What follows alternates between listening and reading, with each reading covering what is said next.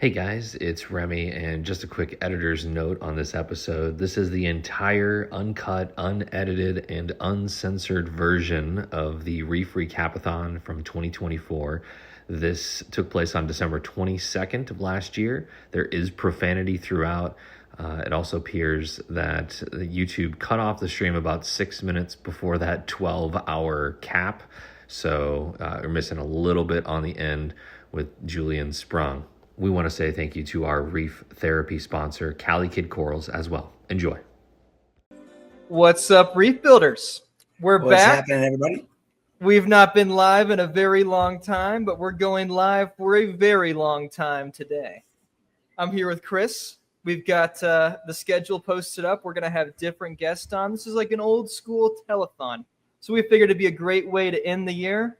We've got energy drinks. We're going to have quite a few drinking games as the night goes on. And we're ready to rock and roll. So we'll have some special guests this first hour. And then our second guest, I think it's Rich and Ben after that, I think. That's who comes on after the initial hour, I think.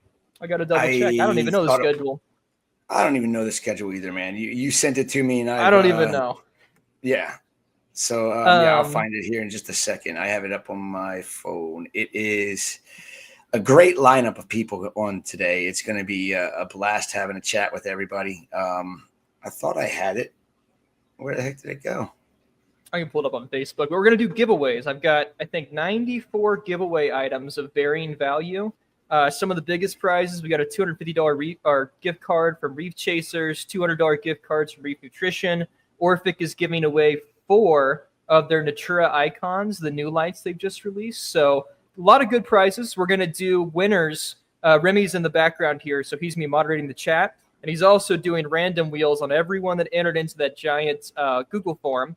So he's going to be doing, spinning, and then we're going to announce like about 8 winners at the end of every single hour. And then we'll contact you all tomorrow with email, introduce you to the manufacturer, and then they'll ship it out to you. So should be pretty straightforward. Well, here's the lineup. I just found it. So since you and I couldn't remember who was going to be on, it starts it off with Mike Paletta, and then we got Ben and Rich. Then we got Keith Berkelheimer. Then we've got Mark and Alex from Coral Magazine. Then we have Bobby and Nick. Bobby from Humble Fish. And we and Nick. He made the new ick test that just came out. Yes. Then we have Eli and Andrew Bama. And then we have Kenny from High Tide. And then we have some coral spawning talk with Kerry O'Neill. And then we have Ken from Hydrospace and Taras. And then we're going to end it out with Julian Sprung. And then we have the outro at midnight here. Midnight, yeah. We have the outro at midnight, 12 hours. So, yeah, there's a lot of fun talk. So we're going to have the carbon dosing science data that we did, the community science project that'll be with Eli and Andrew on. There's a lot of new data from Ken and Taras that was actually done at your farm for Hydrospace. So that'll be a pretty good talk too. Definitely. Yeah. Let me make sure Paletta is coming on at that time because I think he said 5 o'clock. So let me make sure he said 1. He sent me a message. He'll log on 5 minutes until 1. Okay, we're good. Gotcha. Yeah, he sent me a message about the link, and I said, I'm sure Salem's on top of it. He'll get it out to you guys here soon. Did you send everybody the link, right? I'm pretty sure. You might want to send Julian and Carrie the link just in case. That's who I need to send the link. That's exactly who I need to send the link. Because they're not on Facebook a lot. So, but yeah, what do you guys? So I think maybe, Chris, we can either talk about what we want to talk about, or maybe we can answer some user questions. That's the great thing about the live format. That's something we could do too. We also have our special guest we'll bring on at 10 minutes in here. So we can have 5 minutes. We can talk some questions. I already saw some popping up in the chat, and then we'll bring our special guest on.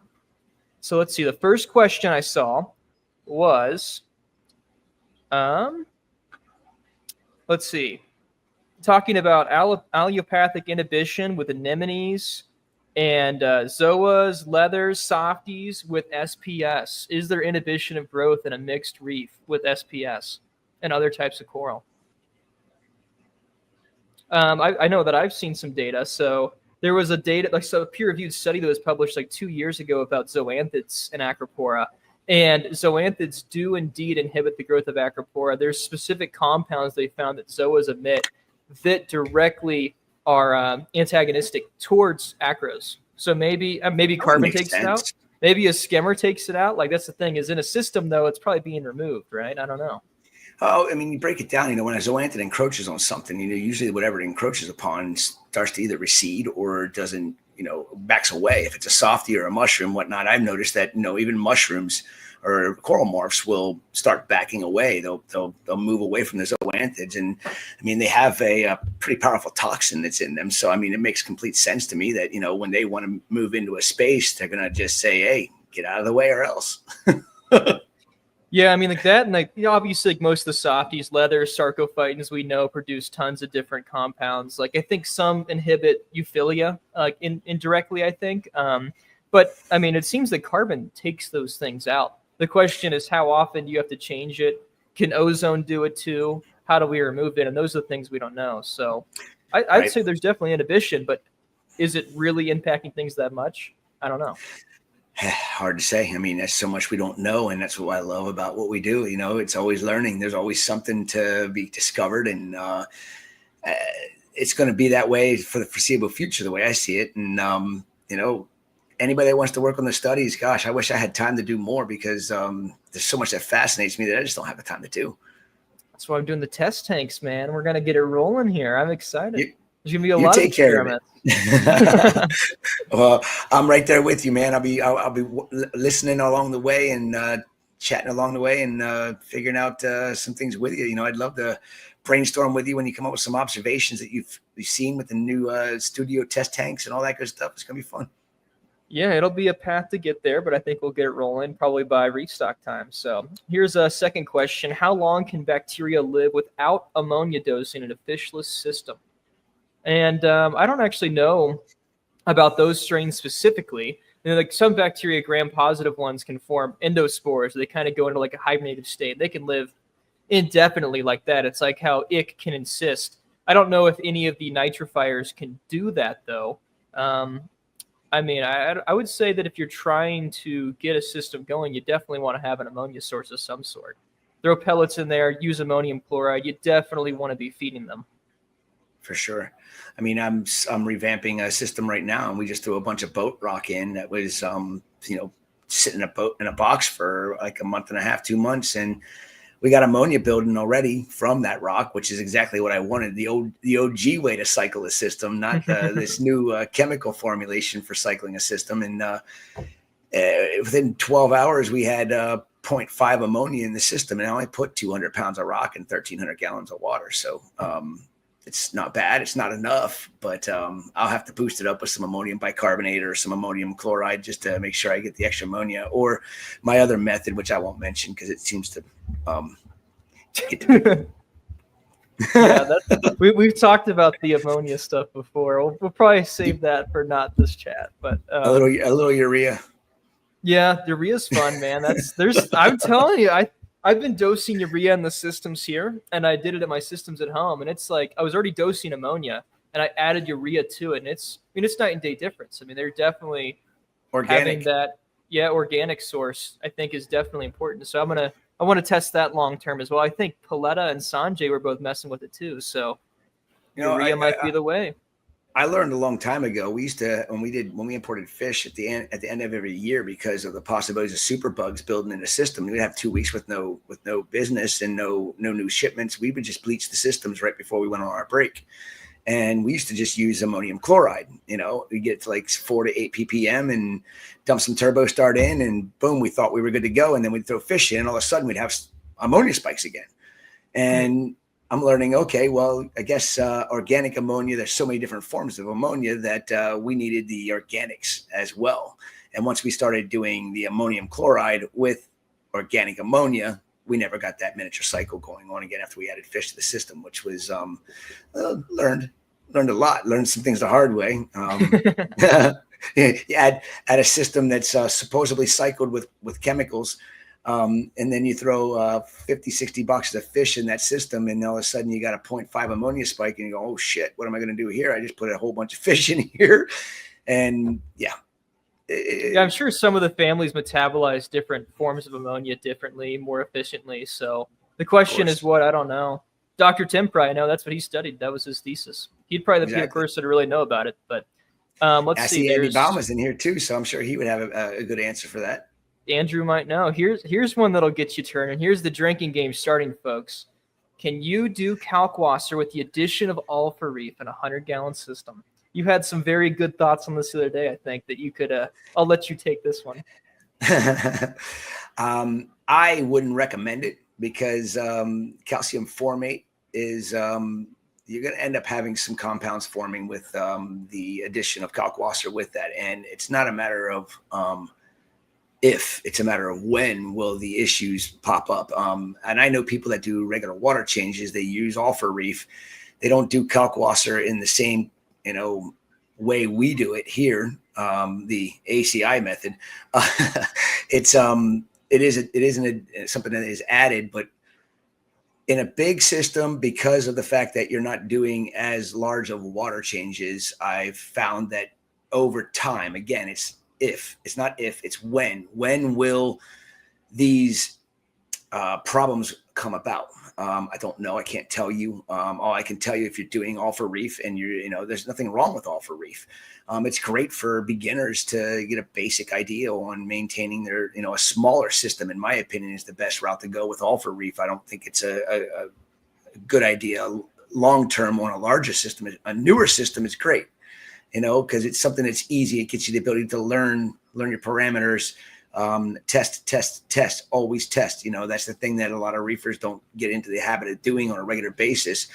And they get complacent and they add the Alpha Reef, and, it keeps things going. And as long as they're consistent with it, that's fine. But if you're not understanding your water chemistry by doing those tests, you can and will come into problems. I don't recommend Alpha Reef on a long-term basis dosing kalkwasser. I would say Alpha Reef is going to end up being a money pit for you in the long run, when you can literally spend that money that you'd spend in a year on Alpha Reef on a calcium reactor. And honestly, people are afraid of them. They're so simple and so easy to dial in and use, especially with the controllers that we have now. As you're running an Apex or a Hydros, it's so easy to dial in a calcium reactor. There's automated calcium reactor components now from like AquaWiz that'll link to a KH controller and automatically adjust it to flatline. I mean, there's so, and if you're using a calcium reactor and calc, having that CO2, you'll get carbonates and bicarbonates. So it's like, that's the wombo combo right there. And something else people have to realize about Alpha Reef is it is an organic carbon source. So calcium formate, you're carbon dosing doing that. And what we don't know is, does that shift the microbiome? I don't know. That's what I want to test. So a lot of unknowns there long term, I think. It obviously does a good job. I know people that are running, Alpha Reef, and they have great success. And most of these people that I'm talking to have a nano tank or 55-gallon or less, and they're able to do a 20-gallon water change, once a month, and maybe a 5 or 10-gallon weekly.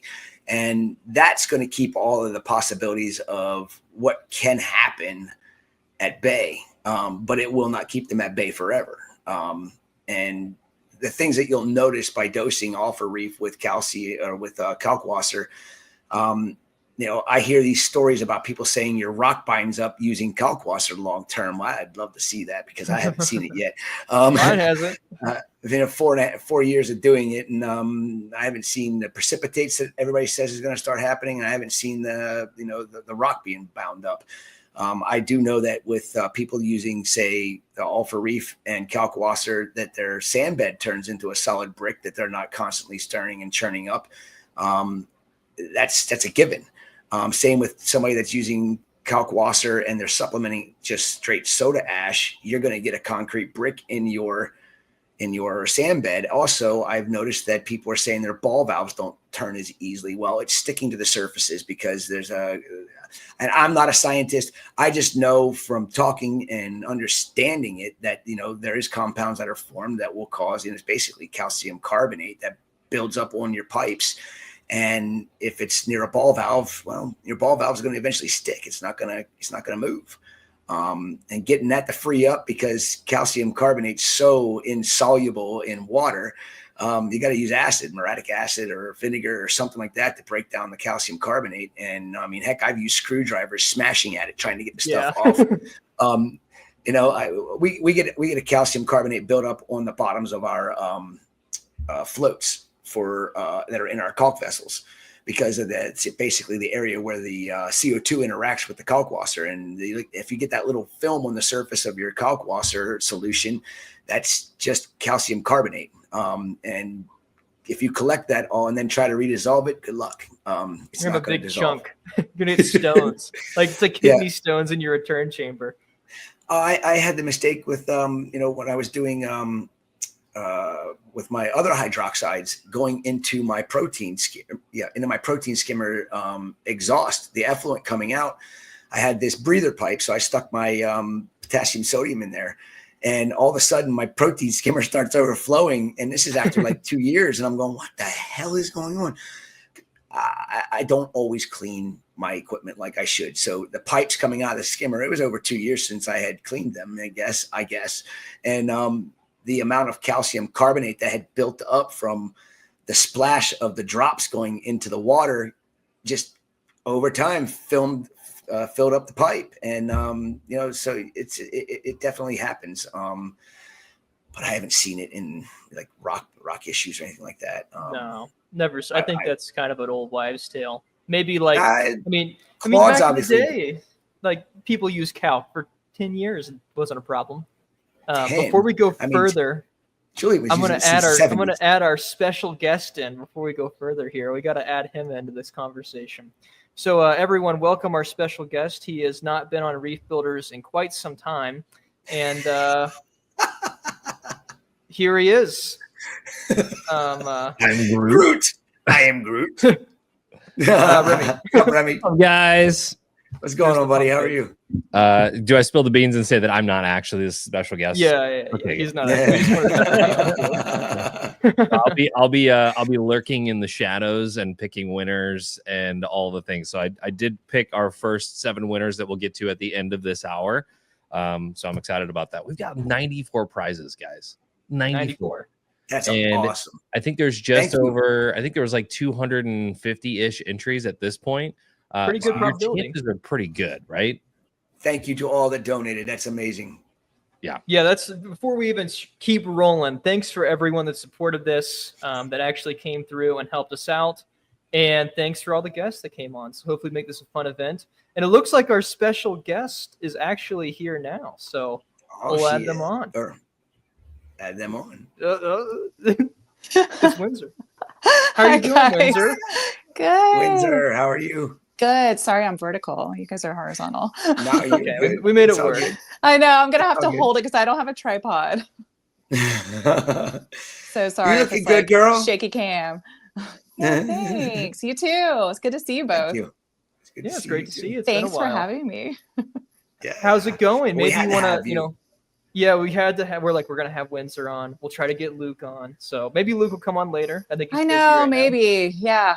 We'll see. Maybe he can do the outro with us. Oh, okay. Yeah. We'll see. Yeah. Mark is still in hibernation, so no more. Yeah. I know. Yeah. It's okay. Me too. Really. Yeah. So why don't you update people on what's hibernate. going on with you? Seriously. As you see, I'm mom to Reef. So that is what I'm doing. Hopefully I can get him on here in a little bit, but he just woke up from a nap, so he's super cranky. Yeah. He's Jake's son. I know. I didn't know Jake got cranky. Oh my gosh. You know that, right? Oh, was I not supposed to say that? Oh, I know. Yeah, he has a cranky son. Yeah, I saw. Would you take me to the aquarium the day? He was pointing at coral and stuff. That's so cool. I know. Yeah, I took him to the zoo yesterday. Yeah, I think that's his second time going. But yeah, they renovated the reptile and aquarium complex, so it's all new. So it was really nice, and they're a part of the Reef Track program, so they have a lot of those Caribbean corals in there too. Oh, cool. Yeah, so Reef will learn them all one day soon, I promise. I'm working on it. We got Pora down. Oh, that's cool. Is he talking now? Oh yeah, full on. So he said Yeah. Pora? Oh yeah, he said Pora in the video. I don't know if Oh you my could God. tell in the video if you turn the audio on. He says Pora because I'm trying to get him to say Montpora, but he's just Pora. So cute. Yeah, That's he's so cool. full on mobile, full on talking. Yeah, huge, so tall. Yeah, last time I saw him, I couldn't believe how tall he was getting already. Oh, I He's know. gonna Yeah, be, I'll be at Reef Stock. Can see him. very Nice. cool. Yeah, Very I cool. know. And he was like in your arms at Reef Stock Denver, and then Reef I Stock checked know, him, and he he's was just a sprinting. baby. I was like, whoa. I know. He is sprinting. Yeah, I can't keep up with him now. It's terrifying. Someone has a question for you, Windsor. They say, What's do you up? have an aquarium at home? Oh no. Only one baby right now. But hopefully one day soon. I mean, I've got, I know some people. So I know someone will But help you- me one day. You do have something of Jake's that you got Oh, established yeah. at your home. And Yeah. I was excited to hear you say that you had, gotten the time to get I a showcase know. for all of that stuff. So At the end of July, we moved. So I was living in Virginia for a time and we sold my family home there. So my mom's family home. And we moved back to South Carolina, to Columbia, South Carolina, actually, where I met Jake. Yeah. And so we're back and everything's been in boxes for a while, but I finally opened up all of Jake's book collection, which is actually behind me. it's a great And book I know it's the best. Reef will inherit that one day. And all of Jake's coral skeletons that he kept, all the ones that were sad losses and the clams that were sad losses, including the devil clam that he swore he had to have, even knowing he was probably going to lose it. And he did. I think it was 3 weeks we had it. Oh. It's actually that one when I opened it up, it still had like guts inside. I was like, nice. So Oh, nice. so it's outside right now, just like cooking in the sun. I cleaned it out to make sure it doesn't stink when I display it. But yeah, we Ooh. found an old curio cabinet and I put all of his, little awesome. treasures, little collections that we found. And That's that awesome. he's kind of kept over time. So yeah, I know it's nice to have it all out and displayed. Definitely. Yeah, love it. I'll run upstairs in a little bit and I'll show it to you. Very cool. Yeah. Very cool. That's So great wasn't that the you devil- got all of his books. Sorry, go ahead. I know. I was going to say, wasn't the That's like- devil clam when I was out there in January a couple years ago? Wasn't the devil clam outside? Yeah. And I put it. Okay. Yeah. Yeah. And Yeah. I was telling Salem, I'm like, I think the devil clam's still out there. And he's like, no, there's nothing out there. I don't see any clamshells. There's nothing Yeah, there. I think it was because it's still, I think he put it out there obviously to, kind of cook. Cook. Yes. Yeah, but he didn't do a great job cleaning it out fully. All we have I'm here, sure we he got had a every big intention to. Efflo skeleton. That's all that's here is a huge Efflo skeleton that's on top of the. It's like really big though. Like I don't even know how you would have brought it. It is big. And It's like, is there a piece missing from that by chance? Because I feel like I have a huge chunk of coral and I am not sure if that was a piece of the Efflo. you know what? I can go bring it on the stream. I guess. If it's not, but I mean, we've got someone that could probably ID it for me. I'll show it to you in a little bit and see if it's actually, I don't know. I was like, what is this big piece? I don't know. Efflo, that was always one of Jake's favorite corals. Yeah, Always I been was one with of him my when we favorite got corals. that. Oh, you were? Yeah, we got it at, I can't remember the name of the shop, but it's the one in Boulder, one of the ones in Boulder. Gotcha. Yeah. They had probably a big piece. They're like, okay, we need to rehome this thing. The whole thing, yeah. Yeah. Yeah. The owner was like, yeah, I've had it with it, but that's probably not what. Doesn't look like It there's is anything so broken big. off of No, that. yeah, I no. can't hear Okay, what then you guys are saying, but there it is. There's no piece missing from it, but no. Okay, this is yeah, the then it's only something else. growth that we have Oh, left. that is so pretty. It is. It's amazing the growth of that coral. I know that was sad. They tried so hard, but the flatworms were all Yes. over that thing. They're flatworm magnets. Actually, I used them when I started the flatworm treatment that I announced back at Peace Reef Bum. Mhm. That they were always, all my Efflos are always the ones I go to first because for some reason flatworms are always a magnet to them. It was nasty. so nice to see them so clean and just coloring up and growing. And hell, the one I thought was an Efflo turns out it's a solitary ensis. And, you know, they're so close and you can't tell the difference until they actually get to be a decent sized colony. And now that it's grown out, all the branches are coming off the edges and, hey, we got a solitary ensis, not an efflorescence here, which is pretty cool. No, I got plenty of Efflos. Trust me. They're big plates that shadow out everything. That's why I have it nicknamed the shadow caster efflorescence. Well, we'll probably need another one for the studio, right, Salem? Yeah. Well, that's Eventually. the only skeleton of Jake's that's here, but there's plenty from the car crash. Oh there's, no! There's a new graveyard. I'm so sorry. When that happened, that reminded me of a time when I was at the studio alone when Jake was on a trip with his brother, and I was outside with my brother who was actually visiting, and I heard a loud crash sound inside the studio. I'm like, oh my God, please tell me a tank didn't just explode, because you know that would figure. So I go and I'm looking, I don't see anything, and then I look up where Jake had mounted some like brackets above the sump, and he had some plants over it in glass vases, and the glass vase fell into the sump, completely shattered to a billion pieces all over the floor, everywhere. I cut myself trying to clean out all the glass out of that sump.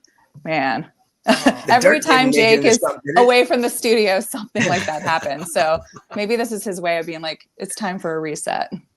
As my Aussie friends would say, that's Murphy. Yeah, for sure. Murphy's showing his face. Murphy's had me by the throat, man. God, you don't deserve that, Salem. You don't deserve it. I know.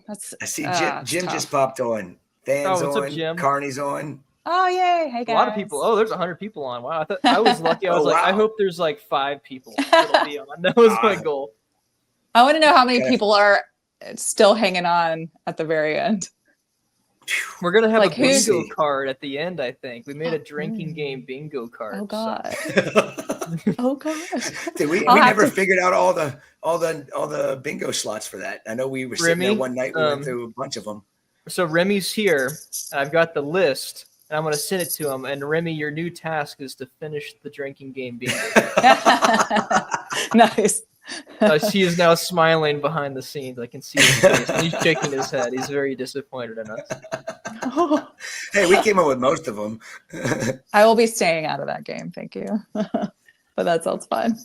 Hey, Rob Mouget's on. Yay, what's up, hey, Rob. Oh, he's a hero.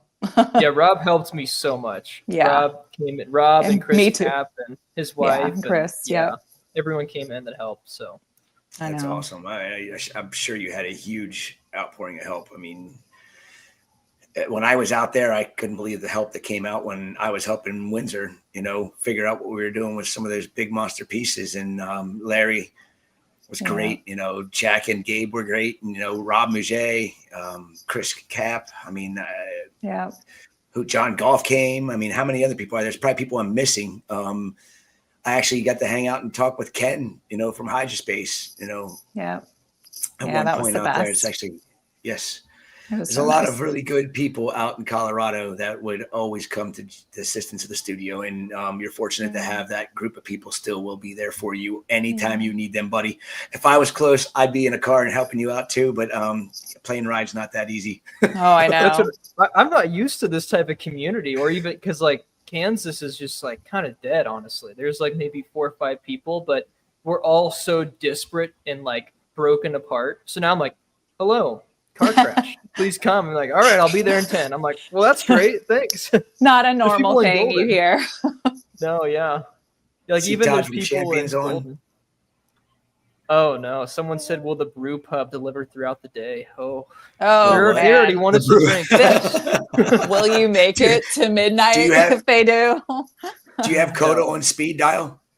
Coda. So I heard someone whistling over that. Okay, that's the weird thing about Coda is I always think, I'm like, is there someone in here? Because you can hear through the walls. So I'll hear whatever they make all the they brew stuff in. Mm-hmm. I just hear them making noises all the time.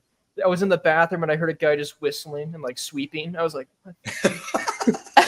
The bathrooms are back to back.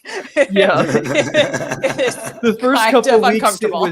it was so trippy. Yeah, the other night there was someone like throwing up in there. Like I was taking nice. a shower, just heard someone Amazing. throwing Great. up. I was like, Ew. they're having a good time. Okay. Haven't had So that just experience. to answer Keith's question, no beer. Dr. Pepper, baby. Energy drink. When you get on, Keith, we'll have beer. I'll drink a beer with you, Keith. I'll drink a beer with Keith, and then Water. I'll take another break. So I received a Christmas present this morning at at the door. Ooh. Jack dropped me off some energy drinks, and he dropped me off caffeinated water. Amazing. They have water with caffeine in it now.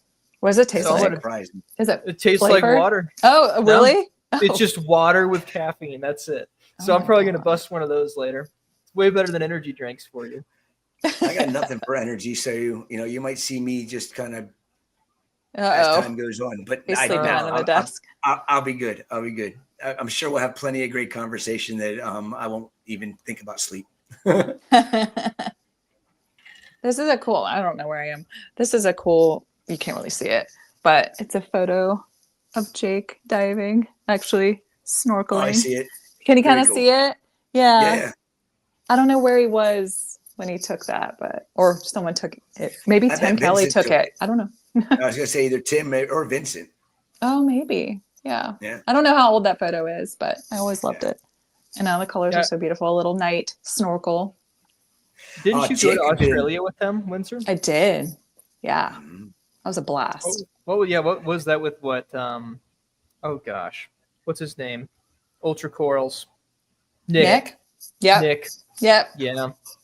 Yeah. Nick's still Should in I, it. should I tell? He is should I still tell him in the it. frus- Should I I tell him know. the frustrations with Nick that time? Oh. We all love Nick. Oh, we but do. Jake We do calls love me Nick. from the. Jake calls me from Nick's place. They were at Windsor and him Yeah. were out walking around at the beach, and Yep. Nick wasn't there to cater to them. And We Jake no, was- the worst part, we show up, we fly there, and they live in Serena, which is like 30 minutes outside of Mackay. And we had no ride because they were supposed to pick us up. So we had to pick their car up via taxi from a car mechanic and drive forgot about on the wrong side of the road Oh, for the first time ever in his life at like in the evening in a strange country. Luckily, between Serena and Mackay, it's it's not very habitated. But yeah, Yeah. oh my God, that was so stressful. So yeah, then he calls Chris. Yep. I won't ever forget that. He was frustrated. He was upset, and I was like, dude, just go with it. You'll be fine. Everything will be good. And Yeah, it ended up turning out to be really good. As time went on. But it was great. He was. Yeah. I don't know. He just had expectations for kind of our first time together there, Yeah. and I was like, Yeah. I'm in Australia. I don't care if we just sat in the airport the whole time. Like, this is amazing. Yeah. So he got over it, and we had an amazing time because that's where we did the low tide walking. Yes, took us to the that's beach. where we got the one coral that I have here that I was supposed to send to the studio, but forgot all about it. It's okay, probably an for the best right aquacoral. now. It's still here. It was brown, and it was just a piece that he collected at low tide, and it's a plating acro. It's Yeah. not solitary or efflorescence. And now that I've had it for 2 years and a few months, it's turning this kind of weird turquoisey green color. Cool. And it's growing like a weed. So Awesome. Yeah. I that was think so that's- amazing. And we saw that an might be the epaulet last shark piece on of that coral trip Jake- too. Yes, you did. Oh, Yeah. That might be first the time. last piece that Jake personally hand collected from a reef. Yeah. Actually, you're right. let's put it in a 375. Tabling Yeah. colonies. That's the vision for it. So that sounds great. Got to figure out what species it is. Definitely. I mean, Ooh. I searched and I can't I figure don't it know. out. Maybe I Nick guess knows. Sean Ono question, Yeah. Yeah. Julian, Mhm. etc. Russell Kelly, Yeah. someone like that. Maybe they'll know. Yeah, that was a blast. I also saw a kangaroo on that beach too. That's cool. He, That's he was crazy. on the beach. Yeah. That was the I only saw a kangaroo video I the saw other though. day with a jacked up kangaroo. He was like all big and buff. I'm like, holy You don't cow! wanna I mess would with not want to get into a kangaroos. fight with a kangaroo. You don't. You absolutely do not. I've watched plenty of fights. The Aussies get drunk and take them on, man. It's entertaining. It's They- funny. I don't know They're if brave. my fiance maybe leave the wildlife alone. Probably. Yeah, that's brutal. It's like the emus. They had an emu war. There was like when Australia was first colonized, they declared war on the emus, like actual declaration of war, because they kept messing with the crops. They tried to wipe them out. Crazy. Yeah. The whole human animal humans. conflict. Yeah, that's a thing in Yeah. so many countries, including like the gorillas in We're Rwanda. so smart, right? Yeah, exactly. Yeah. That was an issue. We could talk about that for the 12 hours. That Oh, I know. All right, everyone, let's get into Rwandan politics, avoiding the 1990s. Maybe not specifically Rwanda gorilla politics. But yeah, Yeah. it's true. Yeah, that trip was awesome because we also went to New Caledonia after. That was our actual honeymoon. That was very much delayed because of COVID. But yeah. So that was the first and unfortunately only time we got to dive together. You know, the New Caledonia. Is that where you guys are talking New about? Caledonia. Yeah. And some of what you sent me from New Caledonia, you know, that Echinopora, gosh, I can't remember the species name, but it grows in that tubular form. It's such a beautiful species. Yeah. And I'm trying to get them to send it to me, but nobody can find it over in the, around the mainland of Australia. And at least if they can't find the any exporting corals. of corals. I don't even know if it's a thing there. No, New Caledonia doesn't export. Yeah, corals, I didn't think so. Yeah. And that's That like, I was think where incredible. that's where lords were named. So like Lord Howe Island out there off the coast is Lord Howe Island is why they named, you know, Micromucea lordhowensis was because it was very, very prevalent over there. I'd love to see the kind of crazy lords that are coming from over there, but I guess we don't have any export permits. Something different. Sick of the same stuff. Yeah, I know. It's still, isn't New Caledonia? It's like a French territory, right? Yeah. So is it actually like legally under France's jurisdiction still, or is it Australian or what? No, it's French. Yeah. I mean, and they'll never. Yeah. I mean, obviously the people that are native to New Caledonia, there's, you know, tensions that still exist between the French government and then native New Caledonians. So I think they just had a little bit of unrest there pretty recently. I know some people in the French government. Might be able to pull some strings. Oh, really? No, I'm completely lying. I don't know anyone in the French government now.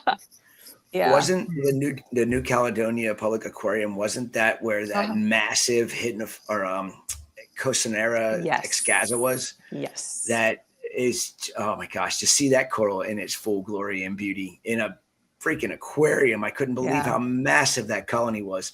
Oh God, yeah, you would have. It was reclassified. Loved just so it. you know. Oh, really? Cocinera is no longer.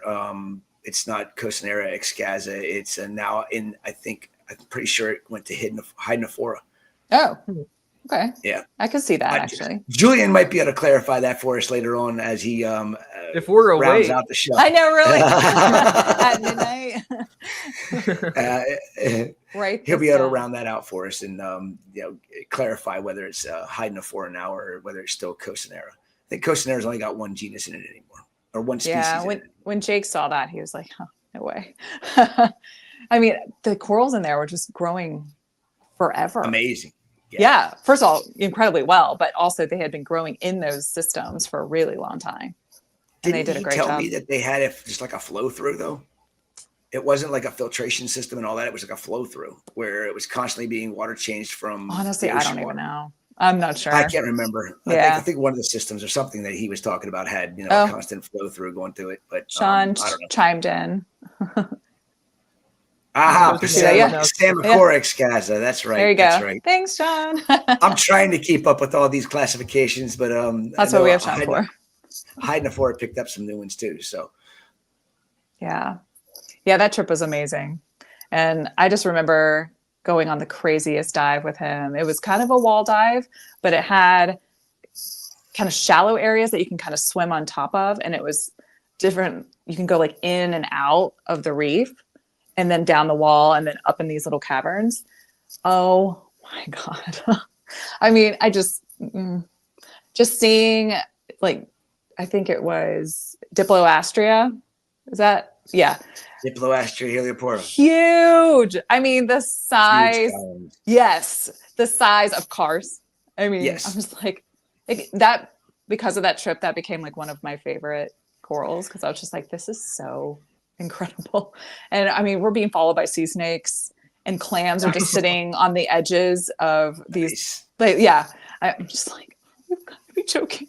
And Jake found this naturally grafted acro, and he was going to take a photo of it. And then I feel this tapping on my shoulder, and I look back, and he's pointing to his camera. He forgot to take the lens cap off. Oh shit! Before he put the waterproof housing on it.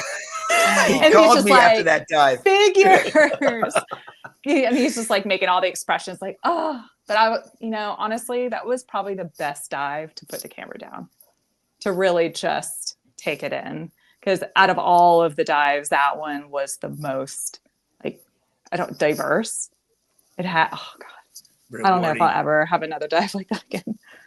And of course, I don't remember what the dive site was called. Just like that whole trip was just like a whirlwind. So I don't know. I mean, maybe that was just it. But hopefully that one clam is still doing well, because it was like the color of a rainbow. Nice. Yeah, it was. Yeah, he loved it. I think my child's outside. Can I flip this around? You see my baby out there? There's Reef. Oh, he's quick. Oh, he's running. He's now. running. He's with Granddad right now. I'm sorry. The glare is horrible. But okay, well, he's outside. Yeah, he's full grown, like, teenager now, as far as I'm concerned.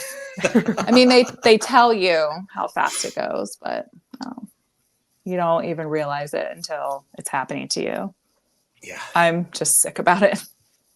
Yeah, the time is just, I don't know. I can't believe it's also been 2 years, over 2 years since we lost Jake. Insane. Mm-hmm.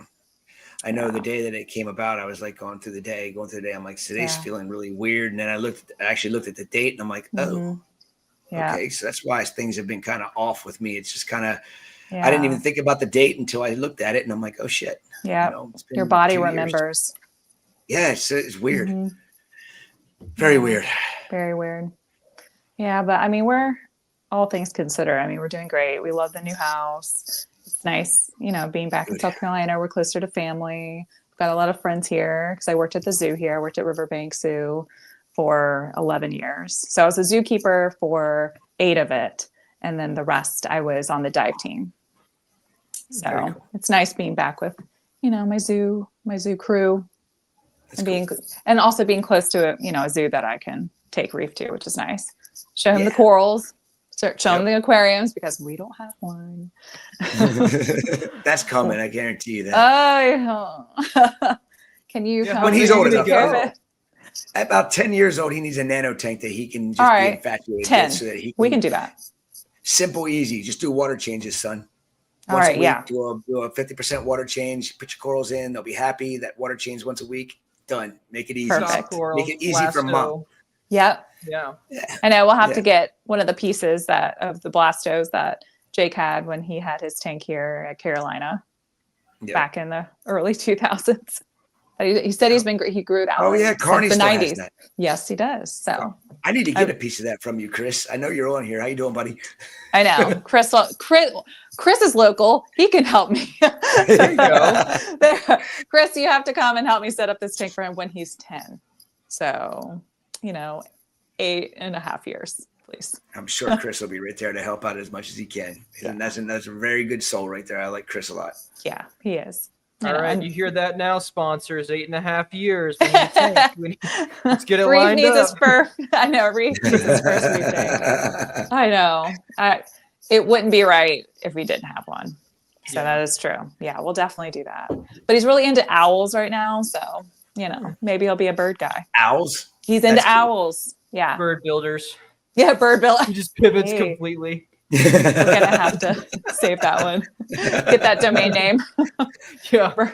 I think this is being recorded, so it'll be there forever. All right. Remember, you'll have to edit this part out. We I can't know. let the filters get out It's like nobody get bird filters.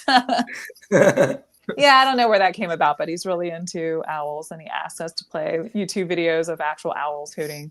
So You have to buy that domain name like ASAP. like, all right, now, all right. yeah. It's like all right. Has he showed interest like in reefs and stuff, or is he? Oh, Just he kinda loves the whatever water. to it? Yeah, Oh, really? he loves That's the good. water. So, and when we were at the zoo yesterday, of course, right when we like opened the door to the aquarium, he's just like fish. So he knows. And I mean, if you look at the videos, the one video that I posted on the stories, I mean, he's so into. He's like purple, like he can see the different fish, and he knows that they're different. And I try to teach him, but he hung up on the pora and the purple part.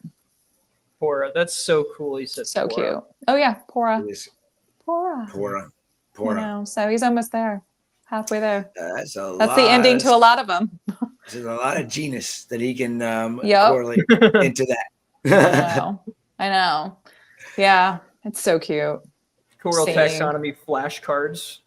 There you go. Where are those? I need them.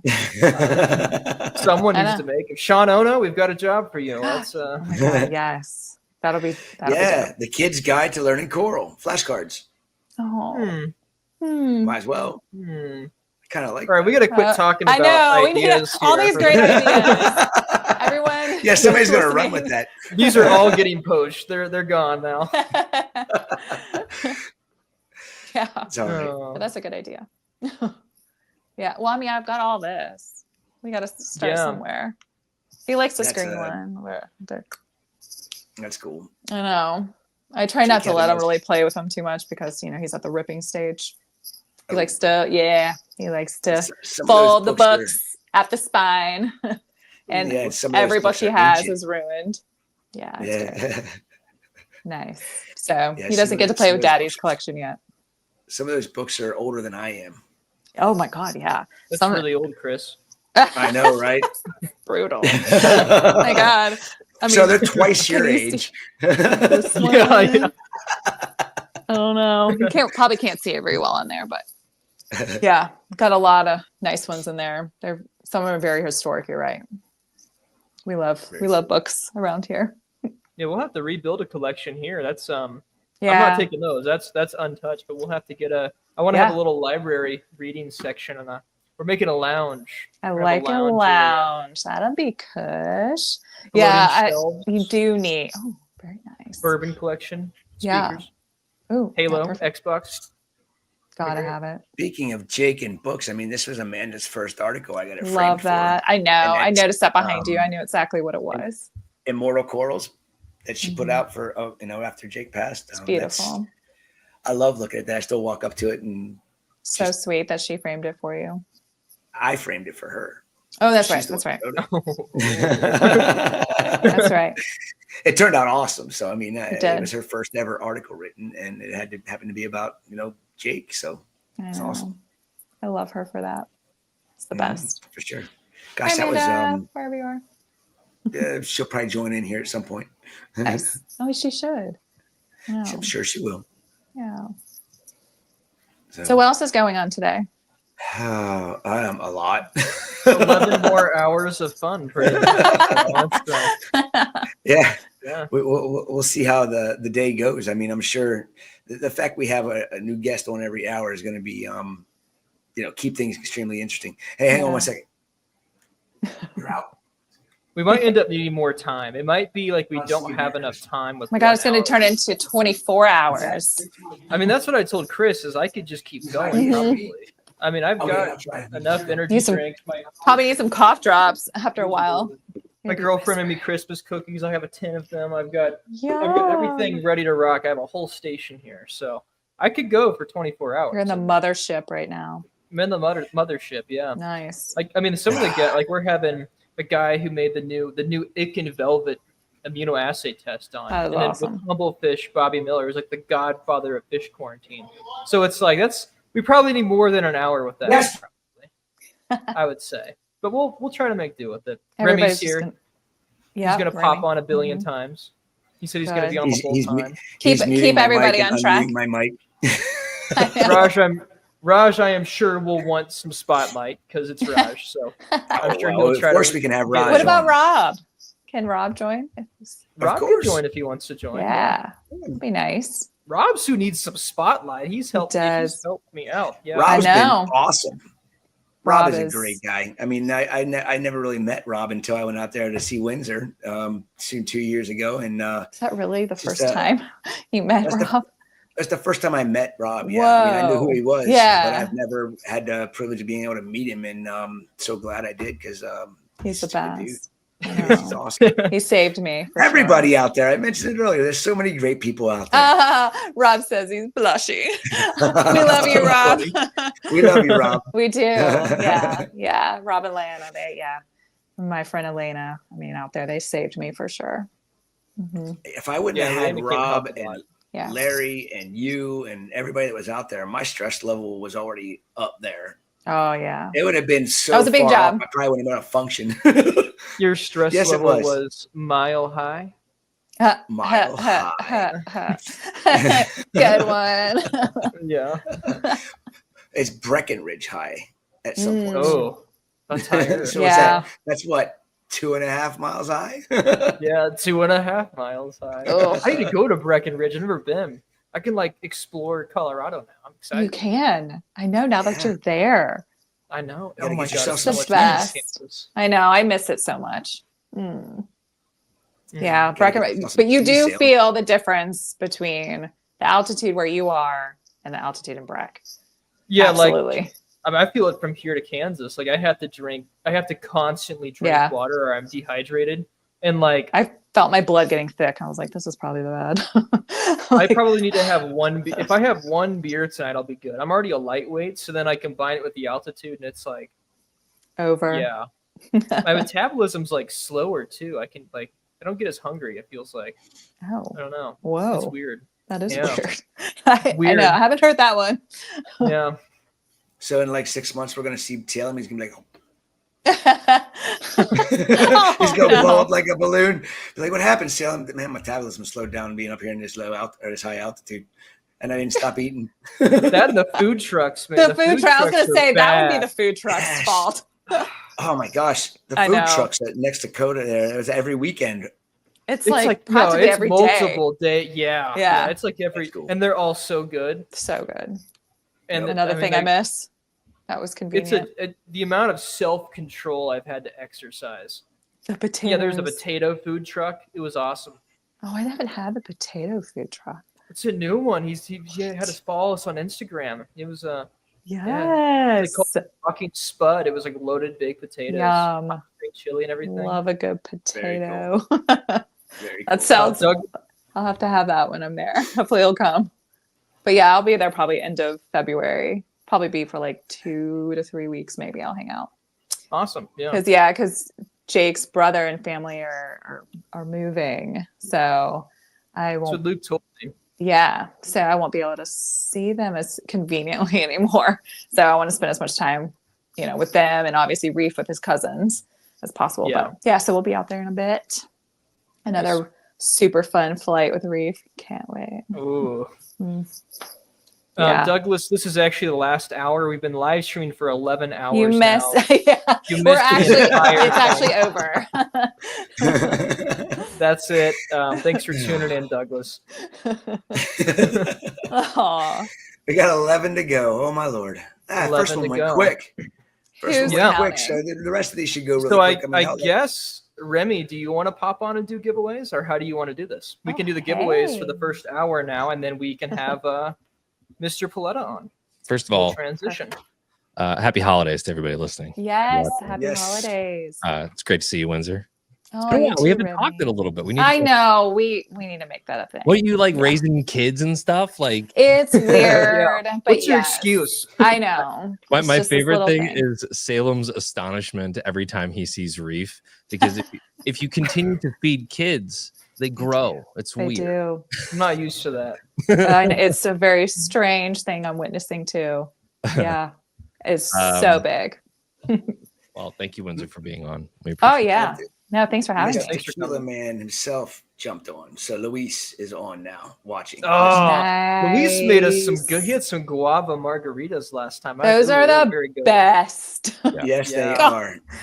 Actually, Luis's cooking, just straight up, is the best. Like His refried beans, I'm still obsessed. That's the I one know, thing that I right? request every single time I'm in Denver. We go to Yeah. Luis's. We go to For those that Luis's. don't know, Luis Banditos. in the chat owns a Mexican restaurant, and Yes. it is amazing. And he is an amazing chef, and the food is great. And he's also a reef keeper. So it's Yep. always fun to talk about Mexican food and reef keeping. Yeah. And he the translated tequila stuff. translated the video that we did in Mexico City for Jake. That's very cool. Yep. Yeah, he's also a tequila connoisseur. So, if you like tequila, Luis is the man to go for some tequila. He's got you handled. And refried beans. And refried beans. Yeah, he gave me a whole new outlook on refried beans. Completely. I know. I wouldn't eat them, but after eating his, I was like, what the hell is this? This isn't what I'm used to as refried beans. This is I know freaking it's awesome. weird to talk about refried beans on like a reefing recap, but you don't understand until you've had Luis's refried Well, beans. Luis is part of the Reef Builders team as far as I'm concerned. I mean, he's Windsor, and you took me to his restaurant, and we sat there, and he just kept bringing food, all this different food. We'd talk a little bit of reef, we'd talk about this, we talk about that, and food just kept coming. It's like, oh, thank you so much. I'm stuffed now. What did I like? Everything. I don't know how I would pick when I come back here to get a meal. 100%. I love him. Love you, baby. And his family. Yes. So yeah, well, first hour is gone in about 3 minutes and 30 seconds. Yeah. All right, Remy, take away the giveaway. Windsor, thank you for being on. We appreciate it. Yep, You're thanks for coming. welcome. Windsor. Thank you. Awesome. Great Merry to Christmas, see all young of lady. you. Merry Christmas. Happy holidays Merry to Christmas. everyone that's on here. And, just thanks for all the support. Jake would love to see it. Yeah. Thanks You for guys are the joining best. us. Well, I'll see everybody at Reefstock. Yes. Yep. Get See your you at tickets. Reefstock. Reefstock.show. Love you all. There you go. Plug. See ya. See ya. Awesome. All right. Let's get to first giveaway here. All right. The 12 p.m. Reef Recapathon winners. Matt P won the Osmolator 3 Nano from Tunes. Megan S won the $50 Champion Lighting gift card. Atul won the Red Sea Reef Care 4 that kit that we've featured on the channel. Tony won the Captivate Propagation Kit. Rob's Reef $50 to corals.com. Chris C $200 to Reef Nutrition. Thought I'd throw in one of those monsters right off the bat. There you go. And Milo T the Triton ICP test. And so how this is going to work is, I know I'm not giving last names, and people like Matt P are like, that could be like a lot of people. We'll go ahead and we'll email you tomorrow. I just didn't want to like give out everybody's first and last names on the stream. So and also just a reminder, here is the schedule. We've got Michael Paletta coming up next at 1:00, and get your reef beef after that. I don't know. Do we need? That's going to be an interesting one. Do I need to like have my hand on the censor button the entire time, or like you might? Yeah. I see. Todd Ben might want to take it off as the shower. Ben's in the green room right now. I don't know if he's an hour off or if he's just like wanting to hang out. Okay. Yeah, he texted me. I started texting him frantically. I was like, oh no, there's been a misunderstanding. Well, all the times are based on central time zone. So if you're East Coast, West. Yeah, what is with that, dude? Everybody's going, okay. And then I'm telling them, now that's central time zone. Yeah. All right. It confused a bunch of people. We should. For the giveaways, super quick. I saw like 10 people commented. We have posted links to a Google form. They're on the Reef Builders page everywhere. They're on the website. There's an article up. You click it, you enter your name, you enter the email. The email gets you into the giveaway, and we're going to start a newsletter in January. You'll also be signed up for that. So, don't be mad that we're emailing you. It's going to be once a month. It's not spam. And someone said, am I qualified? I'm Canadian. If you win the Polyp Lab prize, you certainly are. Yeah. I don't know about the rest. I don't know if anyone else is going to ship, but Yeah, I'm sure that Phil would because he's there. So I have the full list of everybody's names assigned with a number, and I'm just doing a random number generator for each one of them. So that's kind of how I'm going about that. You would be good for dry goods, but any type of gift cards or livestock, you would probably not be qualified for. So yeah, that's if you're Canadian, enter at your own risk. Thank you, and yeah. All right, let's get Paletta on.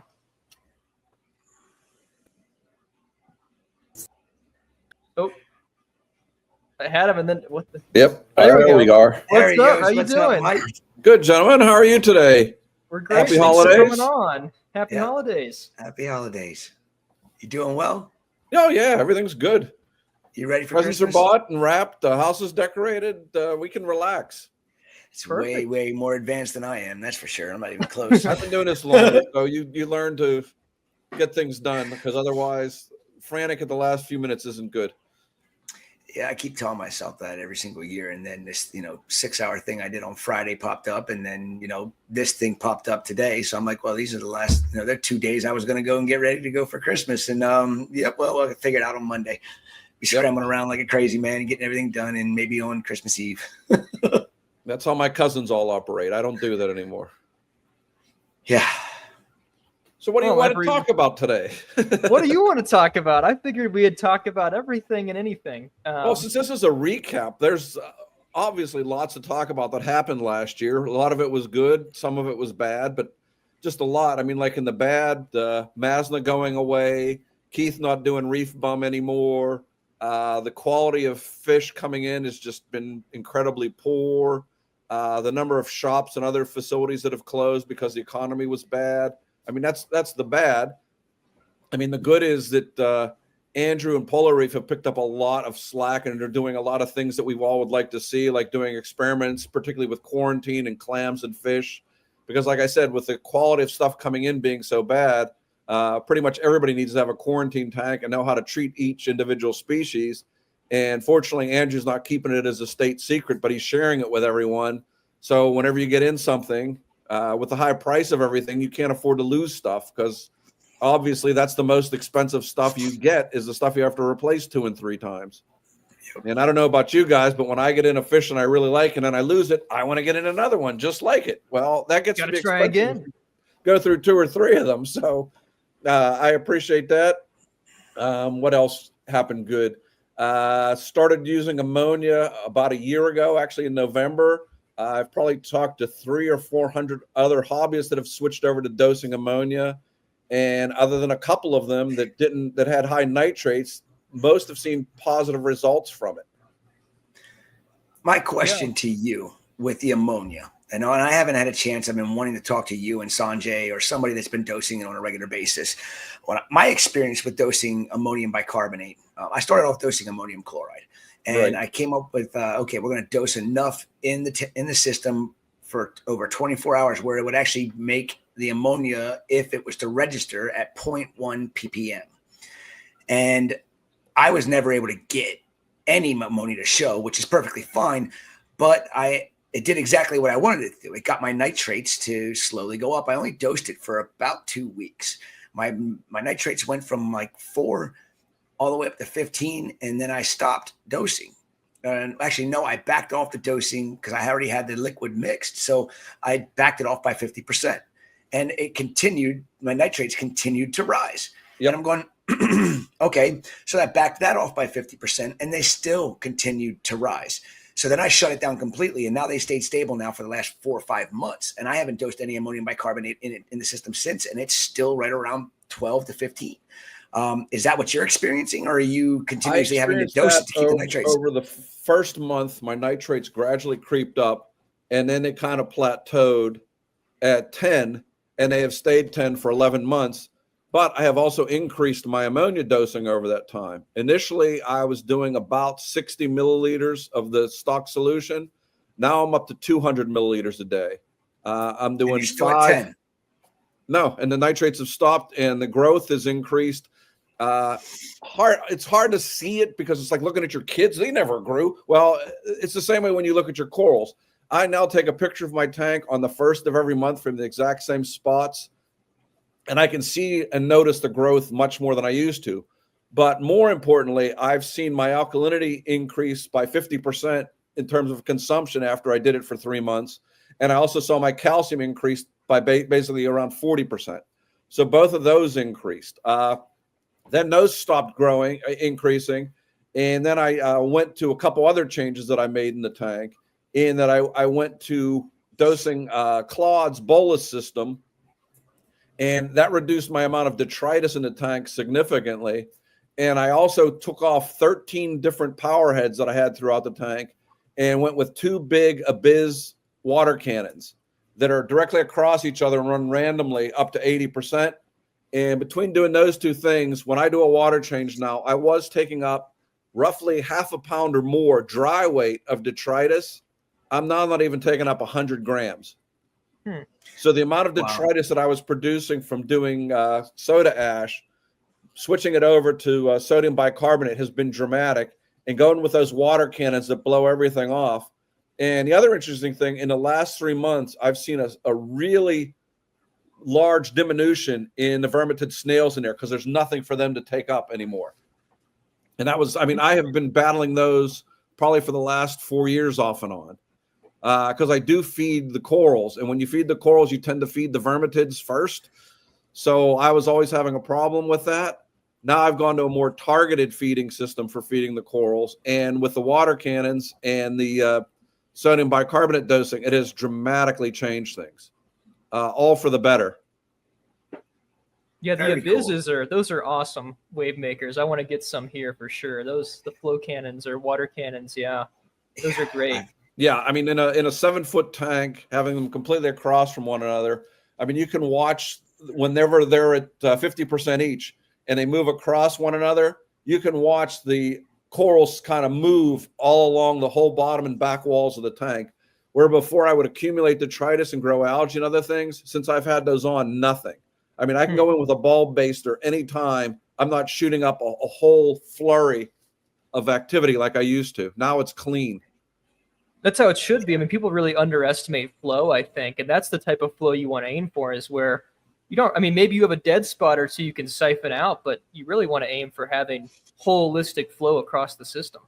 There's actually 2 dead spots in the front and back far corners away from the overflows, but those are by design. And I have PVC sitting there to act as a detritus trap. So whenever I do a water change, I can just siphon right out of that area, and almost all the detritus is gone once I do that. It has made it so much easier, where I no longer have to schlep buckets, because whenever I was taking out detritus, I would put it in a bucket just to see what I had. Now it goes straight to the drain, and I can do a water change, take all the water I want out in roughly 15 minutes, and then I slowly add the 50 gallons back. So now I'm doing water changes once a week as well, which has made things a lot better in the tank as well. I mean, I still dose trace elements, I still do other things, but doing the water changes and getting everything out easy and quick has made a big difference in the tank. Yeah, I'm going to have to implement some detritus traps. That's a really good idea. Going back to ammonia dosing, so I started doing it around the beginning of the year as well, and I was never able to actually reach saturation on my grow-out tanks. I just kept, bumping it up, and my nitrates were still undetectable. So finally, I said, okay, I'm just going to, the scientist in me went away, and I said, I'm going to throw another variable at it. And I added urea to the mix. So I started dosing urea and bicarbonate. And at that point, I could finally get detectable stuff. And obviously, I saw an alkalinity consumption increase when I was doing ammonia from nitrates. And I saw another consequent increase when I added urea to it. So I don't know if you've messed with it yet, but I think that's the next step now, is maybe an organic ammonia component. That is probably the next step. I mean, that's the old Dick Perrin method for growing clams. I mean, I joked about that for years, but Dick Perrin used to get in 1,000 little clams about the size of dimes and grow them to this size in a year, basically by dosing urea and ammonia. So, I mean, it does work. I mean, Sanjay came up from reading some articles about it, and then his tank, this is now a year and a half ago or longer, his tank was okay. I mean, for his tank, it was okay. It would be spectacular for everybody else. But then after 6 months of dosing ammonia, it was amazing, the amount of growth. And after seeing it now 2 more times after he's been dosing the ammonia, there's literally no space in certain spots where the fish used to be. I mean, the corals have grown so thick and filled up the holes that the fish are always out because there's no place for them to hide because the corals have grown so thick. And then in June, he took out 6 big boxes, and I'm not talking little frags. I'm talking frags the size of, grapefruits. OG frags. Yeah, big size frags. Got rid of all 6 of those. I saw his tank 5 months later. You couldn't tell he took anything out of the tank. Wow. I mean, Sanjay's always been able to grow corals like nobody else because he blasts them with light and had high nutrients. But now with the ammonia dosing, the amount of growth and the healthiness of the corals is even more spectacular. His tank, when I saw it, was it summer? It was a year and a half ago. I was pretty impressed with it then, and he wasn't happy with it. And it was just coming back from all these issues he was having with it. And now I see the progression shots from 6 months later to a year later to now, and I'm just going, holy cow. It is just looking spectacular. It's like Sanjay's tank, reboot all over again. He's got a green thumb for what he does, but I still say it's because he runs his daggone lights, at 100% for 10 hours a day. He's just cooking them, and those corals just suck it all up. And now he's doing the ammonia dosing. I mean, Sanjay's got a green thumb for growing corals. That's for sure. His tanks always look amazing. Yeah, I mean, and plus he has a ton of fish, so he's getting probably natural urea from how much he feeds. He doesn't really have to add the organic urea.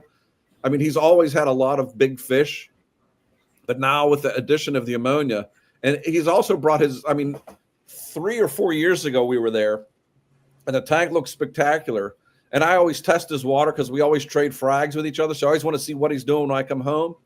His nitrates were over 90, and his phosphates were at 0.5. And there was not a speck, and I mean a speck of algae anywhere in that tank. And the corals were spectacular. And that was when he was running. He still runs his lights for all Ecotechs, all channels, 100%, 8 to 10 hours a day. I run mine not quite as crazily. I run mine for about 6 hours. Plus, I run halides for 2 hours. And I mean, it does make a difference. And whenever it does switch down to blue, the colors, because you're getting the growth tips.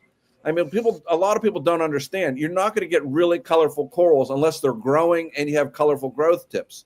I mean, if they're growing slowly, you don't get the really vivid growth tips, so you don't get the coloration of the frags you bought that the frag farmers are growing that have this spectacular growth on them. So, I mean, and that's one of the groups that I've talked to the most is so many people that are growing corals, that are dosing ammonia, they're now getting faster growth and encrusting in corals they couldn't even keep alive before. Like speciosas and echinatas that were always been troublesome. They have basically said, look, until I started dosing ammonia, I always had problems with those. Now they're growing like all the other corals. Yeah. I had one of my. Oh, go ahead, Chris. Sorry. I was going to say, with Sanjay, I'm skeptical to buy or to trade I like to do the Reaper's Code trade with people that want to, swap corals out, and I don't like to exchange cash. And Sanjay sends me stuff, I send him stuff back, and my theory about LED grown corals versus, halide grown corals kind of got a wrench thrown in it when I got the corals from Sanjay, because of Sanjay's way of doing things. He runs his radions at 100%, like you said, on all channels, and putting them in my systems with the halides and the T5s, I was expecting, about a year to a year and a half of stunted growth. And Sanjay's corals didn't skip a beat. They went into my system and they just grew like they were as no tomorrow. I mean, I've got his from a year. He sent me a piece of his aqua tuberculata, the toxic green one he has growing in the middle of his tank. Right. Just a little piece. And this thing grows like a trumpet. It grows up, it trumpets out. It's got all these tears inside. It's starting to shoot the spires up. It's amazing. And then I got, at the same time in November, some corals from a hobbyist that grows his under, I guess it's the Radion Gen 6 Blue. And they're still not even puddling onto the plugs. And I'm like, okay. And he was telling me about his par levels and everything else. And the blue light, the corals can adapt to the blue light really well. But going back up to the white light and the closer to full spectrum, it stunts them. It takes them a while to readapt back to, the better quality light. And what Sanjay's doing, I think it's awesome. I mean, the fact that he's likely proving dealing with wrong. some like par adaptation too, though, right? So, I mean, I think if you had someone that had equivalent par with an all blue spectrum, you're still going to have stunting, but it would be less than someone that's got an all blue spectrum and like 300 versus 600 par you're throwing them under, you know? So it's, I mean, I think spectrum for sure, but I think par is also probably something you're dealing with in terms of the stunting. Well, also how the light is delivered. I mean, in the early days, I mean, I remember getting my first set of LEDs probably 14 years ago and putting them on an LPS tank, and they were like laser beams, and you could see the burn marks where they were causing on gonioporas and other LPS corals. And I'm going, I don't understand this, but compared with a halide, an LED is like a laser beam shooting its light down, unless you have a good diffuser or you have it way up. But it's a lot more of a focused light than is a halide. I mean, I've seen the same thing when I've gotten corals from frag farmers that grow them under LEDs, and I put them under the 100% radions or the halides that I got from Tulio. Either way, they're stunted or they get bleached because there's just so much more light, even though the par levels are comparable. So now everything new I get starts off in the frag tank with lower light. It gradually gets acclimated, and then it finally goes into the tank once I've done that. And that's been the only way I've been able to reduce the mortality rate dramatically. Because, I mean, people don't think about light bleaching, but that's still a problem, particularly for me and for Sanjay, when you really put them in a completely different light type. Yep. I think panel style LEDs are probably the future, you know, like the Stratons, the Coral Cares, having that can at least give a little bit more spread that's comparable to the older fixtures. But I mean, there's still no beating T5s or halides. I mean, it's going to be a long time to get the diodes made just for us to engineer UVA, UVB diodes that are efficient. And then the spread is another component that is probably never going to be beat, at least 10 years from now, maybe. But well, at times I've run the halides and I've run Reef Brights, Orphics, and Blades as the complement. And they look to me like the old style halide tanks that I used to run with the actinic blue fluorescent tubes, but with a super blue fluorescent tube on it. I mean, a much better than the old fluorescent tubes were in terms of intensity and the color spikes. And you can get some really nice color just from halides and those. You don't even need to do anything else. So, I mean, with Tulio coming up with fixtures that actually run pretty cool, I mean, you can run them for 4 hours and still put your hand on the ballast or on the fixture, and you're not going to burn your hands. Unlike the old days when you could cook eggs on top of the fixtures. I mean, it's a lot better system. So, I mean, I think you're going to see more people adding halides or going back to halides, particularly as a cost savings, because a lot of the LEDs have just gotten so super expensive, right? Particularly for new hobbyists. I mean, that's how you recoup that money. One of the other dark sides of the hobby is, in the last 2 years, I've not seen the same number of new hobbyists getting into the hobby that I have seen previously. It's just gotten too prohibitive and too difficult. I mean, when I started, and when most people started in the 80s and 90s and 2000s, most people started with a soft coral tank that was pretty simple and easy. Now everybody wants to go with the little crown jewels of little tiny coral frags and think they're going to have a big garden overnight. And then they get disappointed and get out of the hobby. I mean, from reading in the literature, the average life expectancy of someone in the hobby is between 18 months and 2 years. That's not a sustainable business plan for this hobby. We have to find a way to get new hobbyists to get in, be successful, and stay in the hobby. We need to bring 100%. Back the halide BioCube. That's what we need. The little they had a little 70-watt HQI. I remember that. Best tank ever, man. That's like that's the perfect starter tank. You could grow anything in there. You could. All in one. That's the way. I think that it's a multi-component thing for the hobby struggling right now. I think that part of it is people don't have as much success, get discouraged, whatever. I think a lot of it is also economic, though, right? This is an industry of disposable income. So just because the economy has been strapped for the last 4 or 5 years, I think that's, and we had the boom of COVID where it artificially inflated it. People were at home. There was stimulus checks. I think that some of it is the natural going out of that as we see desaturation in the market, but it's probably lower too because the economy struggled. So interest rates, are get under control, things get better. We could maybe see a larger population entering, but there's still that retention that there's a problem. That's the industry problem. Well, what's interesting is over the last 4 decades, every 5 to 10 years, I've written an article on the future of the hobby because everyone thinks the hobby is going down the tubes and we're all doomed and everyone's going to die. And all of a sudden it comes down and then it comes back. In probably the late 1980s, we were called Raiders of the Reef. Actually, Jeff Turner was on the cover of, I believe, Audubon magazine, holding a piece of live rock, and they were saying we were decimating the reefs by taking the live rock. Then in like 2000, you had a couple of places close. In the 1990s, you had Hawaii and Florida close. Every 5 or 10 years, there's something that's going to cause the total demise of the hobby, but it always has seemingly bounced back. I mean, as they say, necessity is the mother of invention, and necessity now is we mariculture and aquaculture more corals than we ever have. More fish are being spawned and bred in captivity than there ever were. The only problem they have is they're like 3 times as expensive as wild caught. I mean, there has to come a balance where they get closer. I mean, most people are willing to pay 20, 25% more for a tank raised fish, but very few people have the income to pay 3 times the price for a yellow tang or a clownfish or something than what they're paying for a wild fish. So eventually when those things balance out, I think you're going to see a rebound. You know, I think so.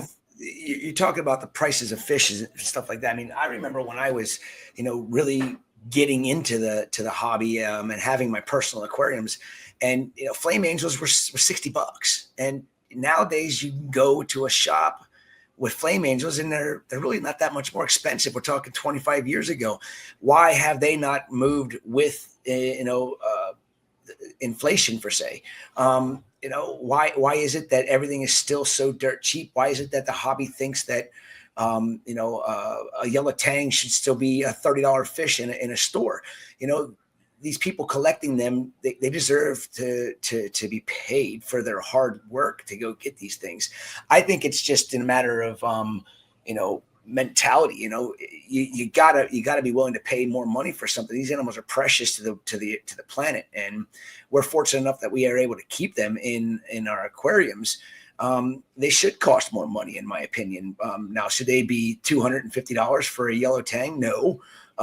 That's getting to the point where it's then become unobtainable for the majority of hobbyists that are wanting to get into it. And back to what you were saying about year and a half, 2 years of people being in and out of the hobby, I tend to want to blame, of course, the almighty dollar on that, because everybody is looking at that next sale. And everybody's looking at how they can maximize that sale for that person when they aren't thinking about what the customer really needs and how they need to start off reefing.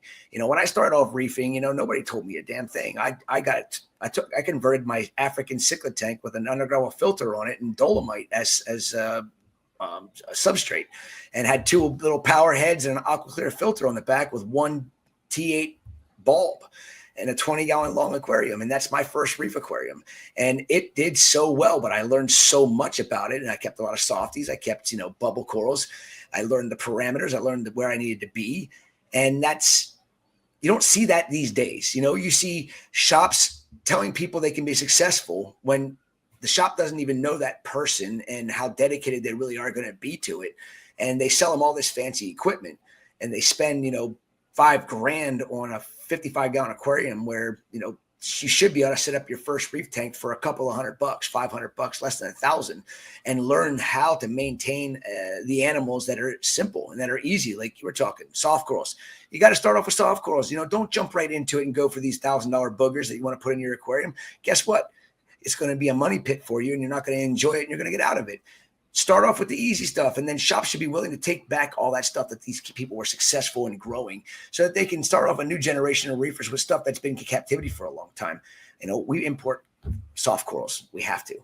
It's part Make of softies great again. We got to Make bring them softies back. great again. And there's some stupid nice soft corals out there. I mean, I've got 1,000-gallon tanks out there right now sitting full of different types of leather corals and mushrooms and zoanthids and it's endless, the amount of beautiful corals, and they wave, and that can be very rewarding to the That was what was hobbyist. interesting. Whenever we were switching over from soft corals to acroporas, the people in the soft corals goes, "Why do you want those brown sticks that don't move? We got all these corals."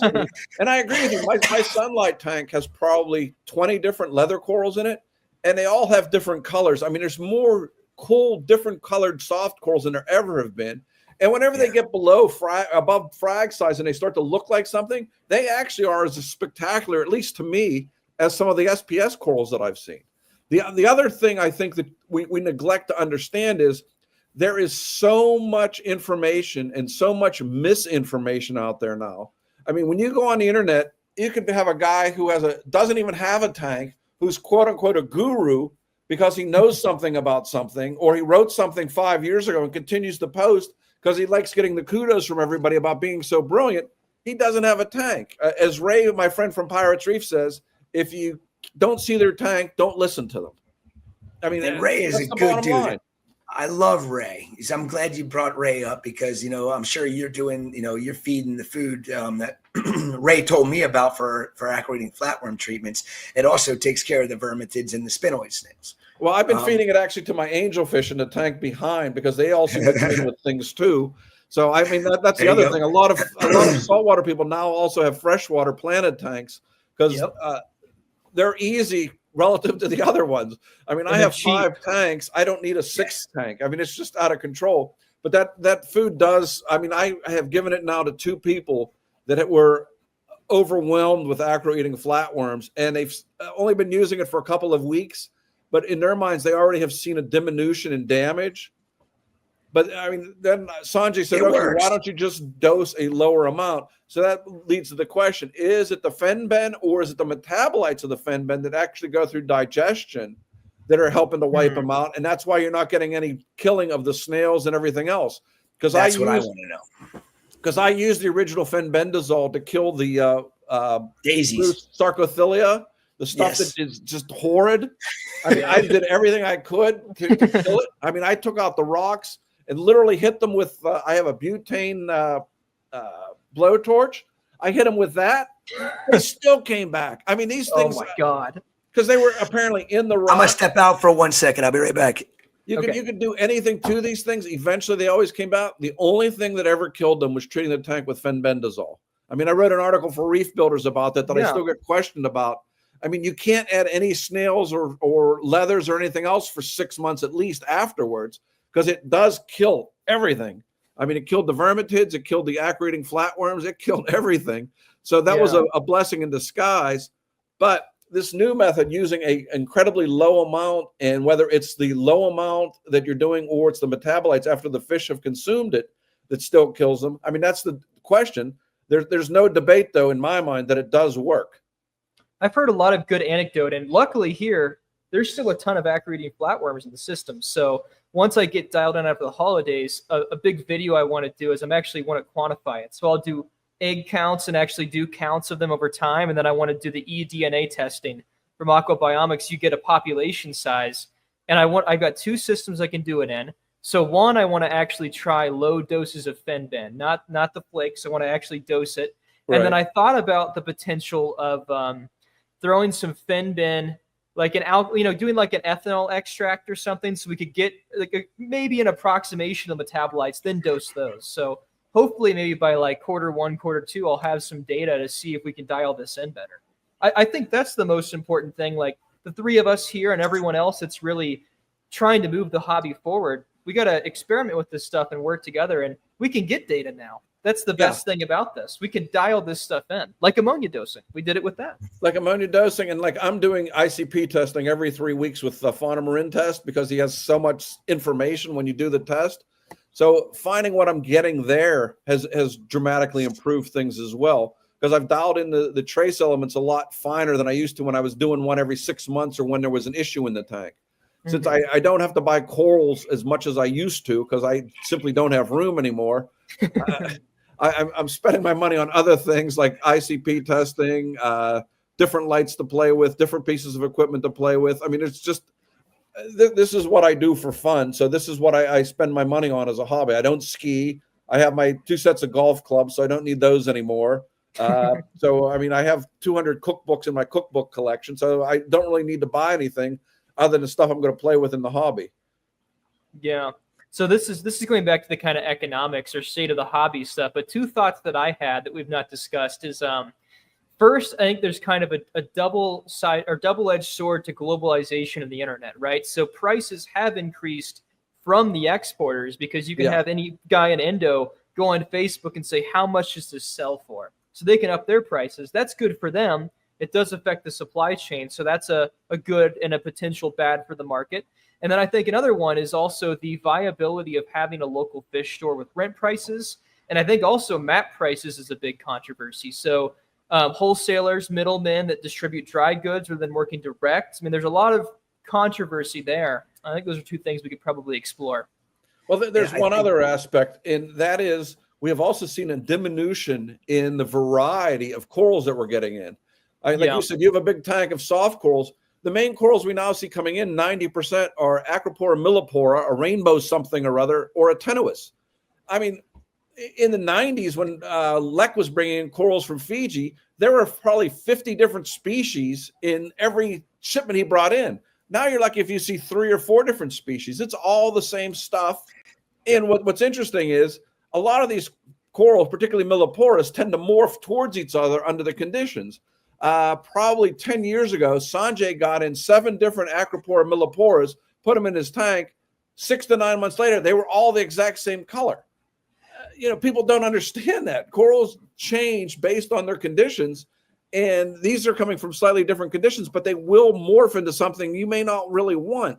And particularly when we're getting all milliporas. I mean, we need to stress to the collectors and the mariculturists who probably have a lot more variety out there, start shipping more of a variety in.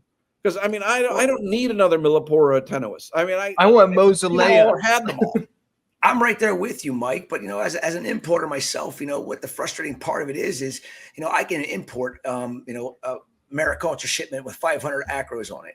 And, the market is demanding millipora, latistella, microclaudus, bifaria or tenuis, and just a handful of other species. If I brought in a bunch of like green slimer type staghorns, like Formosas, I brought in tricolors, stuff like that. It just sits here. Nobody wants to buy it, and I can put them up at a rock bottom price that is so dirt cheap that anybody would be able to. Oh my gosh, I can buy this, tricolor acro at the shop, after they get it and they put their mark on it for $100, and I still can't sell that coral. But if I have a rainbow tenuis or a millie or a latistella or a microclaudus or some of the smooth skins, they fly out the door immediately. So if I don't request with my supply line, hey, I want a good variety of colors.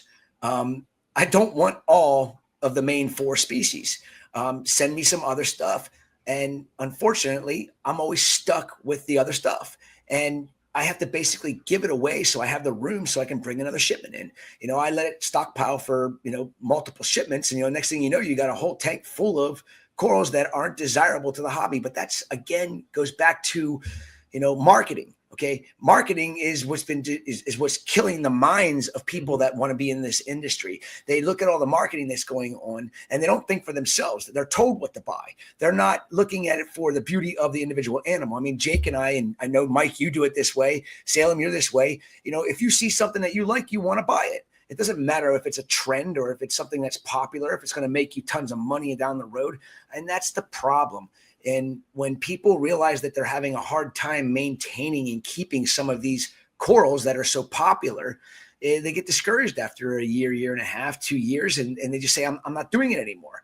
And then we lose that person because they didn't think for themselves. And I just say that to any reefer out there, think for yourselves. Look at the corals that are available to you.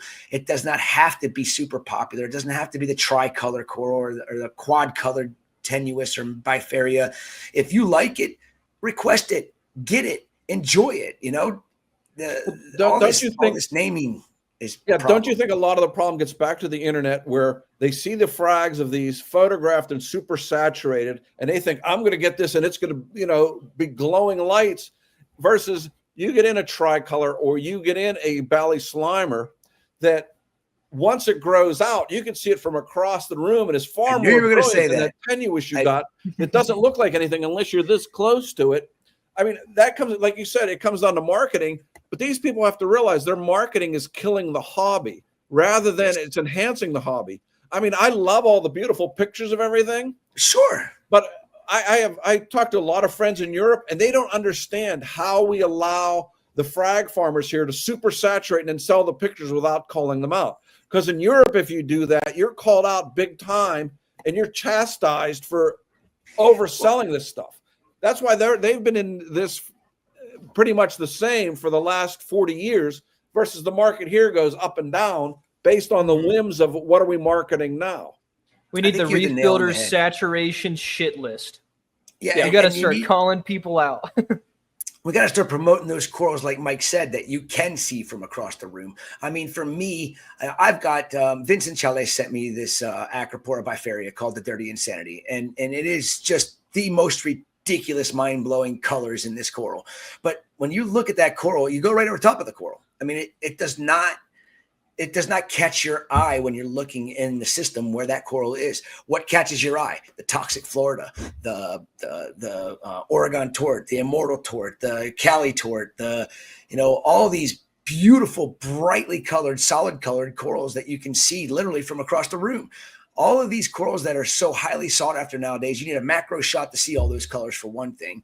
And two, they're really not the easiest of the acroporas to keep, healthy and happy. A lot of people have major issues with bifaria.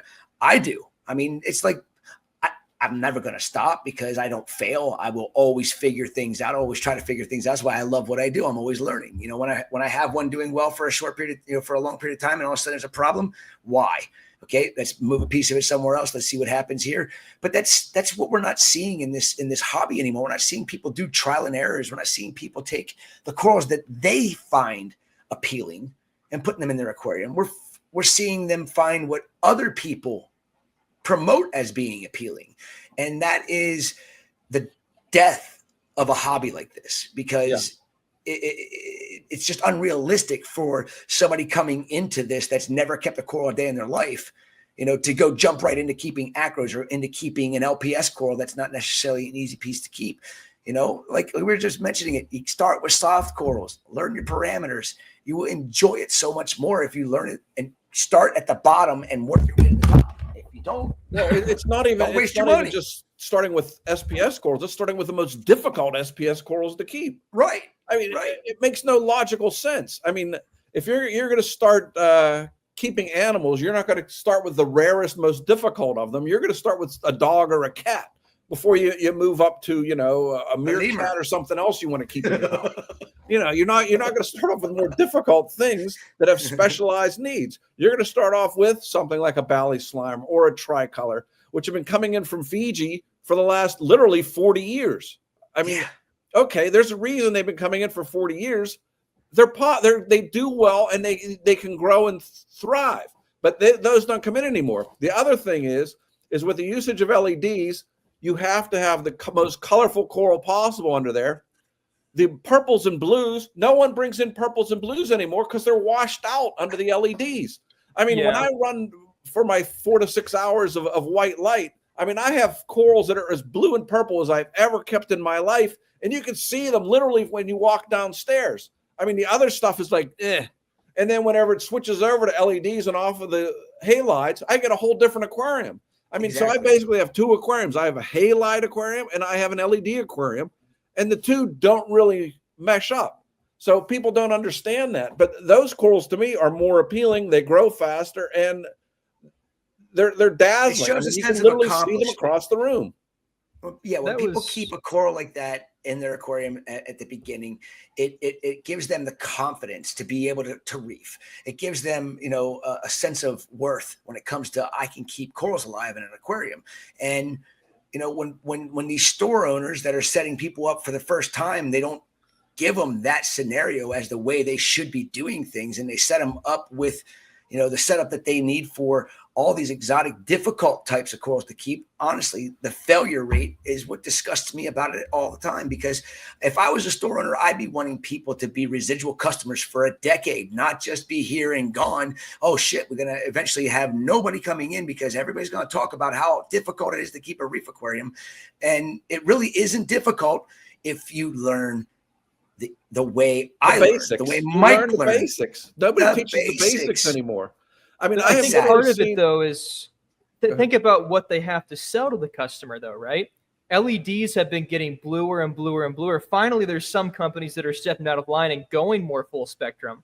But for the past 5-6 years, the only thing that most LFSs have had to sell to beginning customers are LEDs. So they're already walking in with this trap of the only corals that can keep that look good are those under blues. That's what they see the LFS running. So, I mean, it's a very cyclical thing that's reinforcing to where the only corals that look good are the hard ones. Those make people money. They look good under blues. I think it has to go back to we need full spectrum lighting. And there also needs to be the education piece about soft corals, about these things, and a disassociation from the just the hype of the name game. Let's name some. Throw a stupid name on a cold coral. I don't know what the solution is, but no, I mean the name game is a whole nother realm. I mean it's all marketing. I mean, it started with Steve Tyree to sell rare pieces and to check the lineage, and now it has gotten where every dealer has the name. They've gotten the same corals from 12 different guys. It has 12 different names, and it's the same coral. So that's a problem. The other problem is the local fish stores. A lot of the older ones didn't understand the power of the internet. So only in the last couple of years, the ones that have survived have started to understand and accept that the internet is not their enemy, that they can use that to their own benefit if they're smart. The problem is you're basically changing people that are used to manual transmissions to switch over to automatic transmissions. They fight it and they don't want to do it. And it's difficult because, I mean, I've consulted for a lot of local fish stores over the last 20 years, and the ones that have survived have accepted it and come into the 21st century. I mean, in Pittsburgh, there's currently one saltwater store. There used to be 7, and there's only 4 stores. There used to be 9. So there's been a maximum diminution in the number of stores that are here you can even buy stuff from. So and I'm assuming it's that way in a lot of places. Yeah, the OGs that had their shops, the reason it's diminished is because all those OGs got sick of seeing all of what was going on with the industry when they were so successful for, some of these stores that went out of business 30, 40, 50 years, and they see how it's gone. And they see how people could set up a tank for cheap. And then all these people coming in wanting to get stuff, they're told that they need to buy this stuff from the internet. And then these OGs didn't necessarily carry all that stuff. They start to finally get into it. And when they start finally getting into it, they're not on board with it. So they don't really push it. And then these new hobbyists would go to somebody that was going to push that stuff. And the narrative has changed to the point of diminishing the hobby. And it makes me sad because, it's a great hobby. I mean, I do what I love every day of my life, and I'm very fortunate to be able to do that. And I just wish that we would see more people, the OGs that are still here, continue to stick to their guns, still move along with the times, but do it the right way. Instead of setting up your customers that are into this for failure, set them up the right way and say it's a year-long process for you to learn how to keep a reef aquarium. If you don't have a year-long process, then guess what? Don't buy it because you're just wasting your money. And that really is the truth. And there's two other aspects of this. One, no offense to you, Salem, but your generation is more of a television set generation. You turn it on and it's there and you look at it. And anyone that has been doing this any length of time knows there's always something. Something always is going wrong. It's always like plates on a stick. You never saw this on the old variety shows, but some guy would come and be spinning plates on sticks. That's basically what we're doing all the time. The other thing that we haven't even talked about that is another big problem in this hobby is going from dry, dead ceramic rock and not using live rock anymore. Yep. The reason that tank behind me is a planted tank, I gave up after 4 years of dead rock and doing everything I could to get it to grow. It never matched any of the tanks I have set up with live rock. It never came close. And I think that's another problem that a lot of new hobbyists have. I mean, they can inoculate it with bacteria. They can put it in another piece of live rock. They can do whatever. To me, it still never achieves the health and vitality that a tank started with live rock does. I'm curious what you guys. And here's a big thing. There's so much misinformation or just ignorance about the bottled bacteria. What you need to replicate the ocean's microbiome is not in a bottle on a market. Yeah, they've all been Telegram. He went and tested them all. It's small sample size, but if that's indicative of the entire batch, it's all terrestrial strains that have been repurposed from the human health industry that are cheap to buy, that maybe have a bioremediative property. They can maybe lower your nutrients, but they are not the families you need that you're going to get from live rock.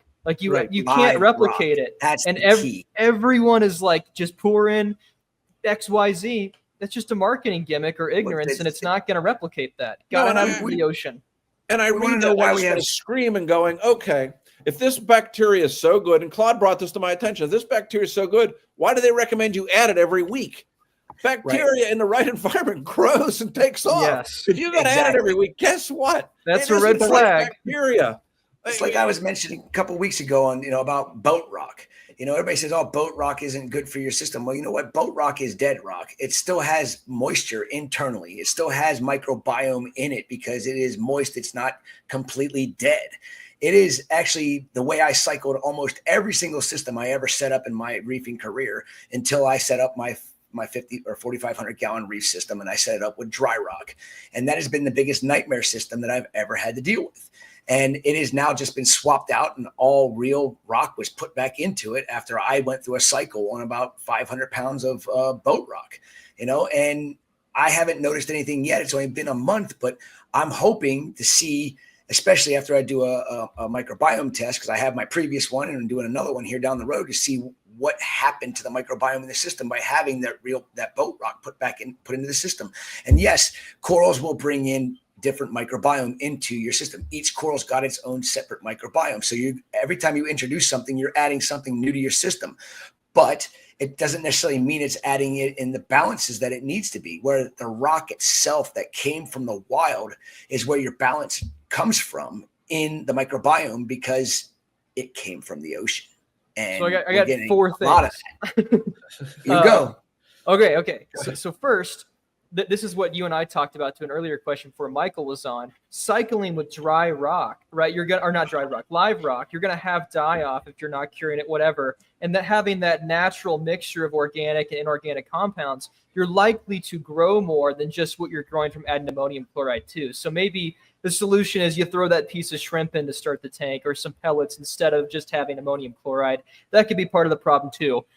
Second, so you mentioned the coral microbiome, and this is a really big misunderstanding too. And that is most of the species that live within the coral, the endoderm and the gastroderm on the mucus layer, they're not planktonic. Sometimes they are, but they are associated with the coral. People have this big moniker of, if I throw in maricultured colonies, it's going to nuke my tank, brown jelly disease. And that's not how coral disease works. And those things are not going to grow in the quantities where they're going to affect every coral in the system. It's highly unlikely they're even going to transfer between species unless they're very close. You have more worry from, actual pests, black bugs, gray bugs. You got to cut the base. That's your problem with wild pieces, not the microbiome. And then, so with rock, the belief right now, and that's what's, we talked about so far with this conversation, is that it is the holy grail for the microbiome. But I have tested a couple different live rock suppliers, and I won't say what, but it's not very good. You get nitrifiers and you get some of the families, but I think that there could be room to improve still. And I think the future is something that has the benefits of live rock and dry rock. So the only thing in the market right now is Aquabiomics has the seeded aquaculture rubble. That means you have no pest. It's been tested. There's no coral pathogens, but it has the ideal microbiome. Sometimes rock has the downside of having coral pathogens it's harboring, or you've got other pests. But so I think it's like, the lower end of the scale, you've got dry rock, you've got live rock, and then the best option is probably a combination where you might use dry rock plus something like that rubble. Then you could have a controlled inoculation. Those are my thoughts. Well, one other aspect of this that was brought up to me again by Claude is that Americans still want to put a ton of rock in the tank. His theory is you put as good a quality of rock you can, but as minimal amount, and you have the corals be the main consumers and be the main source of the biome rather than the live rock itself. I mean, when I started, the goal was 2 pounds of live rock per gallon. Think about that. we would stack it like a fruit. We'd have walls of rock in the back of our tanks. And then the corals were all on shelves, and you looked at the corals like you were looking at, okay, I'll take this peach, and I'll take this pear, and I'll take this banana. We don't do that anymore. Now it's much more open. There's much more space. But I mean, when I look, I have pictures of Sanjay's tank from 20 years ago when he started the tank. There's literally a minimal amount of live rock, and now it's totally jam-packed full of corals. It's the epitome of what the Europeans suggest we do. A minimum amount of live rock to start the biological formation, and then the corals become the main source of the biome and of the consumption of stuff. It's not the rock that's taking up the nitrate and the phosphate and whatever. It's the corals. It's the corals. Yes. So the more corals you have that are being prolific and the faster they're growing, the more nutrients and other waste they take up. Algae can't compete with corals when they're healthy and consuming stuff. There's a reason why a healthy coral reef, obviously you have herbivores and other organisms, but the corals themselves tend to repel the algae when they're healthy. When the corals are stressed or not healthy, that's when you have issues. And people tend to neglect that. If you have the corals growing, corals are either growing or dying. There's really no in between. They're either happy and growing or they're dying. I mean, that's how I look at it. I mean, thriving or surviving. Yeah. They're surviving. They're thriving, like everything you're saying. Yeah, everything you're saying about, if a coral is thriving in your system, you're right. They will repel the algae. They will remove the nitrates from your system. They'll remove the phosphates from your system. They will maintain their ecosystem, and like they do in the wild. And it's everybody's an expert out there that talks about how to take care of a reef tank. I still don't think I am anywhere near expert status. I know what I'm doing, and I know that, there's a lot of things that are controversial that I'm doing, but I don't care. My experience, I do a lot of things and they work, and I do them because they work. And one of my sayings I've been saying for the last 4 years is, do you want your corals to thrive or do you want them to just survive? I want mine to thrive.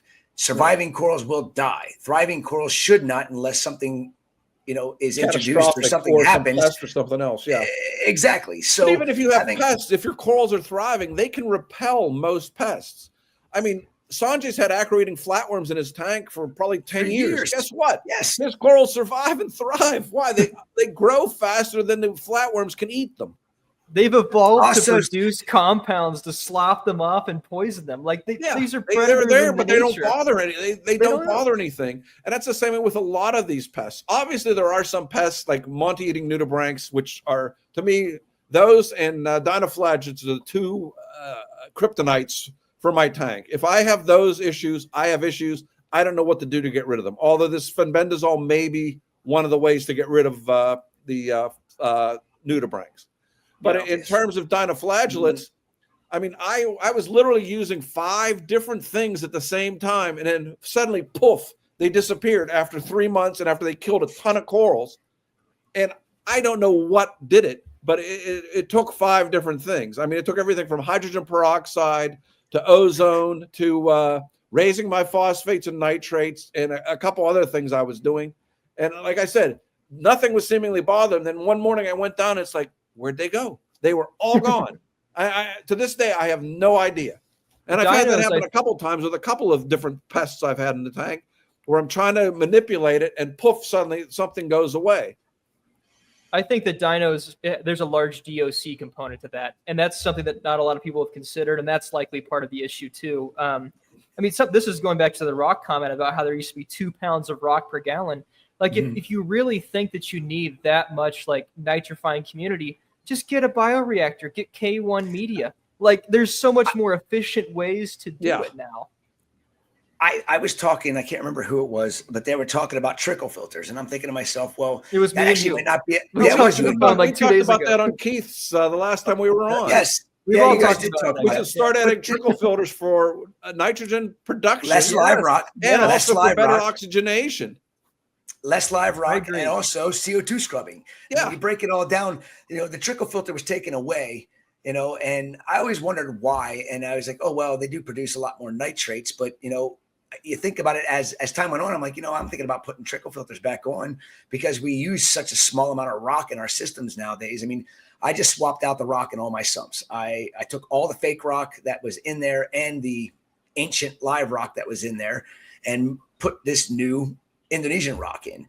And I'm like, I put a lot less live rock in than what was taken out. Because as I was pulling it out, I'm going, wow, some of these things are just like boulders. They're dense. Now this new stuff I'm going in, that's the same size and it weighs like half the amount. It's going to be better for the system because it's more surface area. It's porous. But what is it going to do? I don't think it's going to be an issue whatsoever, but I still think I might just reincorporate a trickle filter on it because I'm having to dose nitrates on occasions, not like I did there for a long time, but why should I be dosing them by ammonium bicarbonate in my system if I can put a trickle filter on them and help produce extra nitrates in the system?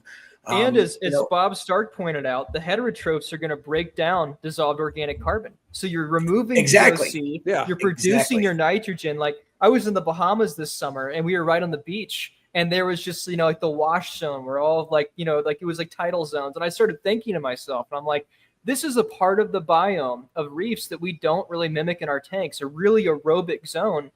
And trickle filters did that and they went away because people didn't like salt creep or whatever. I mean, we need to bring them back, I think. And it doesn't even have to be that big. I mean, if you have a 200-gallon aquarium, it doesn't have to be this massive trickle system. I mean, you can have something that's in like an 8-inch tube that water trickles down over the bio balls. That's a trickle system that would work just fine. I mean, I remember back when, and Mike remembers this. Remember the first wet dry filters that came out on the market? They had the wheel that's the bar that spun.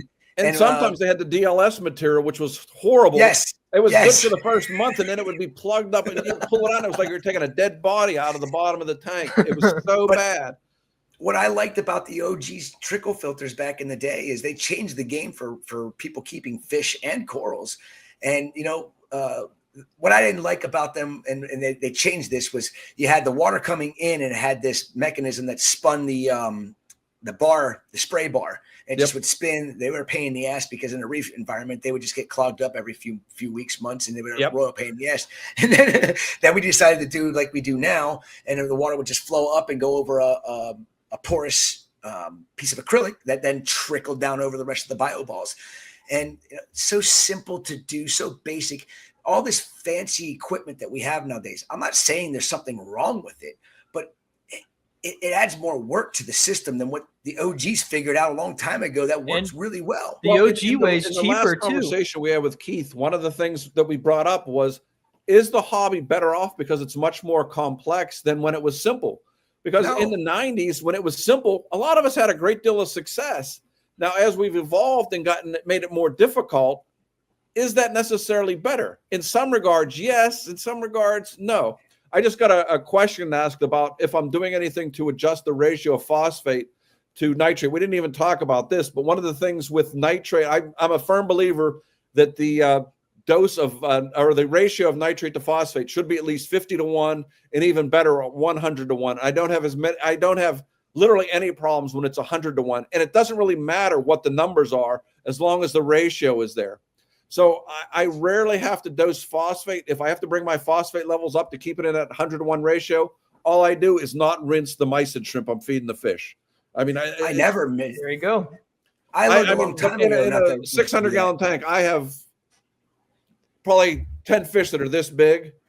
So I have a lot of food and a lot of waste in the tank, so I have to rinse it. Otherwise, the phosphate levels will skyrocket. But that's the only way I adjust the phosphate levels. Usually, I just try to keep it at 100-1, and doing that. And during COVID and since then, I've now looked at 75 tanks of what I consider successful people and looked at their nitrate to phosphate ratio.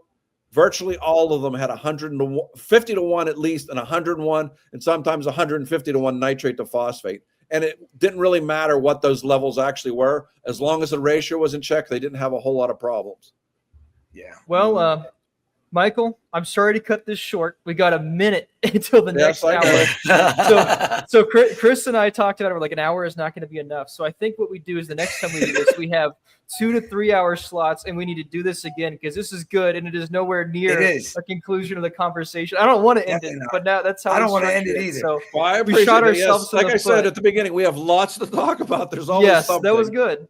So there'll be even more on our next conversation because, as Sanjay says, I'm always tinkering and experimenting versus he's straight. I'm always here. So there's lots of things that I'm playing with that we'll talk about. So I just want to wish everyone Merry Christmas and Happy Holidays. I hope you have a wonderful holiday season, and I look forward to hearing from you and seeing all of you hopefully next year. Thanks for coming on. We appreciate you coming. I want everybody I to look forward to Reef Talk. So keep me in mind. I'd love to speak at it. So. Thanks, Mike. Awesome. Okay. Thank you. Yep. Take care. Right. Happy holidays, guys. Take care, Mike. Yeah, happy holidays, buddy. Okay, Remy, hit the giveaway. I got to take my first bathroom break, and then after the giveaway, we'll start the reef beef. Yeah, why don't you guys take a little break if you need to? I got to go to the bathroom so bad, so I'll be right back. I do have both a Ben and a Rich in the green room right now, which is great. Yeah, let's do the winners really quick. Here we go. 1 p.m. Reef Recapathon winners. We've got Gary C for the flow meter, Todd H, the TSA $50 gift card, James J with the Reef and Bid lens kit, Alex K got the $50 Reef Chasers gift card, Adam Raj is sexy got $50 in corals.com. I love this. Some people have put their last names as like, reef therapy trends and things that we've had on there. Garrett G got the $100 Underwater Wonders gift card. Have fun with that. There's some great stuff there.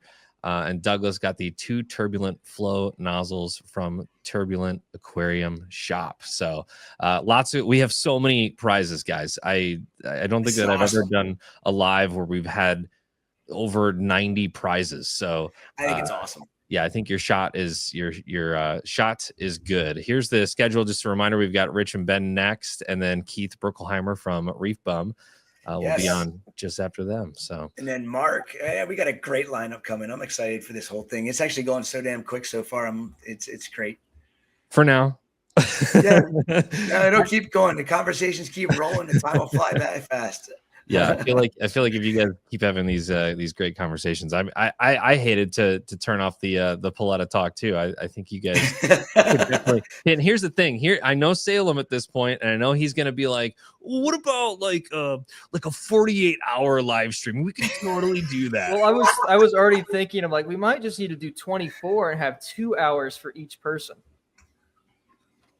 I think we could have I told you we could have wrapped it. I think if we went with Paletta, I think we could have went 2 hours, and we might have needed 2.5. Yeah, but 2 hours would have been better than that because that was like some blue balls there. It was like right as it was getting good, we had to end it. You know what I mean? Like I don't know. That's true. That's usually, in my experience with interviews, I feel like they always open up right around like the 45-minute mark, and that's when you get the good stuff. So yeah. All right. Well, let's continue. I just wanted to tease. We've got one of our. Ben and Rich. We've got a Orphic Natura in the next hour to give away. That's new light. Nice. Light. We've got $50 Champion Lighting gift card. We've got some Coral Frag Tech Triton $50 gift card for corals.com. Nice. So a bunch of more stuff coming up at 3:00. So be here for that. I will remove myself and I will enter the beef.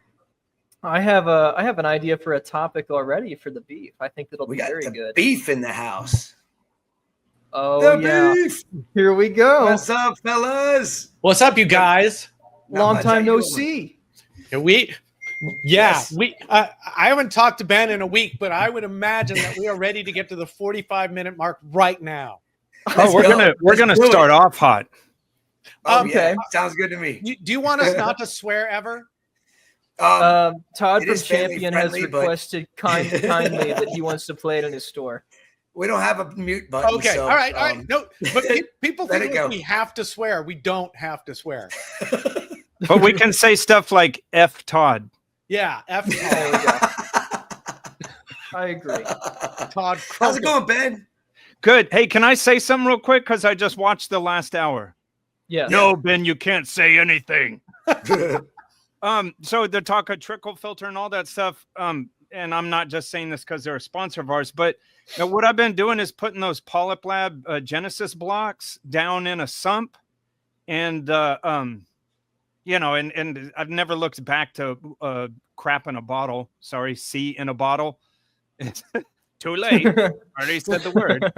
But, Rich cannot swear. Ben, maybe. Yeah, I work under different rules, but just. And the reason I like those Genesis blocks, there is another brand, I guess I'll just not say it if I'm saying something negative, but there's another brand that made good, what I thought at the time was good biomedia, but just over time it crushes and crumbles in your hands. And it also got implicated, I don't know if it's true or not, but got implicated in some things that it was leaching or not. But these Genesis blocks are very hard, and I don't think they ever crumble, but just what are they made because of? What if your system is already set up and you're like, oh, they just told me to do a trickle filter, and you just can't really make that conversion, but you could simply put something like Genesis blocks in your sump.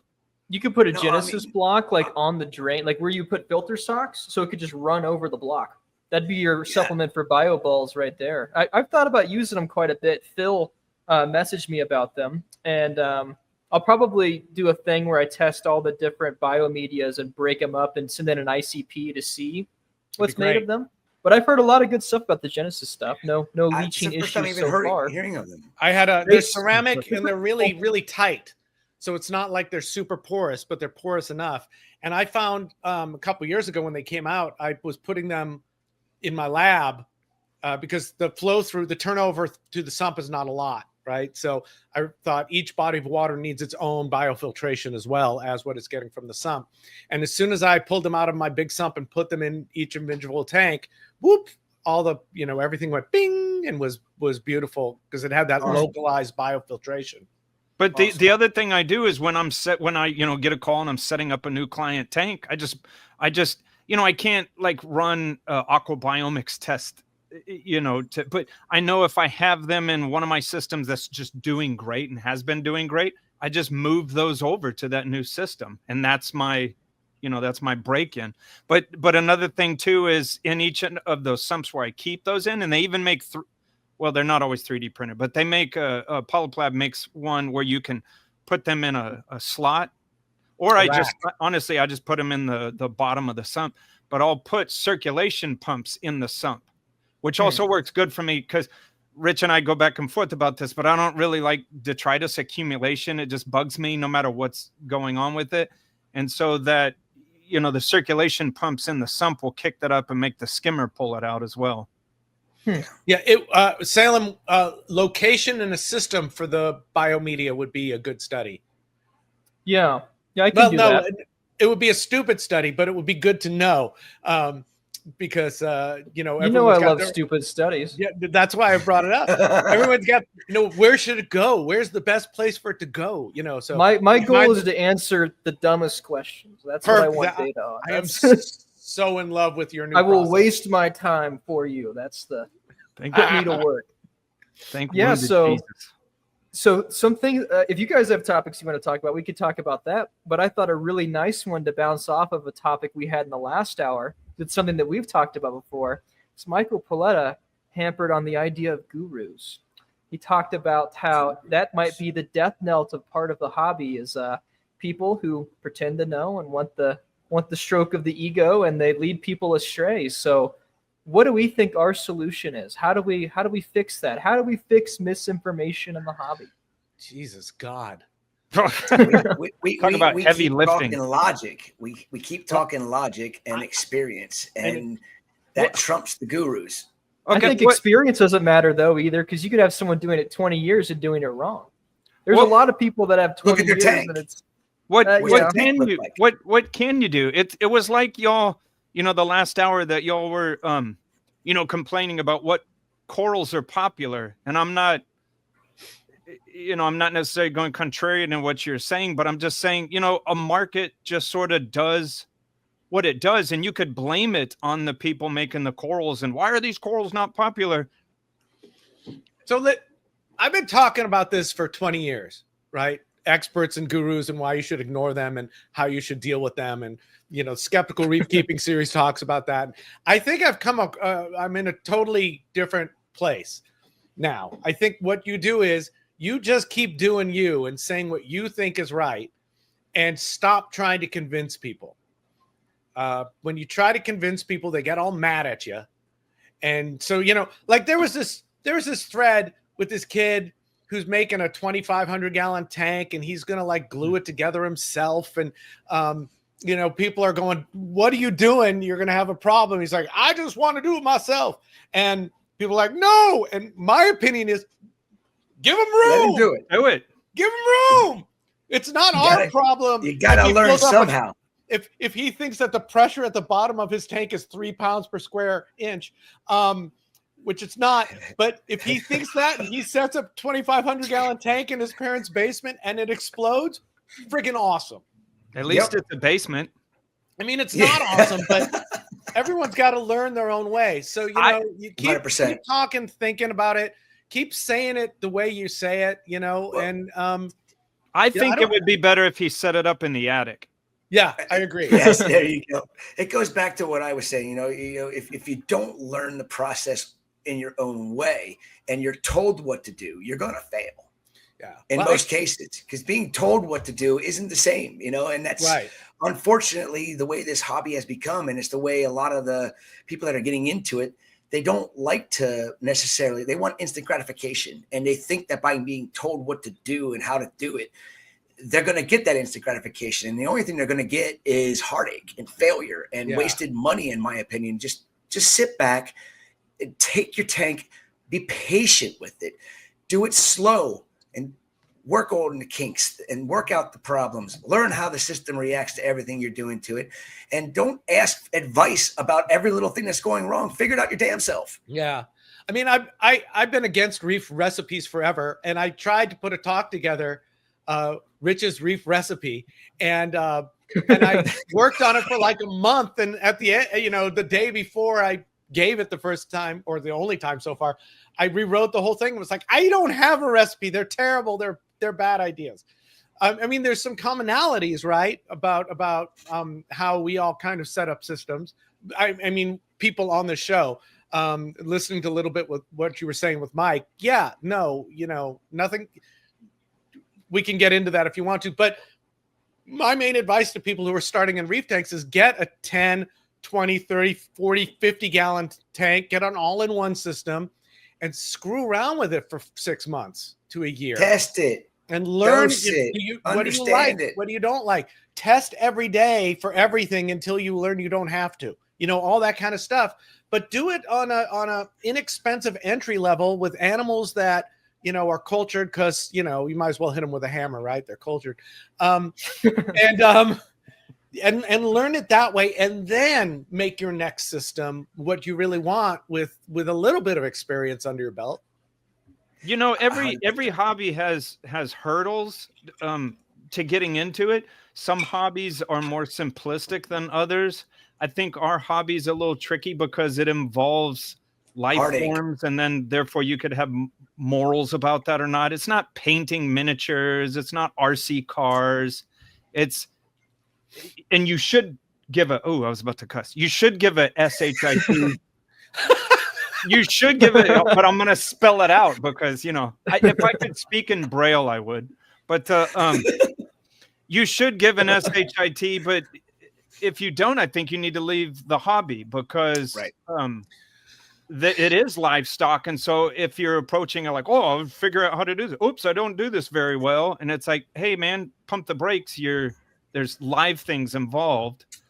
Yeah, but we kill puppies every day. And when you go fishing, it's expected that you nail them while they're still alive to a board and take a picture with their gasping, dying corpses before you eat them. While I love the idea that we should be doing the best we can for our animals, as a culture, we have a problem with that with animals who are demonstrably higher up the ethics chain. So maybe this is another, where we just got to keep saying, yeah, you should treat your animals well, instead of saying you are terrible people because you killed a clownfish. Do you guys know that Richard actually sweeps in front of him as he walks?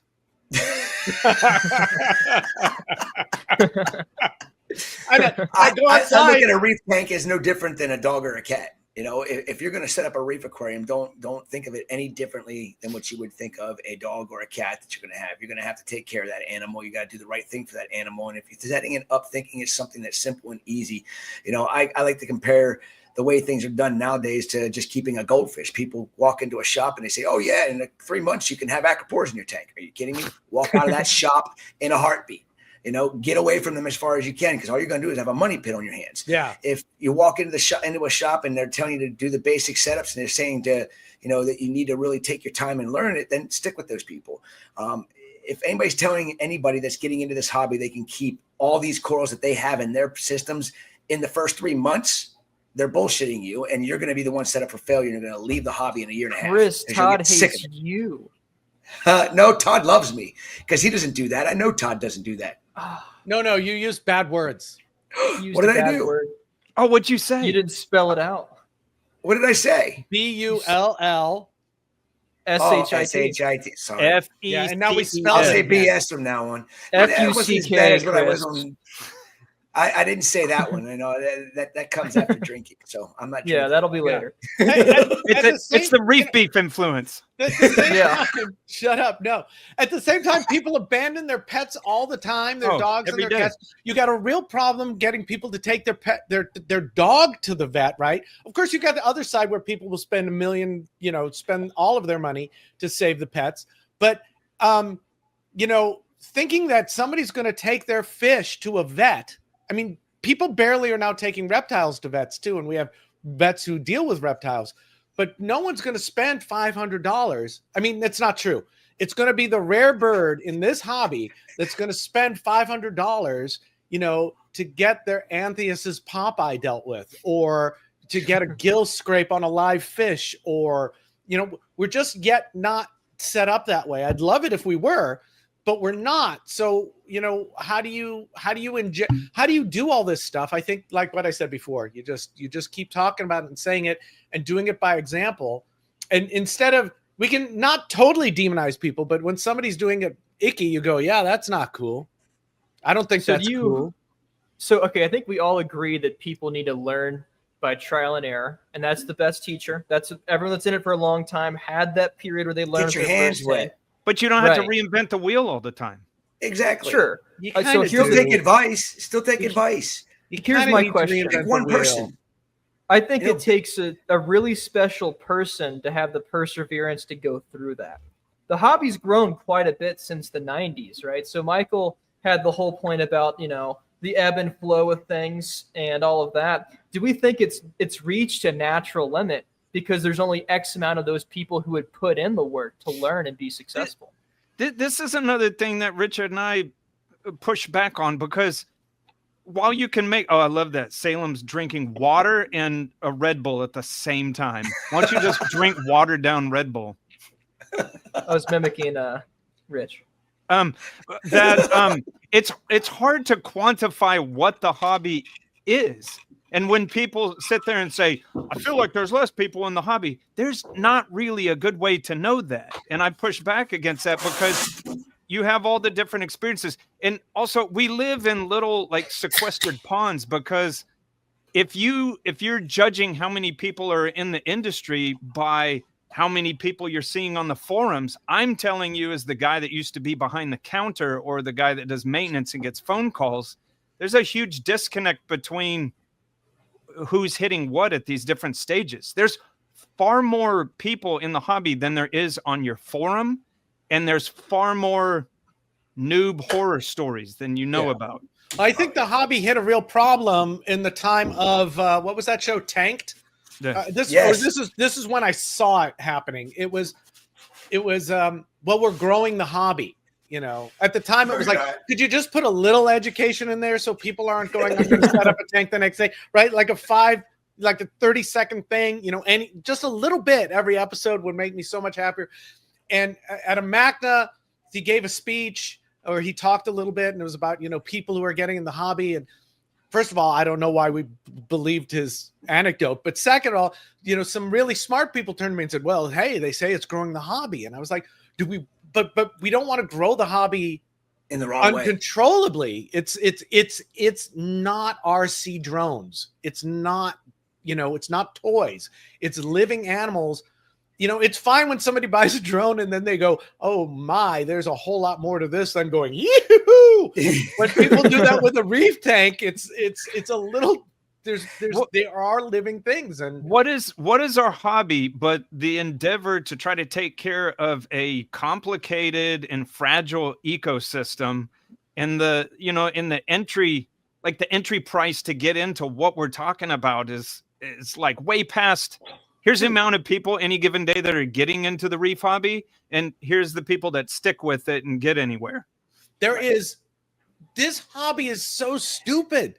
Let's quit. What a stupid thing this tank behind me is. It's crazy. Stupid. Why would a normal person want to do this? We're all sick. I agree. We're all with you. sick. It's We're all A it's normal really cool. person that does this needs a guy like Ben to be. Yeah. I'm the owner Yeah. of this tank. I need a guy like Ben to make sure that my tank is looking spectacular. So that's the only reason why somebody like you're talking about, Rich, should have an aquarium. Yeah. Owners, Otherwise, for him, an owner is a way better client than a hobbyist. yeah. And for everybody else, you know, if you want a tank that's not a collectible, you know, a Hummel display of corals, you gotta tinker, you gotta understand, you gotta get a feel for it. It's like gardening, it's like baking. It takes experience. And you know, you can say that till you're blue in the face, but people want it now. And over the last 10, 15 years, you know, the idea of dry rock and bacteria in a bottle, and you know, that got pushed, and most of the rest of us were sitting in the back going, no, that sounds like a terrible idea. And now we're back to the people who were pushing it going, well, yeah, no, what you really got to do is this. And it's like, this is what we said before, and you were mad at us then. You know, the huge number of people watching this are hobbyists. I deal with clients. And so I know no one watching this is really going to necessarily feel like a client, but to me, I'm out there. I'm not out there trying to convince people. I just feel phone calls, and then people either become clients or they don't. But there's a lot of people that started off as hobbyists, and then they realize that their engagement should probably be as a client because they are some doctor, some lawyer, some hedge fund manager, some whatever, and they're just not getting it done. And it's just like, I can do this thing for you. So that's, you know, like a difference between a client, I'm paraphrasing the potential person just saying like, oh, I just wanted a cool thing to look at. I didn't know it was all that to get involved with. And it's just people like me in different parts of the country can be like, well, I can give you a cool thing to look at, and maybe you just weren't getting it done as a hobbyist.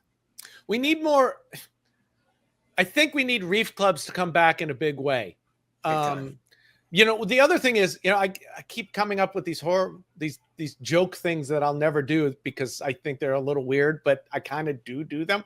One is like a reef tank life coach. I think reef tank life coaches are good, but that's really just mentoring. That's mentoring or consulting. We have, you know, reef therapy. Yeah, I guess so. That's so yeah, funny. we already got that IP, man. Back off. Yeah, that's right. But this is bad therapy. You guys give me anxiety. We're not trying to help you. We're just telling you what to do. You know, we do calls with some of the Reef Beef community kind of regularly, and sometimes we don't. And they, you know, somebody wants to talk through, you know, flow. I've actually done the flow conversation 3 or 4 times. And each time, the hour that it takes to talk about the flow and get that person to really understand that there's a lot going on, and you have to make decisions for your tank and pumps and how you're going to do it. And then, you know, a month goes by and they go like, whoa, everything is better now that the flow is different and more comprehensive. But I don't know how to do that except one-on-one, you know. I help someone understand how to move their system. Yeah, when the person is ready, I think that's the thing. Because once you watch a video, and then in 6 months, it's going to be the rare dog. I'm going to change a different animal every time that goes back and watches the video again to get the thing that they're looking for. Then videos are hard that way. I think they're hard to get yummy information like nuggets out of in the way articles do. But one-on-one is good. So I like the coaching or the talking or the mentoring or whatever you want to call it, the guruism. You know. I have to bring this up. You mentioned flow as part of something. It just triggered me to think about, you guys ever use the old C-sweeps back in the day? Yeah. Okay, I'm bringing them back. Like, I'm bringing back C-sweeps that are mounting up some Voyager HP10s. I'm so excited about that because I'm sitting here trying to figure out the easiest way to put flow in my systems. And I'm like, hell yeah, I'm calling up C-sweep, and I'm going to give me some C-sweeps to go back in my systems. I'm bringing back their competitor. Yeah. I've got what is it called? What is it called? Chris. Yeah. I've got one of those. Salem that I need to set up. I wanted to set it up in the Reef, but in the display, but it's hard. Nice sticker. I know who you got that from. Todd sent me that yesterday. Those things are cool, and the you know, I use spin streams. They were great. It just Just goes on clean the 'em. end of your flow, and there's like 5 of them in here. Just And clean them every month. It's I just, still use or- sea swirls. or just have a bunch of them. There's there's the sea swirl. There's Same the thing as a ocean C-sweep, motions. just has the Swirl. Yeah. You're So either it's- sweeping or you're swirling or you're. It's I have about them You're turning and you're understanding. tossing. It's Yeah. about understanding what you want in your tank, and then looking at the alternating flow. different. Well, we could talk about that. Absolutely, absolutely. You want. I do like 6-hour sessions. It goes to the right to left, and then it's in the middle, and then it goes left to right, and then it's in the middle.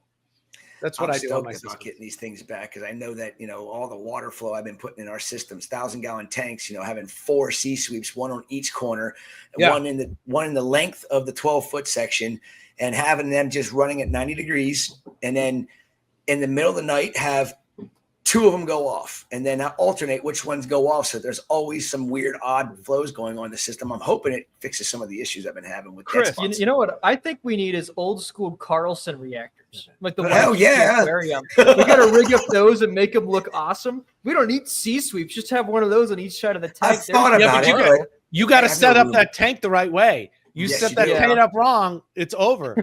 I just can't counting- use them. I was just I have- counting in here. There are 7 plug-in pumps in this tank.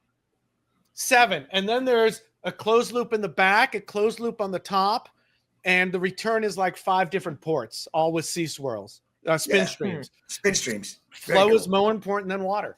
Hell yeah, Oh, it is. And I love the DC pumps now because I can ramp them up and down.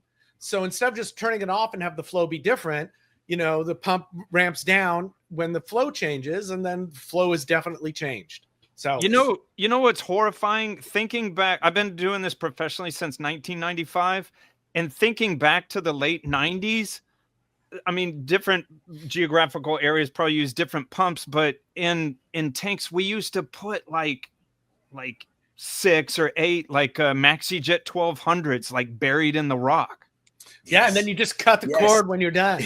I remember a in there. tank in the late 90s where my boss, where I was working at the time, just kept cutting the cords when they died. And Yeah. he didn't realize that, the copper, and just over time, the tank was just CRAP and didn't know it from the exposed wires. What, you mean you don't dose copper in your tanks?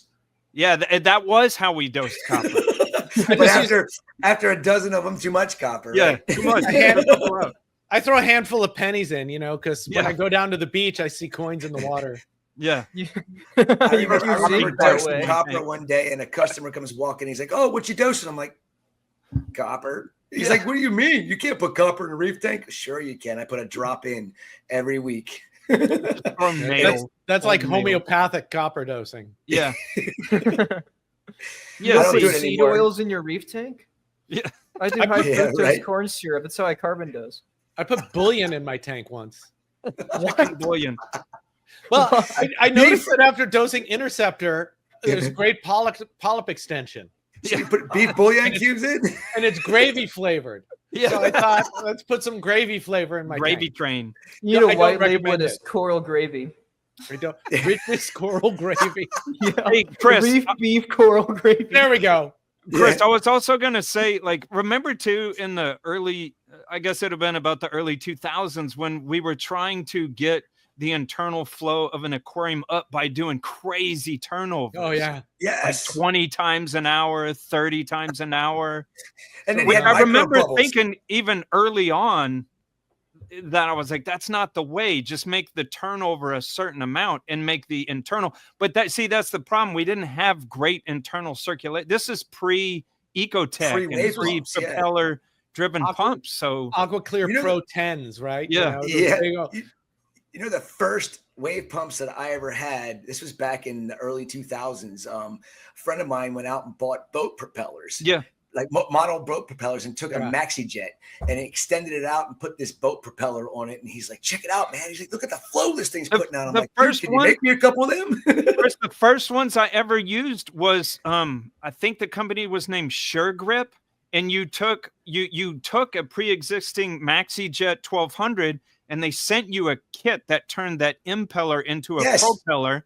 And then the company was what eventually turned into Magnivore. It had a magnet where you mounted that that onto there. So that's the first time I ever Yeah. used propeller driven pumps. My first wave maker was an Amalekite, and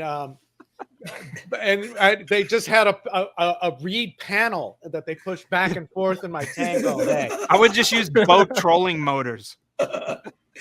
We had a chalkboard up, and it said, slow down, speed up at these. Yeah, times. Richard just Here's your schedule. paid a dude. Richard. I've just been working paid a on. guy.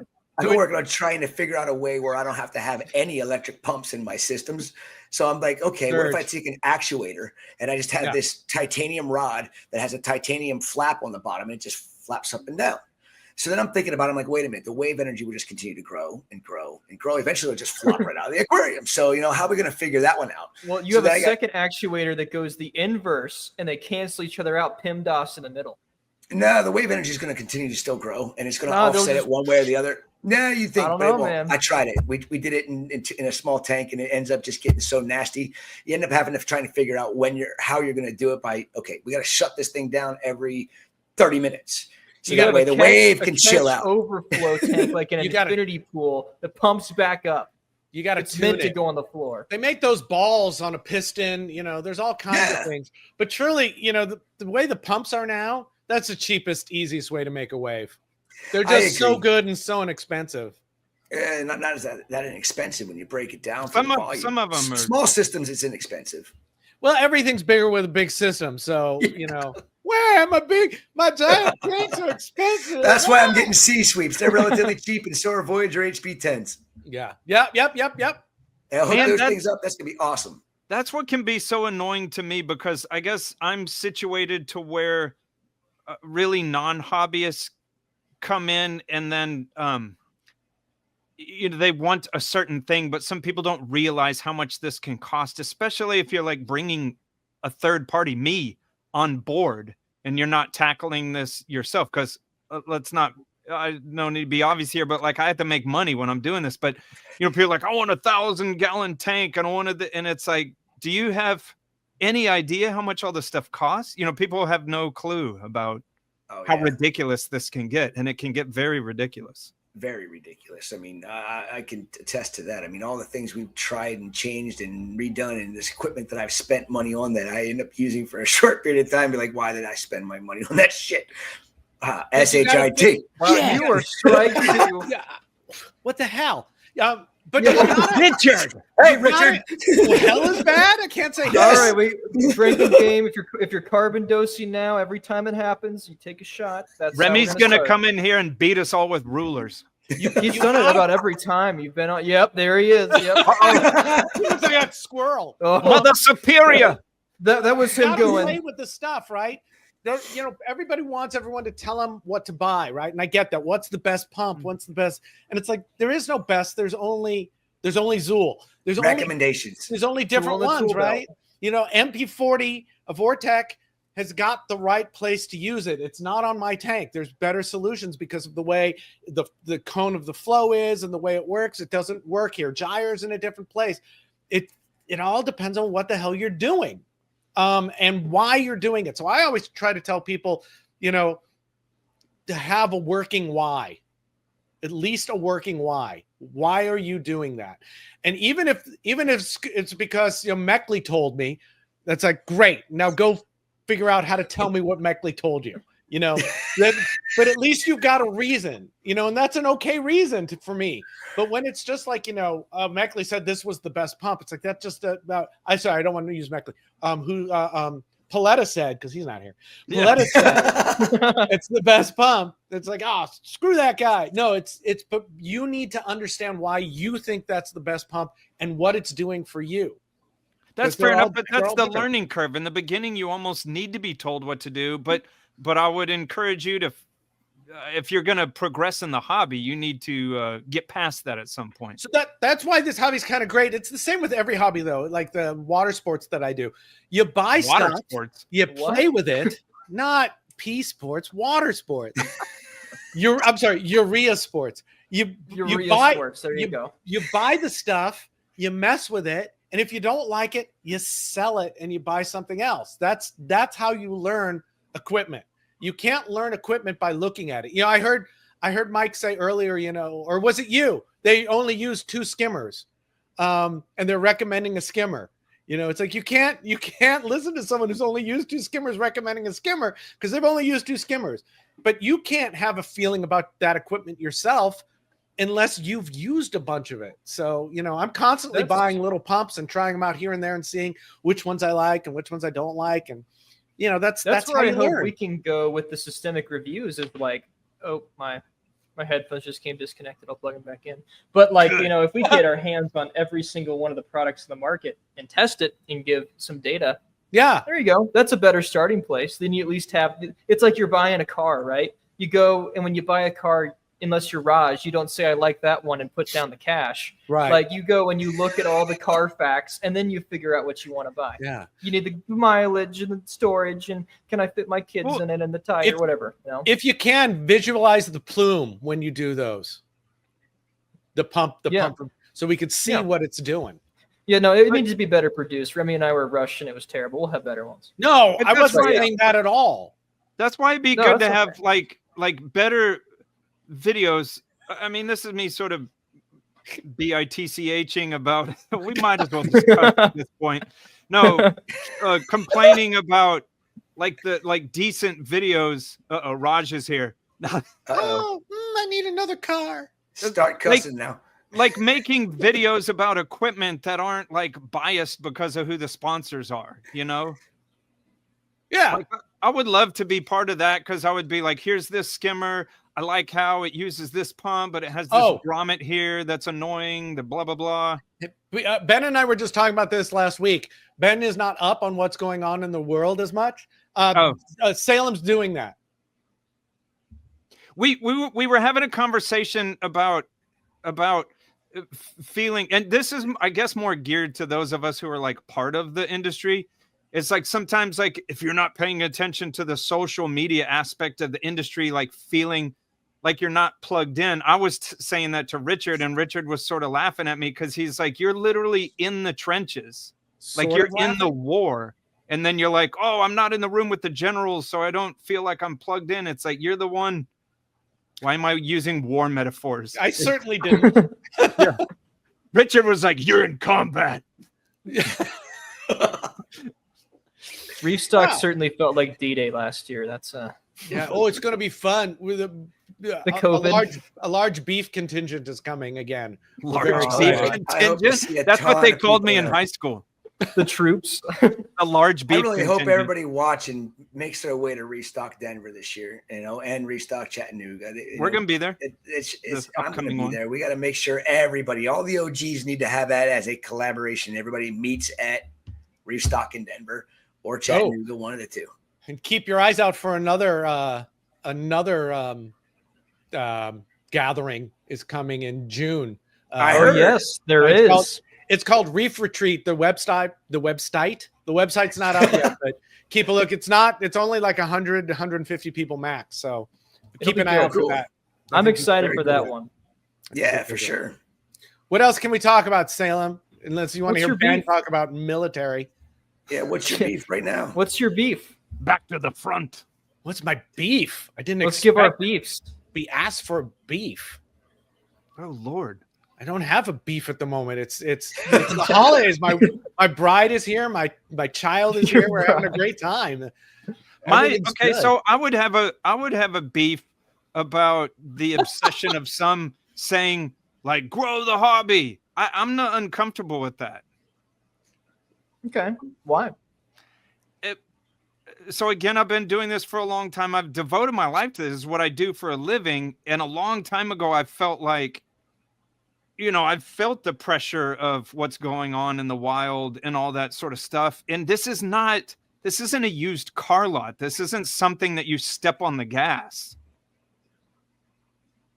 Yeah, I mean, Becca even mentioned to me, think about, this is something that's not talked about. You might be able to speak about this more, Chris, if you want to open that can of worms. And that is, there's a lot of unethical collection that goes on. There's some good collectors out there, but there's plenty of people that just take and take and take and don't leave. That's here. This ties into my beef. I'm just going to get right over Chris and just barrel through him. Thank God. I mean, he's going to be talking the whole time. I know. 500 hours, is reinventing wheels in the hobby, right? Yeah. And there's two beefs. One is reinventing the wheels, and one is expecting that you can get people to not reinvent wheels. That's the other one I'm going to have. They're both true, right? Do you have beef with yourself? What? You have internal beef with yourself and your own position you're taking. You have like beef. It's like beefception. You said you have beef with the fact that people are trying to reinvent the hobby, and then you stepped away, and then from an alternative perspective, you said, I also have beef with people who think that people are going to do that. So you hate yourself and others, is what I'm hearing. That what you said is true, but not for those reasons. Okay. Self-flagellating. You're self-flagellating with your beef, man. Are you okay? He had just Are you like sure you're Inception. good? He has to spin the tiny little dreidel and look at it to make sure that it eventually stops. It's like one of the Looney Tune guns where he's got it pointed, but then the barrel comes back to himself. Yeah. Well, That's what happened to my hair this morning. Rich and I have talked about that a lot before. It sounds so weird, but like ever since we've been doing this, we're constantly sort of feel weird that this is what we do. Look, we've gone over the collection stuff. We spent 10 years talking about collection and trying to make collection better, and and then the noise came in and it just got noisy, and then it all faded away because people there's nothing to do about it anymore, right? But it's still going on. It's not like it's a problem, and it's always going to be a problem until we do something about it. So I'm happy to reinvent the wheels that stuff happens, but I'm tired of the fucking the biggest one. We used the worst one. The atomic bomb. Shit, I said. I did it again. Pick up a whole bottle and start chugging. Oh, here That's it is. a Vegas bomb right there. Remi's here. Oh, Richard's like, oh wait, the atomic bomb. We know all this stuff, and we just can't get it together to do something about it. But And Richard, it's this is right frustrating. down your alley. This is ethics, and ethics to a Ethics. market is difficult. You're exactly it's right. impossible. No one cares. I agree 100%. And my ethics, I can do a lot of the things that I didn't know better to do back when I first started doing it. Right. And, when I got caught up in doing some of the things that I did, I'm looking back at it going, how stupid was I? It was called naive. I didn't know any better. And you know what? When I learned what I was doing was unethical, I'm like, I can't do this crap anymore. And people are like, oh, why don't you get fathead dendros anymore? I'm like, because they're illegal. Why don't you get, rainbow chalices anymore? I'm like, because they're illegal. Well, what do you mean? This guy's importing them. They're illegal. Doesn't matter if they're imported under a legal permit, if they're collected illegally or poached, they're illegal from that day on, no matter how they brought into the country. And the people that support it and buy it all should be shut down. That's my opinion of it. Remember back there'd be in a the lot 90s of people shut down quickly. Back in the 90s in Ganyapura, and I worked at a store, and the store owner was constantly ordering Ganyapuras, sold a few, killed a bunch.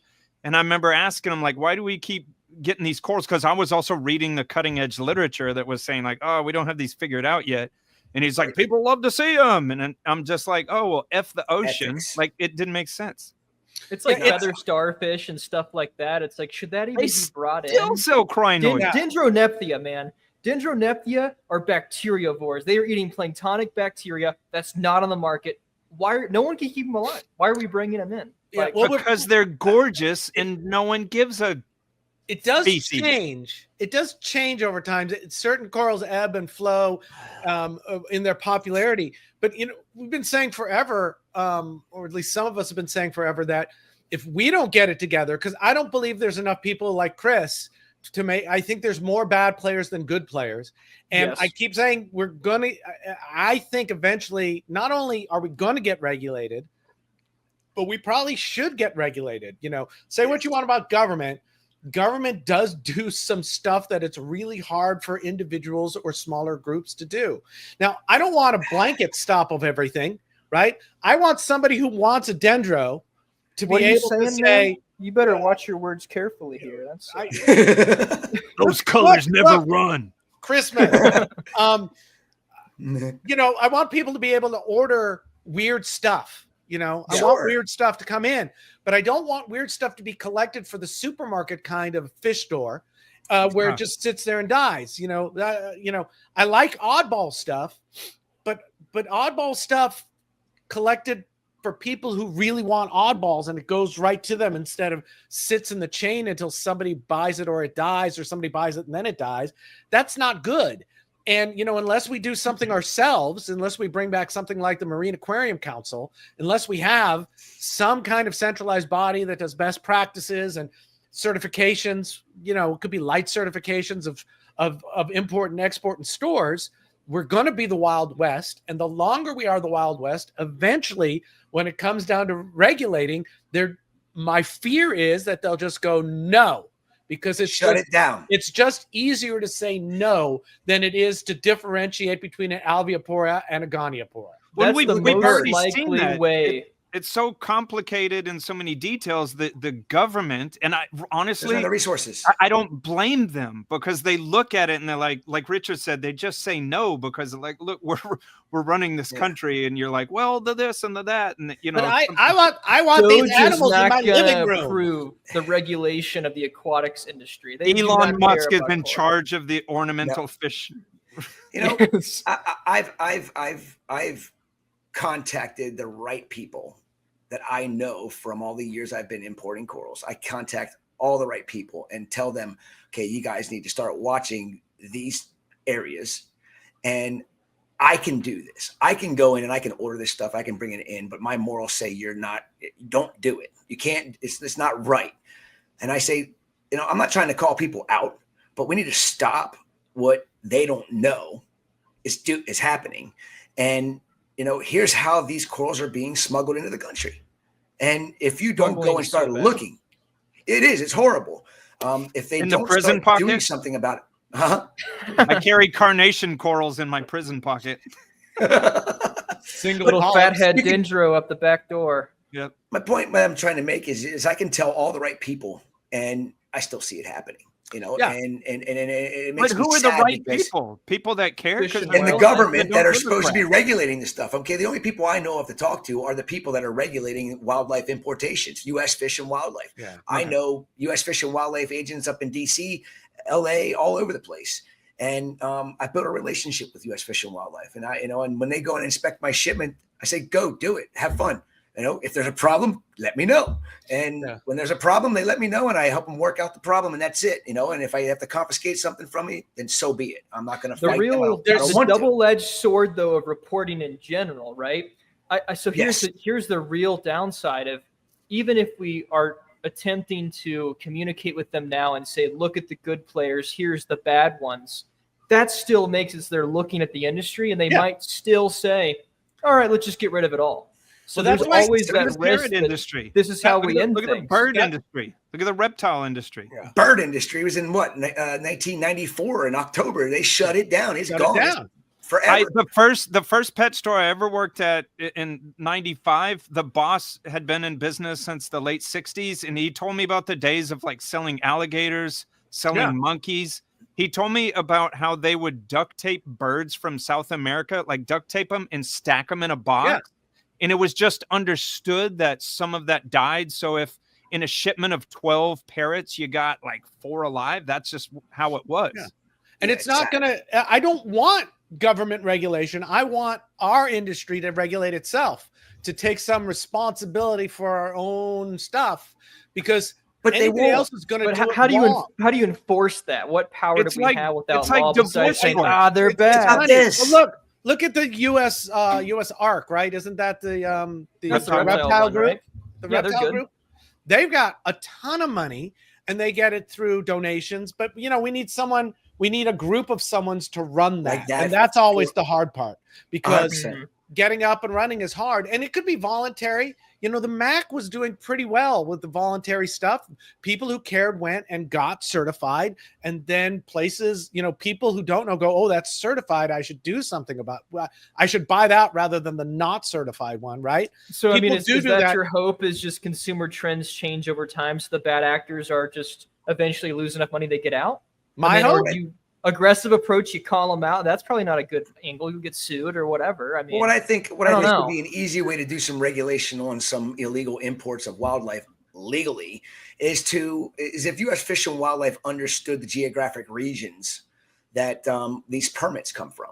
And if they understood the animals that actually are coming from these geographic regions, and then they see that we have a re-export permit that has I'm just going to throw the name out, a Tonga permit on it, but then you have coming into the country on that permit corals that don't even exist in Tonga, the re-export stuff that's the problem. There's the problem. That's the loophole. Anyone that's on the industry knows about it. Yeah, that's the problem. 15 and it's not years even ago, that's the loophole. And it's not even just that, though, right? You all know within 50 miles of where you live, there are abattoir fish stores, right? Yeah. That shouldn't be doing what they're doing, and they're just rotating things through and have an abysmal death rate. That needs to be we should be good enough about our own house to clean it up and have it run in a way that makes sense for everyone. If it's just a money grab to make the most money as you can, we can't fight that. But we could voluntarily have an organization if we could get an organization started. Right. There. Yeah. Rod says you could be convicted of smuggling fish and killing your diver and still be in the industry. Right. Yep. I know who that is. I know exactly who that is. Everybody on here knows who that is. And they're big. Yeah. And still able to do business to this day. And that makes me disgusted that guy's still doing because business. they offer cheap stuff. And then gets mad at me when I don't want to buy from him. I'm like, is the solution the nuclear option where someone says these people did this? But that's what I'm saying. Even like when that happened, the four of us right here, like I'm not trying to goad any of you into saying the name, but how can we push back if we don't say who this is? Nobody cares. I'll say it. I got no problem with it. The hobby is big enough. No. But look, we could say it, but it's out of respect for reef builders, no. But people don't. Later. Not enough people care, right? Yeah, I guess that's part of it. They just care. The bottom line comes in because we try to make this hobby cheap and affordable for everyone, and then people have it in their mind that it should be cheap and they should be cheap, and so when it comes down, like here's a bunch of cheap Catalina gobies, and here's 4 expensive Catalina gobies. You're getting really on the nose. Everybody knows now. Why should hundreds of Catalina gobies be coming into the hobby anyway? So, but what do you? Why would you want a Catalina goby in a reef aquarium? There's no way to stop it. I don't know of a way to stop it. Even if you hit it on the head, even when we say the names out loud, it just doesn't matter. Don't get in trouble for Clarion Angels either. Or Clippertons. Clippertons is what you mean. Oh God! Okay. All right, I remember the blue passers. You're dancing around. Blue passers. They came in as blue passers into LA one time, and Fish and Wildlife. They came to fish. I was there for that delivery. Dancing. Were you there for that? Oh Did yeah, they get brought to your aquarium? Were there for that. Yeah, I heard all about that, and I was like, "Are you kidding me?" I'm like, somebody brought in blue passer angelfish. I mean, that's like a red flag right there to Fish and Wildlife. Just say passer angelfish, you idiots! If you're trying to do something illegal, I'm like, you just brought the red flag on yourself. Salem, you're like Gen. What? What's after Z? He's like Gen. I am technically Gen Z, but you're the Gen alphas Z are babies. These are rare Gen Z on my neck. How do you see to fix it? Do you see something we're not saying? Can social media fix it? That's what I mean, that's the thing, right? You've got the good point that a lot of people won't care. Even if you were to like have this like burn down the world campaign of like, here's all the bad people in the industry know about it. It's like the scam, saltwater scammers, but you really go about it.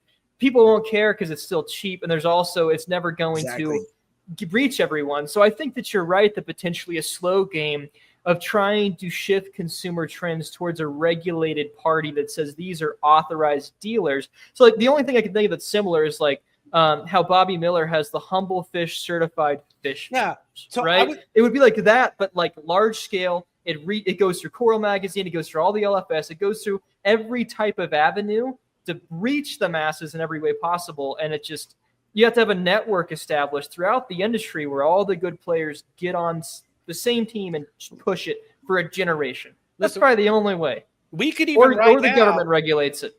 In this new time, so many of the online or so many of the content creators, I don't even know if I want to call us that. What are we? The people who say stuff about reef tanks are now talking to each other. right? We're not all There's siloed Vanessa anymore. from US Arc, by the way. So there's She her thought. says it right there, and that is 100% right. You don't want it already. It's already regulated. We have CITES permits. That's the regulations that we have. But now we need to make sure that the people that are enforcing those CITES permits know what they're looking at. See, I like this. I like this comment. I like this angle. We incentivize the good people. You have the Michelin star.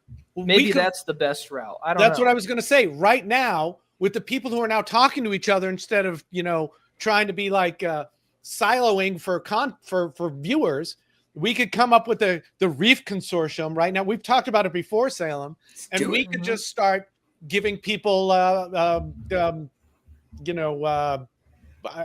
want to Varen stars or something, I mean, what's legit and what's not legit, I can go on, I can tell by looking at a coral whether it's legal or whether it's not.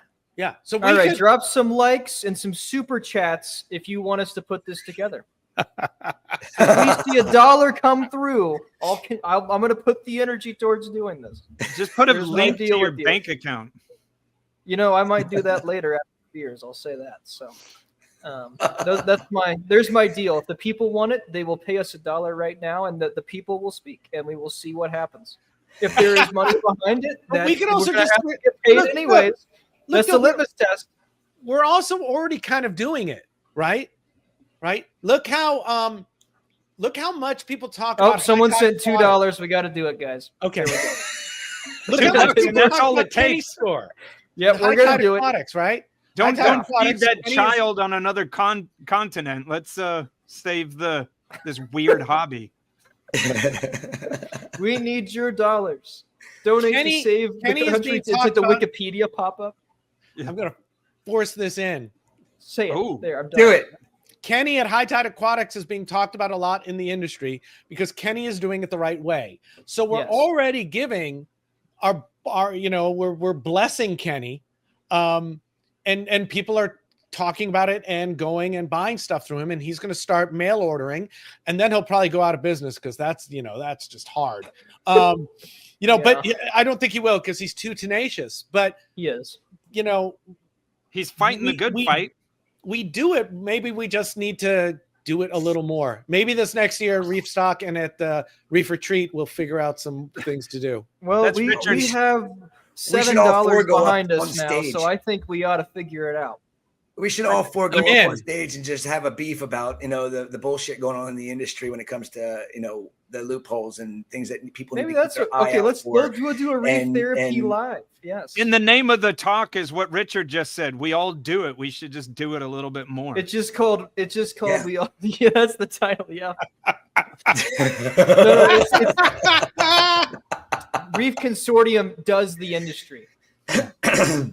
There we go. Reef Telegram put a good Reef Avengers. Telegram.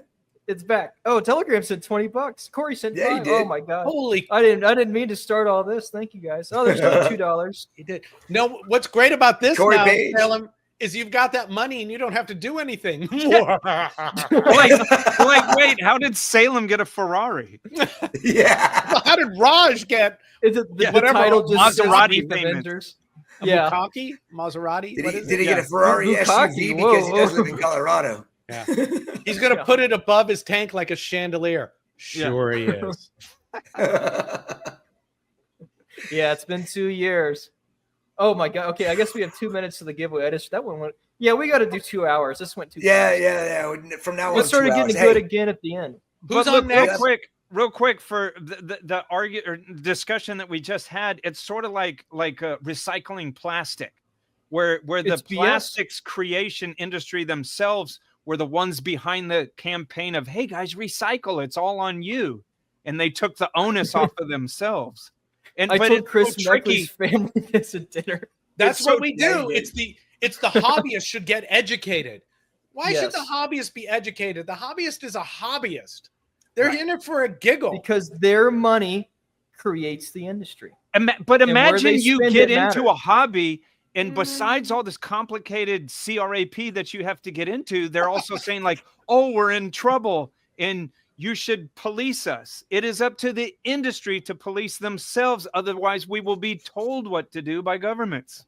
Exactly. We need more of that self-beef where we have the gun pointed at someone into the industry and it comes back. And now We're Elmer we've got our Fudd. full circle. I'm Elmer with you. Fudd. The We need Spider-Man Elmer Fudd the triangle. industry. Well, Ben and Well- Rich, I'm out for about 2 seconds. Bio break.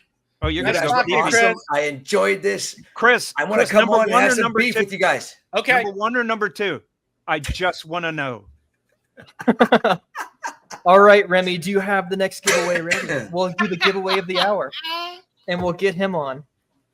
Remy's the one that Pay is going to. He's doing the work. I hope Chris is taking his microphone with him. Yes. All the money goes to a secret account. So Yeah. Oh, there you go. I do want to make mention of that. And Rich, oh my gosh, 200 bucks. Whoa, thank you. That's all. Whoa. I can eat tonight. Yeah, thanks to everybody that has given any money. But Rich, I think you could Yeah, speak to this. seriously. I feel like everybody thinks that these studies cost thousands and thousands and thousands of dollars when like $5,000 could go so far with just these little one-off studies here and there, right? Yeah. There's nothing else to say. It's there's lots of places willing to do studies. I know a guy who's got a facility in LA, and Dale runs it, and I actually keep not calling Dale back because I don't have an idea for Dale for something to be done. But there are people who want to do this work. Andy Ryan students want to do work. Salem wants to do work. If I got $5,000, I could solve activating flatworms. I'm gonna say it right. I am so confident I could do it. There's like 3 rabbit holes I've been down. The research is there. I don't have the equipment or the ability to do transcriptomics Right. work. So it's not. Can't afford it. We just that's what in my head, that's what this organization, the centralized organization, would help do. And it would help collect monies to give to people who need to do some research and help fund that research and get it done. The grant it's not work. that hard. It's just getting it going is onerous, and it takes time. And my brain is only freshly fixed, so you have to give. I'm looking to jump on someone's coattails and help make this go. All right. Well, it sounds like we'll have some toxic coda this time, and we'll figure this out at Reef Stock. I think that's the plan. Perfect. That's the goal. Let's figure it out at Reef Stock. You're all locked into the studio until we have a game plan. I'm in. We're making it happen. We're having an all-nighter, a lock-in to save the industry. 'Cause No, people no send us number a 1 lot or of number money. 2 until you'll figure it out. Yeah. The doors are locked. There's a padlock with a special code. We'll just drive a car through the wall. Everyone's wearing adult diapers. Like Dude, I gotta say, man, that is the best promotional gig I've ever seen anybody do.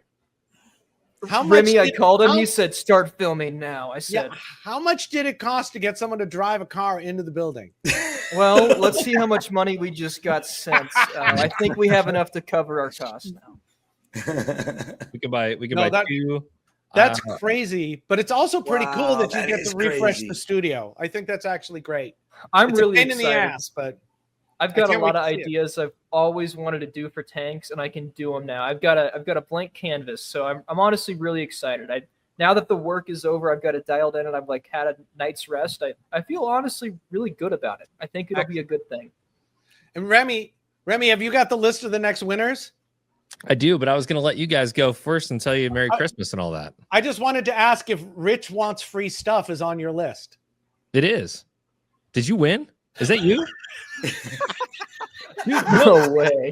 2 + 2. Nuh-uh. No, I'm telling you, random number generator. I don't know who's getting what, but here you go, man. Rich wants reason. No way. He won the Orphic? There you got an Orphic. Where do We you were just not talking an about inside that. job? Oh, that's not Wrong rigged. with you. That's There's not no way. Swear to you. Thank right. you so much. That's Congrats. hysterically What? wonderful. Rich wants The free hell? stuff to the Orphic Natura. I would Rigged. never, Rigged. and also I would never buy that because it's it's on the periphery of what I would do. So if you actually send me that, I would be loving to play with it. Oh, there you go. I mean, we What didn't the exclude FUCK? anybody. Oh, there you go. Hey, now. Hunter S with the Genesis Reef Rack and Genesis bottle. You get some of the stuff that the guys were talking about at the very beginning of this talk. What about Eric H with the $50 Champion Lighting gift card. Mark F, Captivate Nutrient Reduction. Josh F with the Coral Frag Tech dual XL magnetic racks for your tank. So hopefully you can get some frags for Christmas. And Nicholas R with the Triton ICP test, and Michael N, $50 to corals.com. Anybody who's looking at this list and is like, those are very generic names and letters, it's okay. We'll contact you tomorrow for that. We'll go ahead and send an email what you got and how you get that prize. Rich, congrats on your Where'd new Ben life. go? Oh, And you just so happen, like it's like during this part of the day. Awesome. It's hysterical. What Thanks like for having me. we need any more negative press here and there? Like, Hey, there's no bad press. There's no bad press. It's Look, true. Bill Cosby's made a comeback. There's no bad press. Even OJ. Oh wait, never mind. He wrote a book and made money after the whole thing. It's crazy. Yeah. It's great. Thanks for having us on. The beef loves you guys. oh, we love you too. We're guys. looking It was forward a to Restock. blast. It's gonna be a lot of Yes. fun next year. Yeah. So yeah, looking forward to seeing you guys. And I really mean it. This whole thing where all of us are trying to talk to each other and promote each other and have each other on and make the discussion wider instead of little, I think is probably the Huge. best thing that's happened to the hobby in a long time. That was the intention of the Recapathon. Yeah, no, it's great. No more silos. Let's all talk. Thank you. And I for am all- completely serious about locking you in the studio. You know I'm a man of action, so I am a man of reaction, so it's perfect. I don't know. I think Bars Sam's on the a windows. man of reaction as well. Thanks for having us. We really had a good time. All Yeah, right. thanks for Awesome. coming on. Thanks, guys. See you guys Hey, Merry later. Christmas, Happy New Year, Peace. Happy Holidays. All right. And now we have someone coming back from his years-long hiatus. He's just came back from the slopes. We have the one, the only, Reef Bum. Keith Berkelheimer, what's It's up, only, my friend? it's only been 2.5 weeks. Getting sucked back in 2.5 weeks later. I didn't have to twist your arm too hard. Let's just No, say you did not, my friend. Thanks you guys for having me on. Thanks for Yeah, coming. man, good to That's see you, awesome. buddy. Yeah, you know what the temperature was skiing today? 12. What? Minus 25 degrees with a wind chill. What? God. How'd that go? Yeah. Face Make mask? one or run how or did you two? do it? I did 3 runs. Oh, damn. Yeah, that was all I could take, man. That was all Your I could cheeks take. are a little bit red right there, you know? Yeah. Anything like not covered up, man. Frostbite for damn sure. I'm telling you. Yeah. Wow. So, what's going on? What are we talking about here? How's retirement We're- been? We're talking about why is Keith going bolus? Yeah, we are gonna. Let's. talk Oh, bonus. so That threw was that our at plan. you. Yes. Yeah, that word I didn't- bolus. Well, I tell you what, you and I had a conversation just this past week about, why you're going to do it. You're going to do it on one system, and I'm really, really intrigued by what's going to happen. And you could be it's going to be made better to do the comparison between what you have been doing for the last 4 years and then taking one of your systems off of the calc method and going with the bolus method and seeing if you see improvements. And Yeah. I know you haven't really gotten into it, but yeah. I am supposed to be starting it tomorrow on one of my systems, my Peninsula tank system, and my KHD, the GHL KHD, was like going kind of bonkers on me today, which is not a good day for that to happen. The day before I'm going to try bolus, when I'm going to be needing to do like multiple readings. So Initial somehow- data is just. Yeah, ruined. I thought it was like the pH probe in there was all kerfluey, so I did multiple recalibrations and like nothing was syncing back up, and so I have another KHD from my other system, so I took that KHD pH probe and put it in the KHD that was like acting up, and it worked fine. I was like, all right, so it must be the pH probe, the probe. So I put the old, the malfunctioning probe into the other KHD, because I just wanted to, have it in there in case, it started running or whatnot. I didn't want water spurting out of it. And it was like working fine. I was like, what the hell is going on here? So it made absolutely no sense to me. So I think I'm good to go in terms of running it. But yeah, man, I think, the reason that I'm looking to experiment with it is, I've been noticing certain things. So I've been doing the Chris Meckley calc method for probably 5 years on that system. Is it 4 years? You've been doing it 4 years? We started talking about it on your show 4 years ago. I think it might be to the day. Well, there you go. So I've been doing it on both of my systems, and so I'm running the I've got a 50-gallon drum, and I've got the super saturated solution of calc in there. I got a calcium reactor that doesn't run that often, and pretty much, like clockwork, my pH has been in the 8.2 to 8.5 range for both systems for a few years. But recently, last couple of months on the Peninsula tank system, it's been down into like the 8.0 to 8.2 range. So the pH dropped a little bit. And I'm also seeing, I dose a lot of fluoride in that system. I dose a lot of phosphate. I dose a lot of trace metals, so I'm dosing a lot of stuff. And so the theory with bolus is that Cockwasser, and I'm gonna quote Doug Dorrit. Do you guys know Doug, Frag Farm UK? He's like one of the bolus gurus. He works pretty much hand in hand with Claude Schumacher at Fauna Marine. And he explained it to me in terms of the whole precipitation stuff, because that's a big bone of contention. I know there's a lot of people out there that are feel very strongly about, about some of the things that have been talked about with bolus, and some of the claims about Cockwasser potentially can cause old tank syndrome. And I know, Chris, man, you haven't seen any of these things with your systems, right? I mean, you've been, like you said, for 4 years going strong with it. So maybe the other hydroxides that are mixed into it have a difference. I don't know. Maybe that could be the variable that makes it different. I don't know, but I also have a lot of people that have been doing it and haven't experienced any of the things that I've heard can happen. And again, I'm not saying they can't, but I haven't seen it. And I think the chances of the old tank syndrome happening would be more. The likelihood would be more so if you're just using Cockwasser as your sole alkalinity and calcium supplementation. If you're like just leaning on that, not using a calcium reactor, then I think that's where the more of an issue would come into play. Exactly. But according to Doug, when I asked him, I was like, all right, just explain the chemistry to me in terms of what all this stuff is about Cockwasser potentially causing precipitation. So, he said to me, when Cockwasser, which is calcium hydroxide, comes into contact with carbon dioxide, it forms calcium ions and carbonate ions. The buffer system determines the permitted concentration of carbonate ions based on the pH. It's a fixed amount. When you add extra carbonate ions, most will be converted back to bicarbonate ions, a move which will increase the pH. But some of them won't convert in time and will fall out of solution as calcium carbonate. That carbonate forms in areas where the pH is slightly elevated. For instance, the surface or nucleates where the organics or fish waste are present. So, I don't know if you guys probably have more of a chemistry background than I do. Any thoughts on that theory in terms of the chemistry at all, the explanation? I think the end part is probably BS. How you'll have precipitate form in areas where there's open fish waste or detritus, because those would be anaerobic and low pH zones. So just that claim alone is like, what the hell are they talking about? At least in my mind. The rest of it, yeah, I can see that working. And I think that it makes sense from like the coral growth perspective, right?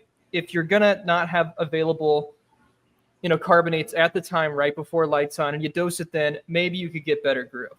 But also you would have those available using Meckley's method too. So I'm really kind of like on the fence with this. I'm bolus curious, I would say. So I messaged Claude. I'm going to get this stuff and I'm going to test it too. But I'm trying to wrap my head around it, So, I am seeing, a lot of precipitations in my tanks. I'm seeing a lot of detritus. You had Mike on who talked about he's pulling out a lot less detritus now that he's switched over to the to the calcium or the sodium bicarbonate. That you're utilizing with the bolus. So I have always had a lot of accumulations, and I think what those guys are saying, Claude and Doug, is that if you see kind of like some fuzzy stuff on the rocks, that's typically a sign of you're getting the excess precipitation. So that's kind of like a sign of a Cockwasser tank where you're getting those precipitations, and it's kind of like the bacteria are colonizing on that stuff. and that's kind of becoming a petri dish for like algae, fungi, all that fun stuff. So I do have that stuff in my tanks, and so I'm curious about it, and so I want to give it a try. It's something. I've got 2 systems, so I'm fortunate to be able to do it on one system, see how it goes, and then make a determination in terms of whether or not anything is improved. I mean, quite frankly, my corals are doing great. I'm getting great growth. I'm getting great colors. Some people might think I'm kind of silly to try to like pull the rug out from under that and change what I'm doing to try to experiment. But that's the fun. Yeah, that is the fun, right? Right. That is the fun. So you're gonna quit calc entirely, and then it'll be the bicarbonate bolus style, and then you're gonna use your calcium reactor still, or what's the plan for switching over? No. Kalkwasser and calcium reactor are going offline. Okay. I'm gonna do the big bolus dose 30 minutes before the lights go on. I'm gonna ramp up the whites in my LEDs by 20% during the initial bolus period, and then I'll ramp back down to my normal light schedule during the main part of the day. So and I'll be dosing the calcium and the magnesium throughout the light cycle. So that'll be during that period. So yeah, I mean, I know like a lot of people have really had great success with them. So I'm curious. I'm kind of curious to see what happens. I'm hesitant because, like I said, my corals are looking really good. I'm locked in on my my traces, and so everything in terms of ICPs are going pretty well. So it's I guess I'm more nervous about the transition, kind of like flipping that switch. If I do it tomorrow, if I do it the day after tomorrow, it's kind of like, but hopefully everything will be fine, because the last thing I want to see is I want to do an ICP test before I do it, and then do like weekly ICPs for the next few weeks just to make sure that things are cool. So clarify this. It's when you do the big bolus dose, you were only bolus dosing your alkalinity, correct? Yeah. Okay, so I've been thinking about writing an article about this, but let me know your thoughts. In my mind, it doesn't make sense to only dose alkalinity bolus style, right? If you're following their argument that that's the time where you want to prepare everything in the solution, so to speak, for coral to grow, why would you not dose every other cofactor involved with calcification? So why would you not dose your inorganic nutrients and all of your traces that can be incorporated into the skeleton, like strontium and stuff, at that same time? Like, I feel like you're going to have a really, really large difference in your trace elements if you start the bolus dosing, at least consumption. Because you know what I mean? I don't know. In the bolus dose with the alkalinity, you do have traces. So there are certain traces, and I don't have the bottle in front of me here, so I can't rattle them off. But there are traces in the alkalinity that you're going to be bolus dosing all at once, and then in the calcium dose, there is also going to be trace elements as well. But the magnesium, there's no traces, so it's just a straight up alkalinity and calcium. Got it. Yeah, I thought it was bicarbonate only. So I was like, that, if you're trying to boost calcification at that time, don't you need every component to add into that? So that makes more sense. Okay. And you're also, if I remember correctly, you're with the method, you're dosing your once a day in the morning, your total demand for alkalinity. So your alkalinity just skyrockets. And then by the next morning, it's back down to where you like it to normally be. You dose, skyrockets, and it keeps going up and down, and that's just the method. I mean, obviously it works, or Claude wouldn't be promoting it. And that's the great thing about reefing, is there's so many ways to do it. I'm really curious as to see what you get from this, Keith, and whether everything that is said about it is going to come true with your system, because it doesn't sound like it's an expensive method to use. No. Which is the whole reason why I went to straight Kalkwasser, was because 3-part dosing was expensive. Calcium reactors alone were expensive because I couldn't keep pH stabilized at anything reasonable or reasonably close to natural seawater pH. And that's when I just started to pH is the only number I care about right now. Okay, I'm not going to worry about the calcium, of course. If it goes below a certain 390, I got to make sure I bump that back up. But that's really the only thing I have to monitor a whole lot is, in my alkalinity. I mean, it can swing from 6.5 to 13, and it doesn't matter when your pH is balanced. So with this method, the theory is that it actually keeps your pH more elevated because of the amount of bicarbonate going in the system. So having that fluctuation in your alkalinity shouldn't be an issue.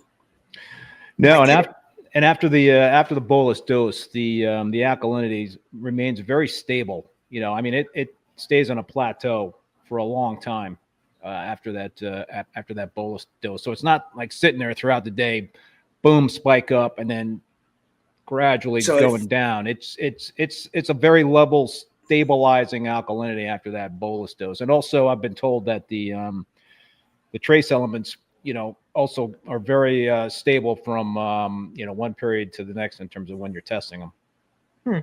Do you have any like NDOC test on hand, Keith? I'm gonna send you some because I'm curious. I'm curious because I've got a theory about calc. I don't know yet, but I mean it's not really a theory. It's just like the chemistry wise, it makes sense to me. So I mean, calcium it'll disassociate into free radicals, and those should theoretically bind to dissolved organics in the system, and it could make them to where they're able to be removed and exported. So maybe I would suspect that potentially you could have an up creep in your organics in the transition. Maybe. I don't know. Go ahead, Chris. I was going to say, I know that when one of my vessels, it sticks when the float on the surface, when somebody overfills it or I overfill it, and it actually sticks and doesn't dose because of the float being on an angle. I noticed that if I'm doing a phosphate test that day, I noticed the phosphates go up a lot more than they normally do, or they drastically change by not dosing kalkwasser. And it's been very interesting to see how that works. It's like, my soft coral system and its problems with its phosphate issues because all the softies coming in. If I'm not keeping my kalkwasser saturated that I dose in that system, it will definitely, you'll see a 0.2 to 0.3 rise in phosphates daily if it's not saturated. Yeah. We can get into the whole bacteria that I'm dosing, but we'll wait until we get to Ken from Hydrospatial on that one. But it really does make a difference in your phosphate levels. It does help bind it and get rid of it. And that's what I'm curious is to see what's going to happen with you, Keith, because I know you've been having to dose phosphates, correct? I dose a lot of phosphates, and I got a lot of corals. What's that? I bet you might not have to dose as much with this. What they're saying in terms of the precipitations is that precipitations are absorbing a lot of the traces and phosphates and all that stuff. I mean, I dose, what is it, like 120 mLs of fluoride, to my system over 30 days. That's a lot, right? Is that Chris's concentrated fluoride? Yeah. Holy shit. Yeah, that's a lot of fluoride, man. I said it again. Bottoms up. I think I saw where Todd said, don't worry about it. So okay, good. No, so I dose like a shit ton of fluoride, and I dose a lot of phosphate. So I dose a lot of the traces, and like I said, I'm seeing a lot of detritus. I'm seeing a lot of precipitations. I had a little cyano on one of my systems, and that pretty much cleared up because I think I've got my traces in balance in terms of the halogens, and I had very low fluoride, and I do have very high. This is interesting because I was also told that I've got very high bromide. And I've been told that potentially could be due to the kalkwasser. It's not due to the salt I'm using. I'm using Chris's, Chris Wood's salt, Captivate Aquaculture, and his bromide is like around 66. And my bromide, what's that? Ionically balanced salt. Yeah, and my bromide's testing out at like sometimes over 80. Is that the tank with your cryptic sump? I took that offline. Oh, okay. So Never mind then. I don't even have the cryptic sump going on. So you can say sponges can produce bromide sometimes, but if you don't have that. I've also been told that it could potentially be from nori. that there could be some bromide in nori, and I do use a lot of nori to feed my my tangs. So I don't know. I mean, I'll see. You know, I initially I was not going to use the traces from Fawn Marine, you know, because you're supposed to mix the traces with the with the alkalinity, the calcium, the magnesium salts from bolus. But I've been talked into using the Fawn Marine traces, and so I will go full bolus initially to see how everything transitions. But you know, that's not to say I wouldn't experiment with my second system if I like what I'm seeing with bolus and trying to kind of mix and match a little bit in terms of you know, using bolus salts and maybe captivate traces. So, but I think there are a lot of people out there that are kind of doing their own thing on bolus. There's a lot of experimentation from what I could tell that's already going on out there with bolus. I don't think Mike's doing the whole exact method. I think he's doing basically just the bicarbonate dosing. He's not doing the trace elements. I don't know. I don't remember him saying anything about that. I just, you know, I know that he was doing the basic bolus method, which is, I mean, I imagine, you know, it's like every method, you can tweak it how you want to, and if you're happy with the results, then you don't change it. If you're not, you go to the method and you do it right. So, Chris, dude, why are you thinking about bolus? I'm not. You're not. I thought you were. I am. He's not. Salem is. Actually, All right. I thought you were, dude. I can't say I'm not. I'm just not convinced yet that it's right for us at ACI. I don't want to go back to the money pit that I got away from. And I honestly believe that there's no other way to do reefing as cheap as we do it. And that's with Kalkwasser, you know, and I'm afraid that going to a dosing schedule with like bicarbonate, you know, then I've got paperweights sitting out there called calcium reactors. What the hell do I need a calcium reactor for anymore if I'm going to use this bolus method? You know, it's just going to be, equipment that I know is proven and tried and it works. I'm just having a hard time going away from what I know is working well and what has saved the company so much money. But again, if somebody can convince me otherwise, damn right, I'll try something. I'll just pick the smallest system I have. And unfortunately, that's like 1,300 gallons. That's a lot of freaking water to be doing a test on. Yeah. Well, Salem, what's got you interested in bolus? Well, I kind of want to test everything, you know. That's being at the studio now, and I'm going to have a lot of new systems. I'm like, well, why not? You know, I think it'd be great for me and reef builders and the industry to have objective point of view. And I want to have a test, like 3 test systems, identical, same frags, run different methods. I can just measure growth. I can figure out the density of the coral in a certain time and put some data behind this stuff. So, you know, bolus has been a hot topic. I've had a ton of people ask me about it, and I've not used it yet. And the more I look into it, it looks pretty interesting. So I want to try something new. Do one of calc and a calcium reactor. That I'll do, you know, traditional 2-part, probably the 3 main methods. I mean, bolus, you know, this has been talked about before, but bolus is not new. You know, it's been around. And I mean, I used to do like 2-part when I first got into reef keeping, you know, ESV 2-part. And that's similar to bolus because there's trace elements in the B ionic parts A and B. You know, I didn't do the whole bolus dump at the beginning of the day before the lights came on.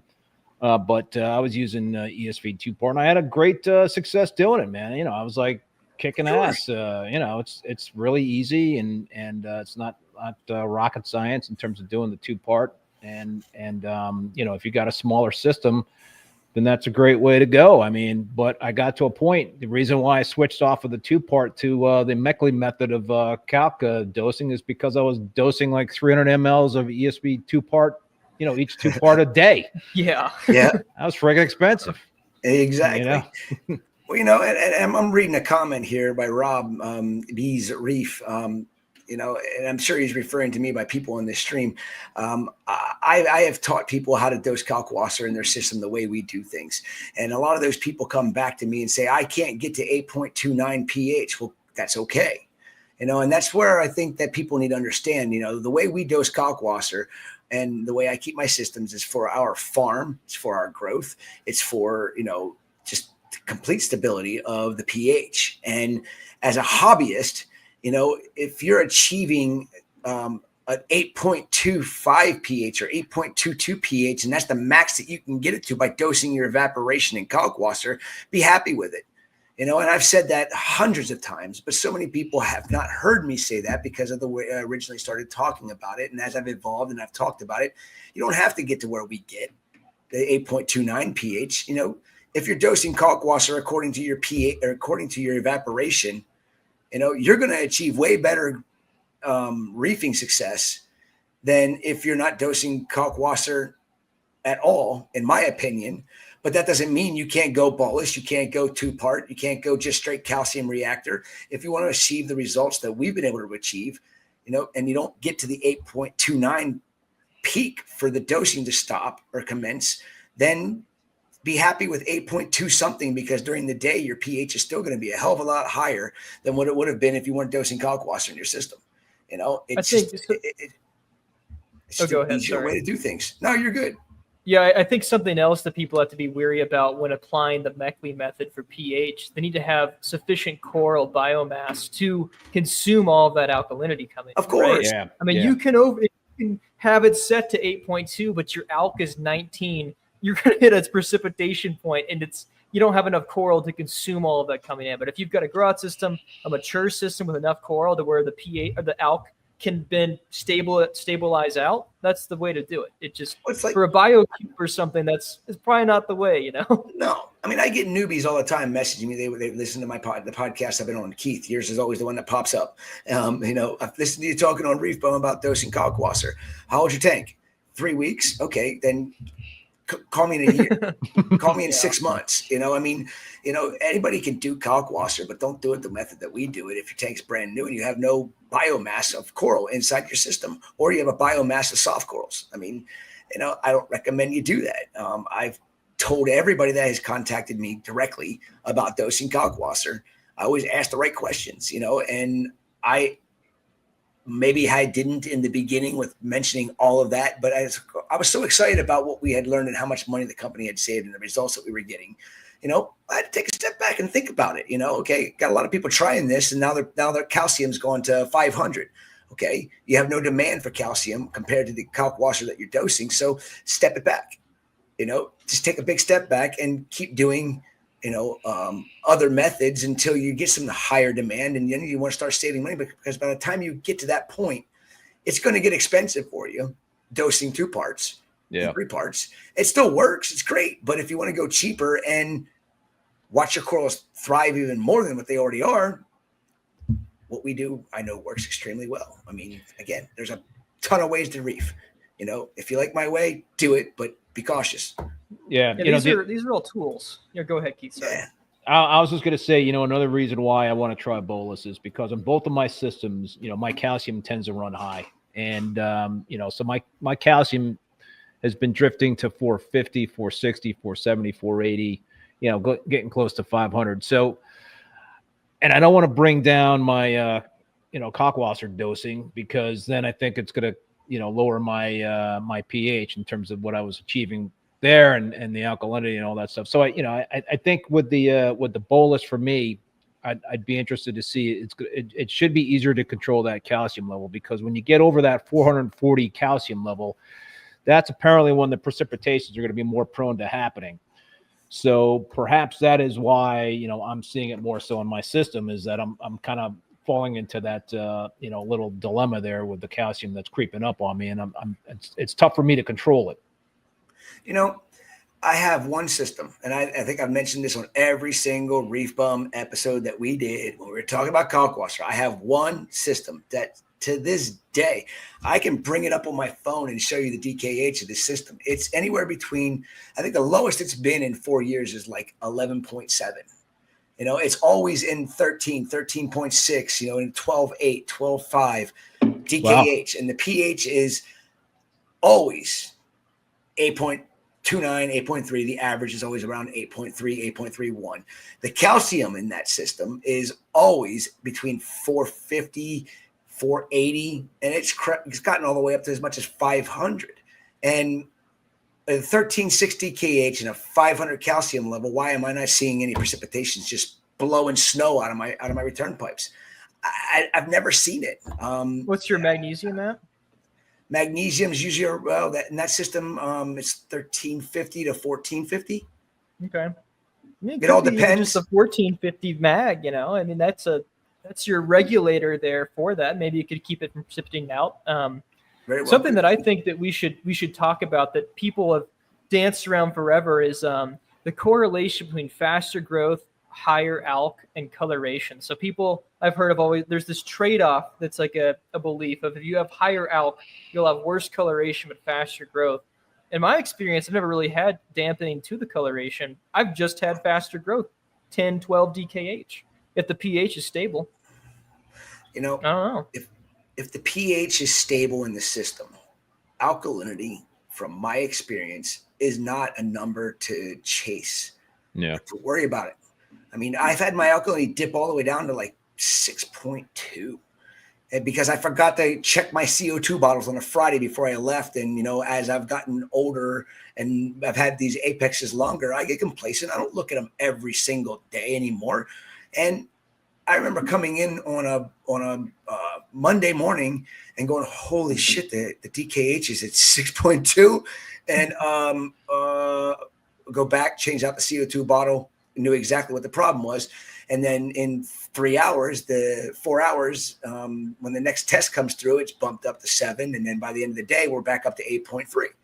And you can't do that. What do you mean you can't do that? I do it all the time. If my alkalinity drops, I put it right back where it's supposed to do, or it's supposed to almost immediately, because I have a stabilized pH. So if you had a stabilized alkalinity and your pH drops, you know, it's the same basic same basic thing.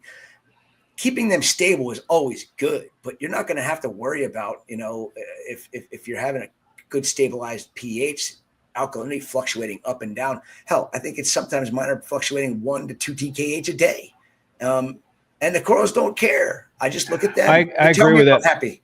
I agree with that, dude. I think, you know, I think there used to be the thinking, you know, for many years was keep stable out, keep that stable. And I have seen the same thing over the last few years in terms of my alk bouncing around, but that pH kind of staying steady. And I really haven't seen any impact on my, you know, my acros. So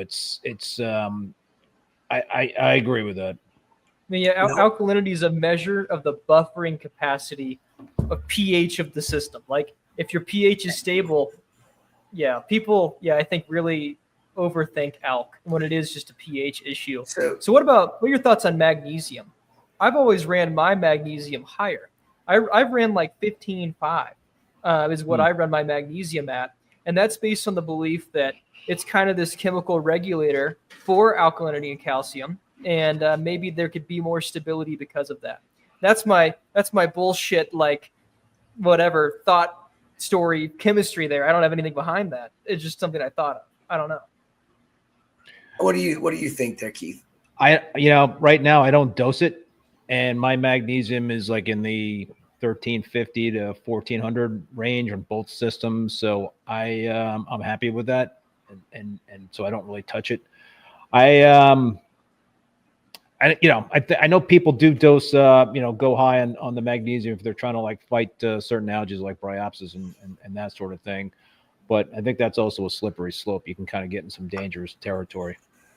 I used to play around with that too, Keith, you know, and there was a product on the market back in the day. Everybody said, oh, use Tech M, you know, Kent Marine's Tech M to boost your magnesium up to 1500 and it'll get rid of all your bryopsis. Yeah. Well, we found out why it did that. It was because there was a lot of impurities that were in that Tech M that you shouldn't have been putting in your aquarium, and it ends up being a problem over time.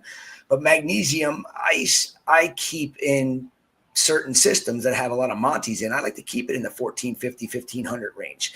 And Jake and I used to talk about how people used to be so concerned about raising your magnesium levels too high. And Jake's like, I wish people would just get the fact that you can mix up a really concentrated solution of magnesium. And guess what? Dump it in. Don't drip it in. Don't stream it in. Just dump it in your tank. The corals don't care. Magnesium is like one of those elements that is very, it's not an issue if you're boosting it up. Well, the issue boosting it up is you need a hell of a lot of it to move it. Yeah. You know, with me, I think I did a 5-gallon bucket of anhydrous magnesium chloride in a 55-gallon barrel and mixed that up, and then was just dosing that into the system. And I still raised my magnesium in one system only by like 100 points. So I'm going, really? That's it? So it went up. I'm like, damn, can I get any more concentrated magnesium? And anhydrous is about as concentrated as you can get. So that's the only thing downfall to magnesium, and just raise it. You know, if you have a low magnesium and it's below like a 1200 range, even though natural seawater is what, 1190 to 1200, and you want it to be in that 1300 range, just add it. Don't slowly add it. Okay, I'm not saying raise it 250 points at one shot. You know, I've done that. There's not a problem. I don't know. It doesn't. It's not a problem. You know, my luck is I say just dump 250 parts per million in one tank, and it goes up, and somebody nukes their tank and they blame it on me. You know, so yeah. You know, I always You're doing a bolus dump on the magnesium. Ultra bolus. Yeah, it's like a whole bucket. So okay, I'll get is a pain in the ass, to be honest with you, for me to raise in any of my systems, because you know a 5-gallon bucket of anhydrous doesn't do shit for me. Let me say one more thing about magnesium. When I was having a lot of success years and years ago, and I was using a calcium reactor, and I think I was using some Kalkwasser back in the day, and I had my SPS were going, just crazy and growing out of the tank and all that stuff. The only things I measured were alkalinity, nitrate, and calcium. I didn't measure magnesium. I didn't measure phosphate. Yep. It was real simple back then. No ICP testing was available years and years ago. So yeah, I think I think you guys were talking about it in the conversation with Paletta about kind of like overdoing it with this hobby and just kind of keep it simple. Being too complicated. So yes. Yeah. So speaking of maybe too complicated, I think it's not, but I want to get into trace elements. So I've got 2 points. One, I think I disagree with you both on that. I think we should have a good discussion about it. The other one is more of a question. So I'll start with the question, and then we can get into the beef here. So strontium, right? Strontium is in coral skeletons, but it likely, at least the scientific literature, I think it might be an impurity because it could occupy the same place as magnesium. Could it be inhibitory to growth if we're actually trying to keep strontium levels higher? Should we strive for lower strontium levels? No, because even though they might be in correlation, I think that the animals themselves can figure it out. And that's the great thing about evolution is what we think we know, we don't know. And if you're saying keep it lower, what are going to be what's that going to mean for the coral itself? I've noticed that when I have a low strontium level, my coral skeletons are much more brittle. They aren't nearly as dense. And magnesium, I've never really had a low magnesium. I mean, I've had elevated magnesium, but I haven't noticed any ill effects from that whatsoever. But strontium, I think, is a very important role in the density of how the coral grows. And I don't think it's something you would want to steer away from keeping at natural seawater values, because if it's utilizable. If it gets too high, doesn't it have a toxic effect? Of course it does. Yeah. Any element that's elevated too much, even magnesium at too high of a concentration can be toxic to the animals. Strontium, though, I know for a fact it can be very toxic to the animals if it's above a specific mark. And where that is, I don't even remember. I talked to Chris Wood about this a while ago. And I think if I remember correctly, it's somewhere in the 16 range can be very, very. My understanding was 12, but maybe. Is it 12? I can't remember. I said 16 because that's all I can think. But I have had, I've been up there pretty close with like an 11, 12 when I was playing with strontium hydroxide for a little while. That was about the dumbest thing I ever played around with. Go ahead. Oh, yeah, I was going to say, my understanding is that strontium can cause more brittleness in the coral skeletons. So, or slower growth as well. Oh, yes, I guess. Okay, Todd, I don't know where I heard that or saw that. That was my understanding. So my thoughts are, if that is true, and it's incorporated as an impurity, like some data suggest, perhaps there should be an experiment done where someone runs lower strontium versus higher, and you compare growth, skeletal density, stuff like that. Like maybe we're doing this wrong. I don't know. Well, I think maybe we should think about maybe strong I tea did more. mix them up. I might have mixed that up. What he was talking about. I'm not a chemist, so everything that's come in here is not always stays. Dude, think about it. You're on hour what, number 3 on this live stream or something. You're coming off a 6-hour live stream on Friday. You did a 5-hour live stream. Dude, I'm a little worried about you, man. What's going on? This is his I'll be binging. okay. Hey, the way I look at it, after this is over, I've got 2 weeks where I can do what the hell I want, when I want, how I want, because I'm Well, you not should do working.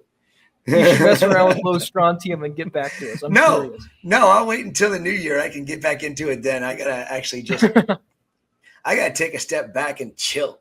Go do some, range shooting skiing? and have some fun. Hell, I'd love to go up and do some skiing. Yeah. But yeah, no, I'm burnt. Put it that way. This 2-week reset the burn will go away.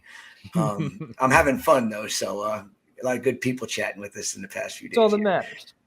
Yes. Okay, I'm gonna bring out the topic that I know Chris will disagree with me. I don't know about you, Keith. I don't know what you're doing. So I think it's worth taking a second thought in terms of dosing some of the heavy metals in terms of traces too.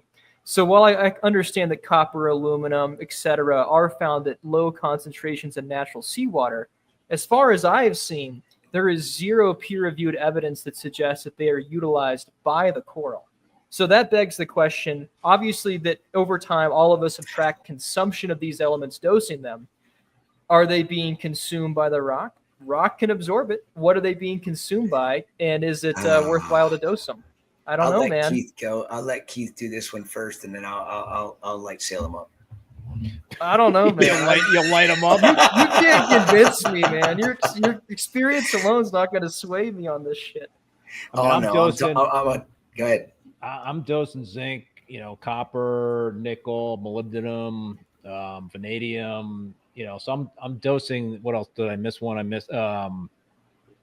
Yeah. So I'm dosing like all those dynamic elements, those metals, and yeah. I mean, listen, I'm dialed in on the ICPs with that stuff, and corals are looking good. So I can't tell you that it's helping or hurting me, but I'm just kind of going with the program there. So Chris just wants to say something. Have you ICP tested your rock before and after dosing these? You're a smart young man. I love you, but I'm just going to go back to my whole. It's not just about the corals. Okay, lighting. It's not just about the corals. Elements, it's not just about the corals. It's about the ecosystem that they live in. Okay, and when it comes down to copper, especially copper, it does directly affect the corals, and here's why. Because the zooxanthellae utilizes the copper that is in the seawater to produce better sugars, because it is a big part of photosynthesis in a lot of different types of algae, as well as other microbiome that utilizes elements that maybe the corals don't need directly, but without that microbiome being there, because the element isn't present, the coral's not getting the food that it necessarily needs to sustain life long term. So all of this stuff is all about the entire ecosystem that is healthier, so that our animals and our corals can thrive and not be depleted of something that is super important. All right, I'm willing to say. He's pulling up the research. I googled it. He's right. Son of a bitch. looks like microalgae. So. Chris, you were muted there for a second. Oh, I was. So this is all the right. thing. I can buy toxicity. I can buy the zooxanthellae argument. That's making sense to me now. I've not seen that data before, so that makes sense.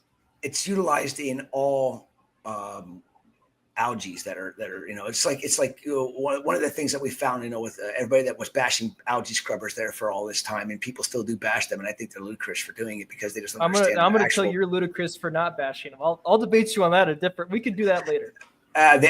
What happened to ACI after putting algae scrubbers on our system was mind blowing. I mean, I can tell you this: we haven't, knock on some wood, we haven't scrubbed a plug in 5 years.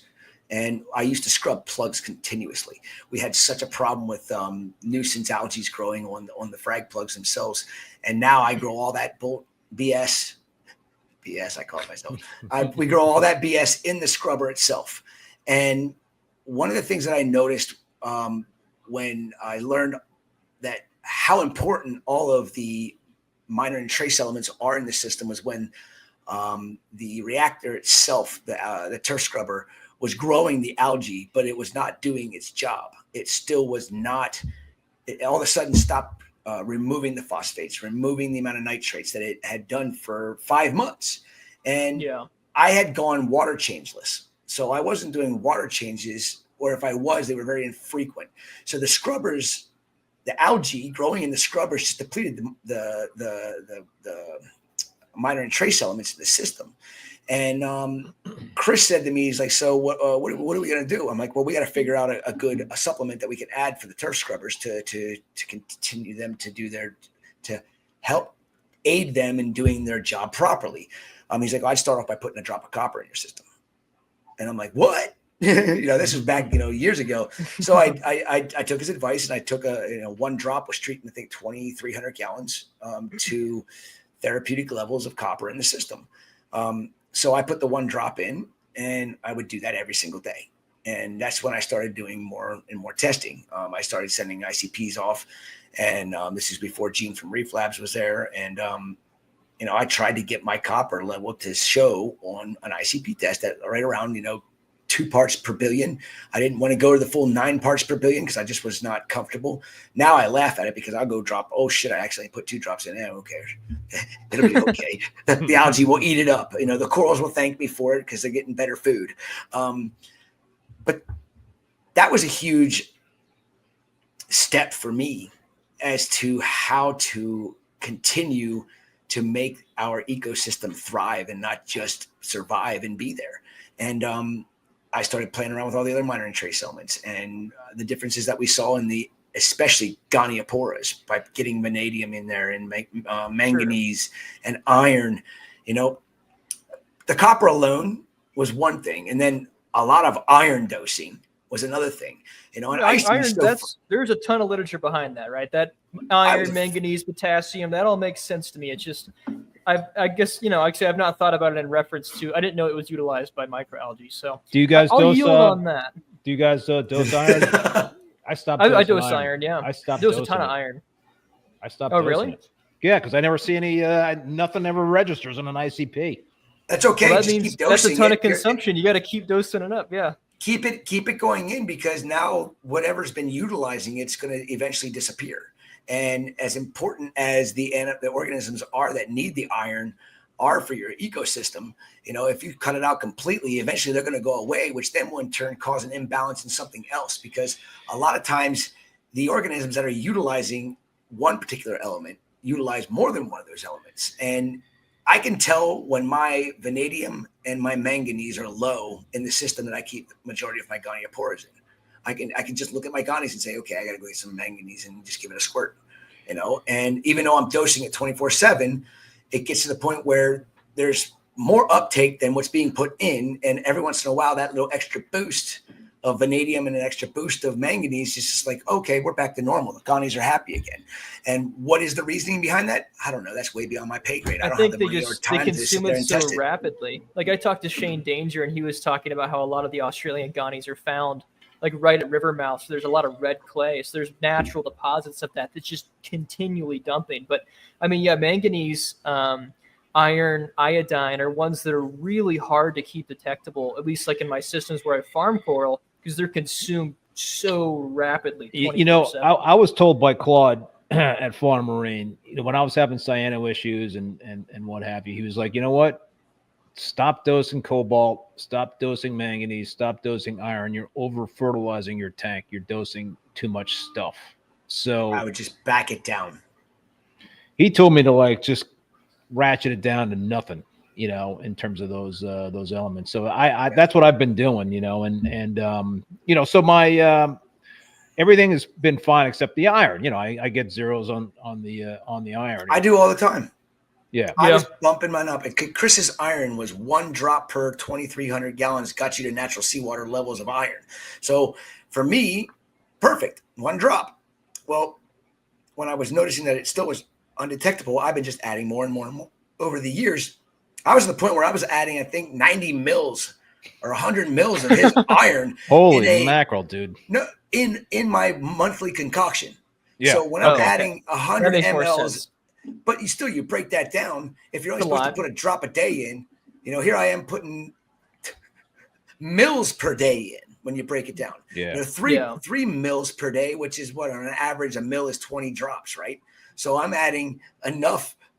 1 mil should be enough, or 2 mils should be enough to do a whole entire month. But because of the bioactive system, it sucks it out so fast that I was putting literally 100 mils in a 2,000 gallon system on a dosing pump. How much, man, do you think the scrubbers are pulling out the traces that you're putting in? Oh, I think they pull a lot out. Got to be a ton. I really do. Especially your iron. So why what do you how do you think in terms of that balance, right? I mean, you're using algae scrubbers to obviously manage the algae problem, in your systems. They're also pulling out traces, you're dosing traces. What kind of balancing act, you know what I'm saying? I know exactly what you're saying. Yeah. I look at it this way. It's a conundrum. It is. I chased the numbers for 3 years. And then all of a sudden I'm like, this is getting ludicrous. I'm putting 5,000 part per million manganese, 1,000 mils of it into a concoction to dose for an entire month in one of my systems. I'm going, I still am undetectable. So I'm like, okay, this bottle lasts me for 4 months on this system. Okay, that's expensive. I was doing this to cut costs, and here I am raising my costs back up. So I'm like, you know what? I'm done. If I'm putting this 1,000 mLs in this bottle that's four liters lasts me for 4 months, that's all I care about. I'm not going to continue to chase it because I'd probably be putting a full 4 liters in at this point in time. But if I kept chasing it, just trying to get that number to show up at 1 part per billion, I know I'm dosing it 24 hours a day, 7 days a week. That's all I care about. I know it's going in the system. If my ICPs are showing me that my numbers are depleted or not detectable, I'm like, you know what? I like to get my and give it the finger and say, you know what? I'm not going to add any more.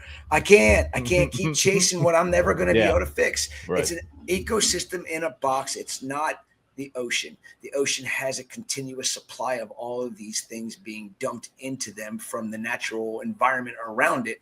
And if I'm going to try to be as natural as possible, I look at it this way. I'm dosing it 24/7, nothing more, will not chase it ever again. Because if as I was chasing things, I noticed some elevations in certain elements. And that's when I did notice there was certain issues like, what's that one? Molybdenum was always elevated, and so was selenium. And it's on the bingo card. Selenium's on the bingo card. Yeah, selenium is a metalloid, so it's there's not a lot known about it, but I do know that it is important because I know we as humans need it. So I figure most life forms do need some sort of selenium. But what is the level? If it's being dosed 24/7, it's there, it's present. They can utilize it with the small amounts that are there. If you're not dosing it, is it going to cause problems? I don't think so. I agree with this comment a lot. You just want it available rather than chasing the number. I mean, you're going to do so much better. I mean, if you can chase 100%. The numbers, do them. But if it's available, you're rocking. Before you leave, Keith, have you seen? Yeah, it's been an hour. Yeah, it's been an hour. Damn. Damn. More down, baby. We need 2-hour slots. Seriously. Have you seen results? I don't know how you guys are doing this, by the way. I mean, how many more hours you going? I mean, for crying out loud. I'm drinking Dr. Pepper. Here. That's got dude. You didn't drink a beer for me. I mean, oh, hold up. Let's crack. You got one. I'll crack one right now for Keith. I'll do Damn it. I said I would. There's only 1 minute left. I gotta crack one beer for Keith. Oh, he had the cooler right there. Damn right, I have a cooler. The right Keith.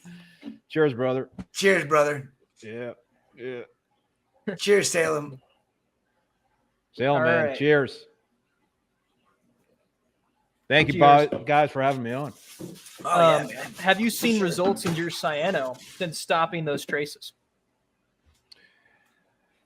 Yeah, no, I've got my traces dialed in to the point where I think the cyano is under control. Okay. So- Because I mean, like say cyano, sure the traces have a big, I mean, microbiome, organic chemistry is huge there, and sure that could help. But see, I want to know what your DOC is. You got to test your dissolved organic. Yeah. cotton, All man. right. Well, send me a kit, man. All right, I'll send you two. Text me your address, and I'll send you some. I want to see. So, Yeah. Yeah. No, I'm interested to see what happens with the bolus in terms of what with that stuff, because Yeah. like I said earlier, it's been a lot of precipitations and I think it's potentially could be a reason why I'm getting a lot of stuff on detritus wise on the bottom of my tanks. I got bare bottoms, so you should do it for 6 months and track as much data as possible, and then you come Yeah. back on for when we do this Yeah. again for Christmas in July. There you go. Christmas in July. Christmas in July, the middle of the And year. it'll be a 24-hour marathon, not just Yes. a 12-hour measly marathon. Then we'll have 2 hours. Measly. Keith, That's the if you can plan. hang for 12, I want to see it. I said, I can't, dude. You got me beat, bro. I mean, there's You no should way. come on the whole time with us for the 24. Salem was like, we should put Keith in like the what was it, the 8 to 9 slot, which was 9 to 10. I'm like, no, he'll be in bed. I told him like Keith should just stay on the whole time with us. He needs to do a marathon with us. I kept Keith up way too long on that 5-hour stream. I know it. I mean, I was watching at the end. That was good. Keith. Saying the Yeah, but you did sponsors that- at the end, man. You did that like 6-hour with those blokes from the UK, man. That was like that holy. started at 2 o'clock in the afternoon. Okay. My time. So yeah, I but those didn't get- guys were like really going way past their. I mean, geez, man, that was entertaining. They were great. I had a blast with those guys. They were a good time for sure. All right. Well, thank you for coming on, Keith. I'm glad that you came on and you came back for the people. Yes, We'll sir. have to have you on Thank you, many guys. more times. Love to be back on. So yeah, good luck with the rest of the marathon, there, guys. Thank you. Let me know how the bolus goes. I'll send you the test. So, I'll try to document it. okay. Sounds Thanks, good. Keith. Merry Christmas. Happy New Merry Year. Christmas, Happy holidays. You guys too, man. All right, we'll be in touch. All right. Everybody. Remy, you ready for the next giveaway? And while he's doing that, it looks like I got to pee every hour. So I'm like Santa over here. I got the giveaways.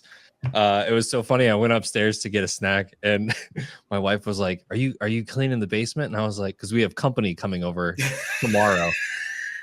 And I was like, "Yeah, I'll be cleaning the basement until midnight." She was like, "Oh, it's going until midnight?" I was like, "Yes, it's going until midnight." So Nice. let's go ahead and give some more stuff out here. The 3 o'clock winners.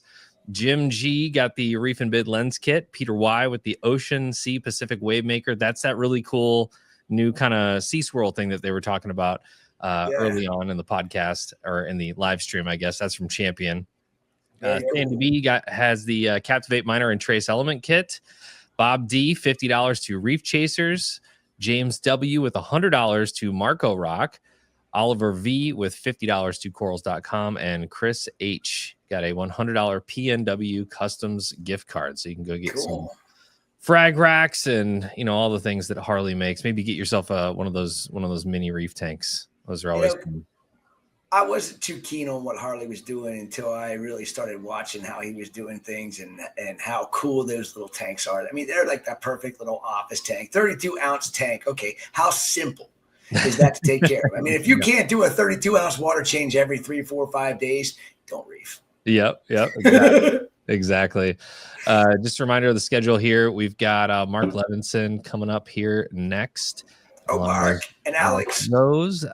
Sweet. Bobby Miller is coming up, Humblefish, and the DX Aquarium. Is that the it's the Ick Velvet test? Yes. Yeah. So I wanted to have Bobby and him on. Excited about that. And Dr. Yale and Andrew Bama coming on at 6 o'clock. And again, these are all Central Time. So sorry if you're East Coast, West Coast. I'm sure you're used to doing the math at this point. But I'll lay the prize giveaway link in the chat one more time if you guys want to enter.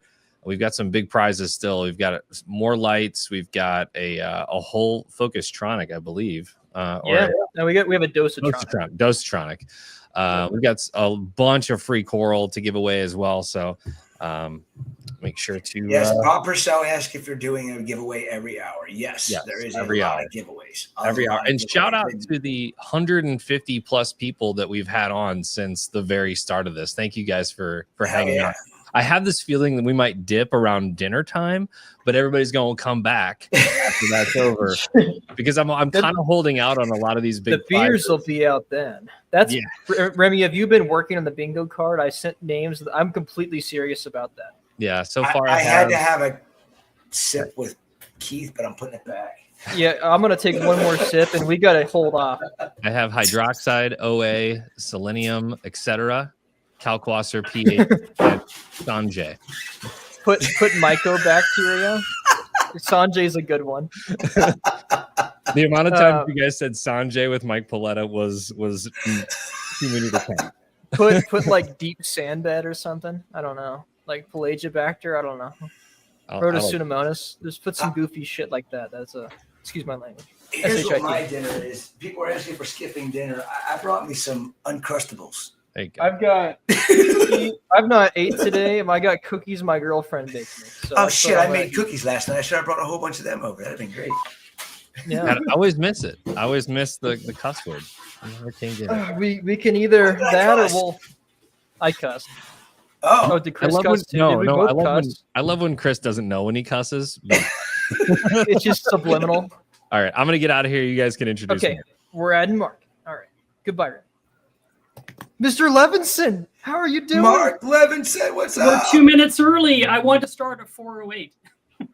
I'm sorry. Why? We're 4 minutes late. We're 2 minutes behind every time, and it's like having a cumulative effect. It's not good. That is what happens. I like the shirt, the Christmas board. That's great. Oh, look at this. Oh, it's not. I'm going to wear this till Christmas. I'm just not going to take it off. I brought some eggnog to the show. Nice. Oh, that's perfect. Mm-hmm. Is it spiked? Well, it's got nutmeg. That is exciting. How you doing, buddy? Cool. Yeah, I'm doing good. Alex will be here shortly. She had to take a flight, and she landed about 30 minutes ago, but then has to get her luggage and then drive to her destination before she can join us. Okay, so would you like us to start without Alex, or is it like 2 minutes? Yeah, we're just gonna leave her behind. She's got freshwater stuff to talk about, so whatever. Okay, I'm so down to talk freshwater. The crowd is. We're just gonna have a dip in viewership. I don't even care. I'm gonna walk away. Yeah, I'll talk fresh. I'll bring back some memories. Freshwater talk. Yeah, you did fresh too. We can talk about food and stuff and everything. It'll be great. Discus, angelfish, African cichlids. I love epistogrammas, man. Pistos were my cockatoides and agassizes. Yeah, the triple agassizi. My time talking about the crap. Okay. So, are you breeding anything, Mark? No, I don't breed. I grow corals. He grows coral. He's a real man. He grows corals, and also he's the editor for Coral Magazine. How has it been? How's your first year been? Well, I've completed my first year. I'm happy to say. Congrats. I'm a little bit further in. It was a big learning curve, but they worked really well with me and put up with me and learned what I'm like. And it's funny because, I have to deal with a lot of people now. I'm used to working alone.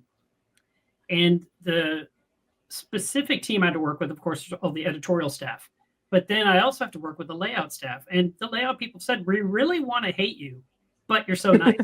And I'm like, well, I get it. I understand. You want things to go a certain way, and I can't make this happen any faster. If I could, I'd do it quicker. But it's hard for me. It's a completely different thing. So, I think one of the coolest things about Coral Magazine is the fact that it's so highly vetted. There's not really anything like it in the industry. You're able to get experts in. It's all edited. There's no frill in there, no BS, and it's something that can live on your countertop. The physicality of it is, if I were to do, as a comparison, if I were to do something like, the July-August, the skeleton article, and I put a series on reef builders, it would be lost to the tides of the internet. But here, it's in physical form, and you can always tap that information, which I think is really unique about Coral Magazine. I agree. It's something that you pay for. It's not a free magazine. And so you value it, just like you value buying a coral. It's not just something that you got, it died, it went away. And with a free magazine, it might have some interesting articles, but it's usually something you would toss out when you're done. You're not thinking, I want to save it. But these, they have the same one. They feel like a book. They're actually, I'm a big comic book guy. I know, right? And with comic books, I don't like to get individual issues. I want to buy what's called a trade, which is something this thick. And this is 116 pages of content.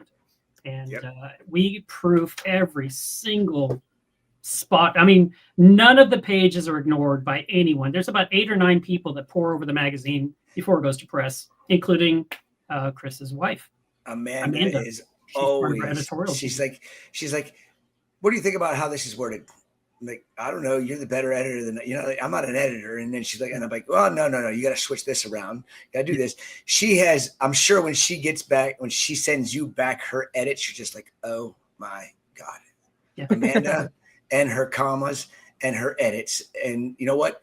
She is amazing at doing that. And I didn't realize how amazing she was at editing until she started working for Coral and being a part of the editorial staff. And, I love that she does that. She enjoys it. And she enjoys working with you, Mark. I mean, there's midnight phone calls sometimes. She's just like, Mark, talk to me for like an hour and a half. Sounds right. I mean, for me, that's not late, but for her, it's late because she's been working all day. By the way, right behind Chris's head is Amanda's first article, right? Oh, yeah. I mentioned that. It is. Yeah. Immortal Corals. Yeah. I got to get her other ones framed too and get them hanging around too. That she's done such a good job. And yeah, I have all the magazines on the wall behind me. Each one I've done, I frame. So awesome. I put them on the wall one by one. Awesome. Each one like really is like an art piece, like the cover. Then you could do stuff like this. Yes. Like that's so artistic. Like I can't. Oh no, I know. And it's funny you show that because I asked my layout team. I said, "What was your favorite article to lay out?" Because they're really not about what's in the article. Their design work is to get the text to flow, to make sure it looks correct and doesn't look all jagged, to get the images to look just right, and to fill the pages, obviously. And they do tease me a little because I include so much text because there's so much to say. And they said, we really like the pictures, Mark. And I'm like, I know, quit shrinking them. And like, we have so much text. And so anyway, that's the article you just held up. That was their favorite one for the last year, which was those corals on the black backdrop. That was not our normal style. And they loved the look. It was funny. I picked it as one of my favorites for the year. And then both of the layout team also picked that same one without any prompting. And I was like, wow, we're all on the same page on that one. That was a really cool article. Very cool. What I read through the year's article, our releases last night in preparation to refresh myself, and I turned that page and I was like, oh yeah, this is like it was like this is awesome. I know. So okay, you've mentioned communication being a very big part of making the magazine work. What are the largest barriers or struggles to putting out print releases? That's something that no one else in the industry is doing. It's funny because I come from a totally different background. I'm all about something happens to my tank, I update a build thread, or I write a blog on my website, which I've gotten really out of the habit of doing because I'm so busy. But blogging was my thing for many, many years. And people would go read my blogs, they'd subscribe, just like people subscribe to Reef Builder's blog to find out the latest. And I would blog about everything. And if I went to Coral and I said, hey, I've got this really cool story, would you like to run it? They said, yeah, we might run it later this year. And I'm like, later this year, forget it. And I just made a blog on my website and I released it to the planet because I had no patience. And now I'm on the other side of the curtains. And I'm just like, I would love this article, but I can't run it yet. I've got to sit on it for a while. And I just imagine they're thinking the same thing, like, what? Why are you waiting? Why are you sitting on this? But my goal with each issue is to put out a really good, high quality magazine. And a lot of times we try to theme the magazine so that a lot of what's on the cover is going to be multiple articles. And then there's some others scattered in, because if you just do all of one thing, like if we just talked about, I don't know, Zinnia, and just Zinnia for every single article, people are like, I don't even care about Zinnia, next. And they would toss it aside. So we try to also have other things in there with eye candy and travel stories and something that's advanced aquatics, it's deeper. But then we want something lighter for a newer hobbyist to kind of get their footing. We try to make sure that the language is understandable, that the comprehension is there. And trust me, like I said, when these people are pouring over it, our team, they are looking at every single sentence. And I get to write the editor's letter in the beginning of the magazine. So, like, for example, this one here is, this was one that I talked about AI. And I liked all the AI stuff. Yeah. I get to pick 2 pictures for my editor's letter, and this is my personal playground. I can say whatever I want because it's my page. So I made a stupid little tiny microscopic joke about freshwater. Every single person said, I don't get it. And I was like, it's not to get. And they're like, it doesn't make any sense. I'm like, it's just me digging on freshwater, whatever. Just it'll be fine. And they're like, I had a Zoom call with 4 women all saying, how can we fix your sentence? And I'm just like, who cares? It's the editor's letter. And finally, we fixed it. We made it better. We rearranged the text. We got rid of a paragraph mark in there so that the continuous flow of the text worked. The joke hit, and it was a team effort. And the editor got edited. It doesn't even matter. It's not a critical page. And they were so obsessed with it. And then this last issue, I went to war with everyone. Every single person said, you can't do this. That's not part of our style. And I said, leave it alone. Print it exactly like that. And they said, well, are you going to change the style guide? I'm like, no, leave that one spot alone. And they're like, okay, but that's not our style. I'm like, I know, leave it alone. There's a reason I want this. And I mean, they were ready to take me to task. And I was like, I'm ready to quit if you don't leave me by one thing. I mean, we're talking about a spot this big where I said something that was from 1% to 10%. And if you write out those words, ONE% and then TEN%, the words, you would just read text and it wouldn't have any impact on you. But when you see the number with the 1 with a percent sign, and then I'm talking about a story where the fish are being bred and they could only successfully raise 1%. Out of 99% didn't make it. And they got it from 1% to 10%. That was a huge impact. And for the average reader, I felt like they would just miss the point and just keep reading like whatever and not get it. And I wanted those numbers to jump off the page at them. Yes. And so everyone said, okay, Mark. And that's coming up in our next issue. So the world will see a slightly change in the style of our magazine on one line, but I literally had to fight people on print day to leave it alone. Cool. That's interesting that it's that. I mean, it makes a lot of sense that there's so many viewers and readers, and it is so serious of a publication that there's that much thought behind every word. But it's impressive to really hear you talk about how the team deliberates over 1 to 10%, like the 3 word. I mean, it makes sense. You mentioned the travel stories. That's something that I really like about Coral and Amazonas that no one else really does either. Is it's not just the industry; it has the wild side of what things look like in nature, and it shares that. Do you have a team of people? I mean, how do you get submissions for the travel stories?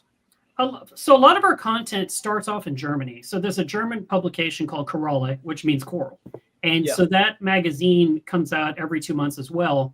And as soon as it prints, they send us those files for us to consider using in the English version.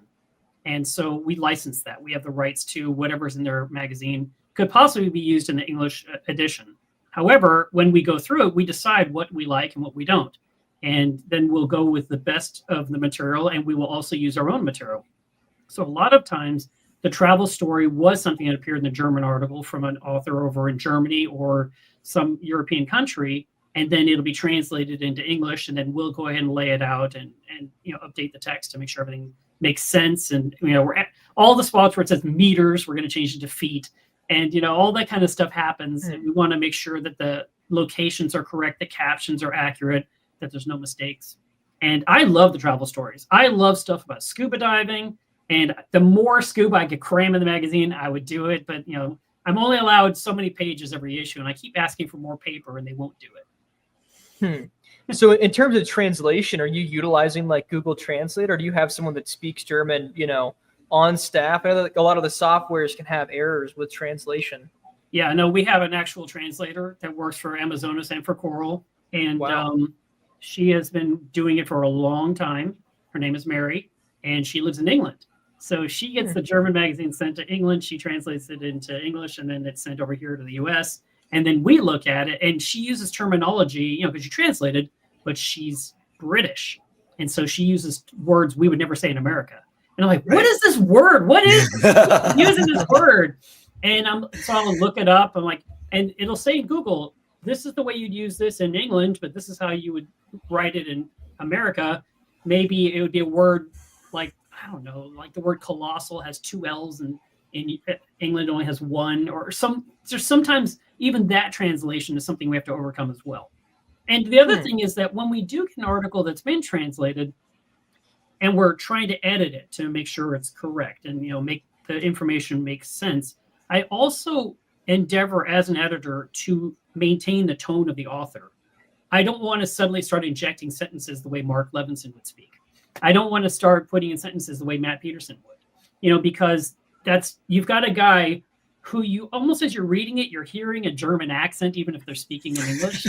Yeah. You change up the text to sound very Americanized. The rest of the story, something sounds wrong as you're reading. And you might even catch your eye and distract you from the point of the story. Now your mind's wondering, like, somebody just totally wrote this paragraph their own way. And so we want to make sure that we match the tone of the conversation.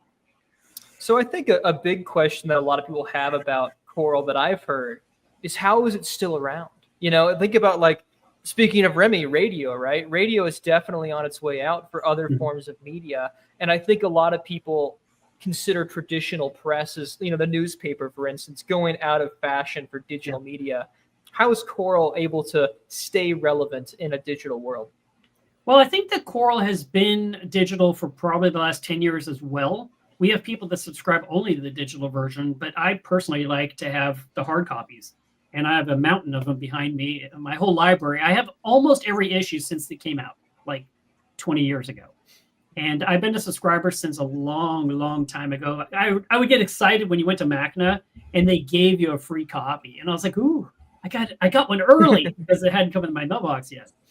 But I think the reason it stays relevant is because it's being paid for by subscribers and it's being supported by advertisers. And between those two, we're able to continue to put out the quality that we do. And so subscription, I talk about subscribers all the time, encouraging more to join. And it's not just, to get more money coming in, even though we definitely need that to run a magazine, but I want more readership. I want 100,000 people subscribed is what I want. I want to have because there's awesome. 1 million saltwater aquarists. Can't we have 10% subscribe to Coral? It's so important that they are actually getting this in. And there was a guy that just got his first issue. And he sent me a message on my YouTube channel. And he said, I just read it cover to cover. I never do that with a magazine. And I was super excited. And there's stuff in here that I feel like people aren't even seeing. Like, for example, there's a spot in there, and it's been on my hit list of things I want to change slightly. And I'm about to bring it up with the staff and hope they'll do it. But we have a section hiding toward the back of the magazine called Lexicon. And Lexicon is a section where we have 8 or 12 words that were used in the various stories of the magazine that you may not know what they mean. And so it's like a little dictionary right there. But I always feel like they're just reading the story and they see the weird word and they just keep going. And they don't know it's in Lexicon. And they don't jump to Lexicon to go double check. What is that word? Okay, let me come back to the story, keep reading, because now I'm on board and I know what we're talking about. So I had this crazy idea and I talked to Alex about it. And I said, hey, I really want to point to Lexicon every time a word shows up. How on earth are we going to do this during our proofreading and layout process? Because there's so many fingers in there. And if you change like the color of a word to pink, they think it's a mistake. And you're like, no, I left it pink because I'm double checking that I might be changing later. And so I know they'll never print me a pink word. But then Alex and I had this idea that I don't know if it's even going to happen, but I'm hoping it will. And that is now when that word shows up in a story, whether it's travel or if it's in, one of the main themed articles, or if it's in Notebook or one of those areas, I want it to be yellow highlighter. And then you see the highlighter word, to jump to page 73, find the word, look at it, come back to your story, keep reading. And I just think we should have these little highlighter marks in 10 spots in the magazine, which I'm sure layout is going to hate. But I just think it would be beneficial rather than an asterisk that says see, jump to page 84 or something like that. Yeah. I guess Remy just changed her orientation. We're way closer Yeah. now. He's probably trying to make room messing for with- Alex. She should be able to just pop on. I don't know. What else was I going to say about Coral? Yeah. So Amazona, is it the same company? Amazona and Coral? Yes. Yes. Yeah. So, So Freshwater World. It's Or the go Freshwater ahead, Chris. magazine that I unfortunately I do receive it because Matt sent it to me. And, then what happens is somebody tells me they do freshwater and I put it in their box. There you Don't go. tell Matt. So- I'm kidding. I have one issue here. It's possible somewhere. But so Mark, yes. since you've been on board with Coral, what is like your biggest frustration with what you have to do? The biggest frustration is never having enough time. No matter what, the deadline is coming. And we're not allowed to miss the deadline. The print I deadline. kind of thought you were going to say that. It has to be the deadline. There's no choice. And it doesn't matter how much I do early on. It just seems like there's a race during the final, Coral week is the week right before print. And we're working around the clock. And I'm trying to get as much possibly knocked out so that the layout people will say, yes, it's all built. Now we just need to proof it. And then I make corrections. And then they have to make an update of the files. And then we have to look at the files and make sure they're updated correctly. And then they want to start going over it word by word, trying to figure everything out and look for stray periods or the lack of a period or a word that was hyphenated that shouldn't have been broken, those kind of things. And there's a lot of that happening on the final 2 days or the last day and a half of print. And invariably, I'm always still involved with articles on that time when they should literally be just doing their thing and I should be hands-free. And they want me to be done, and I want to be done. And yet more little errors are coming into my inbox saying, we found this, and we're making changes. And I just wish that we didn't have to always struggle so close to the deadline. I know, it's seeing Amanda going through the articles. I know she put some effort into doing what she does. And I couldn't even imagine having to deal with what you have to deal with. You have how many editors that help you out with this, and they're hoping to make your job easier, and then you get to go back through it. And then if you got more problems, I couldn't imagine being in that position. I think my stress level would be too high. That's definitely not my cup of tea. I give you kudos for being in that position. That part is challenging, and there's certain things that, here's one that bugs me, but I wouldn't not do it. Like if one editor sees a major problem with the story, and they say, wow, it's totally missing this and this. And he's like, go get it. And I'm like, oh. All right. So I go contact the author, or I try to find the information. I verify something. I double check something, whatever it is I have to do. And then I find it. But now, because the article has been laid out, I have to find 2 more inches of white space somewhere to put in this additional text, which, I can paste it in and it just pushes all the text off the page into what I call the invisible realm. And I have to let layout know some of the text is hiding. I need you to find it and make it reappear, which means they have to shrink the picture. And that was the whole thing we were talking about earlier, that the layout people love the photos. They really enjoy the giant photos and they want to go ahead and show giant pictures, but I put so much text in it that the picture will shrink down really small. It's unfortunate because our hobby is so beautiful and we want to highlight the cuteness of certain corals or the adorableness of certain fish. And if the picture is 2 inches wide, you can't really appreciate it like when you can when it's a 2-page spread, like Revisions. All right, and it looks like Alex is finally here to join. Oh, good. Hi. Hi, how you doing, Alex? He's dressed up. I love it. Well, you need a Christmas elf, apparently. So, Santa always needs help. So there you go, Mark. Perfect. I love it.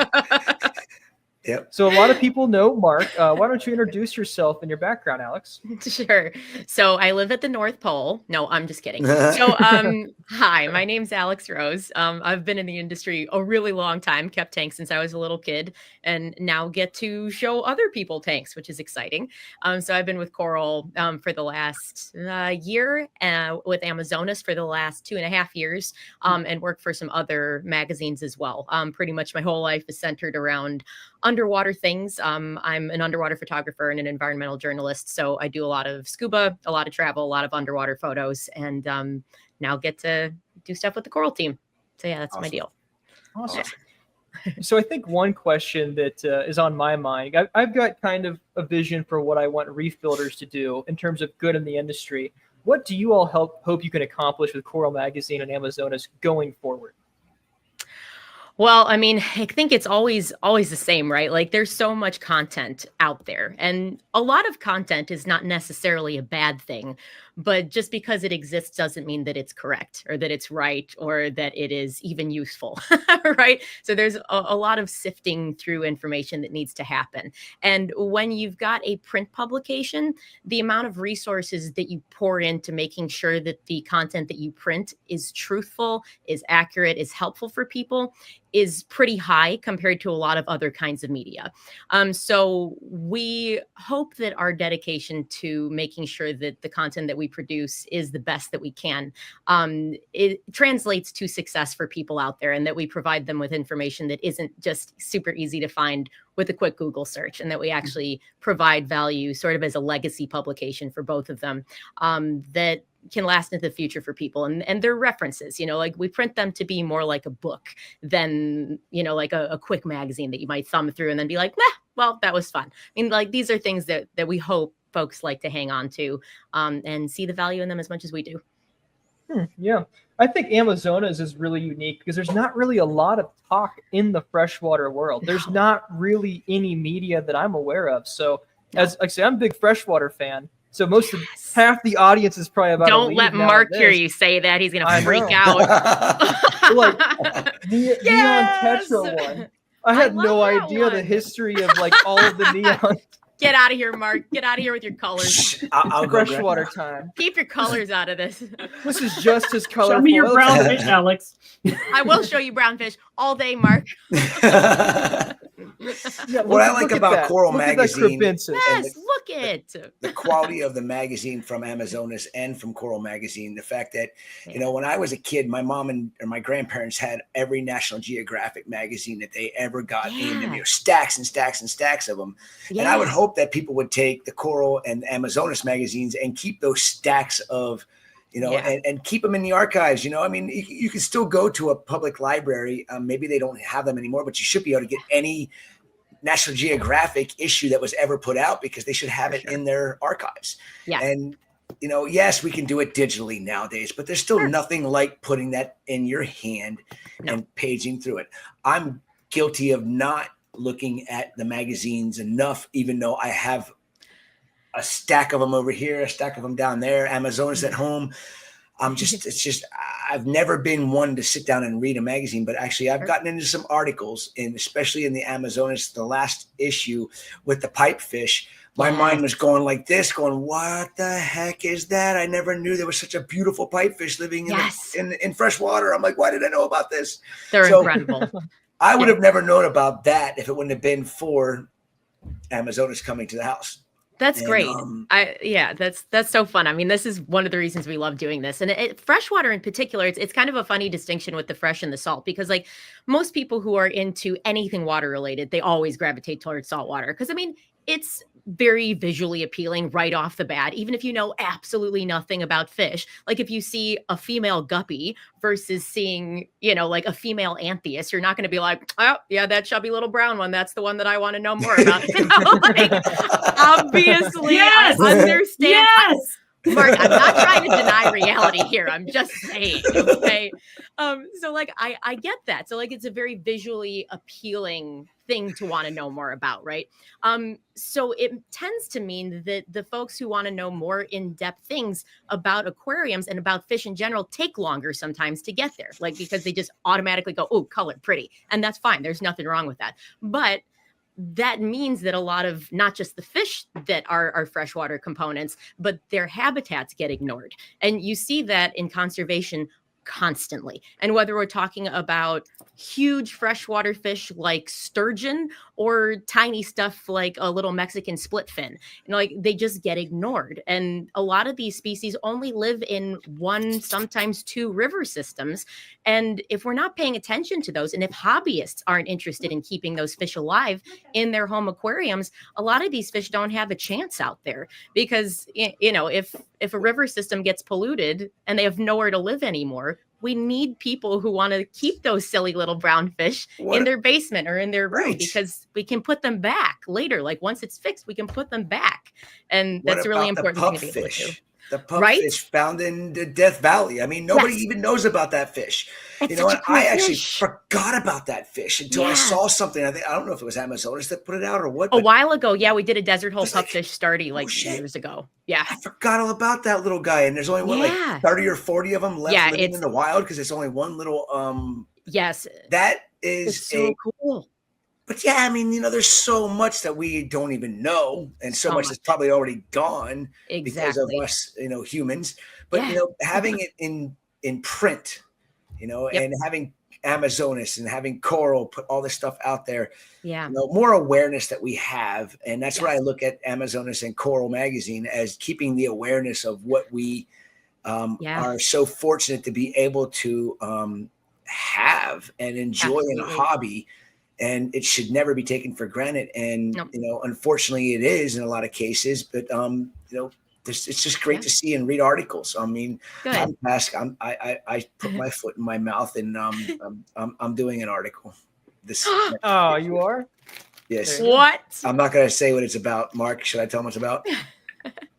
For me? For Coral? Do you even know what it's about? No. I don't. Oh, you don't? Is it for Coral or is it for Amazonas? For Coral. No. No, I don't know. No, it's about two species that are commonly misidentified. Oh, I think I know what it is then. Yes, you do know what it is. I know exactly what it is. It's one of Jake's favorite corals that he was chasing forever. And when I finally got them in, unfortunately, he passed away before I was able to send it to him. But yeah, I still have, I don't have that piece, but I just got new ones in a couple weeks ago. And I'm like, I know exactly what it is. Though. Talking to Matt Pedersen on the phone. And I'm like, yeah, I'll do it. And he's like, you got to the end of the month. And I'm like, oh shit, you dumbass. Careful what you agree to with us. Yeah, I mean, I'm happy to do it. I just hope that I can get it all out that I want to get out. Oh, it'll be great. I'm sure it'll be great. Fun. Yeah, it's that's awesome. Yeah, it should be fun. By the way, Salem, I want to let you know that you said you like travel articles, and Alex wrote our latest one because she. I did. Really? Mm-hmm. So what was your process like for writing it? You know, what did you have a roadmap in your head of how you wanted to do it, or what was that like? Nope, I'm a maniac. I don't do any roadmaps for anything.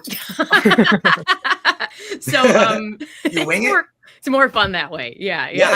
I never know where I'm going with the story. I'm just like, I don't know, show up, take all the pictures and let it sit for a bit.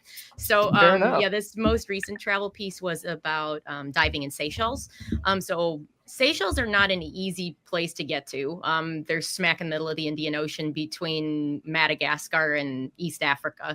And so they're this little island chain of 115 islands, and some of them are granite. So there's granitic islands up at the top, and then you get more into the coral atolls as you go closer to the mainland. And it's got a really odd collection of species because it's got Indian Ocean stuff and then some Indo-Pacific, and it's just this odd mix of things, which is pretty cool. And I wasn't really sure what to expect because like I'd never been there before. And in my head, I had this vision from like the Cousteau days. Cause like when he did like in his 1956 film, Silent World, part of the exploration stuff that they did was through Seychelles and on Aldabra Atoll, which is where the giant tortoises, the Aldabra giant tortoises live. And there's over 100,000 of them there. And the coral reefs were incredible. And I thought, oh my God, I hope it's amazing. You know, like you go to these places that you've never seen before and you hope that they're what you envision. And some of it was and some of it wasn't. I mean, it's unfortunate, but there's so many places in the world, especially coral reefs, that just are suffering from a variety of issues. And, you know, there was a very warm year. It was a particularly warm year and there was a ton of coral bleaching. So a lot of the spots that I was hoping would be super healthy were bleached from the surface all the way down to 60 feet. And I mean, you don't normally see 60 feet. Yeah. Like I was sitting at 30 feet and you look up and you look down and it was like white. Wow. That's not good. So like I've never seen it that deep before ever. I've never seen deep bleaching like that. North of Madagascar, you said. Yeah. Yep. So there's a fish that only comes from that area that I have like, it's like a holy grail. I'd love to have it. It's two fish that people don't like. It's a hybridization between the two. It's because, you know, Sohal tangs from the Red Sea. Sure. They make their way down that way. Yeah. And you also have the beautiful lineatus tang, clown tang, that come up that way as well. And that'd be cool. I saw a hybrid that was collected in Madagascar like 5 or 6 years ago. And it was just stunning. Wow. I mean, everybody loves a clown tang, but everybody's afraid of a clown tang. Everybody loves a Sohao tang, but they don't want a Sohao tang because they're really just a bunch of jerks. Yeah. And lineatus are the same way. Clowns. Yeah.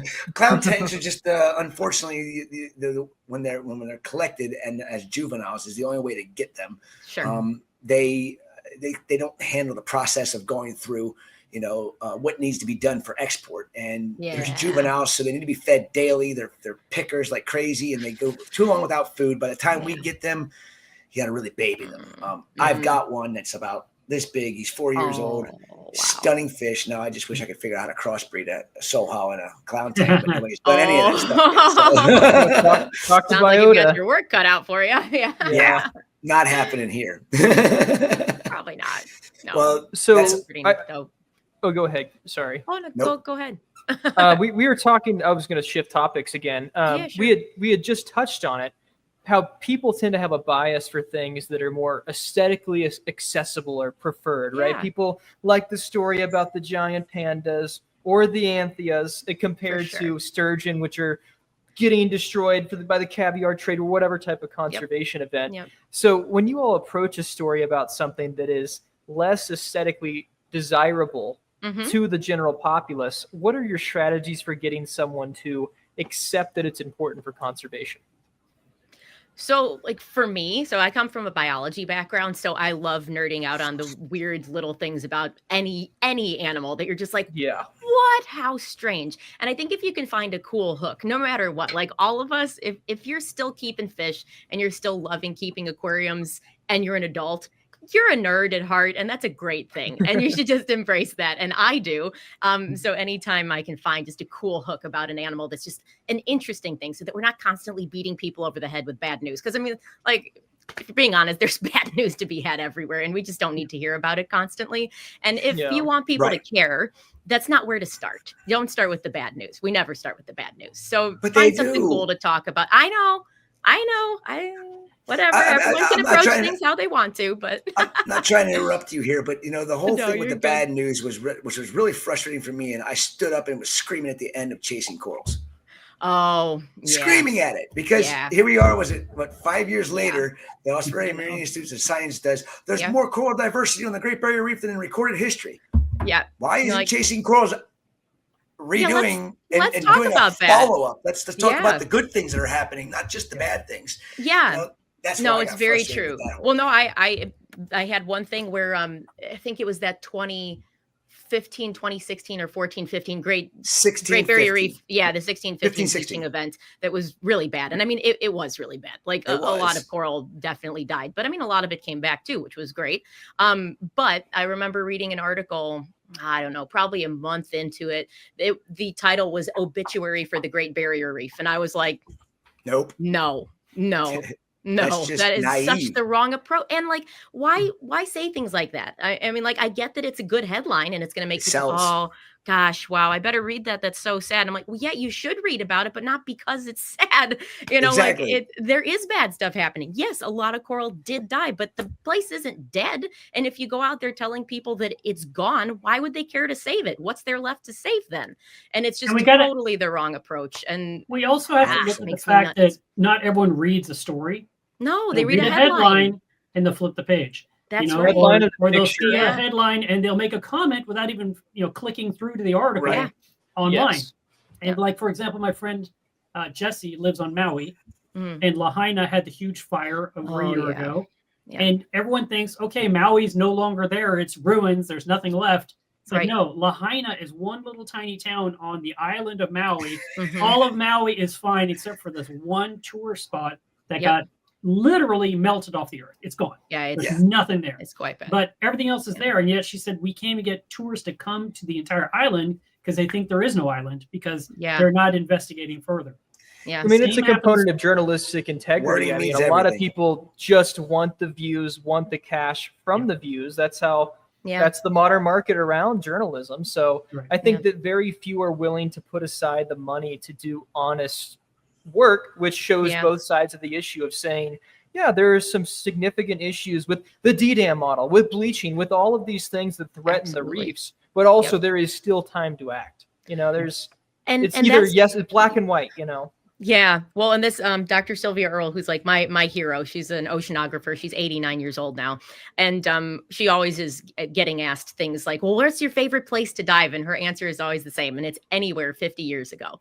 And it speaks to this idea of like shifting baselines, right? And like the way we see things changes, and our, like the way I see a reef maybe that I dived on 10 years ago is not the way somebody saw that same reef 50 years ago or 100 years ago if they happen to see it. So documenting and truthful documentation, accurate documentation is so critical with this kind of stuff, because if we don't know what we had, we don't A, know what we've lost, or B, what we could have again. And it's just, you know, you can't be going around just like losing pieces of the puzzle. You know, like we can't put things back together if we don't keep all the pieces. Yeah, I mean, you have this is so important. Super dangerous triad of the shifting baselines phenomena with generations, and then you've got confirmation bias and like the Dunning-Kruger effect. With internet echo chambers. You better and it's believe like it. there's not really anyone out there who has done the baseline work though to demonstrate to the average person to overcome those biases to show, it's definitely declining. There's a problem, for sure. And it's doing it rapidly. Yeah. So, And all of us have a lot of knowledge about corals and coral reefs and, you know, freshwater stuff.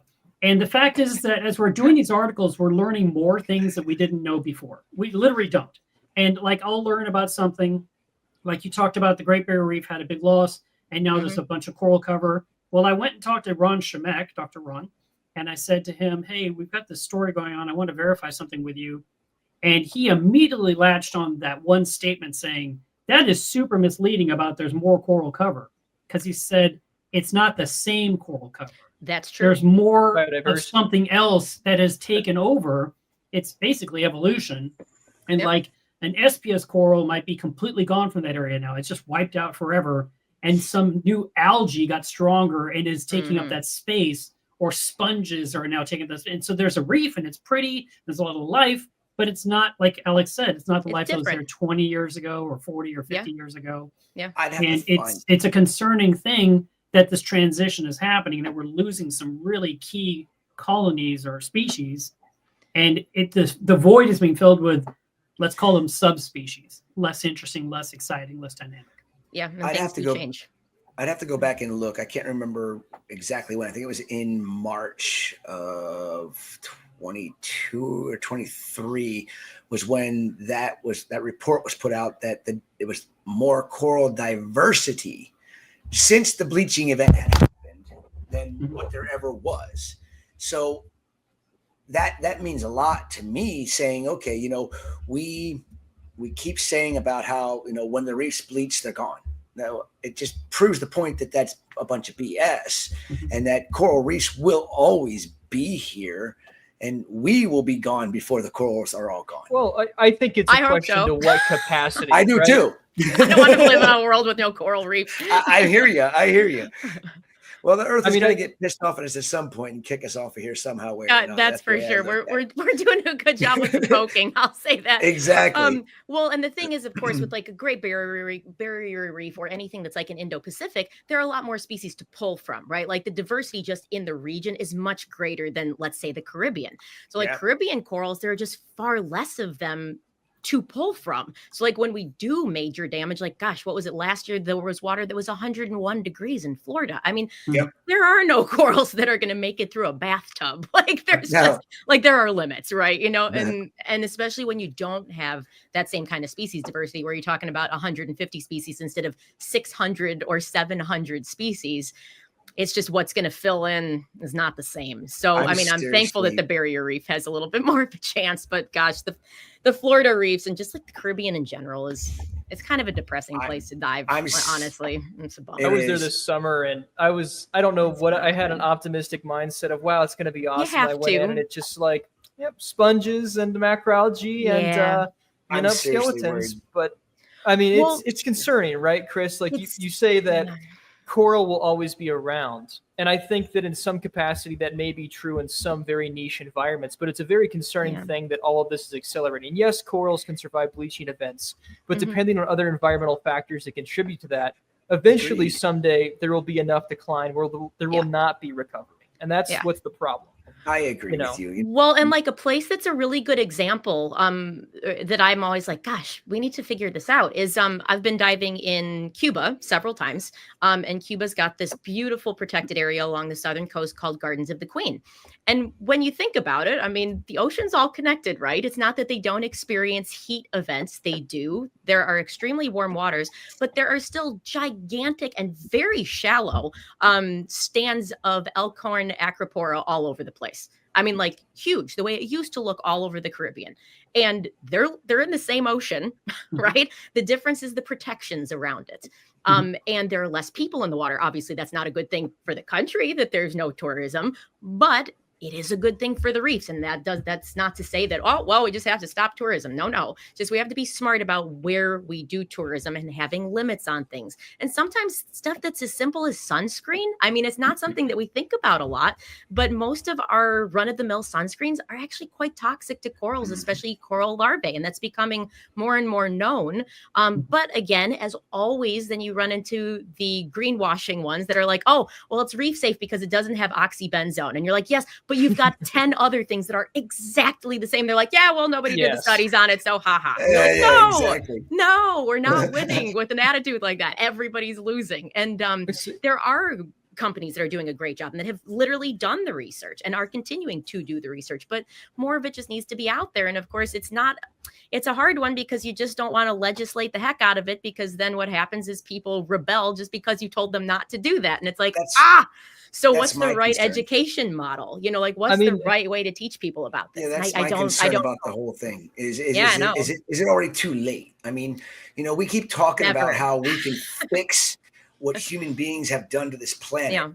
But when there's so much conflict on how to do it, that's what makes me say it's too late, because it's like the Florida Keys. I'm going to use this as an example. You can't. Logic says to me the population of the Florida Keys is not the reason why the Keys are dead. It has nothing to do with the population of the Florida Keys. Does it have a little bit to do with the climate changing and the planet warming and yes, that is part of it. That is a factor in it. I think the biggest problem with the Florida Keys is the bypass canals that were put in the 1940s, 1950s. Oh, it's quite bad. You destroy the biggest filtration system, and that's just dump that cesspool water up. But nobody wants to talk about that. And all these nonprofits out there want to put their money into keeping corals alive. Why don't you fix the problem first? You're taking millions of dollars every single year through grants. Why are you not fixing the problem? Why are you not lobbying to fight the freaking government to close the bypass canals down and reroute the water through the Everglades? If you really want the corals to survive and thrive, exactly. That's why I say I think it is too late when it comes down to fixing the Florida Keys. I understand. I don't want to believe that, but logically thinking, how are we going to get past all the bureaucratic bullshit? It's bullshit, Chris. That's what it is. That is fine to say. We all agree. It's a joke to me to hear all of this going on. We're going to save the reefs. We're going to save the reefs. We're going to save the reefs. Shut up.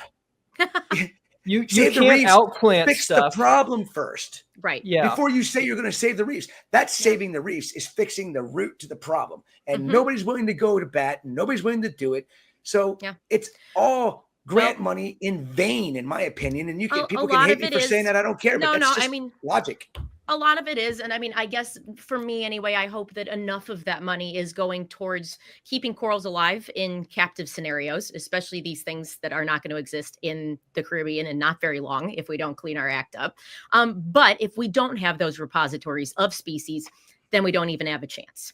And so, you know, it's a tricky one. It's a tricky one. But Carrie O'Neill told me one of the best statements I ever heard come out of a scientist's mouth was, "I don't save reefs, I save species." Yep. And that's what she's been doing for the last 7-8 years in her spawning efforts. And she's an amazing woman. And I love that statement. That statement was phenomenal. And Carrie's going to be on later on tonight. So, Oh, good. Yeah. yes, he's on from what? I don't even remember. I think 8, 9, 9, 10, something. But Nice. Oh, well, that'll be a good Yeah. thing to talk about then for sure. But yeah, I mean, Spawning. that's so common. I mean, like that's such a common issue in the whole conservation world, whether we're talking terrestrial, or freshwater, or saltwater, or forests, whatever. Like if the habitats can't be saved, the only hope for them is keeping these species alive in captivity. And this is where hobbyists and educated people behind the scenes and zoos and aquariums, as much as people may love or hate them, play a really important role in keeping these species around for the future, so that when we finally get our heads out of,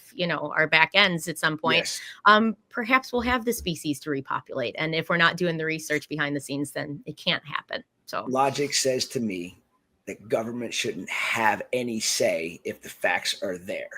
Whatever they want to do to try to stop it, it doesn't matter, So but that's not the way here's it the is. problem, And it's though. sad. Facts. What are those, Chris? I don't not know. just- Partial truths are now fact, aren't they? Oh. It's not just bypass. I think there's a much bigger fish here. We're not talking about it. It's not just bypass canals. This is a deeply rooted issue with how we have structured subsidies around farming, etc. Oh, Climate big change, time. etc. are all trigger events which can cause bleaching, cause Mhm. dysbiosis and bacterial issues. But the root cause here, the most scientifically supported model for coral decline, is microbialization. We've got the DDAM model. There's excess organic carbon going in from agricultural runoff. If That's we right. don't change our practices, which Yep. feed the 7.8 plus billion people in the world in terms of agriculture, That's correct. it's destroyed. I think that we're right that gene banks and That's- repositories are the only useful thing that can come from all the money right now. One of the longest, I forgot his name, coral conservationist, he was trying to plant a crop or do outplanting, and he has now accepted that, okay, we have to focus on boulder corals. How long until boulder corals are no longer viewed as valid to outplant? I feel like we should pivot, and there should be, you're not going to change anything because the billions of dollars and the lobbying that goes on with industrial agriculture. Yeah. I mean, that's the it's very truth. hard to fight money. I that- think we're boned. That's the sad truth. I think we need to focus I'm on right there with learning you. to spawn and having gene banks. And it's like the Lorax. It's the Wunsler at the end where he says, I'm giving the last truffle of seed to the next generation. And Yeah. hopefully people learn their lesson after there's some changes in the world. But I think it's Yeah. a futile effort, and honestly, a lot of corruption funneling money to people buying new cars instead of saving the reefs. I think it's greenwashing. Unfortunate. I think you're There's a lot exactly of right. it It's everywhere. unfortunate. Anytime there's money and power to be had, corruption comes with it. So I think that's just a human thing. I think you'll find it anywhere that there's money and Follow power. the money. Just Yeah. follow. And the I money also feel that behind the problem. education continues to be critical, and that's to the average person. Yes. I mean, we're talking about politics stuff that we can't really personally control, but we can control. Like, for example, when I was on Oahu, I asked my cab driver, hey, I want to go to this one spot. I heard it was a really great spot. He goes, why, are you a diver? And I said, yeah. Yeah. And then he says, you do not want to go to that spot. I was like, why is that? And he said, the tourism has destroyed it. He says they're walking out all over the reef to go look for livestock, and they're Yeah. smashing it with their feet. Or if they have fins on, they're smashing it with their fins because they don't realize there's life right there at the edge. He Yeah. says it's all being crushed because no one knows Yep. that as soon as you hit water, there's life already there, and you Yep. should be floating and looking. And I was like, wow, how do people? This Look is at what that people should be rock. told. It's got color. The disconnect is like sort of unfathomable. It's It's exactly the same education. that with the Great Barrier Reef. I mean, there are whole areas that they take out new divers and snorkelers on the day trips, just like the things to go out, that they very actively just are like, that's a sacrificial reef. Doesn't matter. The thing's dead. There's no fixing it. This is where we take the people because they can't be taught to respect anything. And it's like, Yeah. oh, what a like. Well, I get that it's an uphill Fatalistic. battle. I truly do, but it Correct doesn't mean me. it's one that we shouldn't fight. Correct me if I'm wrong here, but I'm pretty sure that the coral reefs of the world at one point, if not still, put more oxygen into the atmosphere than all the trees growing and all the plants growing. Oh yeah, on blue carbon terrestrial. is. Oh So- yeah, So yeah. why is it that our education system isn't talking about the lifeblood of the planet, which is our coral reefs? I You know, think so much of it is because it's not what we see. You Yeah, know, yeah. like Underwater. Agreed. humans are land animals, right? We're triggered to think, oh, forest, healthy, happy place, oxygen. And it's like nobody talks about prochlorococcus because nobody probably knows Yes, anything yes, about it. But yes. I mean, it's producing probably 20% of the oxygen on Earth. Like Yeah. the ocean, bacteria other breath produces. we And yet, take with comes from the sea. prochlorococcus, There's DMS. There's the sulfur cycle. There's the production of DMSP, which causes cloud seeding. Almost all weather events, the El Nina and La Nina, like those are created by reefs from sulfur being released from all the microbial activity. You don't have. I forgot about that. You're that's that's fascinating. Don't get me started on prochlorococcus. Don't even I just love it. the I love it. I sarclane pretty and much all of it. I start every talk with that, and people are like, "Oh God, it's going to be one of those talks." I'm like, Bacteria "Oh, you better believe it. Buckle in." Yeah. Wow, that was another hour. Holy shit! Oh my God, it's gone already. We need to pivot to 2 hours. Every time it gets good at the end, and we have to Salem every time. 24 hours is going to be a rough one, but I'll you want to do that in July? I'll do it. Christmas we love in July, coffee. we'll have Everybody loves coffee.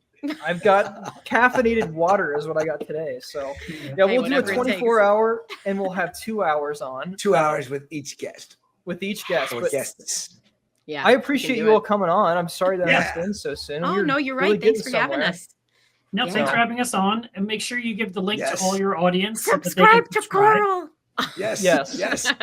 And Amazonas, don't forget about the brownfish.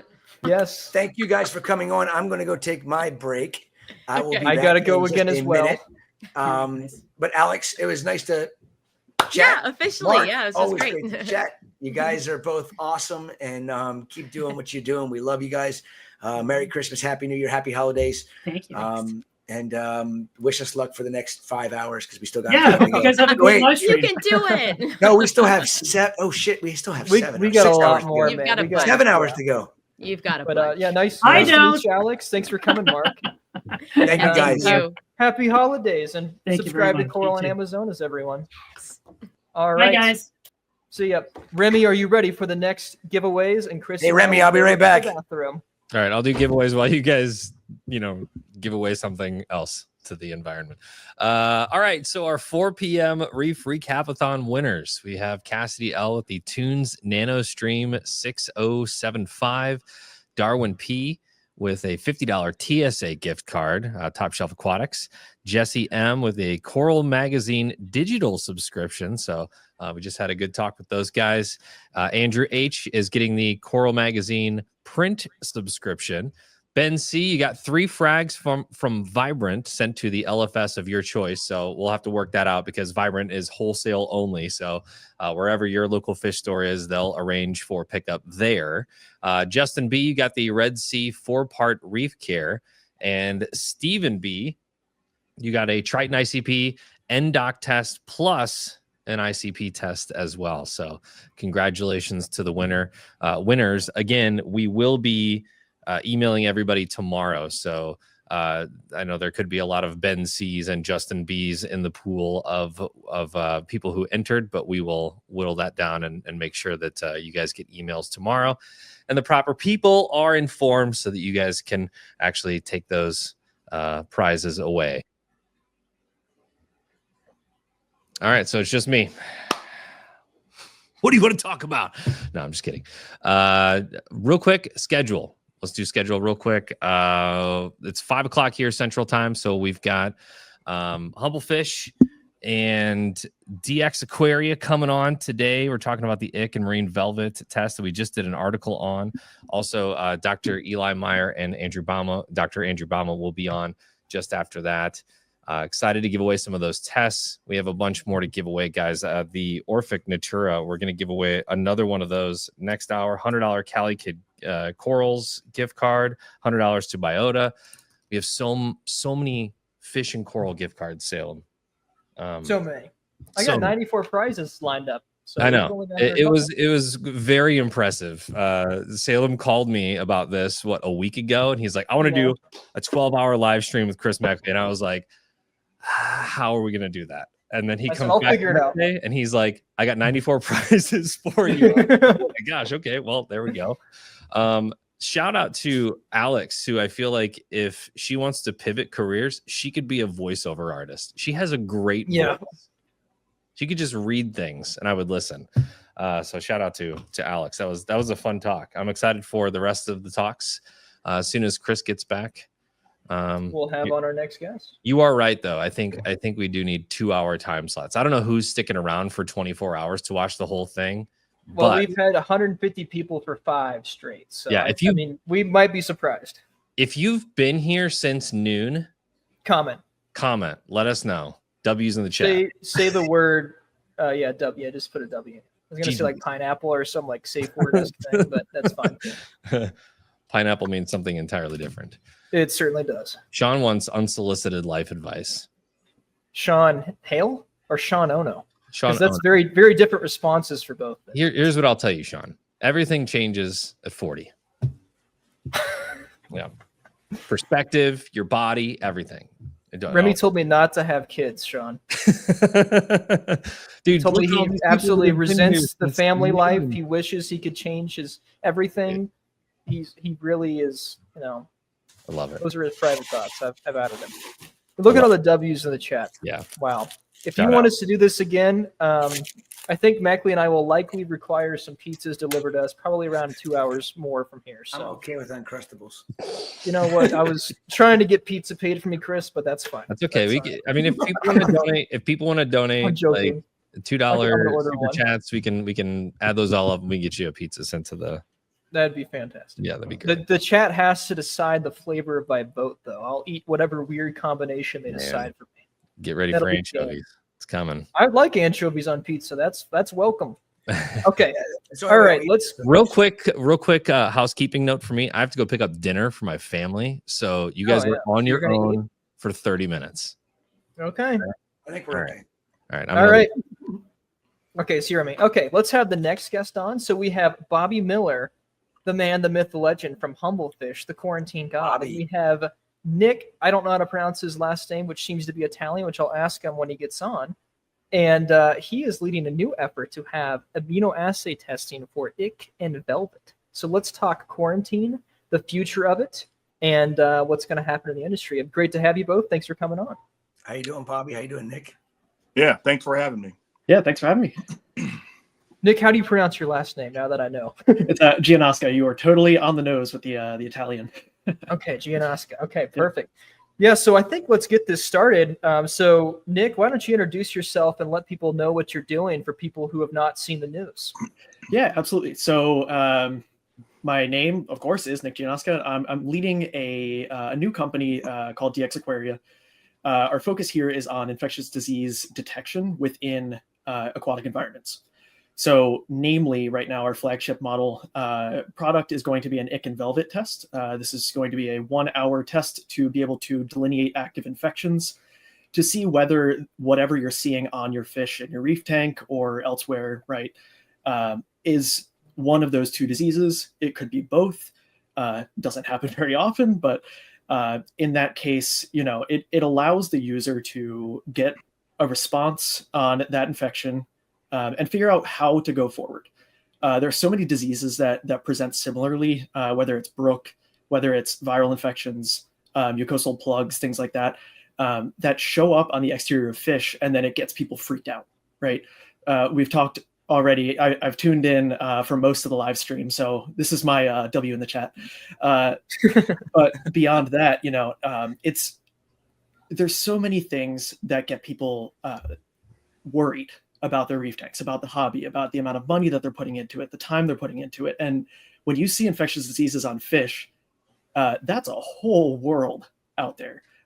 That's for somebody who's a hobbyist and just starting out 6 months in, never even thought about microbes on fish. That's a lot to get into.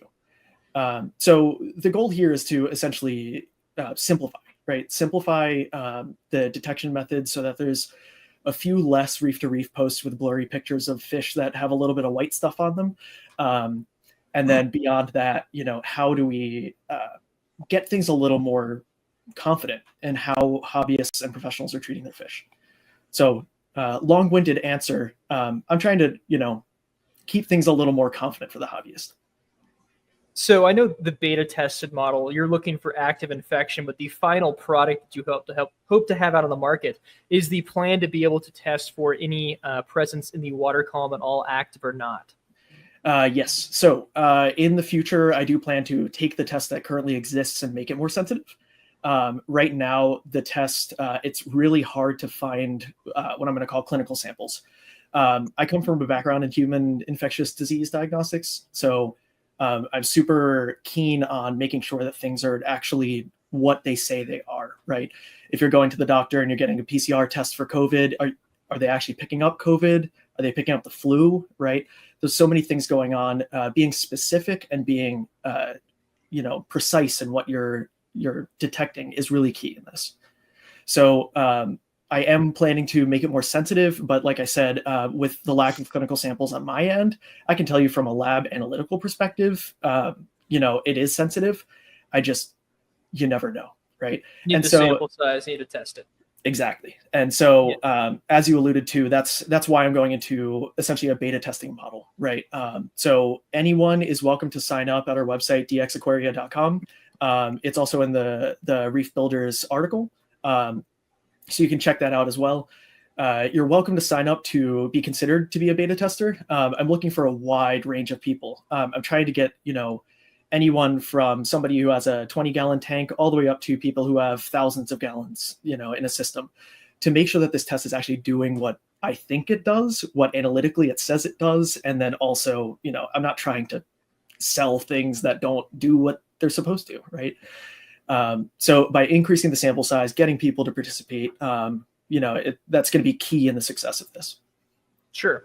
So Bobby, Humble Fish in the background, you have really highlighted and streamlined quarantine procedures and helped people for a very long time in the industry. I really we'll talk quarantine with you generally, but also I really wanted to hear your opinion on the potential of this, what you think its use cases are, its limitations, how you see it changing the face of quarantine in the industry. I mean, I think it has the potential to be, a game changer because, like Nick was saying, so many times, people would get like white dots on their fish, and that can just mean so many things. It can mean mucus plugs, it can be bacterial tufts, it can be viral nodules, or it could be evidence of trophon. So being able to actually test the water, and if you have an active infection, fish with ick or velvet trophons, and then to get a positive test, and also to tell you whether you have ick or velvet, that helps to eliminate some of the guesswork and actually like streamline, okay, well, this is what I need to do next. This is my next, the next thing I need to do. I need to either manage it in the display tank, or I need to catch all my fish and quarantine them and go fallow. So yeah, I think it has the potential to be huge. I'm really excited about it. And I hope, I hope in the future we can, if this works out, we can expand it to, test for things, screen for Brooklynella, Uranema, flukes. I mean, the list goes on and on and on. So it has enormous potential. Yeah, so correct me if I'm wrong, about the life cycle of ick, velvet, a lot of the protozoan parasites. So you can still have it where you've done treatment, and you could have the trophons fall off, and you might not see visible symptoms, but it might still be active in the system. So in that instance, if you're encountering that in quarantine, I mean, what's the typical quarantine look like if you see ick or velvet come in on a fish? How do you ensure that it's clean as it exits? So you're talking about like treating a fish in a quarantine tank that you suspect has ick or velvet?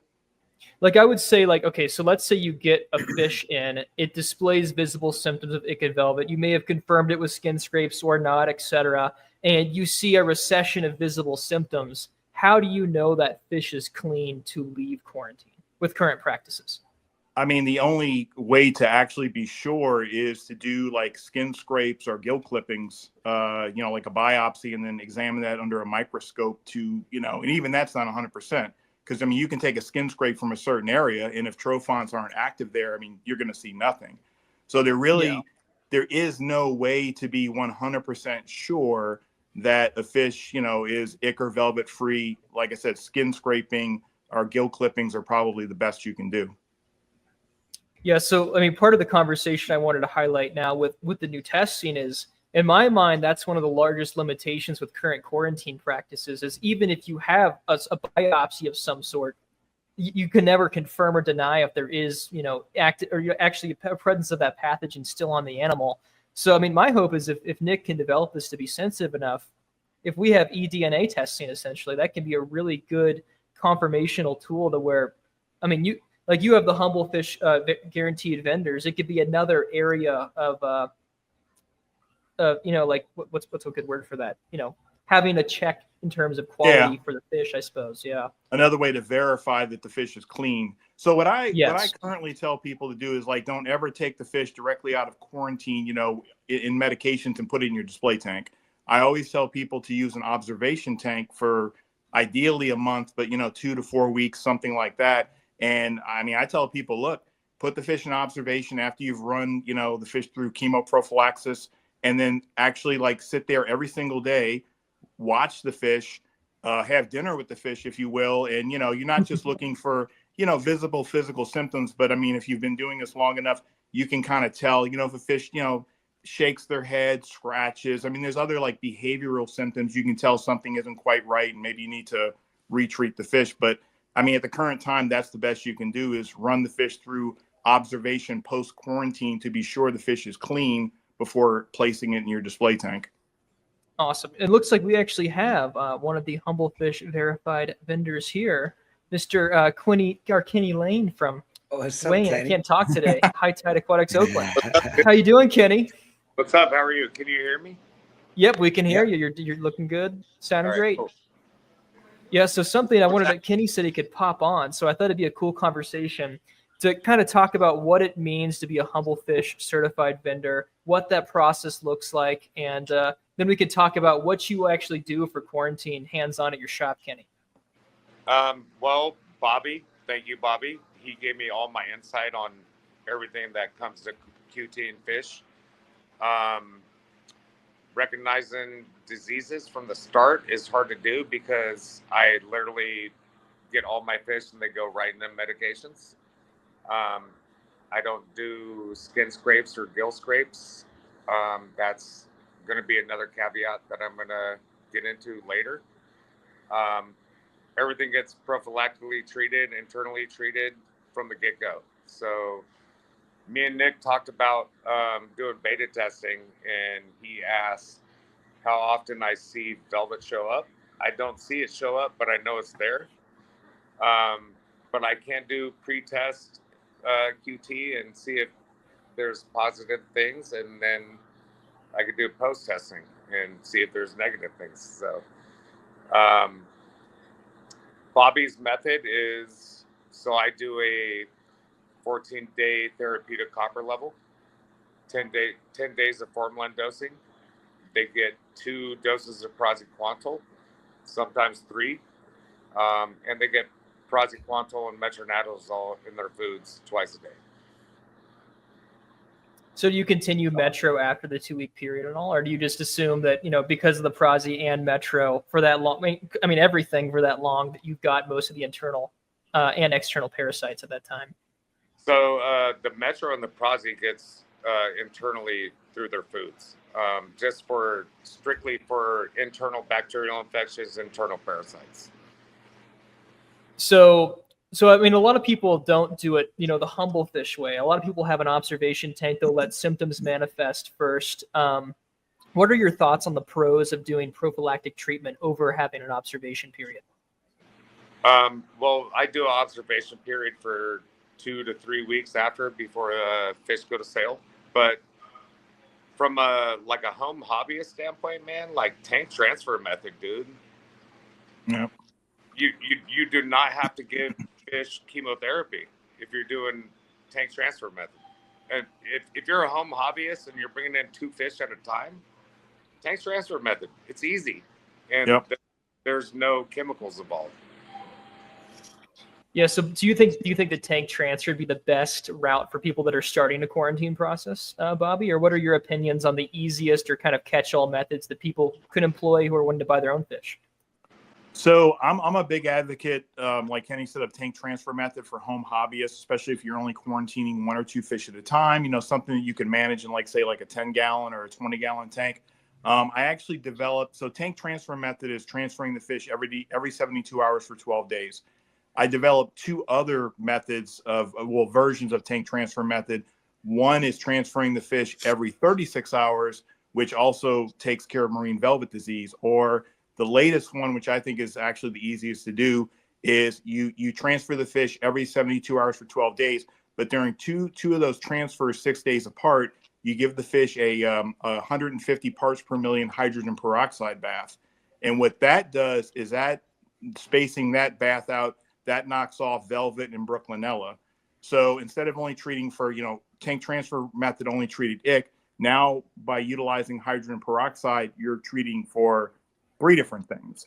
So then, during the observation period, I do recommend you still deworm with praziquantel because, hydrogen peroxide does not always eliminate all the flukes on a fish. And of course, the one that we're always worried about is uranema, which at the moment I'm actually experimenting with some new methods for uranema. But, like Kenny will tell you, formalin is your best option, dosing formalin every 24 hours for 10 days for uranema. And the thing with uranema that's so just difficult is because it can spread internally. It can spread intracellularly. It can attack the fish's brain. It can infect their internal organs. And I mean, what do you really do about that? But just euthanize the fish. Yeah, uranema I've dealt in some of the shops, and it's bad. I mean, it's wildfire. So yeah, I mean, I know that peroxide can get uranema to some extent. I've heard a lot. Maybe I saw it on humblefish, but some people have utilized clove oil, or emulsions with clove as a potential angle. What do you guys? Have you used any of the essential oils that are anti-protozoan with success? Either of you? Tea tree oil. You think so? Yeah, there's been some success. So there's another vendor on my forum, Jeff, who owns Fish Hotel. He actually developed a method, actually just using Melafix, which contains tea tree oil. And he developed a bath method for giving fish a bath using tea tree oil to help eliminate uranema. Sometimes it works, sometimes it doesn't. I'm currently doing experimentation with Ruby Reef Rally because it contains aclaflavin. And I kind of feel like I think that's interesting. I think aclaflavin has some potential that hasn't really been tapped into. It's used in the freshwater world, but not so much in the marine world. Another great medication for treating uranema is chloroquine phosphate. But the problem is most antheists they're not tolerant of it. They don't tolerate. I mean, I've only gotten Leartails through. So that kind of limits what you can do. But chromis, you can run chromis through chloroquine all day long, and that's going to take care of uranema. I also have found some really old peer-reviewed studies from the early 80s where they used nitrofurazone and methylene blue to treat uranema. So that's kind of on my to-do list as well. Interesting. So in terms of like hard to quarantine species, like wrasses, for instance, can't handle a lot. What are your recommendations for dealing with, wrasses? You've got to treat internal parasites. I would do tank transfer method, and I would make sure you food soak metronidazole to treat internal flagellates because that's usually what most wrasses have. And then you can use either food soak praziquantel or fenbendazole is actually the best dewormer for intestinal worms. There you go, Meckley. There's your Fenben. That's been going crazy. I have to say something to Bobby here. I remember the first time that we actually had a conversation. You called me when we were importing fish. And I told you all the things that we did, and we tried to make sure that we had the best quality fish available by the medications and the treatments that we were doing. And then I remember Bobby got some fish, and he wasn't so happy with the quality of the fish. And I'm going, wow, I thought they were great. They've been here for a while. We did all this stuff for them. And it actually really was an eye opener that, as an importer, what we were doing still wasn't good enough. And if we were going to do what Bobby's doing and what Ken is doing as a wholesaler, our fish would cost more than retail. And it was a big eye opener. Fish are not forgiving to importers. And I get why people bring them in and they get rid of them as quickly as possible. And that's why we do not do fish anymore, because I don't have the heart to treat a fish like a dollar bill. And to see the work that you're doing, Bobby, and to see that Ken's working with you and Nick, I think it's great because it helps to bring awareness to the fact that, the hobby has issues, and you're doing some really good things to help fix those issues. And I just hope people are more receptive to what you guys are doing and are willing to invest a little bit more money into the animals that are going through the process that Bobby and Nick and, Kenny are doing for the hobbyists that are willing to do it. And I read a comment that says, just buy, captive bred fish. That doesn't mean you're not going to get these problems as well. Captive bred fish might be more of a problem. Well, no, I learned that the hard way. I think more and more captive bred fish are moving through the wholesale facilities, and then that's where they're going to pick up pathogens. Pick it all up. Right. Yeah. It's They should not. have a separate system dedicated for their captive bred fish. But again, That costs money, Chris. yeah, No one's gonna exactly. spend the You know, money. I That's the get sad it. truth. But at the same time, you can't trust the captive fish unless you're buying it from the source, Yeah. where it's coming from the tank rearing, you know, where these fish lived their entire life. That is clean. That doesn't have the parasites. And even then, how do you know? But then once you get them home to your aquarium, how do you know that what's in your aquarium isn't going to pass something on that they've never been exposed to and cause problems? You know, so Yeah. captive fish have their own problems as well. So captive bred doesn't always mean you're out of the woods with any of these particular issues that we're even discussing here right now. Yeah, and you know, over the past couple of years, there have been studies that have been coming out looking at the immune system function of captive bred fish, and I mean, to really not much of a surprise, they don't have any, right? They don't have acquired immunity. They've never been They don't- exposed. Yep, exactly. So they haven't been exposed to ick. They haven't been exposed to brook. You know, you have clownfish that are being bred, and then they just go into a tank where, you know, it might have a little low level of brook. Wild caught fish aren't, you know, Yeah, seeing it. They have the active immunity, and then beyond that, who knows what's going to happen to those fish, right? Exactly. This happens in LFS too. You get clownfish in, you throw them into a system, and then they go to the consumer, right? They purchase them, and then right after that, brook immediately. And it's a high stress environment. It's a high stress process for the fish. And then beyond that, you know, it's the immunity struggle, right? It's just like, you know, people always talk about kids not eating mud pies, right? It's the same thing with people. If you're not, you know, if you're not exposed to microbes outside, if you're not, you know, if you don't get a flu vaccine, you know, things like that, it's just, you don't have the immunity. And You know, Chris, I highly respect what you said about fish are not commodities. Fish are They're not. Fish are not. None of this is a put on commodity. itself. You know, like I treat my fish as my pets until they get adopted by somebody else. Like fish are not commodities. The way it should be. We need to treat them accordingly. Right. You know, I'm going to change it from fish real quick, and I'll just touch base on this. You know, there's nobody in the world has ever sold captive bred corals, really, in any kind of volume or quantities. And I was fortunate enough to be able to bring in a ton. It was over 2,000 spawn, settled, and grown Goniopores. You know, we had, you know, they were living in captivity for 2 years, spawn, settled, and grown in a system. They brought to me. They were doing phenomenal, doing great. And I started sending these things out to customers, and everybody was doing great with them the first few batches. And then all of a sudden, people were calling me, "Hey, are you having any problems with your Goniopores?" I'm like, "No," you know. And they started seeing problems with their Gonis. And then all of a sudden, I started seeing a few problems here and there, not all of them, but I started having some of them go downhill. And I'm going, "Why? These things are captive bred." Well, it makes sense to me. The only logical explanation that I can come up with was they were born in captivity in a system that had its microbiome, and then they were imported to me. And unfortunately, they were delayed by a day and a half on 2 of the shipments that had all these baby Goniopores in them. And the bacterial content that grew in there maybe wasn't a problem when they were in the systems that they were in and packed out of, but because it became the levels got higher with the delayed shipment, and then being in a small bag, and then being exposed to our systems, which had, I'm sure, a completely different microbiome. We had no real issues with them. I think we sold the majority of them off, but then a lot of people had problems and they lost all of theirs. And I'm just like, I don't know what to say. I didn't have those major problems. And when we did start seeing problems, we started just doing our normal protocols to try to figure out what was going on, and we couldn't save them. The few that we were able to try to save, I still have a couple of them in my one farm system, but captive bred doesn't mean they're bulletproof, is what I'm trying to get at here.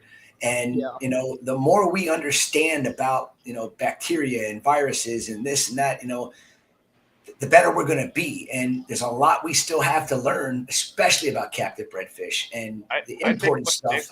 You guys are working with. I think what Nick said is captive bred fish might be more prone to. Exactly. Yeah, they are. Well, I tend to believe that, especially after dealing with the Goniopore problems. Getting all that mud up, you know. Yep, exactly. And I, so to clarify too, I'm not, you know, slamming captive bred fish. This is an absolutely wonderful industry, right?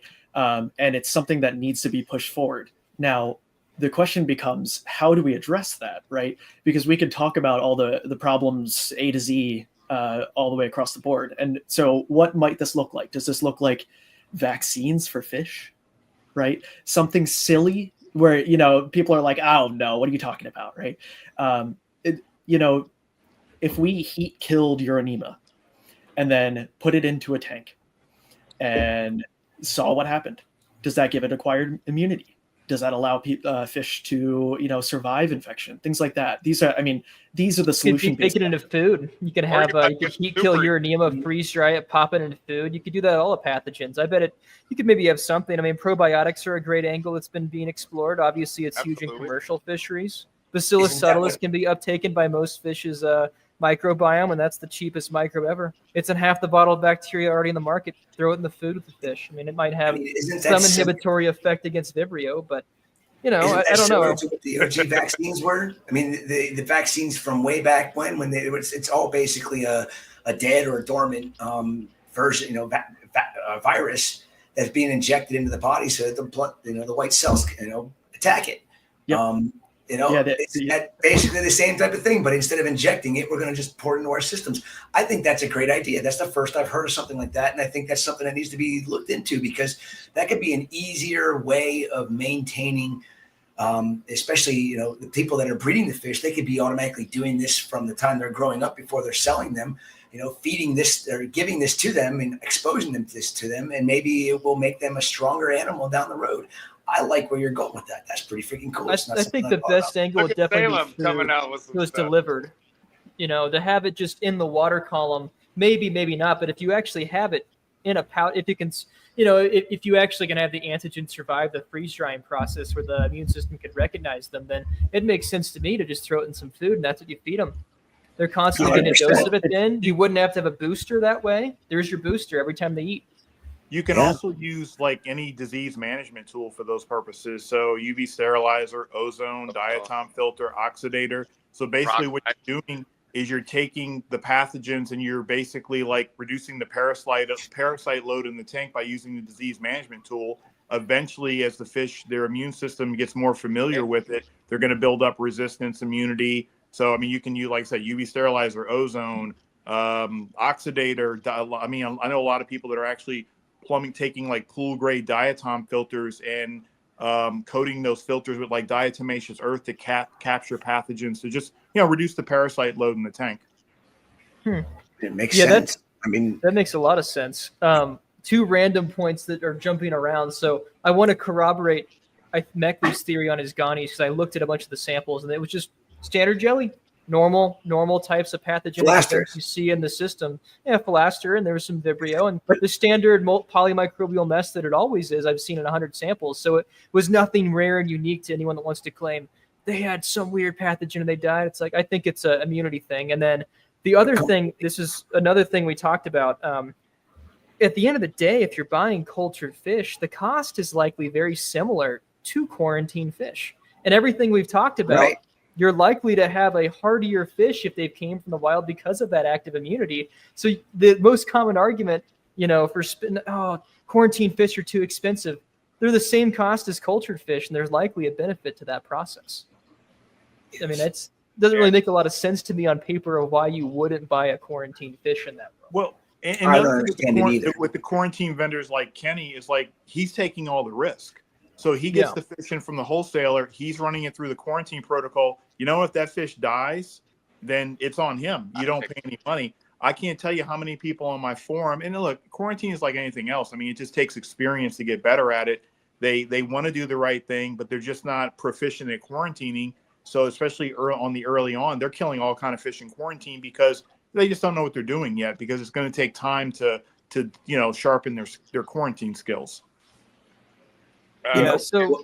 Go ahead, Kenny. Sorry. I will say this about captive bred fish.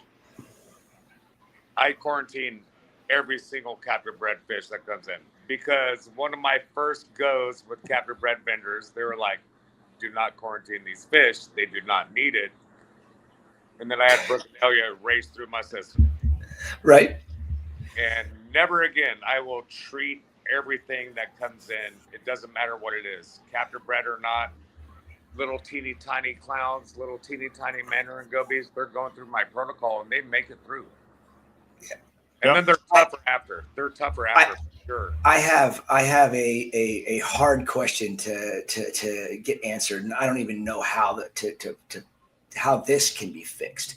So when we would get a lot of fish in from the Philippines, I was told that most of the stuff was net collected. I don't believe a word that comes out of their mouth. Cyanide is a common thing used in almost every region where fish are collected. How do you get fish to recuperate from cyanide poisoning? There probably is nothing logical that you can say, is it? Your best bet, and it's not 100%, your best bet is methylene blue, to give them a methylene blue bath on arrival. Because, I mean, at least in humans, that's, methylene blue is used to reverse cyanide poisoning. So that, I'm not saying it's going to work 100%, but it would be your best bet, especially any fish from the Philippines I ever got in. They always got methylene blue baths for 30 minutes before they went into quarantine. We used to take and put a small dose of methylene blue in our systems to keep that light tint of blue to it. But the problem with the methylene blue is it's an antibacterial. It's like antibacterial, antifungal at the same time. So our biological bed would take a small hit. So we would actually take certain fish that we knew. I mean, 6-line wrasses. My manager Daniel and I, we had a nickname for them, and I don't even like to really talk about this because it was part of the heartache that I had. I love 6-line wrasses, but their nickname was flatline wrasse. We would bring in 100 flatline wrasses, so 6-line wrasses, and we'd literally come out with it at the end that we would sell 20 or 30 of them because they just did not travel well. They did not do well after they were in our systems.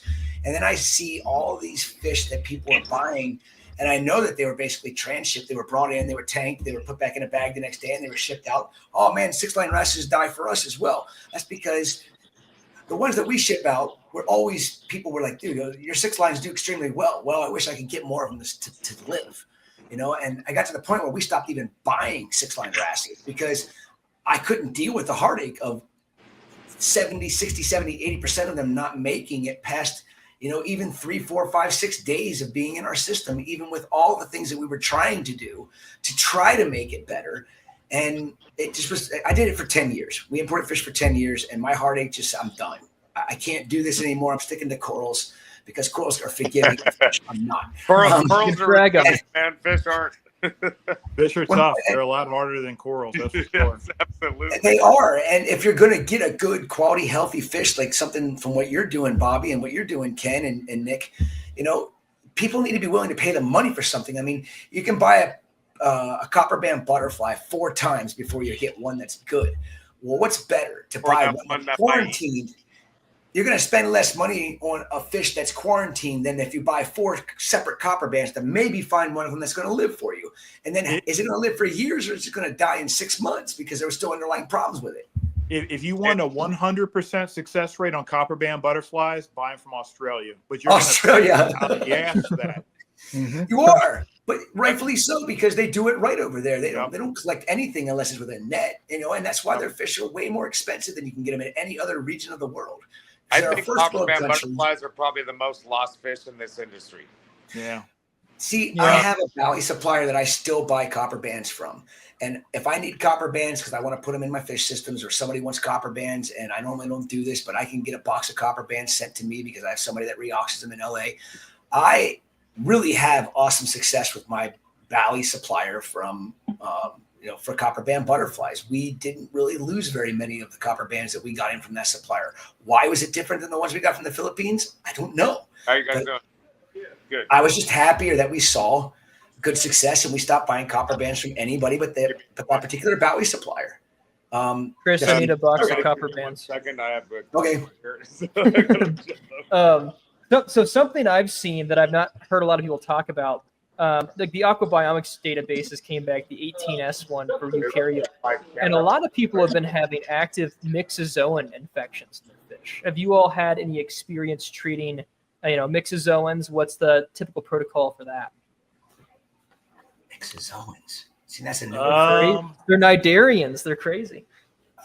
Oh, is that like the I'm not going to say it right, the gill disease that they get?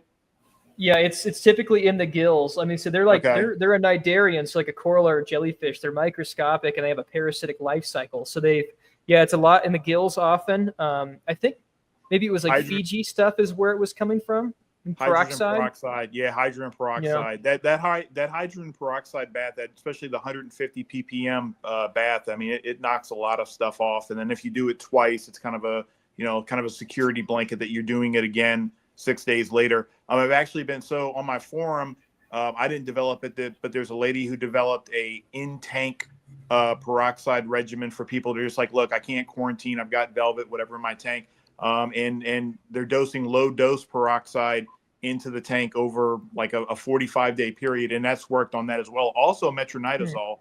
That's another one I'm thinking about. Metronidazole has actually worked on that as well. Both dosing it in a quarantine tank or dosing it in a display tank. The only thing about metronidazole, you have to be sure, you have to use like DMSO or something to be sure it is 100% dissolved, because if any of that powder lands on a coral or an anemone, it's going to kill it. But it seems like metronidazole is no more or less reef safe than praziquantel, as long as you're using a good solvent. Yeah, so what was I going to say here? Yeah, the peroxide, the 45-day dosing, I used to work at a Petco. And I had to use that in conjunction with UV because you would get fired if you use any type of treatment. So we got in nasty stuff. And I went and bought peroxide, and I was doing the humble thing with the 45-day period to treat everything. It worked. It's so irresponsible, Salem. What did you say? For a Petco to say you can't use any medications is so irresponsible. It's not even funny. Well, okay, you got to think from their perspective. You don't want Jim, who's only owned a dog in his life, to go try to dose copper to a system. No, I understand that, but you should have the staff to do it. If you're going to hold and carry these animals, it shouldn't be treated as, that disgusts me, to be honest with you. I was doing tank transfer and the peroxide dosing. So I used to get a lot of fish from Petco because, disease fish I could experiment on. And actually, one of the Petcos that was like, I got friends with the manager and all that. And they actually would let me come there when they would get like a new employee, and I would show them how to do like a freshwater dip. So that at least would give the fish some temporary relief for like Brooklinella or Velvet or something. Just buy the fish some time. Especially clownfish, you can give them freshwater dips every few days and they don't care. I mean, they're so hardy. Oh, yeah. So we kind of help a little bit with the symptoms. So, but yeah, I know a lot of, Petco gets bashed, but I know a lot of people that work at Petco, and there's some really good people working there, but they're just hands are tied by corporate, Bullshit. Yeah, Nick, there's your there's where you get your samples, man. There, go to Petco and do some. I live a half a block away from one. We actually talked about that. Yeah, we're gonna do that. I'm gonna get in good with the Petco where I live, and I'm gonna go there and see if they'll let me, when fish die, I can take some scrapes and everything to confirm things. And I can take a water sample and then maybe that's the way I can be a beta tester for Nick.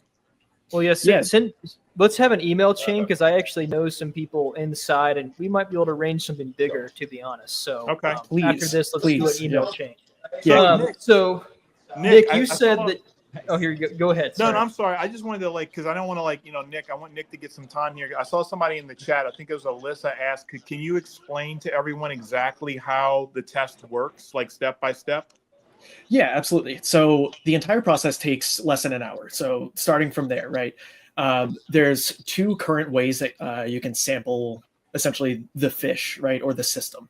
So the first is a water volume sample, very similar to the way that aquabiomics works, where you take 50, 100 mils of water, pass it through a filter, and that filter collects the DNA, the eDNA, environmental DNA, right, in the system. So then that is further purified. In a 30-second step, you just take two syringes and just push some liquid through.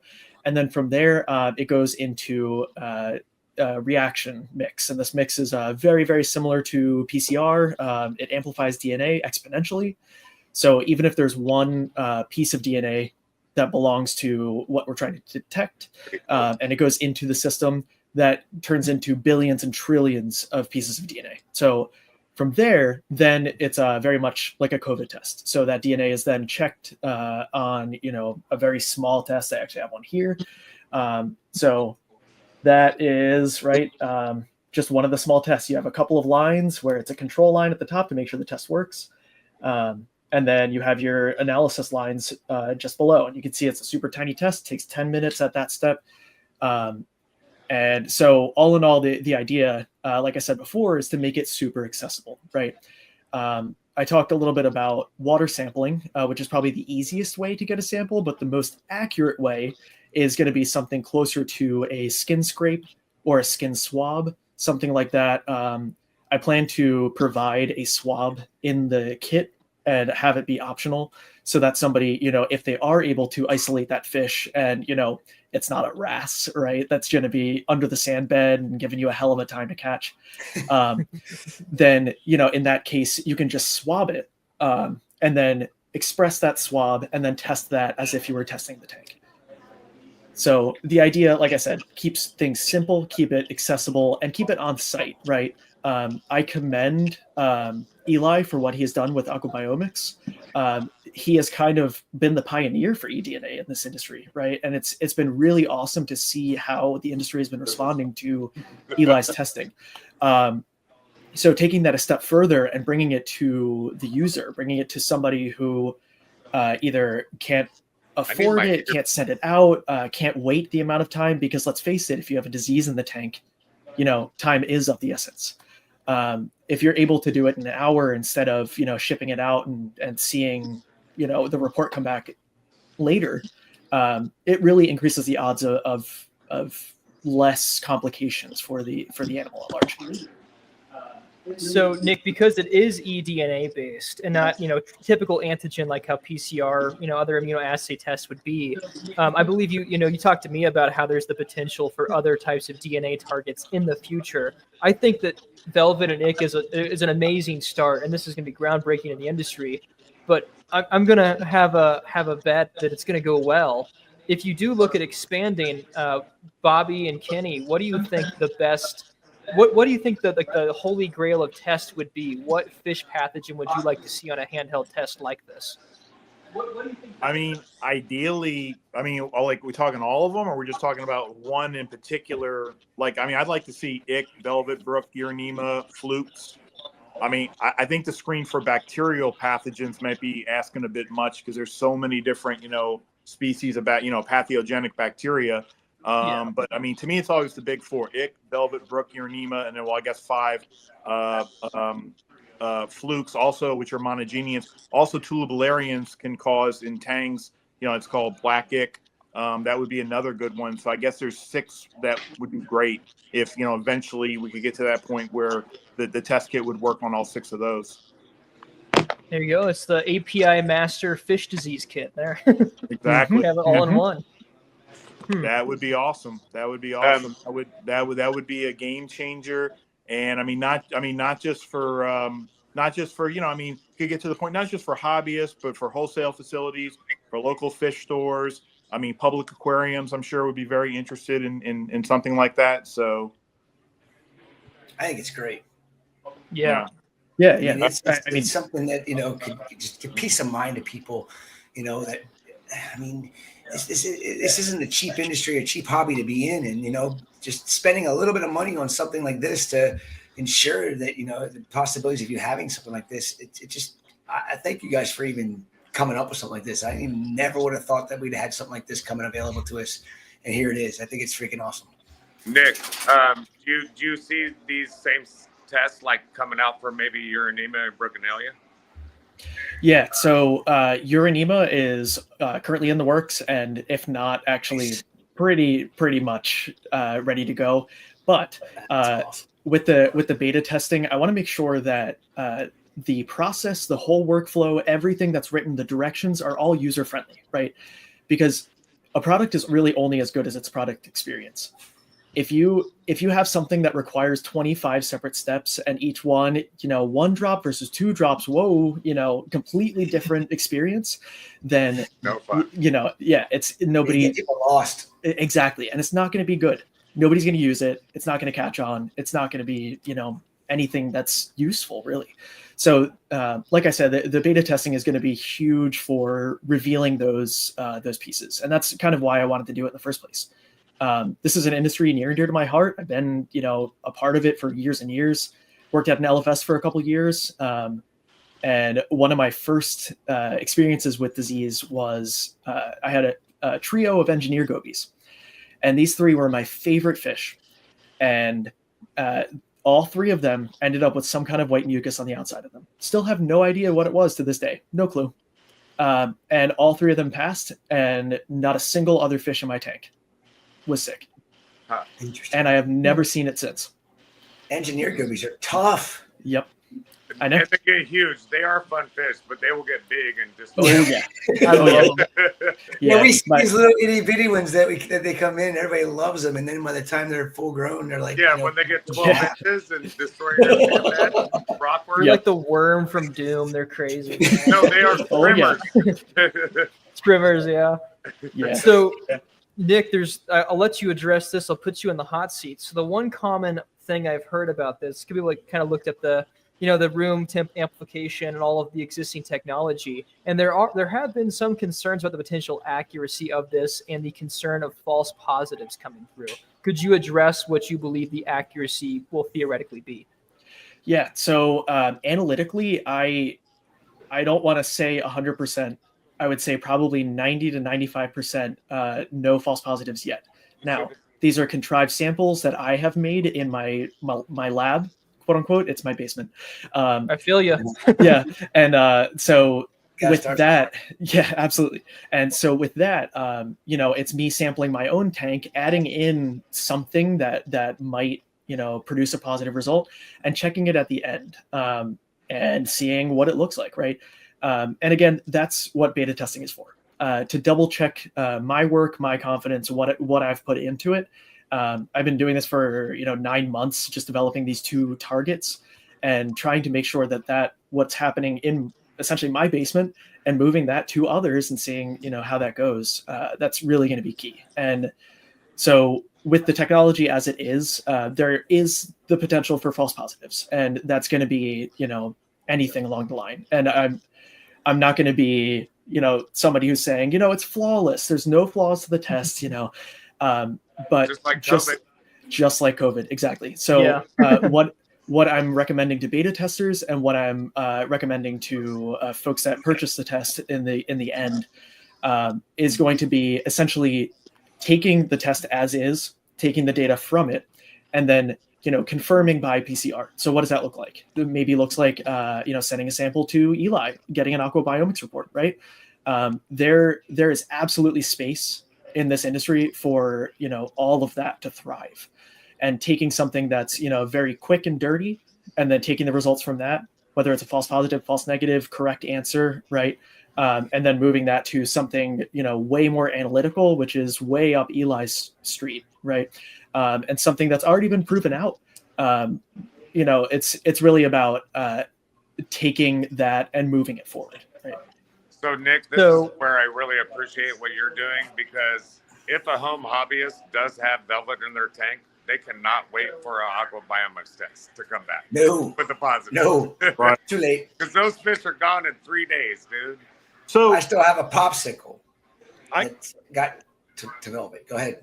I got a question for Nick. So I know we kind of talked about this, but okay. So let's just say, I know some people are going to try to use this to test. I mean, I know you're saying right now it's only for active infection, so fish with trophons. But I know some people are really going to want to use this test down the road, we'll say, to test a fallow period. So you've gone fallow for 6 weeks or whatever, and you're like, how do I know that my tank is pathogen free before I add my fish back to the tank? So how does that work? But like, for example, so like if the reason to go 6 weeks fallow is you're waiting for the tomones, you're waiting for all of the free swimmers to from the tomones.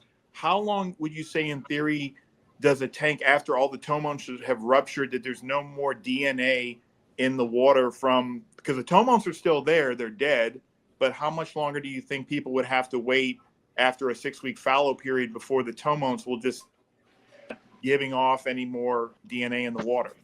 Yeah, great question. So it's a tricky question. And like you said, the test right now is mainly for active infections. So using it for surveillance is kind of like using medication for an off-label use, right?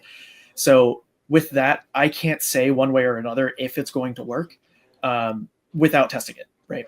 And Right. so that's kind of what I hope to do in the near future, is to take these tests and really challenge them. I want people to break these tests. I want people to challenge them and, stress the crap out of these tests, because again, I don't want to sell something that either doesn't work or is falsely claiming something. Right. And because this industry has, quite frankly, enough of that. And so, trying to move into an honest direction is, it sounds so simple, but it's hard. And This so does not sound like snake oil to me. And yeah, doing well, it, I appreciate that. Bobby, to kind of lean into your question a little more, I think it depends on a lot of circumstances. So UV, for example, it degrades DNA. So when you have eDNA in a system and you have, dead microbes, they're hanging around, and you are still running UV, even if it's in a fallow period, it could be destroying all the eDNA in the system. We don't really know, right? And with the sensitivity of the test, it really depends on the circumstance. Luckily, because of the purification steps that are already built into the kit, it removes, antibiotics, copper, these kinds of things that might be in the background. So that's, a little bit of a plus there, but with things like UV treatments and whatnot, it becomes a little hairy. Right. Okay. That's good to know, because I know you're saying only use it for this, but people are going to push the boundaries. People are going to want to, a lot of people on my forum, they come on, they seem like they do the right thing with their fallow period, but then, they put their fish back after 6 weeks, and then there's another outbreak of Ichor velvet, and they're like asking me, well, why did my fallow period fail? So it would be good to have a test to point them to do before they put their fish from quarantine back into their DT for those purposes. Yeah, absolutely. And, I think somebody just commented, fingers crossed, right? And that's exactly how I feel. A lot of this is, pushing analytical sensitivity to a new level, right? And with that, I already have plans in mind over the next 6 to 9 months to get it to that state, which is, really exciting from my end. I'm hoping that, the beta testing sticks, and I'm hoping that people receive this well, and moving from there, because as I keep saying to folks that are signing up to beta, what might be easy to me, to somebody who works a 9 to 5, doing already all of this, right? And what might be simple to me might be like breaking someone's mind, and so making sure that all of this is simple, it's accessible, will be key to making this a good product. And like has already been talked about in the Recapathon, keeping people interested in this hobby. That's been one of the biggest pieces, right? If you face disease and have a bunch of fish that die, if you don't know how to treat any of it, right? And then B, it's so demoralizing. Seeing that, and that, trying to work through it, trying to rely on folks on the internet, and, really get into that crucial time period to treating these things and getting it right. It can be so much. So, trying to get this to a simpler, more accessible standpoint, and try to get it so that people are wanting to get into this hobby, wanting to stay in this hobby, and they don't, need to face these things quite often. That's kind of the goal here. Yeah, because a lot of people Nick, do quit because of diseases. Yeah, and I think this whole concept is great because, there's you being able to make something like, or put something like this out on the market that's actually going to be somewhat affordable for a hobbyist to be able to utilize is great, because there's so many things out there on the market that are, considered to be great for us to use as testing equipment, this and that, when they're consistent, but they're inaccurate, which is the only way it can be done. Because to do it where it's going to be 100% accurate, the cost would be way out of the realms of most hobbyists to be able to do it. And the fact that you've been able to get something like this down to being affordable is freaking kudos, man. Hats off to you, my friend. That's awesome. Seriously. Yeah, as soon as I saw that, I said, "Holy shit!" I'm putting that on. Right? Much appreciated. It's turn those COVID tests into something awesome. I can't wait to see what else you're able to come up with for other things. That's going to be this. What you're doing is like groundbreaking, because this is like peace of mind for people. And yes, like you said, it's not 100% accurate. it's, you know, what It's a start. you're theorizing, it's 90 to 95% accurate, and you're not even going to know that whether 90 to 95% is correct until you get hundreds of these things into hobbyist hands, and then you start getting feedback. And that's what's, I'm scared for you, but I'm also at the same time amazed and can't wait to see what's going to happen from this, because it's amazing. I mean, that's all I can say. No, I appreciate it. And, you know, and in a very, I guess this could be naive, but I plan to post the results of the beta testing. So I will say, keep an eye out for that. With that, this would kind of be something similar to what you would see in an FDA document for human infectious disease. This is a PPA table. It's a 2x2. It essentially says, if a sample is positive, is it positive? If a sample is negative, is it negative? And then what are your, you know, false positive, false negative? So again, a 2x2 table, it simplifies everything, but in that, you know, again, in the spirit of honesty and trying to keep things where it is, I don't really foresee another way other than just going, please trust me, you know, like please, I swear, you know. I don't think you're naive at all. I think that's the transparency is key, and it's really lacking in the industry. I think that's gonna be good to be honest with the people, for sure. Well, that's good. And people need to have realistic expectations. So I'm just going to say, you know, Nick, what you're doing your test kit, nothing works 100% of the time. Nothing is 100% reliable. People need to be patient. People need to have realistic expectations going into this. You know, it took Eli years and years to develop all of his, you know, the techniques that he does for the DNA testing. So people are going to have to be patient and willing to just be patient. I don't know what else to say. So that, you know, to give you the support that you need. That's why as soon as I heard about this, I'm like, I want you to be a vendor on my forum, because I want to really start supporting you to do whatever I can. We all want to see this be successful.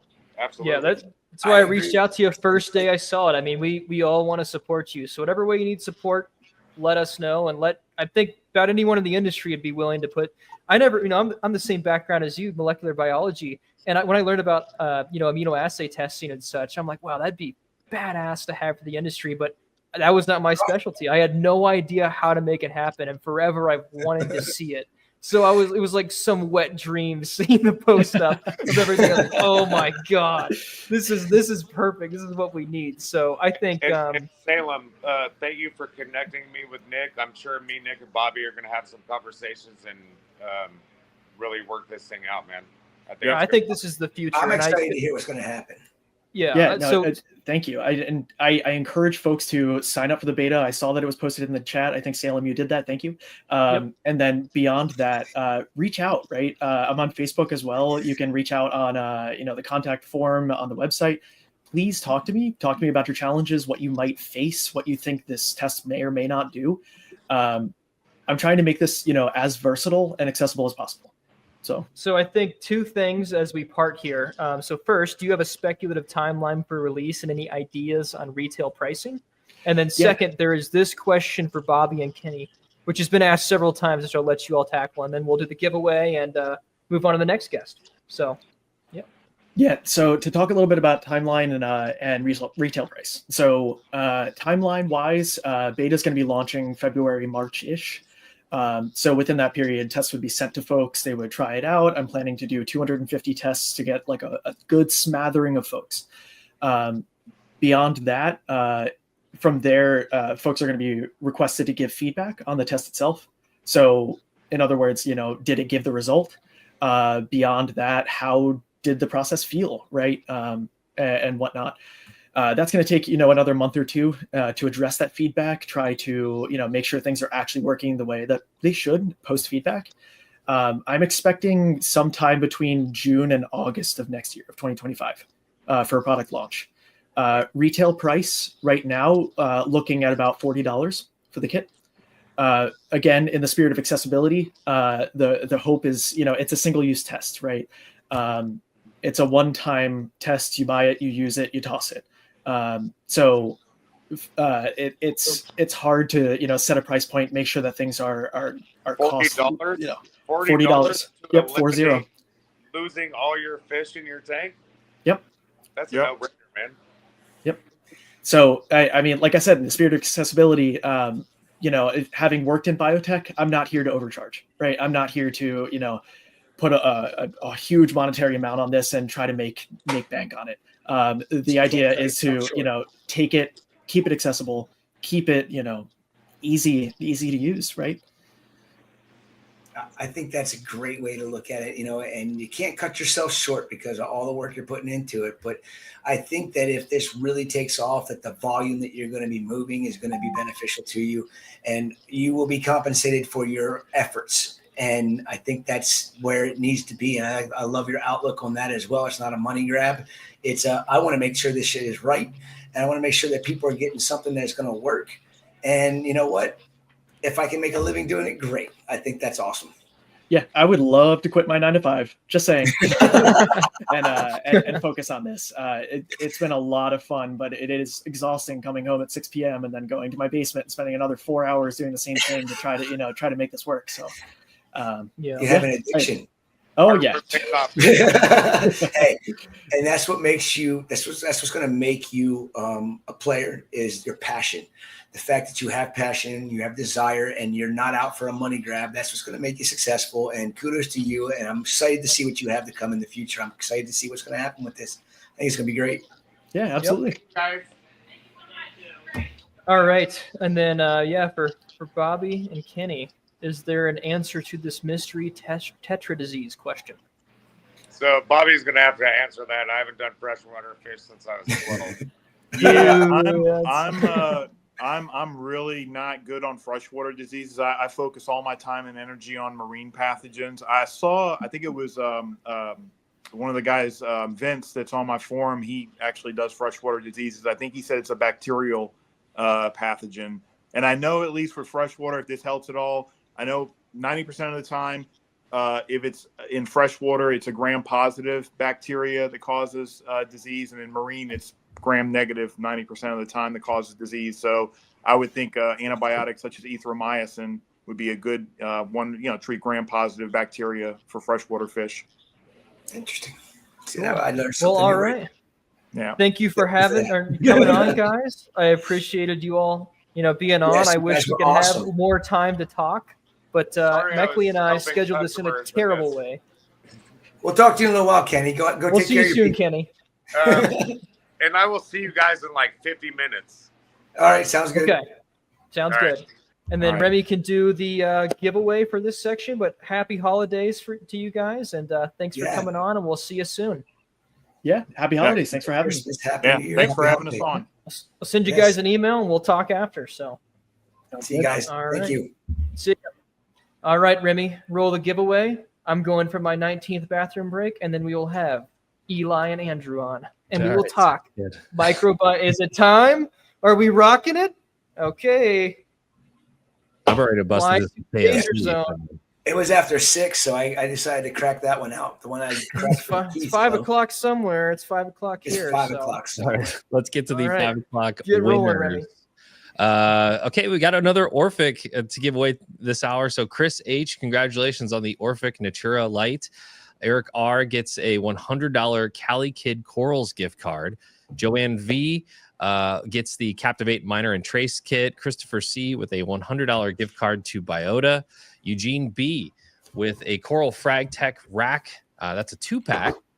It's a really nice thing from Coral Frag Tech. Braden, you get 2 power head guards from the Turbulent Aquarium shop. Your choice, I believe, for the power heads that you have in your tank. And Ricky R with a $50 corals.com gift card. Shout out to everybody that's been with us this entire stream. I know that there's a lot of you. Again, I think we should just start taking roll call at this point every single time for who's been on since noon today. Go ahead and put some W's in the chat if that's you. And again, we've got so many extra prizes to give out. We've got 2 more lights to give out, 2 more Orphics to give out. We've got we're actually, in light of this our next guest, we're going to give away an aquabiomics test, also some reefability subscription as well. Hopefully we get to talking about that. A lot of the bacterial stuff is next. And gosh dang, we're still at 167 people on this stream, and I think there's a lot of people that thought this would fail, and it's not. Did your pizza come, Salem? Oh, I think someone ordered Salem a pizza, which is great. I just hope they took into consideration his corn allergy, because I've eaten at different restaurants with Salem, and he has a very particular allergy there. And it's America. We put corn in everything. So, what'd you get? Salem? Did you get something good? Someone that suspiciously knows the studio's address has sent me a pizza.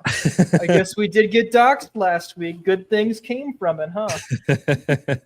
What'd you get? What kind of pizza is it? I got half cheese and half pepperoni, and it's thin crust, and thin crust is the best crust, so I'm not mad at all. Nice. Yep, All right, I'm very happy. Once Chris gets back from the bathroom or wherever he went, we'll get Dr. Eli and Dr. Andrew on. I'm excited about this talk. I always like having these guys on, because I always learn something.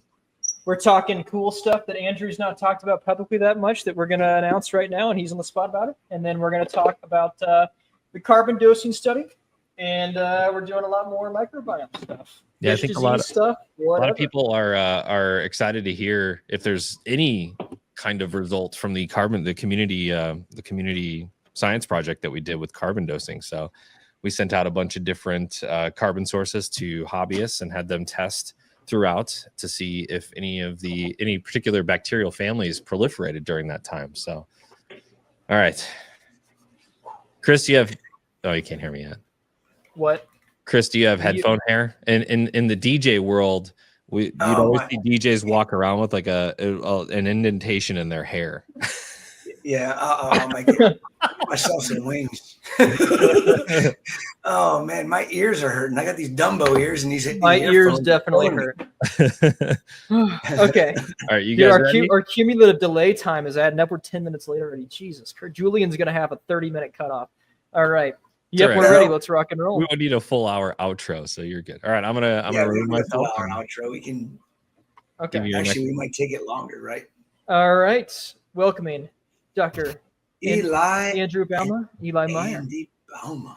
How's it going? What's up, guys? Hey, guys. Thanks for coming. Hour number 6. Yep. Sounds good. Yep. Good to see you. Good to see you. guys got a busy day. Yeah, it's only halfway over officially. Yeah. Yep. I'm having so much fun. I'm glad we decided to do this. Good to have you guys on. Can't wait to hear what we get to talk about on this one. Yeah, sounds like a lot of really new stuff coming up in this podcast. Yeah. This is cool. Yeah. Great. So Andy, Andy and I were talking. Go ahead. Andy and I were talking ahead of this, trying to plan out. We have so much to talk about. What should we focus on? And I got to say, I think we should put the carbon dosing study on the back burner for now. There's still more discussion to be had there. I'll say that I'll just give you the quick sort of trailer version of it. It looks to me like amino acids have increased diversity and also slightly increased balance that has made the communities more normal. Vinegar, on the other hand, not at all. Basically, no change in the average diversity or average balance scores.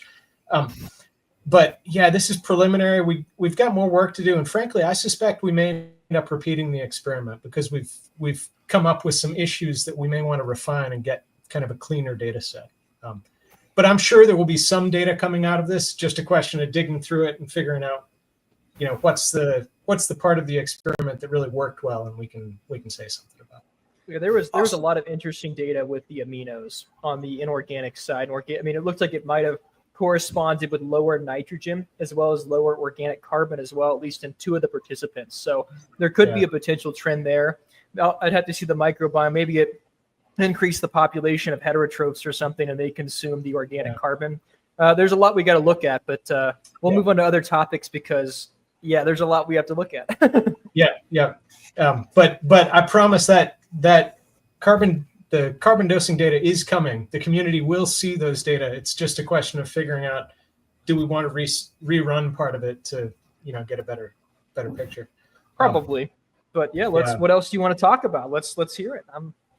Absolutely. So I know Andy's got some really interesting news about reefability. So maybe let's make that point two, and let me get in point one here. I want to announce that I'm buying myself a Christmas present that the hobby may be interested in, and that is a qPCR machine. No way. So everything I've done so far has been based on sequencing, and sequencing is great because it gives you an absolutely positive ID. I know for sure that thing is Uranema marinum, right? Nice. Because of the DNA sequence. But as all my clients know, it takes some time. And this is frustrating, especially if you're looking at a sick fish. qPCR I can run in an afternoon. And here's the great thing.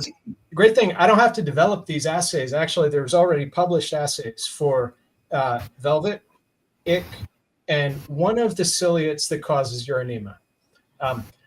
So what I'm going to do, I'm buying this machine, I've got the primers, and I'm going to launch this service after I do some testing. And I plan to launch a service that will be a rapid test. This is not as rapid as the test from your previous guest. I mean, that is the state of the art in terms of a rapid test, what he's talking about. qPCR is not quite that fast because you can't do it in your hands. You have to send the sample to me. But I will be able to turn those samples around in 2 days. That's huge, man. And so this is going to be a panel of 3 or 4 parasites that are probably the major parasites in the hobby. Want to say one more thing about this technology, qPCR. You know, every technology has its pros and cons, right? There's no one perfect method for measuring DNA. They all have their strengths and weaknesses. DNA sequencing is great because you get an absolute positive ID, but negative results are a little less certain. Perhaps it's just there at a low level and you missed it, and therefore you got a negative result. But qPCR, a negative result with qPCR, that's the gold standard. This is what we all did with COVID tests, right? We all had, first you may do a rapid test, but eventually you get the qPCR test. And so that's my vision for how the hobby can use this is first you do the rapid qPCR test. And if you get all negatives, you're good. You're done. You can be confident your tank is parasite free. If you get a positive, then I'm going to suggest you follow it up with the tank DNA test. Here's the good news. That could then be done at a discounted price because I already have your DNA sample at that stage.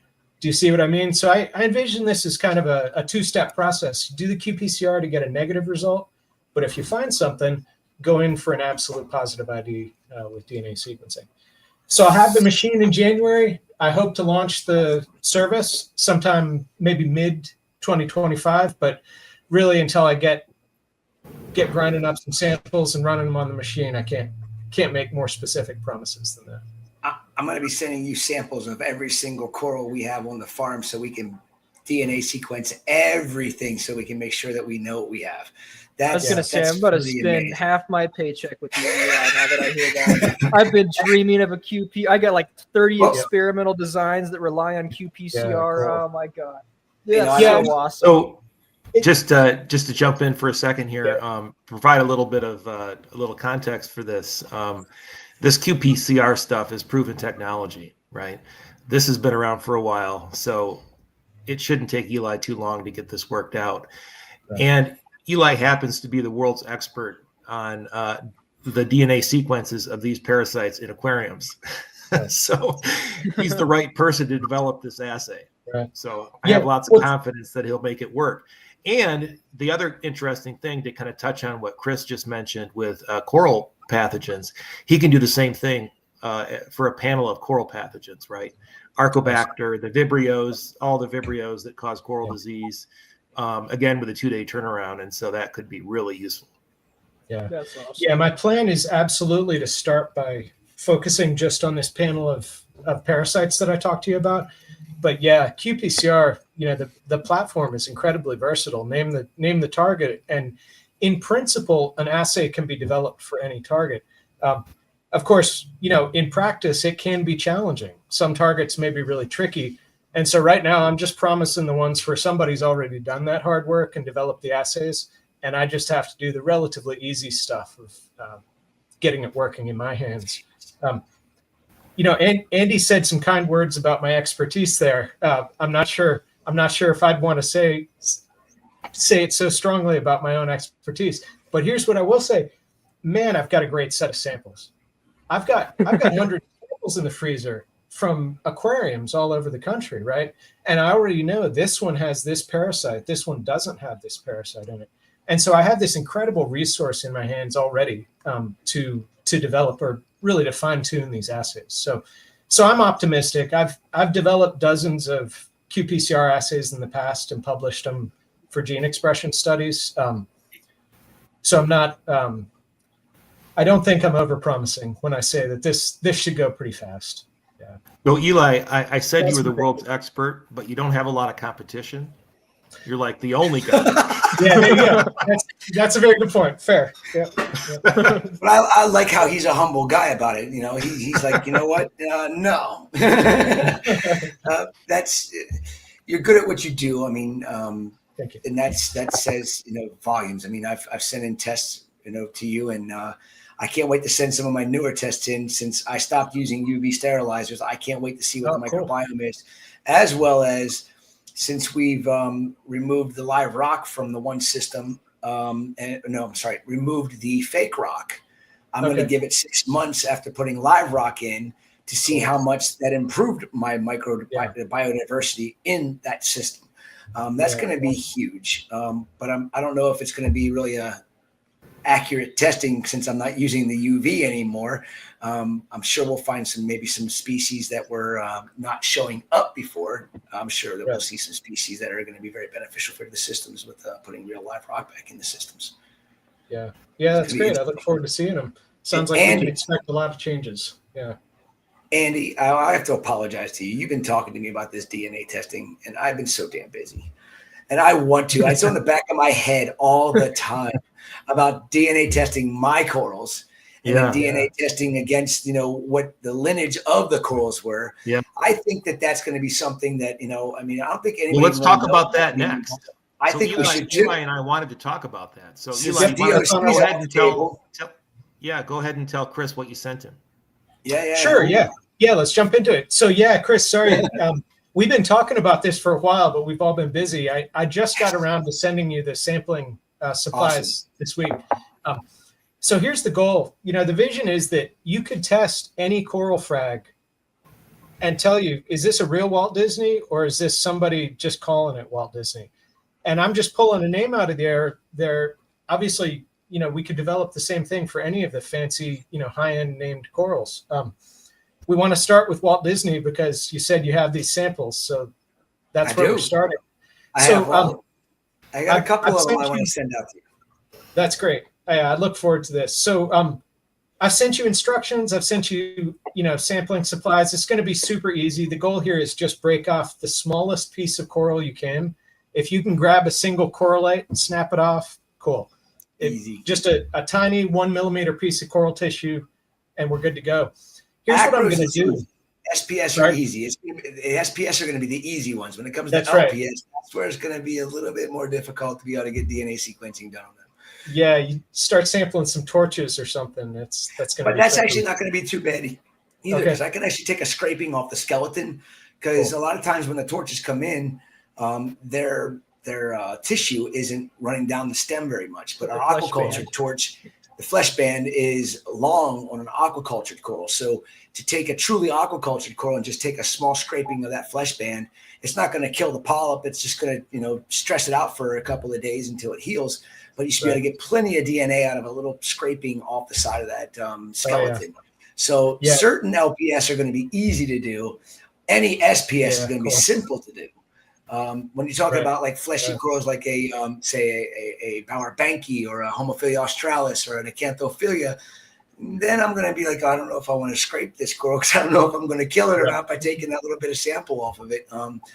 But things we've done already. I mean, I might as well, you know, you got to figure it out somehow, way or another. And I'm willing to do a sacrifice for the better of all. So what are you thinking? Assuming this works like we hope it will, Chris will be able to put a little badge on his website or whatever he wants to do with it, saying this is an Aquabiomics certified lineage of Walt Disney from Mike Bigar from big R corals. And so that's what this would do. It would identify the genotype of a particular named coral in the hobby. And then if somebody has something that they're not sure, they think it's Walt Disney, they just need to send a sample into Eli, and he can verify whether or not it is. And then they can say that it's certified as being an actual lineage Walt Disney. There you go. But this, Now you have this coral also insurance. This will also give us the data that says, okay, these things change as they've been in captivity, or is the DNA going to always be there? The same. It is possible that DNA can change over time, correct? So what you're saying is right. I mean, over time, the DNA could change in a couple of ways. You can have something called somatic mutation. That is, imagine like a dark spot appears on your arm and grows, and then it becomes this bigger dark spot. Well, that doesn't happen in a human, but in a coral, it really can. So you can get somatic mutation. You can get genetic changes over time in that way. You can also get changes that aren't in the coral DNA itself, but in the symbiont population, right? The algae that live inside the coral. Really, I think that's the most likely and the most common change that you're going to see in a coral. But overall, if you're looking at the whole genome sequence or looking at individual specific genes like we are here, that signature of a Walt Disney genotype is going to remain recognizably a Walt Disney genotype over time in captivity. It's exciting.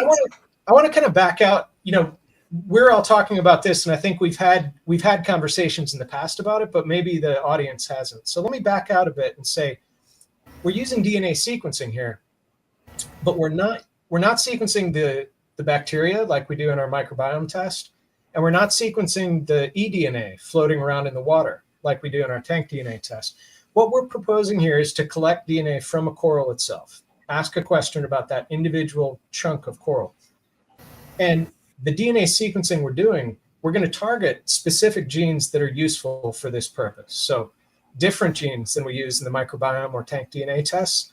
These are genes that other researchers have already used to classify corals and build phylogenetic trees. So one kind of, side effect of the technology, we will also get a really good clarification of what species this is. You guys know that in the hobby, we often don't know this, right? You get a label from a exporter, and that's kind of what you're stuck with. But these genes that I'll sequence, the first question they'll answer really is, what species are you looking at? But then second, within that, we can ask, okay, it's a tenuous, but what kind? And there we're going to be looking at individual base pairs, individual letters, A, C, G, or T within the sequences that tell me, if you're a Walt Disney, you have an A here. Everybody else has a T, but this guy has an A. So we'll get those two pieces of information, species and really genotype. This really gets me super excited because I'm tired of all of the, how do you say?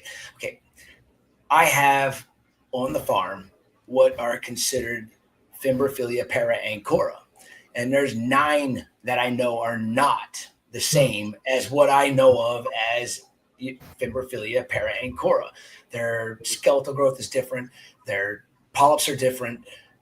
The size of the polyps is different. I mean, there's so many things that are characteristically different from what an original, what we know of as para-ancora. And I know for a fact there's got to be at least 9 species on the farm, maybe more. And I can easily send you all 9 of them, and then you can come back and say, none of these are the same. We don't even know what they are. And that's fascinating to me because I've got a lot of my supply line is starting to give me not necessarily GPS spots, but at least regions and reef areas where these animals are being collected. And I know according to reclassifying or classifying new species, you have to have basically the reef of where it was collected in order to be able to do a reclassification on it. So if they're calling it para-ancora because that's just, everybody thinks it is because it's what it looks like, even though visually I know it's different, skeletal wise I know it's different. I mean, I've looked at all 9 of these under a scanning electron microscope at my buddy Gene's place at Reef Labs. and he actually has DNA sequencing equipment too, but cool. it's broken. And it was given to him for free, and he's like, I don't have the money to get the proper, the thing fixed yet. He's like, but in time, I'll have it as well. But the scanning electron microscope was the first thing we looked at, and being able to see the difference in the septal growth. That was, night and day differences between all 9 of them, and for them to be considered to be para and cora, I'm like, this is wrong. But now we can't make and reclassify species. I have one out here that Jake absolutely loved, and I'd love to be able to reclassify this cora and call it the Fimbrophilia Jake Adams line, but I can't do that. And maybe your help, Gene's help, and other people's help, we can figure out how we can reclassify this and get a new species or named. And that would be really, really cool. That'd be something that would be part of like a bucket list for me, is be able to name a coral for somebody after. You're going to turn Eli into a coral taxonomist, Chris. Hey, That's what it says. I'd love to be able to do something like that, but that's a lot of work. The Meyer Instus. I saw a question in the chat that I think is a good one. So one person asked, how do you know which one is the Walt Disney? So Chris has a Walt Disney that he's very sure has lineage directly to Mike Biggar. Right. And so that is going to be the one that we will determine is the original Walt Disney lineage. And then we will compare that to the other possible Walt Disneys. Yeah, absolutely. Yeah, and this is a really important question that somebody raised. My DNA sequencing will be able to tell you this coral is not the same as this coral, or it is, right? But it's really important to know, well, which one of them is actually the real Walt Disney, or is either of them the real Walt Disney, right? And that's where we purely have to rely on the hobby and the industry. I would really like it if we could go directly to the source for these things. I think that would be sort of the cleanest, right? Now, obviously, not every coral still has the original source. But any of these big name retailers that are slapping their name on a coral and selling it for big money, it'd be great if we could go to them as the sort of type. In taxonomy, they call this sort of the type specimen. It's what the species is defined around. That would be the ideal, but I don't know that we're going to get that buy-in. So, let's start with people like yourself who have a known lineage specimen, and let's start there. Yeah. I have the Dirty Insanity. You named it. I was just getting ready to say it. The Dirty Insanity. Vincent Chalice found that coral on a reef, saw it, said it was absolutely insane, brought it back to his facility. He told me about this when I was over at his place in 2018. And when Indo Coral Ban was lifted, I got one piece of Dirty Insanity into the farm, and it's been a complete nightmare for years. I think I was down to like a half-inch nub of it. Now I've got a colony, a second colony, 2 colonies that we're fragmenting. It's absolutely stunning. And I was on the podcast on Friday at the UK, and Vincent has been farming this coral. And people in the UK, I know the Dirty Insanity. I know the Dirty Insanity. I would love to know if they have what I have. And just like you're mentioning the Walt Disney, I can go to, Top Shelf Aquatics. They have what is supposed to be lineage from Biggar. And I can bring a piece of that as well as a piece of what I have. And then you can say, wait a minute, these two are different. Okay, which one's correct one?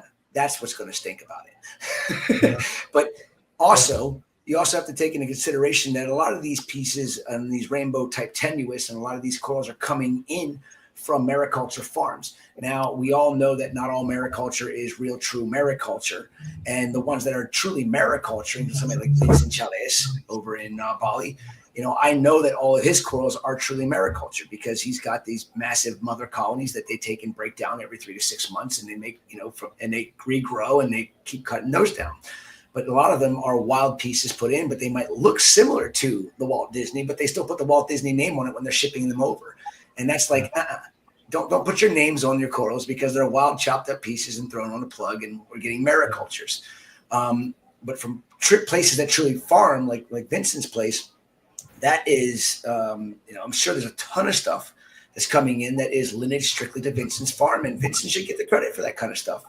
He's been doing it. I know he's not in the aquarium industry anymore. He's kind of stepped away from it, even though he does still own part of Valley Aquarium. But his work is huge, and he's got a lot of lineage corals to his farms that should be recognized. And Dirty Insanity is one of those corals, and I'd be happy to send you a piece of Dirty Insanity when the time is right and we can do this. So that way, if people want to know if they have Dirty Insanity, because there's only really me. Actually, I'm the only person in the entire country that has it, because I know who was it? Joe Caprata got it, and Joe told me it was a problem for him too, and he ended up losing it after babying it for months.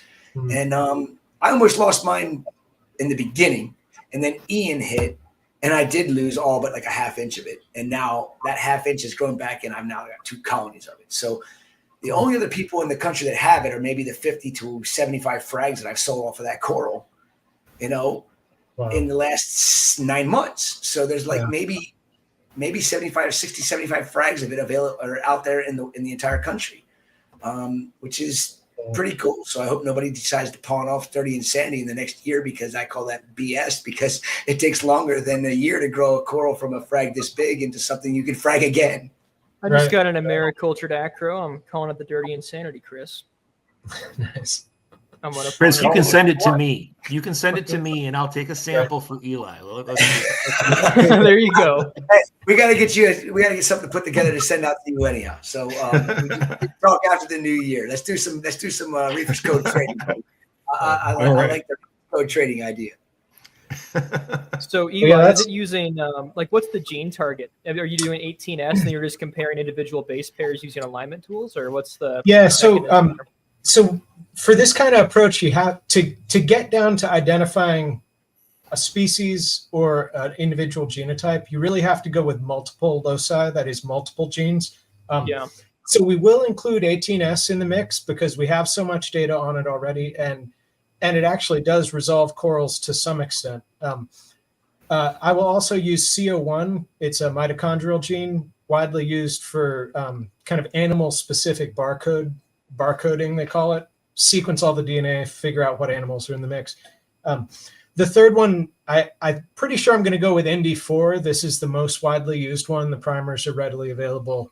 It's another mitochondrial gene. So that's 3 different genes from 3 different parts of the genome. Actually, 2 are mitochondrial and 1 is nuclear. So that's a good thing in terms of getting a complete picture of the genome. And again, within each one of those genes, I'm going to be looking at individual base pair changes. So doing alignments like you suggest. Yeah. Interesting. Cool. Looks like there's okay, go ahead. Sorry. Yeah. Those 3 genes are enough to resolve coral species in published papers of coral taxonomy. So I expect that those are going to be enough. But I actually have another set of primers waiting in the wings that if that doesn't give me the Walt Disney level identification where I can resolve it, then I'm going to go with this other set of primers that amplifies a few hundred genes. We don't even care what they are at that point. We're just looking at a few hundred genes, lining them all up and seeing if they match or not. Well, we'll start with the 3 genes. That's going to be the easiest, the cleanest. It should work, just those. So I know another hot item that you all had. You released it, and then the Reef Builders article posted, and then it was sold out in a day. People want to know, when's the aquaculture Reef Rebel coming back? Will you have some soon? Yeah, so why isn't it available yet? Well, it's because it took me a year to culture that first batch of it. This was really an experiment. I didn't know if it was going to work well. I found a source of this dry, clean Reef Rebel, and I said, well, let's try it. Let's see if I can farm Reef Rebel and make it as, diverse a microbial community as the natural stuff that I've bought.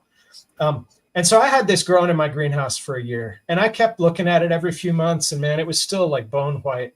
I was like, I'm not going to bother, right? I don't want to touch it.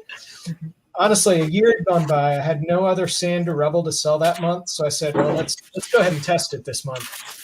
And holy crap, the stuff was great. I mean, it was, 1,000 different microbial types. Every one of the major families from a natural reef aquarium shows up in this material, including the Pelagibacteriaceae, this family that we like so much. Obviously. Did you feed that tank, Eli? You said you had to go for a year. What'd you put in that tank? Yeah, thank you. This is so my process. I mean, I'm happy to give away my secrets here because somebody wants to steal it. It's going to take you a year to grow your own. You know. Here's what I did. I found a source of this dry, clean rubble. I soaked it in water for about a month just to leach out anything weird that might be in there, any weird chemicals. You know, I sterilized it with hydrogen peroxide. Let's start with a blank slate. And I put it in a tank with clean seawater, artificial seawater. Now at step one, what I did, I really wanted to promote the nitrifying community, and it's the nitrite oxidizers that are the slowest to grow. So I spiked the stuff with nitrite. So my first step was simply feed it with nitrite for the first couple months, and I added a little bit of live sand to the tank. A couple of months like that. After that point, I started ghost feeding it. I would occasionally put a few pinches of just powdered, plankton type food in there. I did dose ammonia once throughout the whole year, but frankly, I'm not sure how important that was. So in any case, yeah, some minor feeding, a little inoculation. Oh, and perhaps most importantly, after about 6 months, I put in some pieces of live reef rubble, the real thing, collected from a reef. I had already tested this material, so I knew it was parasite free, and I really just wanted the microbes from it. So yeah, long process to get there. Got this really nice rubble at the end, and then I said, oh crap, it worked. It's going to take me a year to make more. What I'm doing now, every month I buy some now, and so every month I start another batch cooking. And so a year from now, we'll be set. We'll have a batch every month. In the meantime, right now I have some sand and rubble from the Gulf of Mexico that I should get results back tomorrow, and I'll sell that in the meantime. The old saying we'll goes, you need a bigger tank, Eli. You're going to need a bigger tank. You're going to need a bigger tank. I absolutely keep saying that over and over and over. I'm going to need a bigger tank. I'm going to need a I've been bigger telling tank. that. I've been telling that. Chris. It's all the time. He's got it. When something works, operation. Right. It's breaking my heart, but I got to tell you what I'm doing. I'm breaking down the coral greenhouse and turning it into a rock greenhouse. That's so cool. I built a 10 by 20 greenhouse. Put the rock under. And I've been growing corals in it, and I'm shutting that down and growing rocks in it now. Put the rocks underneath the corals. Dang on it! Don't shut down the rock corals. farmer. Yeah, running two businesses is another reason I'm shutting that thing down. I need to Fair focus enough. on one business. So that's I think demanding as that this ought to one is. be. Yeah, I think that if you do the rock and you have monthly drops, you can achieve that the next year. That'd be pretty profitable. I mean, everyone has been messing like, when is it gonna be? Like, I don't know. I want some too. Ask you. I think it's great. We need to do something other than what we've been doing for the last 7-8 years in this industry with dry rock setup with bacteria in a bottle. I've been saying it forever. It's been the reason why we got so many people in and out of this hobby in a year and a half, 2 years. They just give up because they've had a money pit in front of them for a year and a half, and they're just like, I'm done. I'm not spending any more money on the tank.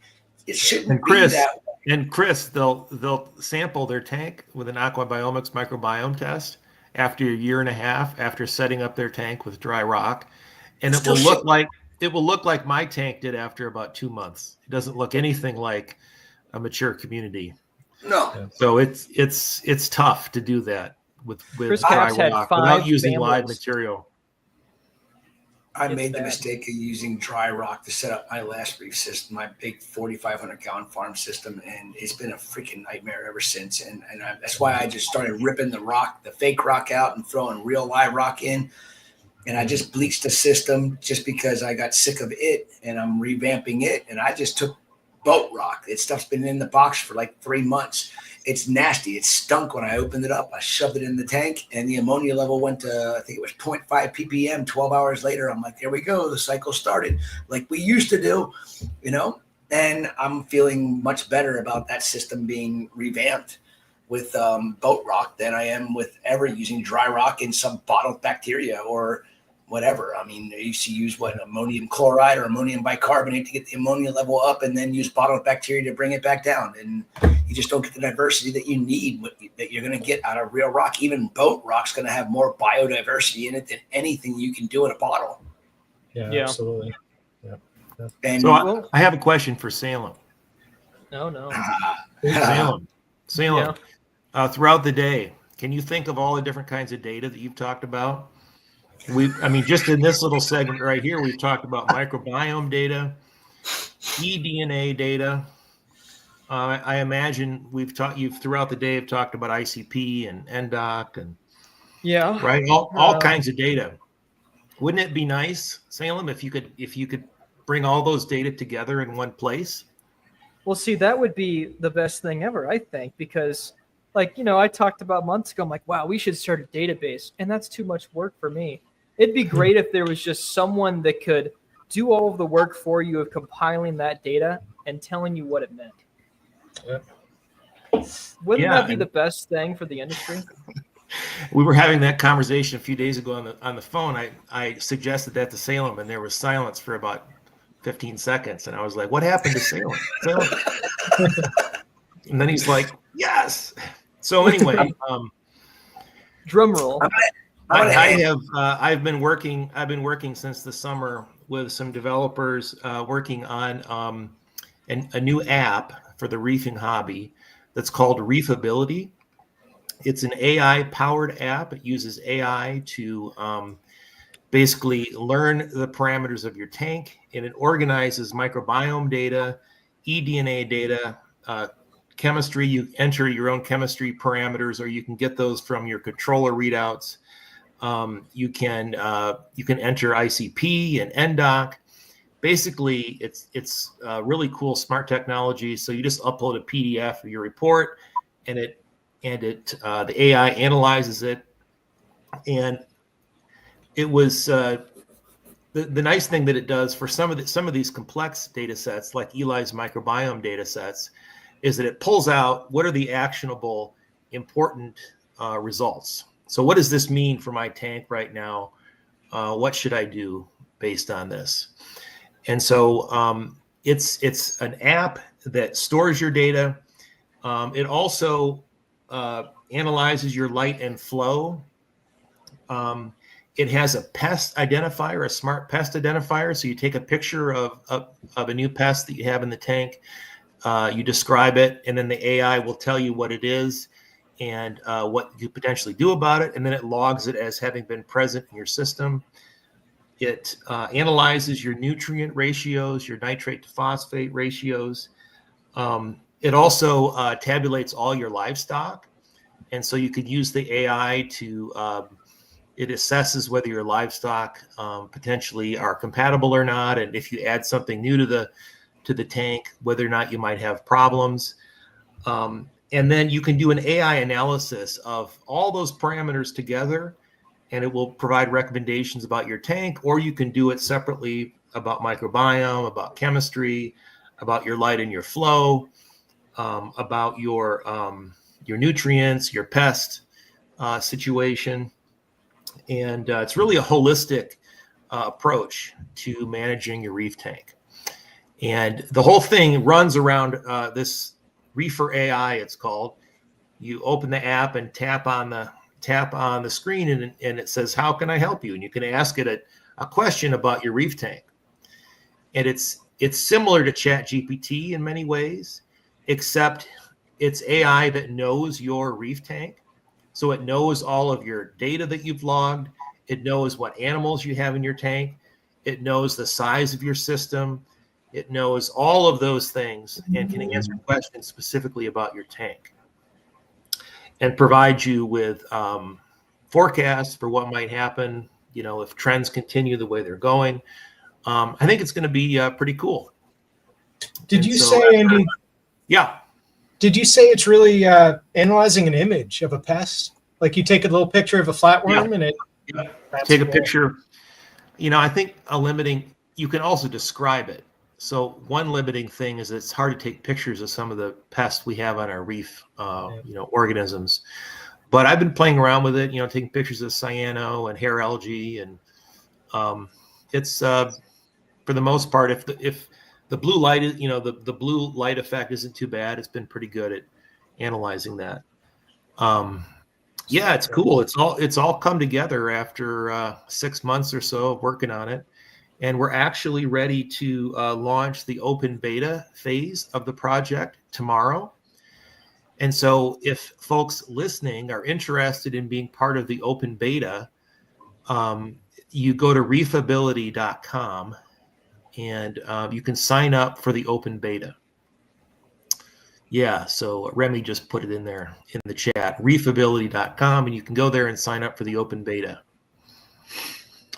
And yeah, and that's going to last a week or two. And then for those people that get into the open beta, it's going to be all of it will be free during that time, so you can test out all the different functions and provide feedback. And then after that, it'll be a subscription based service. And we're going to give away a year subscription during at some point during this live stream. Very cool. This That's is so going to be cool. such a game changer. I want to share that when Andy and I were first talking about this, I was so skeptical, and that's because, like many of us, when all these AI models first came out, I started playing around with them. How can this help me in my work, right?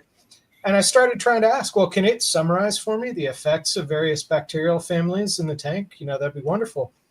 And I found that these things were so full of hallucinations. Right. It would tell me that any bacterial family I type in, it would tell me it's important for carbon cycling and every bacterial.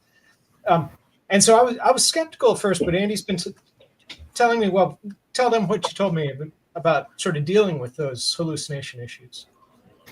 Yeah, so I've been testing it, and so in AI parlance, hallucination is when the AI can't find an answer and it makes it up, right? So if you ask the AI for a reference for some study that doesn't exist, sometimes it will just make the reference up for you. Calls it a hypothetical reference. So you can figure out how to make it not do that by testing it. It's also, since they shifted from ChatGPT 3 to ChatGPT 4, it has a much lower rate of hallucination. And so we have also been able to train the AI to only use certain sources of information. And we also like certain things, for example, like what do different bacterial groups do in aquariums? There isn't a lot known out in the literature. And so we're able to give it information on stuff that we have learned from our own research. So we've been able to train the AI and dramatically reduce the the hallucinations and bad information that it gives. Here's another good question here.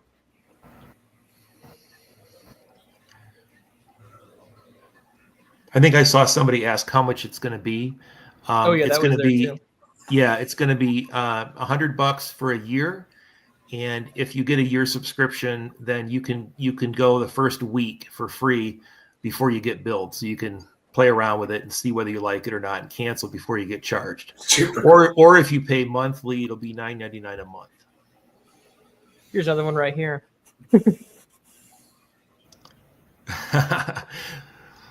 The Redfield ratio question? Yeah, from reef to reef. No, it will definitely not be using any of that bunk. Right, imagine. Be careful, because you never know. It might pull that stuff right out of there. So I think this is an incredible area of growth because they're coming out with new models for these things constantly, right? Like some of the smartest and best paid people on the planet are working on this every day. And the most recent model that I've read about is exceeding human abilities both in verbal and math, and almost hallucination free. This is the O3 model that I guess isn't available yet to the public, but anyway, my point is just to say it's incredibly exciting that you guys are getting this set up now, because I bet as soon as the next upgraded model comes out, they can just plug that in, and it'll be even better at learning things from your data. Yep. So interesting. So Starbuckles Reef asked, how will it deal with different reefing methods? Will it prescribe one method over another? Have bias? It's reefing method neutral, really. So reefing method, for example, if the method prohibits doing water changes, then I guess we're not aligned with that. But generally, we're reefing method neutral. So that shouldn't be an issue. Something else you and I talked about is the potential ability to align different parameters, ask questions, and have it search throughout all of your results. Yeah. Someone asked if it may search a larger database. Will it be reserved to your tank only, or the holistic set? Yeah. So that's a great question. I'm glad somebody asked that, because that was one of the things I was going to talk about. Because one of the things that's really exciting is that not only is it able to look for patterns within your tank, it is able to look for patterns within the larger global database. So if we have enough buy-in from different users for this app, we'll have thousands of tanks, and we'll have thousands of NDOC tests, and people reporting pests in their tanks, and people people uploading their microbiome reports. And so we'll be able to look and see, are certain pests more likely under certain conditions.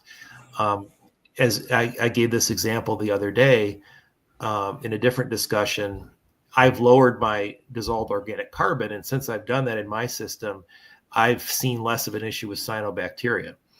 Now, that is something I observed in my tank, but with something like Reefability, we could look and we could see, is this something happening, across a lot of tanks, or is it just, a one-off? And this is the Tinkerer's master tool. Yeah. Anyone that wants to mess with their tank, this is the way to do it. So have all your data on the cloud.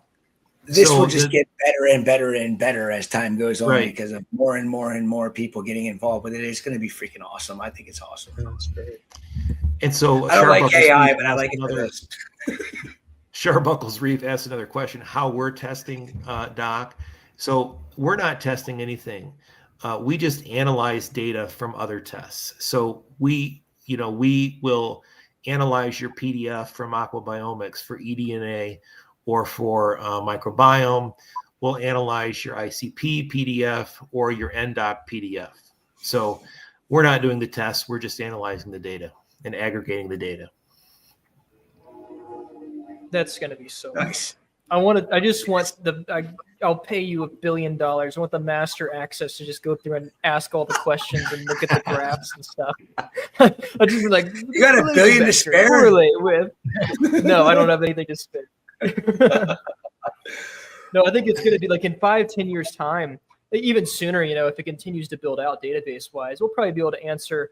I mean, how many questions have I've talked to each of you for hours at a time, and how many questions do we want to have answered? And I mean, we could do the community science angle. I think that's a good one to do targeted questions, but likely if we just had a sufficient sample size, we'd be able to see through a correlative database and already have a decent enough answer to those questions. Yeah, that's right. Yep. Yeah, and as we've just seen, the experiments are hard, right? They're labor intensive. Here we are. We put some work and resources into it, and we may have to repeat it. But those big database approaches, yeah, they have the potential to break through that, right? We don't have to run a new experiment for every question. The sample size is already there if you have enough buy-in from the user base. So hopefully people buy into this. I think it's thousands of useful. reefers doing accidental experiments every day. Yeah. Yes. Absolutely. The monkeys in a barrel, they're all there. Yes, 100%. We've been talking about it forever. Now they have the data. There's an organizational matrix from top down to look at it from all of them.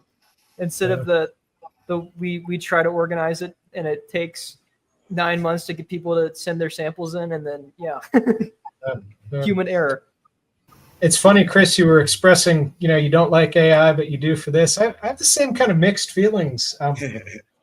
I gotta say, I'm excited about this one because it's kind of it's promising to do something that I've been promising to do for a long time.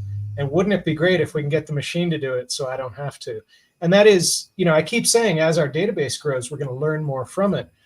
But that takes quite a bit of time and effort and brain power to sit down and learn from it. Well, let's let the robots do that for us. I think that I like the way you said it that way. I don't think that AI is necessarily a good thing for everything. In the wrong hands, it can be very bad. But I think for things like this, it's going to be huge. It's going to help us learn a heck of a lot, because it'll give us answers like that. If you just plug it in and it's got this data that it can go back through and go through. I mean, we'll get answers so quickly and be able to change things and be better at keeping these beautiful animals alive, because of a computer. I have a love-hate relationship for AI, more hate than anything. And again, this isn't just asking, this isn't asking the Chat GPT questions and then just kind of going with the answers. This is very much a trained AI that has been limited to a certain area of information to work with, and it has all the data from your tank, and so there have been constraints placed on it. So obviously AI is, it's probably never going to be perfect. It's getting better and better, and so what I've been doing the last 6 months is trying to figure out what kind of mistakes the AI can make and how to prevent it from making those in the future. And it gets better and better.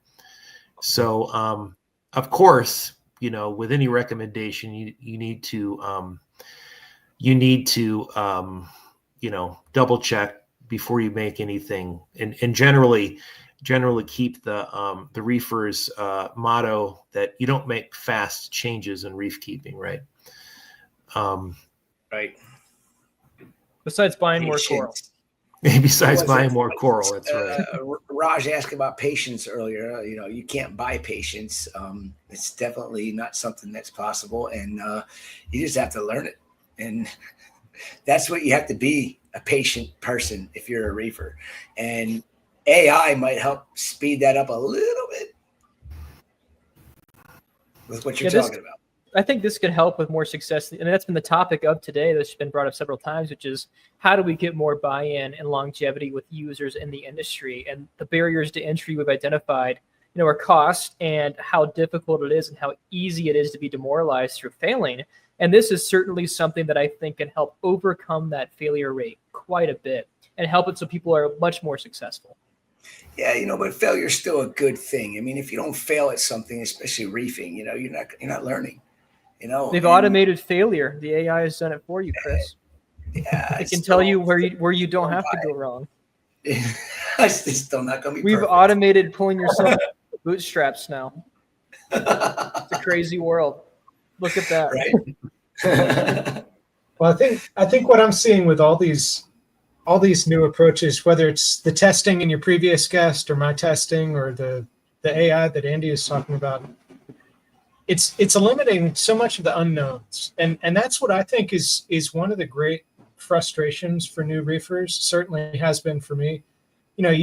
Everything's going great in your tank, and then your prize fish dies, and you have no idea why, right? And so I see all these tools as ways to help eliminate those unknowns, and I think that'll have a big impact on longevity and people, sticking it out.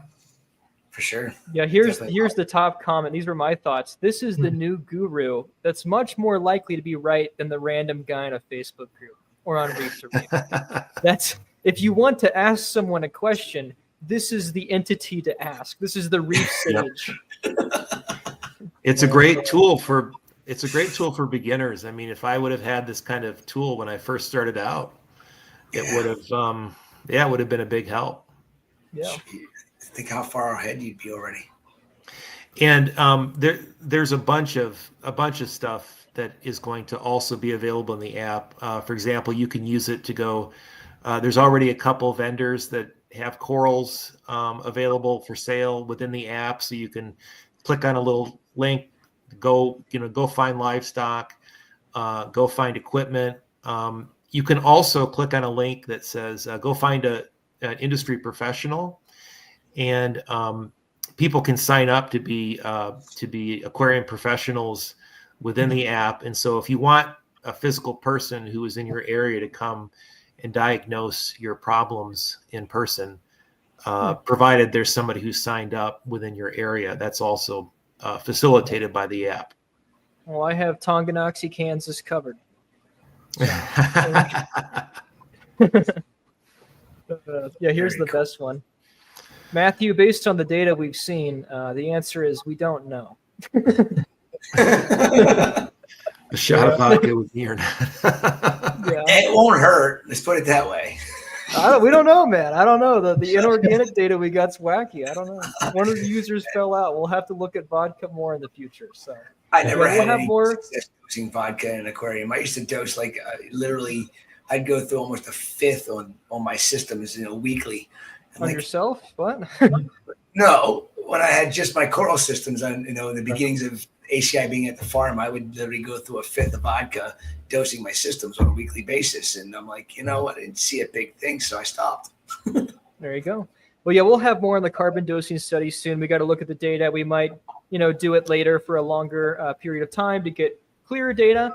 But as a lot of cool announcements on this one. So qPCR from Eli, 2-day results on fish pathogens first, coral pathogens later, potentially. A lot more questions that can be answered with that. Additionally, more Rock Rebel coming soon, hopefully. And he's also going to have the tool to identify lineage of corals in a database. And then Andrew has the new Reefability app that utilizes AI to create a database to answer your questions. It is the new God. Bow down to it. So that's the announcements on this hour. I think we need to do our giveaway now. Go yes, go to some shit just changed. Go to reefability.com if you want to be part of the open beta that starts tomorrow. And it's going to last a week or so, and you can have free access at that point. And you're always going to be able to download the app, but you have to subscribe in order to get the AI tools to work. So you could download it and just use it to log parameters or something. But to get the AI tools to work, you have to subscribe. Very cool. Well, awesome. I wish we had more time to talk. Chris and I, as we keep saying, have scheduled this a little bit too short for guests. We will have to do 2 hours and 24 next time. But we appreciate you guys coming on. We're going to do our giveaway like for this Salem, hour. you're crazy, and I'll do it. I mean, he knows I'll do it with it. But so if you forget about it, you look at Reef Builders and sign up tomorrow. Yeah, Eli, Andy, thank you guys for joining us at Blast. Really appreciate it. Kind of great seeing you guys. Merry Christmas, Happy New Year, Happy Holidays. Yep, happy You holidays. too. Yeah, Merry Thank Christmas, you both guys. for coming. I'm excited to get those kits. All right, Remy. You can tell Chris has been going for a little bit. His voice is starting to get a little more raspy. Oh, it is. Perfect. That time. happens as we keep going. I mean, Yeah, right. Hey, we've we've got 5 more hours left. Okay, so Oh, I'm good, man. You ain't gonna see me. I got all bow right. out. Do you guys have to go to the bathroom or anything? Yeah, I'm actually good this time. Oh, okay, no potty break for Salem. I'm going to Okay. put my I'll be pizza up, though. Okay. How was the Hey, pizza when are you giving away the ACI coral packet? right now? Oh shit! Well, damn. Well, now you got to stay. You can't piss, Chris. I'll just. Piss and Chris. Who's run. on? Is Kenny on next? Yeah. Kenny's on next. All right, I get to see him for 5. He can. I'll run out real quick. You gotta take- We're gonna get copywritten. I'm just kidding. Yeah. All right, here are our winners for the 6 o'clock Reef Recapathon. Shonda S. Sorry if I'm butchering names. We got an aquabiomics test from Dr. Eli. Kiana got the Reefability 1-year subscription. Nice. Lacey got a flow meter. Brooke S. got a Lacey. $50 Champion Lighting gift card. And Brandon H., you're going to have to get with Mr. Chris Meckley for the ACI Jake Adams Frag Pack. These are all lineage Jake Adams corals, correct, Chris? 100%. Yeah. Hannah Some T. sweet stuff in there too. Hannah T, you got that $50 unique corals gift card. And Mike M got the $50 corals.com gift card. Got a bunch of prizes still left to give away tonight. I'm super excited about it. Thanks to everybody that's been here the entire time. If you, and I'm going to switch up this question. If you think you'll make it to midnight, W's in the chat. Remy, do you want to be on this one, Remy? We've been having 4 people. You can be our number 4. I can do that. Okay. Cool. All right. We'll have Remy keep on. Let me put my pizza up, and then we'll bring Kenny on, and we'll be ready to rock and roll. Here's the thing. How do we know how many of these watching have been on for the full 12? Well, they could be lying to us. We have to trust them. I know, right? It's I know hard. I know I've been here, so there's a substantial amount of people that have stuck around since noon. So, and how many's on right now? I think at this point we've got 157 on right now. Wow. I think that at this point, if you've reached post dinner time and maybe kids are down, maybe we'll retain all of these people until midnight. I'd like to see it at 200. Yeah, that would be the high. I think our high is at 182 right now. So we got to smoke that. I mean, this is a 12-hour thing. Nobody's ever done this before. Yeah. Seriously.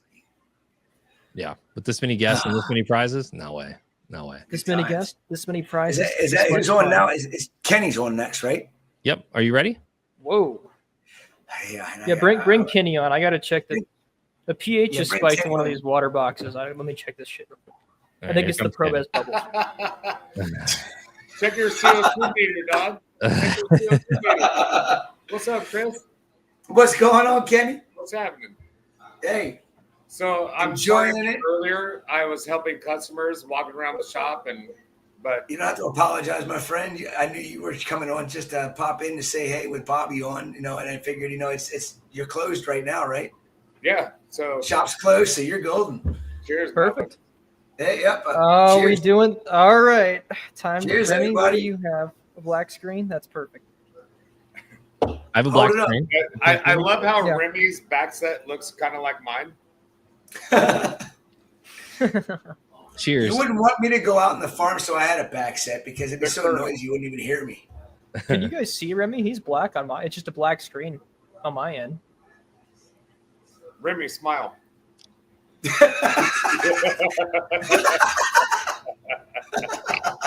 he's gone. Oh, there he is. Good.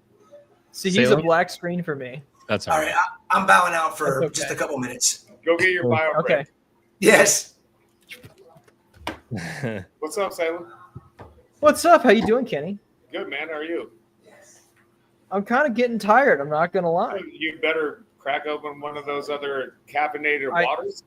I think so. I got to chug the rest of Are you this. trying to Probably caffeinate not the water great. yet? No, not yet. Right. That'll be. You know what? I'll get it. What's Well, up, Kenny- Ribbon? Kenny, I know you were on earlier with Humble Fish and Yeah. the quarantine talk and everything, but for the people that don't know, tell us about your shop, tell us about your background in the hobby, and give us just a little bit more about you. Man, so I've been doing this ridiculous hobby for 34 years now. I started with freshwater, and at 13, I went over to saltwater, and I've been doing it ever since. Never went back.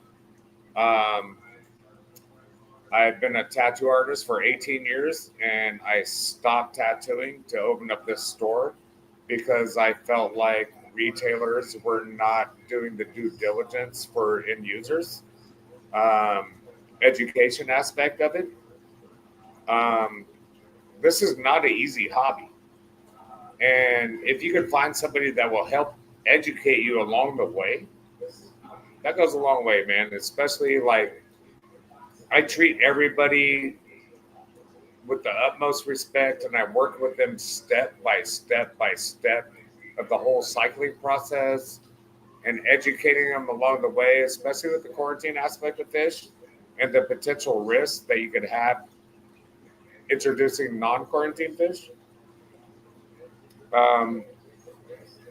So yeah, man, and here I am 2.5 years later with this store, and I think I am kind of making an impact of what retailers should be doing. What's the number one question in your 2.5 years? What's the number one question hobbyists come into the store and ask you? Number one question. I just feel like they're on repeat a lot of the times. Why are No, I really don't get those questions because I'm educating them along the way and I'm answering their questions before they can even ask them. That's good. Yeah, that's huge. I feel like that's one of the number one complaints that I hear from LFSs all over the country is, guys, just answering the same questions all day long. You know, why are my nitrates high? Why do I have green hair algae? What is this thing? What is that? You know, those kinds of things. So I will deep dive with people. Like, I don't beat around the bush. You know, I'm not here to beat around the bush. Otherwise, I'd go back to tattooing and make more money and not have overhead.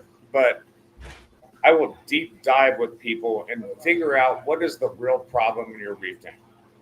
And we can figure it out together through photos, through videos, through testing. If you work with me on an individual basis, we're going to figure it out. And I will beat it for you. Yeah, that's awesome. Number one, I feel like you've got one of the best shirts in the game. I've told you that before. And I've seen you guys wearing them. Yeah. They're beautiful shirts, man. I like that Miami Vice one, you know. The aesthetic is great. Yeah. So you're like say you're one of the Humble Fish certified vendors for fish. Do you do more sales or do you do more focus storefront wise in fish or coral? Honestly, like I sell a shit ton of I sell a lot of coral. SHIT ton of coral. I'm always late. I'm just super late on it every time. But my niche is the quarantining of the fish. I got people that drive 6-7 hours that come to me. Wow. Because I don't ship yet. That's awesome. And it's just somebody asked that question in the chat was where's Kenny? And I'm like, man, when you start shipping, dude, you're gonna have a ton of people coming to you. I need to hire like 3 people to help me with that stuff, dude. You'd probably still be profitable, honestly. I could do it. I could do it as long as I have the people to help me process orders and ship them out because I can't do it all myself. Yeah, so you'd like say you walked through the quarantine process when Bobby and Nick were on, and kind of what that looks like, your standard protocol for most stuff. So how does it work when someone wants to order a fish? Stock list, they come to you. Walk us through that process. So on my website, I have all the fish that are currently available for sale with prices and everything. And if customers are looking for a specific fish, there's a special request form. They put in their name, their address, and what type of fish they want, sexes. I'll take 50% down and QT that fish for you, and then you pick it up and pay the other half when you pick it up. So if you they put 50% deposit down and the fish dies in quarantine, do you just get another one to restart, or what's that process look like? I don't F around. I guarantee people fish. There you go. Wow. That's awesome. If you pay for a fish and I lose it, I'll do 4, 3, 4, 5 more until I get that fish for you. Hopefully it doesn't take 3 or 4 days. Yeah. Well, I mean, and I hope that you have, buffer in there when you're selling the fish. I mean, and yeah, I'm sure you do. You have to. I mean, the fact that you can buy a powder blue tang for, I don't even know what they sell for wholesale anymore. I mean, they used to sell them, we had them, was relatively inexpensive. And, but it's you get what you pay for. You buy cheap or you buy quality is what my point I mean, dude, you could buy an algae blendy that will nuke your effing tank with velvet. Of course. And it costs you $20 in some stores. Yeah, if exactly. You have a tank that's full blown with majestic angels and regals and black tangs and all this stuff. You want to jeopardize that for algae blendy to save $40? No, I wouldn't. I mean, this is pretty awesome what is going on with the fish world, with Bobby and with you, and I'm excited to see where it goes. I mean, the fact that I don't understand why this philosophy has not caught on a lot earlier, man. It's about money, man. Come on, you think about it. It's all about the dollar bill. It's all about money. Dude, I lose so many fish, and I go through heartbreaks, and I cry when I lose because I lose fish during quarantine. Because when you're getting fish shipped in, there are fish that are compromised. There are fish that have ick, have velvet, have brook, have uranema, but they all go into medication. And then, it's like a weeding out process. But a lot of other stores, they don't do that weeding out process. They want to sell those fish before they die. Not me. That's not copacetic to the end user. Amanda said it in one of the chats. I guess when Bobby was on, fish are tough, and Amanda knows all too well. She knows the numbers. I didn't even want to see the numbers after I started seeing the numbers. I was like, I don't want to look at that anymore. And then I got to the point where I'm like, I don't even know if I want to do fish anymore. We're doing everything we can do that we know how to do to make sure that we have the fish, held for a week to 2 weeks. Keep doing coral, I'll keep doing fish. Damn right. There you go. I'm not about to open up a wholesale facility with fish in it ever again. I can't do it. My heart doesn't allow it to happen. It's just I have too big of a heart to see. Hey, by the way, next time I order corals from you, if I could pay you guys like $100 to put them on plugs. It took me like 6 hours, bro. I had to label each plug and fucking glue all those things to it. You ordered like what, 50 or 75? Dude, I had like to order acros. I had like 76. It took me like 6 hours to glue all those shit. Hey, I stopped doing frag to order because everybody cuts the damn things off of plugs anyhow, and it's time consuming and space consuming. You've got a special request for a customer, Chris. I will make it happen, dude. You're just gonna have to make sure. I'll give you $100 if they put them on plugs. I'll glue them down. On here. If my frag guy's here that day, I'll cut your frags and I'll just give them to him and say, put these all on plugs, and then we'll put them on a rack and we'll pack them up like we do any other time. But they'll be fresh just like any other time. I'm not going to sit on them for a week after I frag them. Space wise, it just isn't. I will tell you this, dude. All those sticks, not one died. Dude, people are like, you can't do that. These cut frags are really good for this industry. And there's no pest. There's so many people out there that tell me when I say I'm doing frag to order, how are you going to let them heal before you send them to me? I'm not. Why? Because I know what I'm doing. I know what I'm doing. And there's a method that we have, and it's called stress. And if you don't understand the reason why we stress the hell out of the corals, just look at your corals when they come in. When they come in, they're not stressed anymore because they've already been through their stress after being cut. It's pretty simple. It's cut and dry. You frag the coral, you put it in a bag, you let it float around your system for hours. And then you take it and you rebag it with the water you're packing it out of. So it's gone from, and this is what most people are like, the water we're growing them in is like about an 8.3, 8.6 DKH. But the water we're packing them in is like between 12.5 and 13.6. Whoa. You can't do that. Okay, keep telling me. Yeah, you can. I'll tell you what, the fact that I can count on my hand how many we've actually had die since February when we started frag to order with this method of cutting and packing, you can tell me all you want that I'm wrong, because the data shows me that it's 100% the way to go about doing it. If I cut them and ship them in the same water that they were in, I've done that in the past and I've had problems. It's the stress factor of taking them from their water that they grew in for years and putting them in completely different water with stupid high DKH and shipping them out. They go through the acclimation process of acclimating to that new water parameter in the bag on the way to you.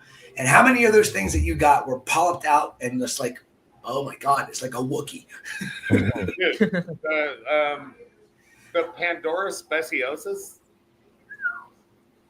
They're dope, aren't they? They were literally polyped out in the bag, even though there was carbon on top of them. That's awesome.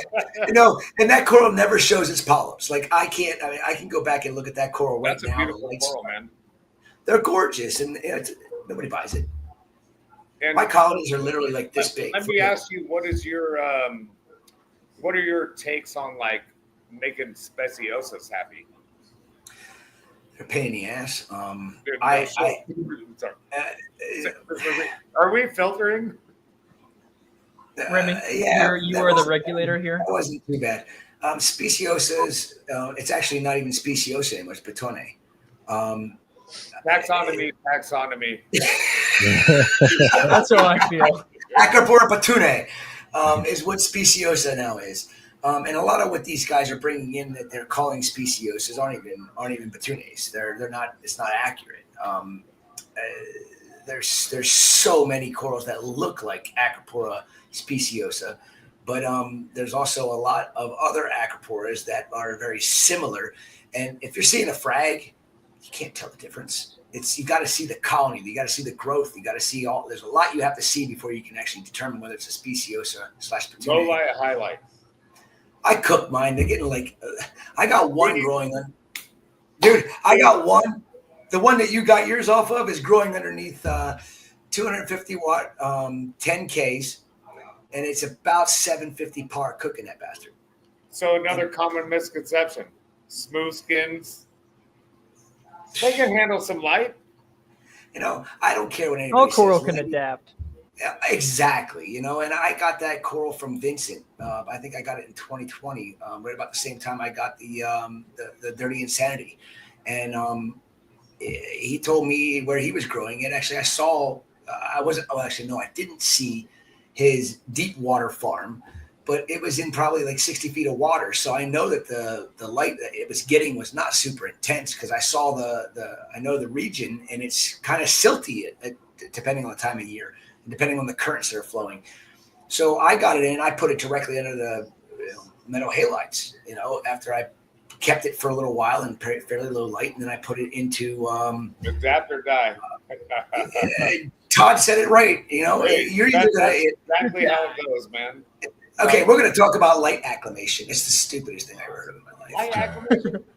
I mean, I hear people, you're going to put your acros after you get them in low light. Why? Why? You think you can produce the sun? You know, if this coral was a mariculture growing in a lagoon, you can't. You know how you acclimate a coral? You toss it across the room. Wherever it lands, no drip. Unless a car hits the building. Jake and I used to talk about it all the time. And I remember the first time he said, do you acclimate your corals? And I'm like, I haven't acclimated a coral in years. No. He's like, thank you for that. He's like, why do people think you have to acclimate a coral? I'm like, well, I think it's just ludicrous when you think about it. If you think about the logic of coral. Yeah, the coral itself has water in it internally. And every LFS is like, you must drip acclimate and match the temperature and you will kill more corals. When I got fresh stuff, I get fresh stuff, I don't even dip it. It's too. No. It's already been transshipped. It's already stressed. Throw it in an observation tank. Let it go. Dip it after it chills. 100%. If you're an LFS, you're not putting it in your DT. You put it in an observation tank, like we said. Observation QT DT. And you're getting corals from us, ACI. I tell them all, do not acclimate your corals. And they're like, why? I'm like, because you're going to kill them. If they're stressed already, and you want to dip them because you have nowhere to put them, to hold them for a couple of days until they settle, then put tank water that you're going to put them in your dipping container, cut the bag open, pull the coral out, put it in that water, dump that water off, put your dip in after all the corals are in there. And I would not go with a full-blown 7, 8, 10, 12, 15-minute dip, whatever you decide to do. Everybody's got their different. Absolutely. And honestly, I tell people, why are you using all these fancy schmancy dips? I mean, the old OGs always use straight up iodine. Iodine is way better than any other dip on the market, in my opinion. I mean, all these other dips are great. They work. I'm not discrediting them. It's some of them are very expensive. Marketing. 3 drops of Lugol's in them. Yes. Hey, and there's nothing wrong with it. But at the same time, if you're not educated enough to understand why it is just marketing, then you need to take a step back and listen to somebody that's an OG like me, like you, like Paletta, like Sanjay, like Julian. I mean, Julian jumped on the wagon. He sells his Revive. I love his Revive. I buy 5-gallon jugs of it about every 3 years. It takes me 3 years to go through a 5-gallon jug of his Revive because I use iodine 90% of the time. It's cheaper. I like potassium chloride a lot. That works as well. That's another good one to use. But I mean, hydrogen peroxide is cheap. Hydrogen peroxide is cheap. Peroxide scares me a little Inverse bit. do not last a second in peroxide. You gotta really do stuff fast, but you gotta realize that when corals are stressed naturally, they'll produce peroxide. You know, it's like I'm dipping the coral in a substance which they produce as a stress response. You know what I mean? Like I don't have any proof. It's a feel good thing for me. It's like a feel bad for me. It's like, why am I dipping this in what's stressed on? You know what I mean? It's like, yeah, it'll explode the flatworm, but it's like, what's it doing to the coral's microbiome? And I don't know. Does it trigger some cascade? I don't know. I mean, it's harsh. You got to have the right concentration for sure. You got to dilute the fuck out. Dilute the Richard Colombo just said bear kills everything. You know what else bear does? Bear Kills sticks to everything. Bear sticks to your That corals. is another antibiotic that you could be building up resilience to pathogens from corals with an antibiotic. Bear destroyed one of my systems because we had such, I'm not shy about this. We had monopore eating nudibranchs for 10 years. I can actually say right now, because of the drastic things I did just a week ago, if I have a monopore eating nudibranch in my place at all, anywhere, I would be quite surprised. I bleached the entire system and unfortunately had to sacrifice some corals that really, really broke my heart to do. But, if I didn't do it, I was going to still have this constant battle. And bear being dipped on a lot of those corals, we did bear dipping for like 4 or 5 years. And all of a sudden I'm starting to have all these problems. The corals are brown. They're not keeping their color. They're just not happy. And they never recuperated from it. So all these lineage corals that we had farmed for, a decade, all of a sudden, are basically worthless. So we started taking them, experimenting and putting them in different places to see if we can bring their colors back. And the majority of them brought their colors back, but they never shined like they used to shine. And I think that the bear being chemical, I swear it altered their DNA. It's taken deep into the tissue for sure, and it persists. I don't want to use any of that stuff if I don't have That's how insecticides are designed. To penetrate the exoskeleton of the insects. You don't think it's going to penetrate the corals? How long has bear been around? How long is what? Ever since bear been around, bro? Bear has been around for a long ass time. It should be banned. Since we started destroying the planet. Decades. Yes. Yeah. So, do you not think coral pathogens or pests will build up a resilience to those antibiotics? Of course. Then why are we still using bear? I don't. You just said you did. I did. I did for a long time. I don't use it anymore. Here's a good. Last time I used bear, I have a whole jug of the concentrate sitting in my room for like the last 3 years because I haven't touched it.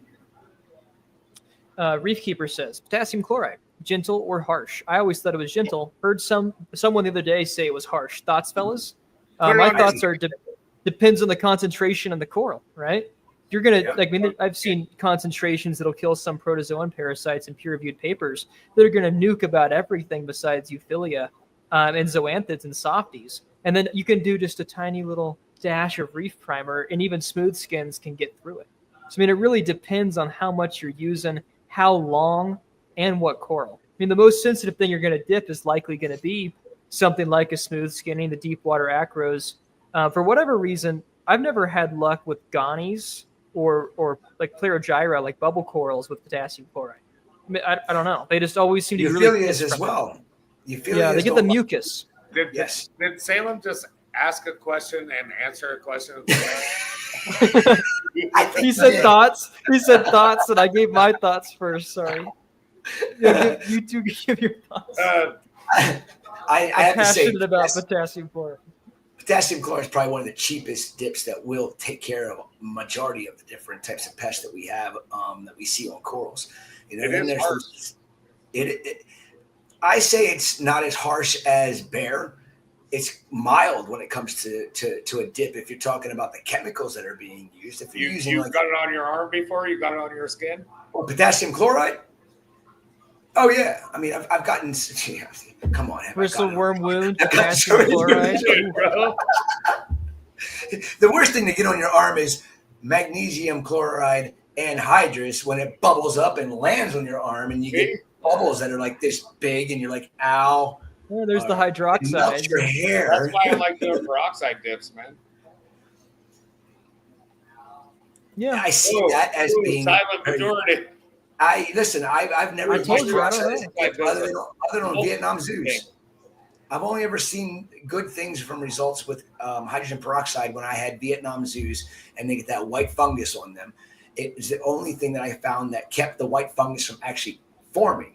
And I used to just use heavy water flow, and that would keep it from forming. But then when that wasn't working on certain things, when I have a delayed shipment or whatnot, I started using hydrogen peroxide. And I bought cases of the stuff.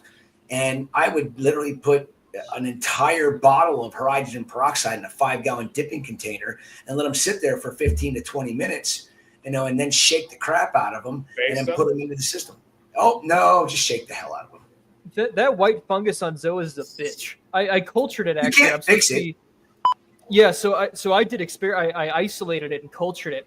I sent in sequencing to Eli. I need to see if he actually sent me the data back. I wanted to ID it, but I used fluconazole, which is an antifungal. I used an entire pill and 500 mils, so whatever insane concentration that is, 12-hour contact time of fluconazole, and it killed it. Like, it went away, and then 2 days later came back. Like that fungus on Zoas, the white like mat, you can see the fungal hyphae. Like, it's a bitch. I did peroxide too, and with consistent dipping, that can get it, but like it's really rare. It's really slow. I had it jump to euphilia. So it went infected euphilia, and then it co-expressed because then the stress caused brown jelly. So it was the fungal mat and had brown jelly bubbling up from it. It was some crazy shit.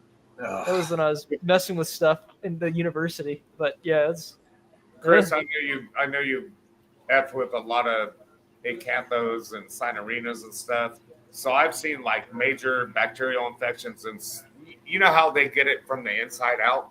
Yes. The acanthos and cynarinas and stuff? Of course.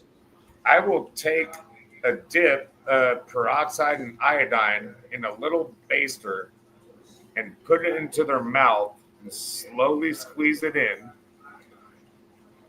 in a little bath.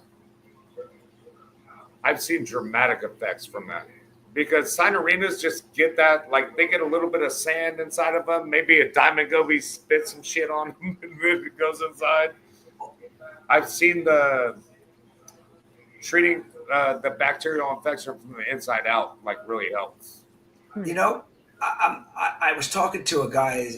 He's just a hobbyist that messaged me about acanthos, and he had like 50 acanthos, and I'm like, holy cow, you got 50 acanthos? He's like, yeah, they're starting to just shrink up on me and die.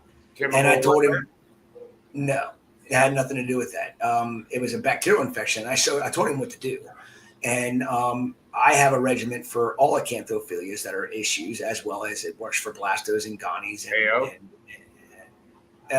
it's OA as well as it's two different things. Chemi-Clean for 30 to 45 minutes. I use 2.5 scoops per quart of water, and they go in there for about 30 to 45 minutes, and then immediately into an OA bath, which I've been playing around with it to see if I can speed up the healing process with them. I'm now using as much as in 20 gallons of water, I'm using 2 grams per 10. So I'm using 4 grams of OA in that 20 gallons of water. And I'm noticing that it is definitely helping it a little bit quicker. But then again, I'm having a hard time understanding whether it really is, because the ones that I'm treating, they will go back in the system after they're blown up, mouths puckered up tight, looking spectacular. And then 2-3 weeks later, they start going down again. So I've learned that I need to continue this bath for, I go for 5 straight days, 2 days of rest, 5 straight days, 2 days of rest, 5 days, 2 days of rest. And I keep doing that until this thing is blown up like a balloon, mouth's puckered up, they're feeding, they're acting normal. And then I do it one more time just to be safe. And I actually, I don't spare any time or expense when it comes to corals when I know a regimen to save them. And I've saved blastos after probably 3 or 4 months of doing that to them. Finally, they're okay. They're healthy. They're able to be put on the market and sell. Gonis, same thing. They just shut down. They won't open up. And the Chemi-Clean and the OA with that exact regimen, it seems to work extremely well. But Andy Bauman was just on here, and he's the one that tweaked my method for elegance corals for his gonis and had better results. And he's like, stop doing this one day on, one day off. Antibiotics don't work that way. And I knew better, but I was scared to do what I was doing. And he just said, I'm doing it this way. And it seems to work even better. So our OA treatment has now gone from, it's still the 0.5 gram per 10 gallons in a system, but it's for 5 days straight. And I had better results doing it that way. I have actually, knock on wood, my wild system, I did that exact regimen. And now I dip every elegance coral that comes in from the wild for 24 hours in 6 grams per 20 gallons of water of OA. And I put them in the system out there and very rarely have a problem. What's that? What about the chemicline? You dip them in just OA and chemicline? Elegance corals don't, you can't do that with elegance corals. It doesn't help them in any way, shape, or form. Elegance corals, if you read the article in Coral Magazine about what we learned over a 4-year period of time and how it took us 4 years to even tell the world about it. Amanda wrote the article on elegance coral syndrome and how you can fix it. And so many people have thanked us for that because elegance corals are really a beautiful coral and most people can't keep them alive because they're buying from places that don't treat them. My suppliers in Indonesia get them in from the wild and they treat them in oxalic acid, so that they're giving them a fighting chance in their system, as well as putting them in a bag and shipping them to us, knowing they're going to be OA'd again in a system that's been cleaned up. Well, I don't like using OA. I used it twice in 2 years, 3 years. Here's my rebuttal on that, man. Like chemicline, like what is it, amoxicillin or erythromycin? Erythromycin. Okay, so now we get back into that resiliency of pathogens building up antibiotic resistance. I agree with you. We need to have sensitivity testing. Looking at the data from Chris. Now, Chris, I think that to say there is a blanket one-size-fits-all treatment for antibiotics, while it has worked anecdotally now, there obviously could be, if someone cuts corners at any type, there could be resistance that develops. From what I saw from the data you had, it looks like that elegance coral syndrome occurs because when you ship things overseas, there's a lack of oxygen to some extent. The family that was growing on every single one of the ones that died was Rhodobacter acae. So same family as hydrospaces stuff, like the purple non-sulfur bacteria. But there's a lot of opportunistic pathogens that live in coral. When they're happy, the coral's in an equilibrium, it's healthy, they do a good job, they help cycle nutrients. When the coral gets stressed, then they become pathogenic and eat the coral. So it looked like that was the only pathogen that was in all of those samples that had elegance coral syndrome, and all of the bands were huge. The population size was big. So those are susceptible to oxalic acid. The question and the consistency of why it may work time over time is because they are exposed to the same stressor in the supply chain. They get shipped in a bag and there's a lack of oxygen. There's the same trigger and the bacteria respond the same way.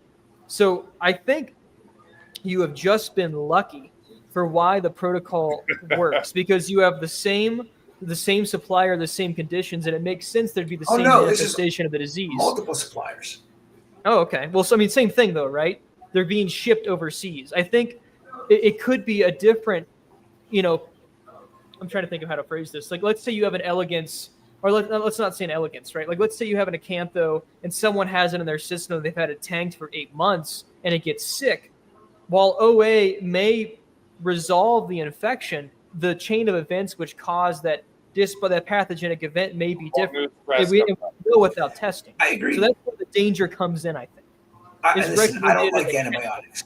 I don't like them. I'm not a big proponent of them, but if I'm going to try to save something that I imported, I feel obligated that the only way I know how to do it is with the oxalic acid treatment. And I know that it works. And I know that people that have gotten corals from us that have had no issues, and then all of a sudden they get corals from other vendors that don't do anything, they don't care, it comes into their system, and all of a sudden something's introduced that all of a sudden the elegance coral starts going down or the acantho starts going down that we've taken care of, and I make sure that they know the regimen that we use to take care of it. And they can usually save that coral if they do it in time.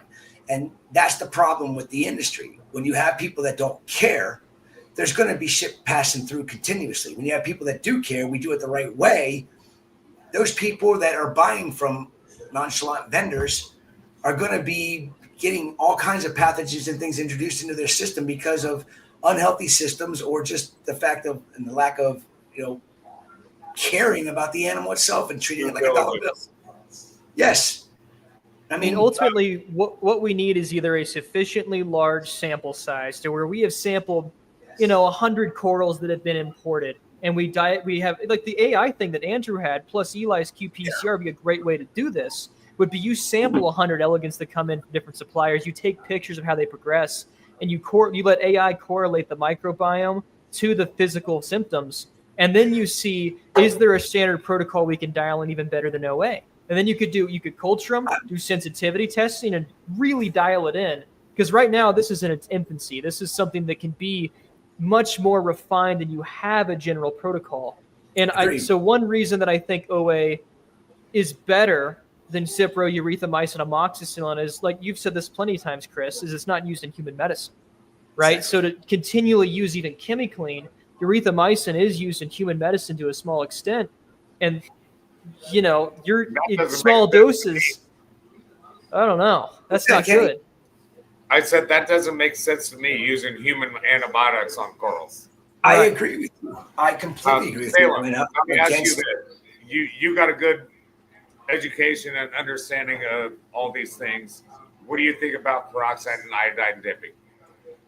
So like I said about peroxide, I mean, both of them are an antiseptic, right? They're just going to nuke everything indiscriminately on the surface.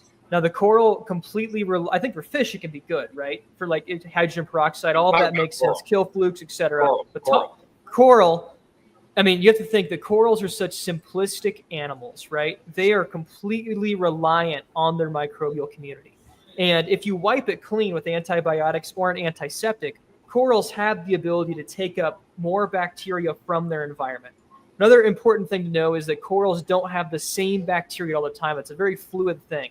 So if you have them and they hire different bacteria for different jobs. They want to have someone that protects them as part of the immune system. They want to have something that breaks down sulfur. And if you wipe the slate clean, they've already got good guys that do that job. You nuke them. And your system does not have as good of guys to do that job. You can wipe the slate clean with peroxide and iodine, but if you put them in your tank and you don't have as good of biodiversity, they'll try to find people to do the good job that are different good guys, and they might suck at that job. Or they might recruit people that are opportunistic pathogens that are good, and then they could be bad. So it's weird. I don't know. There might be a long-term negative effect to using peroxides or iodine initially if your microbiome in your system itself is not good, where they can't pick up those good guys again. I think it can resolve pathogens, though, right? You're nuking everything. The question is, can corals recover efficiently? Absolutely they can. And maybe, to go back to on your tank's environment.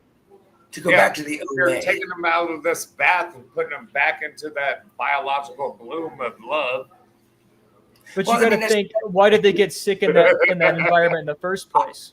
I'm with what Kenny's saying 100%. And here, we didn't come up with the oxalic acid. I mean, Julian Sprung loves elegance corals, and he kept getting these beautiful elegance corals and kept seeing them, wither away and die. And he tasked Zach from the Frost Science Museum. And the whole article says the whole story about how OA came about with treating the corals. And the elegance coral that Julian tasked Zach from Frost Science to treat with his veterinarian, that coral's still living in the Frost Science Museum's, Indo-Pacific Reef today.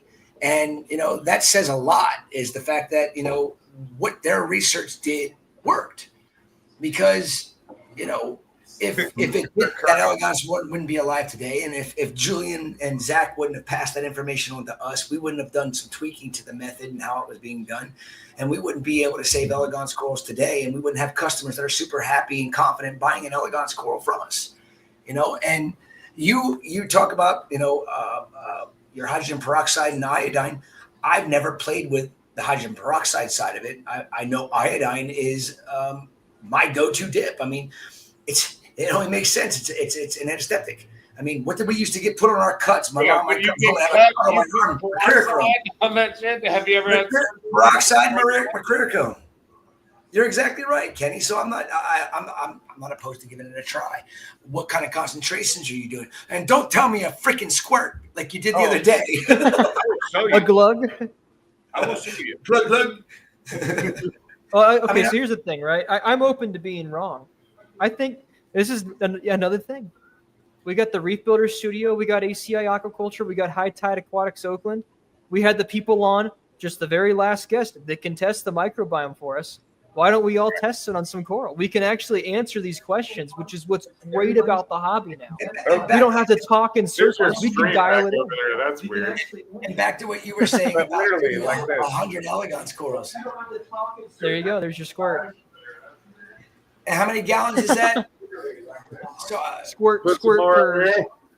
So I need like a half a bottle in my system. I put a lot, man. He's so meticulous with everything else, and with the coral, he's just like squeezing that everywhere. It's like Here's my seahorses. Still, Okay. back to what you were mentioning about 100, getting 100 specimens and taking the samples and doing all that stuff. If you knew it was like we did with the veterinarian and the Liquid aquaculture, ozone. we did, tissue samples, and it was a lot of work. I mean, for 8 corals. It was a lot of work for 8 corals. I don't have the staff. If I was to do 100 it's corals, not you do it all in one batch. It's you do it over years at a time. And think about everything we've talked about today. I got you. Like think about what Rich talked about, right? If there was a centralized organization to give basically grant money for this stuff, if we all come together as a community, we could really organize it, get money from the people, and answer these questions now Just and don't make this follow better. the guy that came out of BRS that's trying to do that. Sorry. Really? Sorry. Dude, Don't say do it that. again. No, I don't want to say that again. Because you guys already know what I just said. So peroxide, I think, can be useful for maybe lowering dissolved organic carbon too. That's something it could do because it's a free radical. So I do want to test peroxide in tank. I think that could be cool. So I called Kenny the other day and said, "Hey, what do you do? How much peroxide do you do?" She's like, "A squirt," and I'm like, "Dude, you gotta give me more information." If he's a squirt, then you're a glove, Chris. So I will say this, and me and you talked about this, and Salem made me feel like I wasn't crazy when he started coming out and talking about DOC, because I've been dosing peroxide to my tanks for 4 or 5 years. Literally just because I run such a high pH, somehow it suppresses my ORP. A lot of my friends told me, don't worry about ORP. Don't worry about ORP. No, I worry about ORP because I know what it does inside of a microbiome. Like I say, it could, right? I could not find a single piece of data to actually say there is a correlation. But what I did find is ORP is inversely correlated to biochemical oxygen demand. Biochemical oxygen demand is inversely correlated to DOC. So it's this ass backwards, I'm schizophrenic, with diagrams on the wall thing. I don't know. If I'm running an 8.55 pH, why is my ORP at 280? Like I say, it could be you need to have your pH alone will not determine the ORP of your system. ORP is such a complex, like redox alone. Advocating to run 8.6 pH. No. 8.6 badass. I've done it. I have too. I've got a bunch of systems at 8. Yeah, there's not that much better growth. It kind of caps out at 8.4. But that's the thing is ORP is any type of redox reaction in the system. So pH can regulate that, but the concentration of your organics, the actual concentration of oxidizers, right? If you're adding free radicals like peroxide, like hydroxide, there's so many things that can ozone. UV and ozone can skimming. There's a ton that can influence that. So to just say, like you said, that's why I was saying in the article, ORP could maybe be a metric that could be used as a rough baseline. And I have seen correlations between getting my DOC lowered and ORP rising because higher organics can suppress it, etc. But it's not a one size fits all. You're never, at least not right now. I don't have enough data to prove that. So it was me kind of being. What you're doing, first of all. ORP. If you want to know about ORP, okay, ask Chris Wood from Captivate Aquaculture. He What are knows the a two lot about parameters? he watches more than anything else, and I know exactly what he's going to say. pH, ORP. ORP is important, man. And he will Tell you a explain lot. to you the reasonings why ORP is so important. And also, Kenny, you need to take your ORP probes out of your tank every single day, and you need to dip them in your hydrogen peroxide, and you need to sterilize them on a daily basis, because if you do not, your ORP reading is 100% wrong, because it's reading the microbiome. It's reading the biofilm that's on your probe. So is the same thing happen to a pH probe? You should be cleaning them frequently. Right, but think about what that means, Chris. Think about what that means. I didn't That say gives it you an out loud, indicator of Remy. how your microbial community is changing. I'm with you, but these probes that we have that keep things monitoring, if we don't at least rinse them or clean them in like a hydrogen peroxide or muriatic acid or something, at least once or twice a week. A little love. Yeah, you got to give them some love, because if you don't, they ain't going to show you any love back, because you're not going to have accurate readings. And if you have a biofilm growing on and all, you're screwed. Here's what I'm saying. Have 2 ORP probes. One you clean to give your systemic ORP, and the other one you let a biofilm grow on it, and you can track how the microbiome changes over time. Interesting. That is interesting. I like that. You use that to your advantage. You see the localized how the populations might change, and if the you would basically let me think about this. This is some head. Salem, can you be quiet for 1 second? Yeah, sorry. Because Remy's been over there for like 45 minutes, very quiet. I think he wants to say some shit at least. I have to add. Come on, Remy. When Salem asked me to be on this, I was like, okay, that's cool, but I gotta like pick winners and everything too. So I've been doing that while you guys have been talking. I forgot he's doing all the work. Gene was like, Remy's spacing out right now. Everybody's making fun of it because it's past my bedtime. I've been watching the comments talking about Remy too. I'm like, oh, poor Remy. I didn't mean to shut you off, but Remy was just like sitting over there like. I think Remy's just soaking it all up, and that's what I love about Remy. Remy's like, okay, I might not know exactly everything that's going on here, but it's all going in the He's a patient dude, man. He's a patient. Remy. I've seen Remy grow as a reefer in the last 2 years, and I love it. And I've seen him destroy Salem in a fucking sprint race at Restock. He kicked my ass. That's true. Sorry, did I cuss him? And I'll do it again. All right. He's really good at Mortal Kombat. I will tell you that. I thought I was decent, and oh my god, he wiped the floor with me. Dude, I thought you were gonna beat him. You're like 90 pounds, bro. No. Fair enough. It doesn't translate. Still now, I know Mortal Kombat. Sub-Zero, what's up? We're Did 5 you just say you have 90 pounds of two-thirds riz? wit. What? You should have not lost, Salem. I know. Remy, did you say you had 90 pounds of riz? Is that what you said? No, but I appreciate you thinking that I have Gen Z slang. I do, and I'm excited for my knee surgery tomorrow. So. Oh, for You what? have knee surgery ACL, tomorrow? MCL, meniscus. Oh, you haven't got that meme yet. Okay. So I'm ahead of Gen Z right now. What's up? How Sigma of me? Are you getting ACL, MCL, or meniscus? No, it's a meme. I'm not actually getting knee. Wait, the Grinch one? Yeah, the Grinch one. Okay, no, that was 3 weeks ago. That's just old, and I forgot about it. Oh, dang. All right, sorry. We're way off track now. Hey, we're just Everybody's having gonna fun. be like, oh, they stopped talking about reefs at 50. But for 30 seconds, it's been The reading for comment, like the 8 viewership. hours straight. Oh wait, shit! It is 8 hours already. Yep. Oh. And how many Two-thirds of Dr. the way. Pepper? How many Dr. Peppers converted to Yinglings have you had? 3 Dr. Peppers. I'm on my second Yingling. Cheers, man. About to get a third one. I'm taking it easy. I was like, hell no, I am not drinking till like 6 o'clock. Bro, that Friday stream, dude, those UK boys did not know what they were getting into. Oh, those UK boys had fun, man. They were like, man, you're gonna That come was back 6 hours and 10 minutes, dude. I didn't want to They keep were like- going. I was done at 6 hours. I was done. I was like, if they wanted to keep going, I'm like, you guys can go have fun some more. That was 6 hours fun. is long enough for me. That was fun. I warned them at the beginning. I Yeah, tuned you into guys that. are going 12 hours today. like 30 minutes in, I was like, be ready for a 6-hour podcast. Light And I work. had no idea that was going to actually be real. So, Dude, I did not know that it was going to go that long. Neither did he. Amanda just said she's Had it, worried man. for the last We had hour. a Get your phone call beeper for like ready. 30 minutes before you jumped on. I was like, damn, bro, you really going to go this long?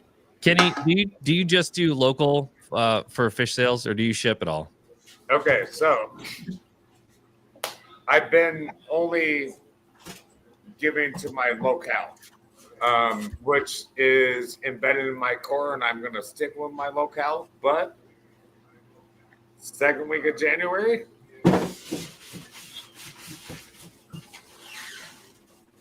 I'll be shipping. Okay, I Can thought we that get was some air modern horns dance for me? there for a second. I wasn't sure what that was. I got a Naso tank for Keith that I'm shipping him in a week. If you need help with shipping, You want to fly out and help me with some? no, I'll get you on the phone, brother. Hey, he got Make those sure you 2 use weeks methylene free. blue. Make sure you use methylene blue when you pack the fish. I wouldn't. I would not do that. Why? It was a lifesaver for us. All the fish Well, we shipped, my over the 10 fish years are- we did fish, methylene My blue was a fish are huge. fully quarantined, man. There might not be some stuff coming I'm out. not saying it's for the oxygen saturation that it does for the fish. It relaxes them. It keeps them from being stressed. Trust me.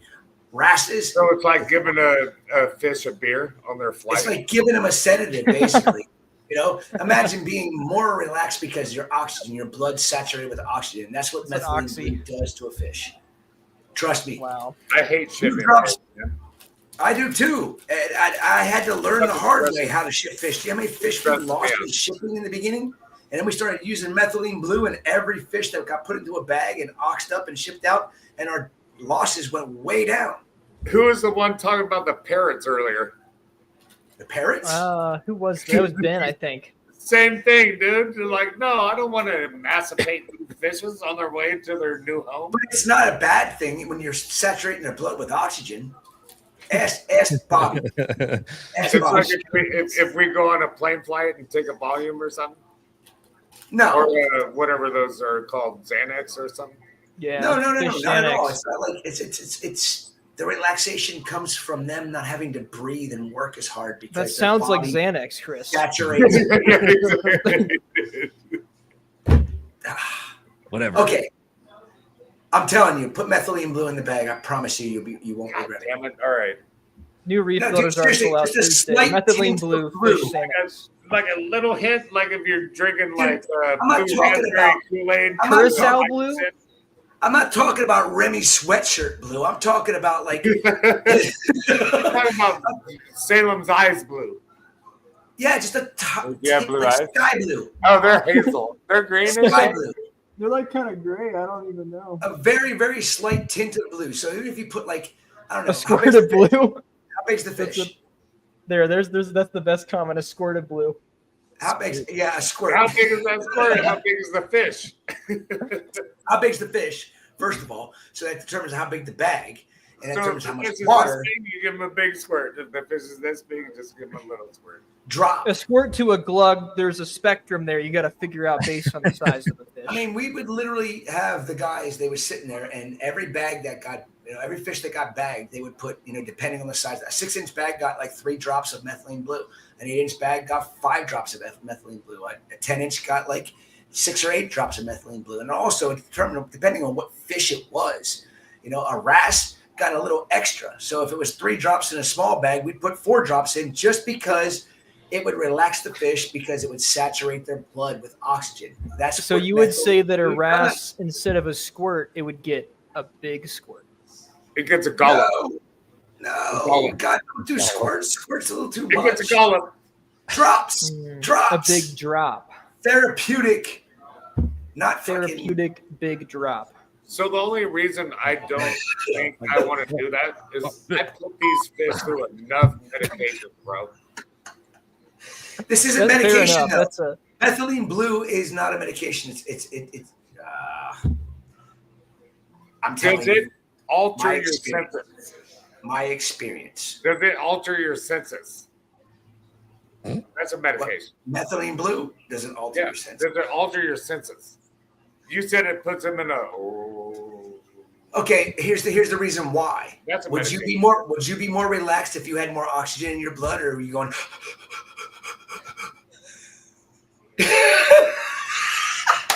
Someone please, God. I'm clipping that.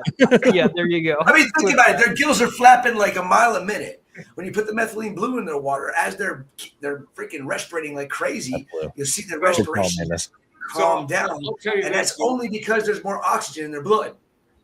So for my whole quarantine process, it's literally like a 21-day thing, and I'm conditioning these fish. So they're getting used to people coming up to the tank. They're getting used to me feeding them. So if you get a transship, you walk up to a tank, they're going to be freaking out and hitting the glass all over the tank. But as I condition them and get them used to human interactions, they're not doing that gill flapping and all that, because they're used to me. They're used to the food source. They're used to me coming up and feeding them every day. But are they used to a I'm plane? not doubting your abilities, brother. I'm not doubting it. Okay, my suppliers even use methylene blue to ship their fish. I'm just talking about the fish, man, not about me. Oh, I know. And I wouldn't do it unless I think it was very beneficial to the animal. 5-finger death punch? No, I had a question. Here's the other thing you have to think about. Okay? There's things that are going to be happening possibly For out who, of your baby? control, Kenny. What are you going to do if that fish is delayed for 24 hours? Well, shit your pants. Methylene blue will help that ease your mind. Less solid, more diarrhea. I swear by it. I've shipped thousands, tens of thousands, hundreds of thousands of fish. That just reminds me of like when I was a kid buying fish from the store. I was like, "Are you going to put the stress code in there?" Dude, don't even talk shit remember on stress stress out. Think about legit, you. man. Think about you and your time invested. Think about you and your time invested. Okay, and think about the therapeutic amount of methylene blue you're going to put in there. That's going to guarantee the fish has plenty of oxygen saturation in its body, so it's not going to stress as easily when that courier takes your box. And they will, I promise you. It's a box this big by this big. They're going to take it and they're going to throw it across the freaking room. They're going to. I think of the opening scene of Ace Ventura. I understand your ethics, your morals, and what you're believing. But the people that are handling your fish on its way from you to Keith, they don't give a shit. They don't have a clue that there's a fish in there. So you have to prepare for every possible scenario that fish is going to go through. And the methylene blue is going to save that fish. I guarantee you.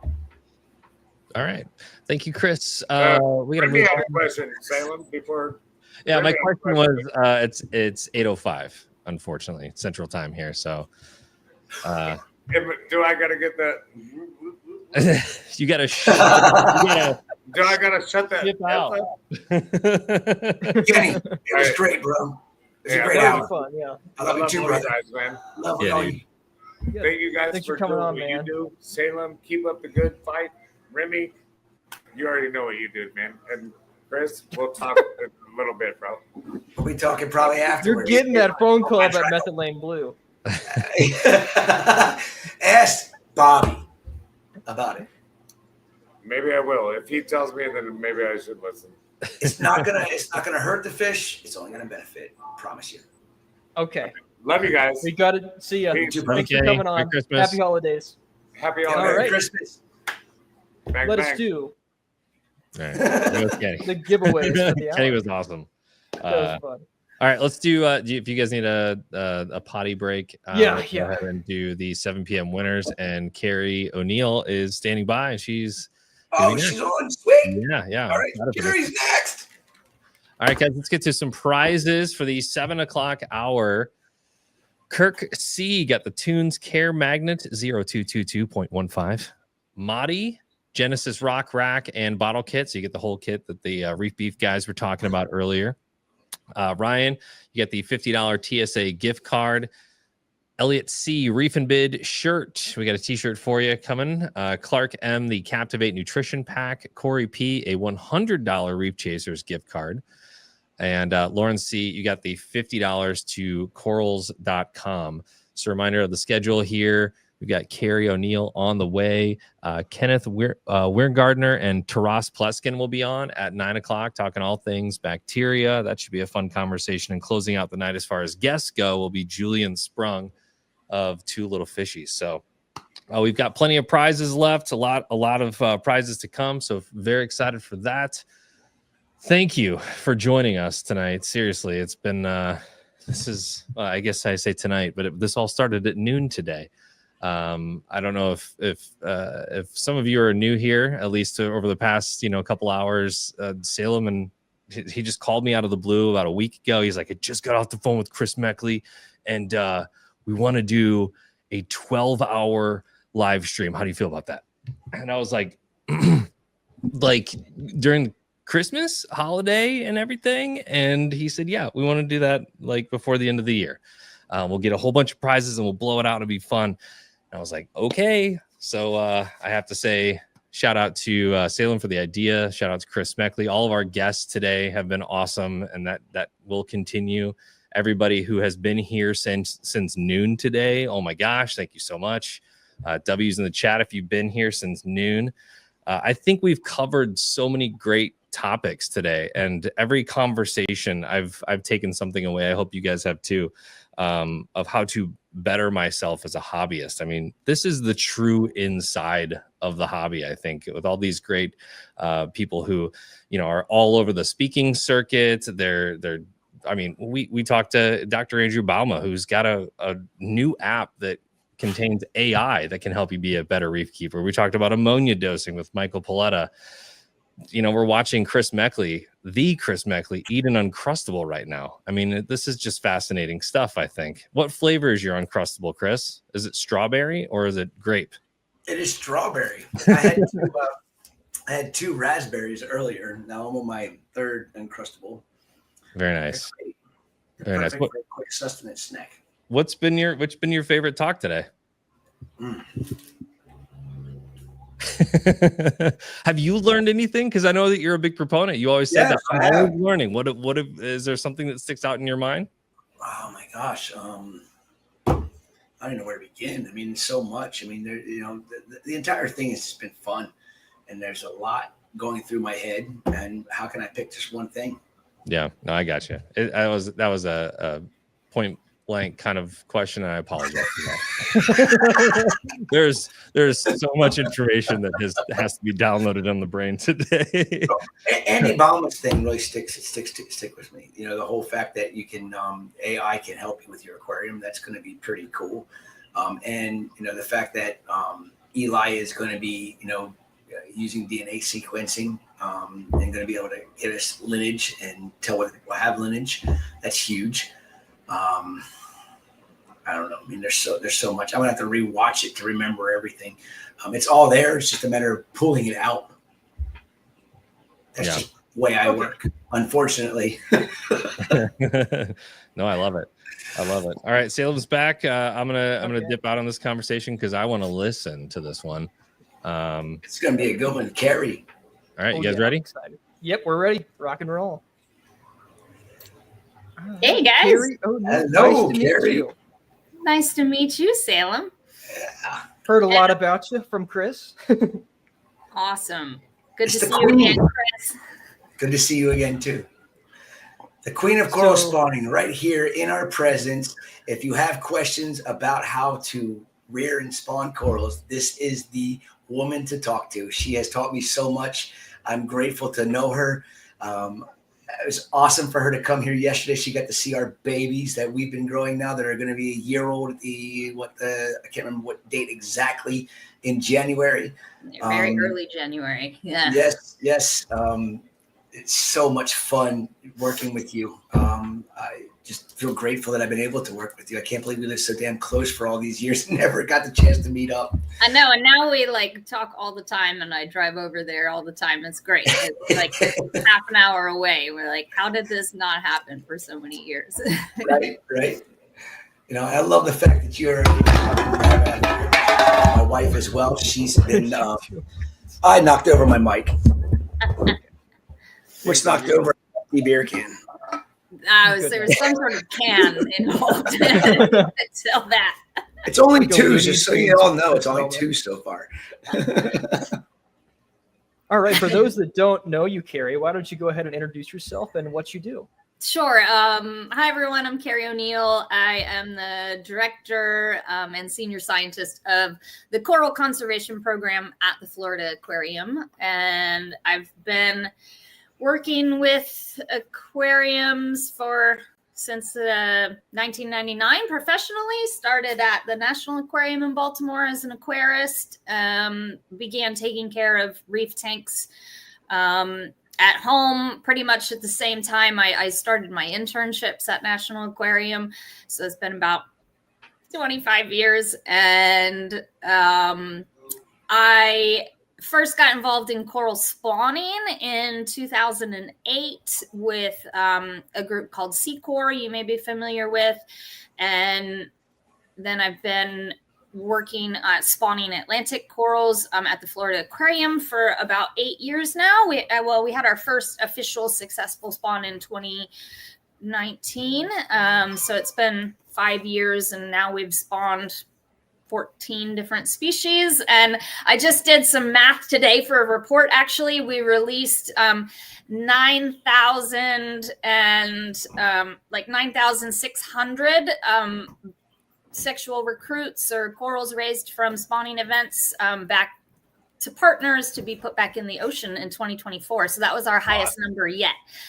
So it just keeps getting more every year. Yeah. And I manage a staff of 14 aquarists that work with me that make all of this happen, and the coral spawning, and then also raising long-spined sea urchins for release back into the wild. And yeah, I've always loved the hobby, and used to go to all the MACNAs and be really involved with like the Chesapeake Marine Aquarium Society and Washington Area Marine Aquarium Society, and then Florida Marine Aquarium Society for a bit. So I've always said that we couldn't be doing what we're doing with coral spawning for conservation and research without the hobby, because the equipment that we use was really developed for the hobby, and it's what really drives the innovation in this space, that then people in research and conservation can use this knowledge to do the type of work that we do at the Florida Aquarium. So thank you to everybody that's listening for your interest in corals as well, and reef aquariums, because it's your passion that really fuels what I do. Well, thanks for coming on and speaking. I think my first question is, what's the ultimate goal of the programs you're working with? Do you think, outplanting is it gene bank? What are you all striving towards? Yeah, so we do serve it as a gene bank, but the thing is, when you're serving as a coral gene bank, if you do it well, they still grow, right? So you still end up having corals that need to go somewhere in the end.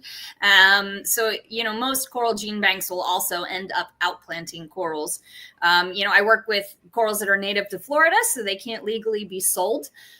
So really their only disposition plan is to put them back in the ocean or to surplus them sometimes to public aquariums, but even that is tightly regulated.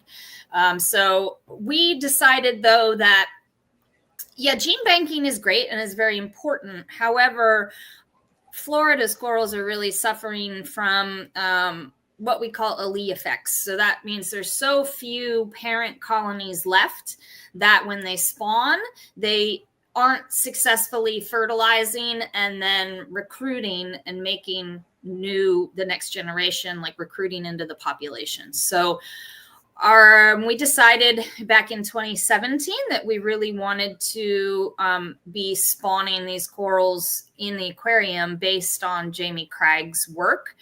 And, at the time we knew this was really important to have like new genetic combinations and trying to increase the number of actual genotypes of coral that are even available for restoration. And now, after the last 2 summers, and with stony coral tissue loss disease and 2 marine heat waves, now it kind of feels like reproducing corals might really be the only hope for the future of some of these Caribbean species, such as the elkhorn coral, the pillar coral. And now it's even more about potentially reproducing them with corals from outside of Florida to try to bring new genes into the population. So that's our kind of latest goal, especially with the elkhorn coral and the pillar coral. Like I said, those two are extremely low numbers of genetic individuals in the Florida population at this point. So, hoping you can bring some more adaptive genes from other regions. So it's a very long-winded answer. The goal changes. The goalposts change, right? Like, it's not as simple as let's just outplant 100,000 corals and save the reef. Like, that's not how it works, unfortunately. I wish it was that simple. Yeah. I love the conversation that we had when we first met, and you said, I don't save the reefs. I save species. I hate saying and that is like, that right there hits the nail on the head. The fact that you are just real as real can be, and you're saving these species from extinction, and you're trying to learn more about them and try to make sure that we don't lose them forever.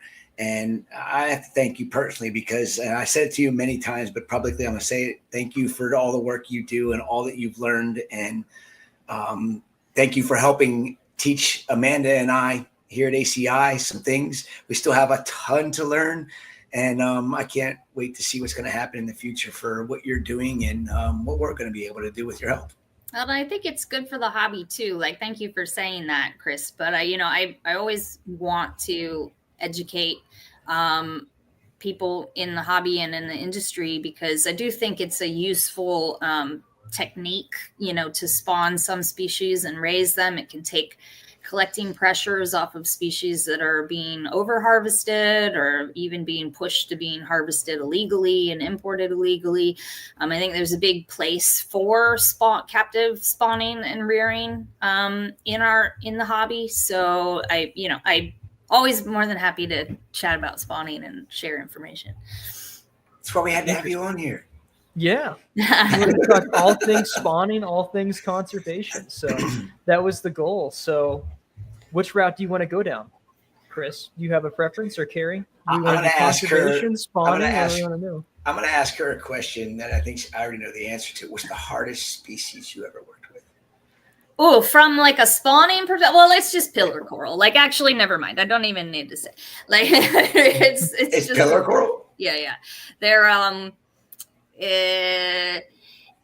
They're extremely pillar and elkhorn. They rival each other, and maybe this is why they're the most endangered, because they're the biggest princesses of all of them. They're like, it's ridiculous. So, but the pillar coral is harder to raise from spawn, because they're a gonochore, so eggs and sperm are separate. Male and female are separate. They can change sexes, so technically they can be called a sequential hermaphrodite. But either way, eggs and sperm, they're not bundled. They just, spawn them out into the tank, similar to acanthophilia, except usually from separate colonies. Eggs from one colony, sperm from another. And then the eggs are quite small. They're not super buoyant. So they're a pain in the butt to collect. And then the settlers are very tiny, very hard to raise. They're just a finicky coral. And even the adults are like high light, high flow. And by high, I'm talking 300 to 600 par, 300 in the winter, 600 plus in the summer. And just like, just multiple wave pumps on full bore, like pulsing all the time. And they really don't like fluctuations in water quality, like fluctuations in alkalinity. They're like, and they're just going to start having tissue loss. We've been advising a lot of other Caribbean islands that want to build or have built like pillar coral land-based holding facilities, and we're always like, stop messing with your alkalinity. Like, just stop. Just let it be like 120 parts per million, or I think it's like 7, DKH. Like, just let it sit there. Just stop. Like, stop. They do not like what we do to corals in the hobby and try to like drive up the alkalinity, and they hate that. So, like, just stop. And then after people finally listen and just keep it 120, like normal ocean alkalinity, they're like, oh, they stopped receding all the time. I'm like, yeah, they just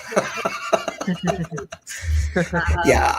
They're just, I think if you speak, they should listen. I mean, you have kind of the experience, but there's still so many people out there that don't care. They just have their own ways of doing things. There's plenty of things that we are still learning, every day.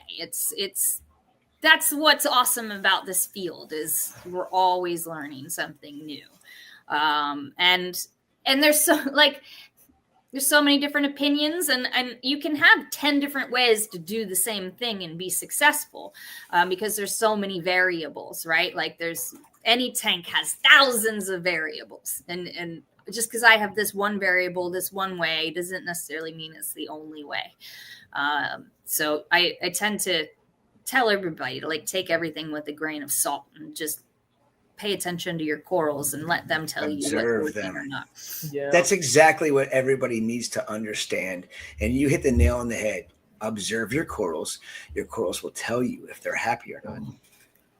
Yeah. And stop chasing numbers. Like, holy moly. Thank you. People chasing like 400 different numbers nowadays. I'm like, we didn't have ICP tests 25 years ago. You could just like mail out, right. The last thing I was thinking about was, what's my vanadium level? Like, nobody gave a crap about that. Right? Like, I'm like, I can't with all that. I hear you. Just do a water change. Like, stop. I don't understand. Why are we not doing a water change and messing with every single element in the water? It's so much easier to just do water changes.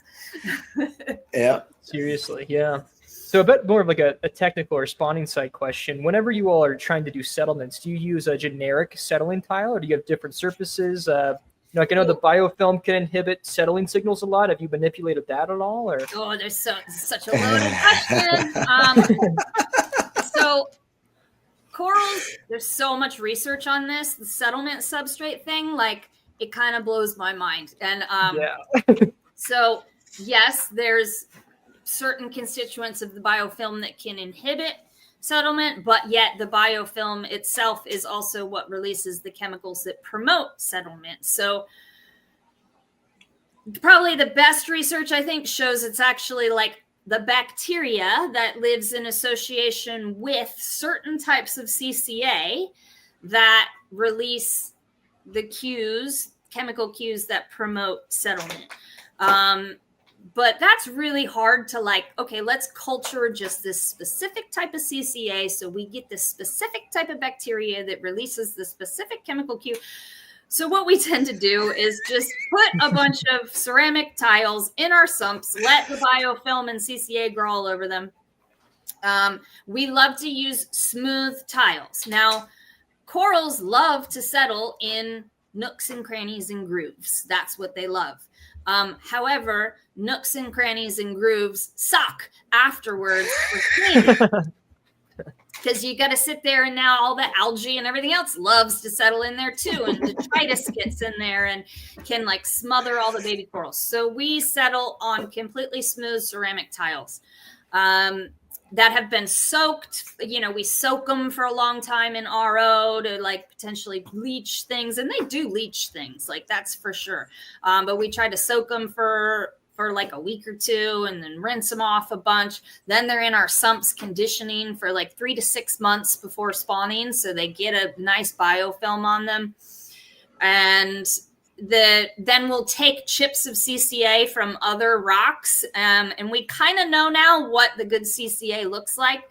At least in the Caribbean, like hydrolithin and titanoderma are the really good ones that corals like. So we'll try to find chunks of that, grind them up in a mortar and pestle, and like sprinkle it over the tiles. All of that being said, sometimes settlement will be like 10% of the larvae, and sometimes settlement will be like 70% of the larvae. And it's still not totally understood or controllable. We are working with the Smithsonian and Dr. Valerie Paul and Dr. Jenny Sneed, who have isolated a compound that does promote settlement called tetrabromoperol. That was going to be my question. Has someone done the metabolomics work to just, you add the compound and there you go. There's your settlement rates that are, that's exactly, awesome. and it works. And we have used it, and it makes some of the corals just settle in the water column, which is interesting. They'll just metamorphose without ever like attaching. It's that good, right? Like they don't even, they're just like, it's time to settle, and they just go. But it makes, 50-60% of them will make it down to the tile and settle. It makes life a lot easier, but it's not a stable compound. And so it has to be made like right before spawning, and it has a very short shelf life. So it's not super scalable yet. So we're working on that with them. But it I wonder works. if like any isomers or something that are more stable would have a similar. Yeah, they did. All right, they tried like many different. None of them worked. Wow, it's crazy. I know. I remember when Carrie came out and she was taking a couple of our babies, our swimmers, our zoomies, as she would call them, and she's scooping them out with, we use little shot cups, the little red shot cups that people use at parties, whatever. And she's scooping them out, and this one decided to settle right at the bottom of that shot cup, and it didn't move. We still have him; he's still here. You got to see him yesterday. I know. He's in a little solo cup. Yeah, he's called shot cup ass because he's just gonna always have one. Hopefully, we'll always have that shot cup stuck to his rear end. But we are also finding that acanthophilias, because they are a solitary polyp and they like to live in the mud, that they like to just fall off of their original base that they attach their butts to from the beginning. And I've got 5 in a shot cup right now that I have to re-glue down, which is not the funnest process. And she's tiny gluing. Yeah, it's like he laughs. It's micro gluing instead of micro dragging, right? You just like tiny little drop of super glue and then put the little baby in there. And they don't like the acanthos don't like that very much. Like, I just want to be on the sand. Like I don't know what you're really to this thing. I glued the one down at least 4 different times, and I'm like, this thing, okay, the area that probably has no tissue is probably like the size of a pinpoint, which was where it originally attached. So when I'm sticking this little thing in this micro speck of glue, after using a tweezers under a microscope, going, okay, I got to tweeze this little guy into place. Okay, I got him. And I pick it up and I shake it around. Okay, he's stuck. A week later, where'd he go? Where'd he go? There's so much tissue going around the baby that all the way down to that little pinpoint, you're getting glue on it. And that little teeny pinpoint stuck. So all the tissue just keeps expanding and contracting, and boop, he pops off again. So I think it's just inevitable they're going to have to be in a sand bed at some point because we're not going to be able to just continue gluing them down. When you look at the base of a lot of them, and they do have like this original tiny piece of rubble that they must have settled on, and then they've grown up. So all I can imagine is them on this rubble that's like rolling around or in the sand, and then eventually, like, it's wild how they ever make it in the first place. What temperature is it supposed to be at? 78. It's a little warm. You want to turn the circulation back on to the other side? Hey, Shane. 78. Shane's cleaning babies. Said, hey, Shane. We had the tank off tonight to monitor. I guess it and then the snail spawned. So, I walk up to the tank to check for eggs, and it's like, oh. Those are too small. Way too many. Yes. We So had I've Heliophagia spawn on the way here for our shipment the other day. They were the only corals that we had eggs in the bag. They were completely milked out, and 3 of the bags had just like milky water, and the other 3 had little eggs floating at the surface. I'm like, well, they spawned. Can't do anything about it because they never got a chance to meet sperm. But Heliofungias, it looks like it's a couple of 5 or 6 days after the full moon is when they go, unless that was just a stress spawn from being packed and shipped. But something to know. There's so many comments in the. I'm just like reading all the things.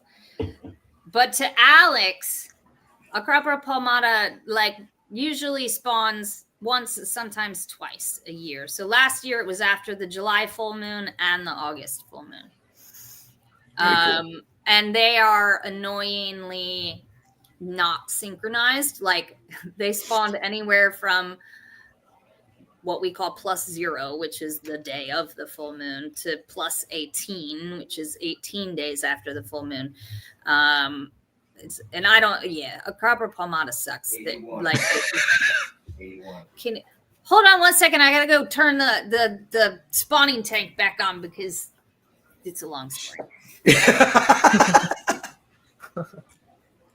Oh, I need to go see it all. Yes, you need to come down here. She said that she was really, she said, I'm sorry I couldn't have Salem come over when he was down. You're going to be down here, I'm sure, in the near future. I gotta get a plane ticket. I can get a plane ticket. Whatever. I want to come down during a spawn for sure. That'd be awesome. That's a video. That's what's more than a video. That's cool. That's what I experience. I want to come too. The next spawn show, Remy can come. The next spawn that's going to happen for her is I think it's after the May full moon. It's Diploria. Oh, I like Diploria and Pseudodiploria a lot. That was like the only thing still alive I saw snorkeling this summer in the Caribbean. Yeah. I wish you could keep that. I was there for the Pseudodiploria spawn, not last year, but the year before.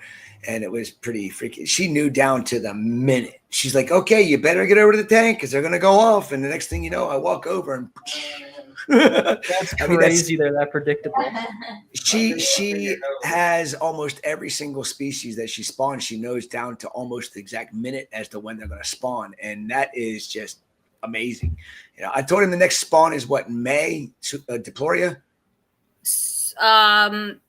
Pseudodiploria is in Diploria labyrinthiformis is yes.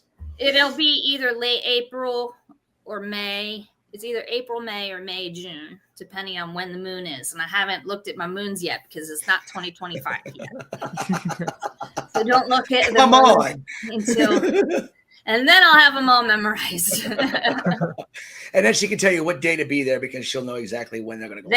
They're very, at work now, we've got it.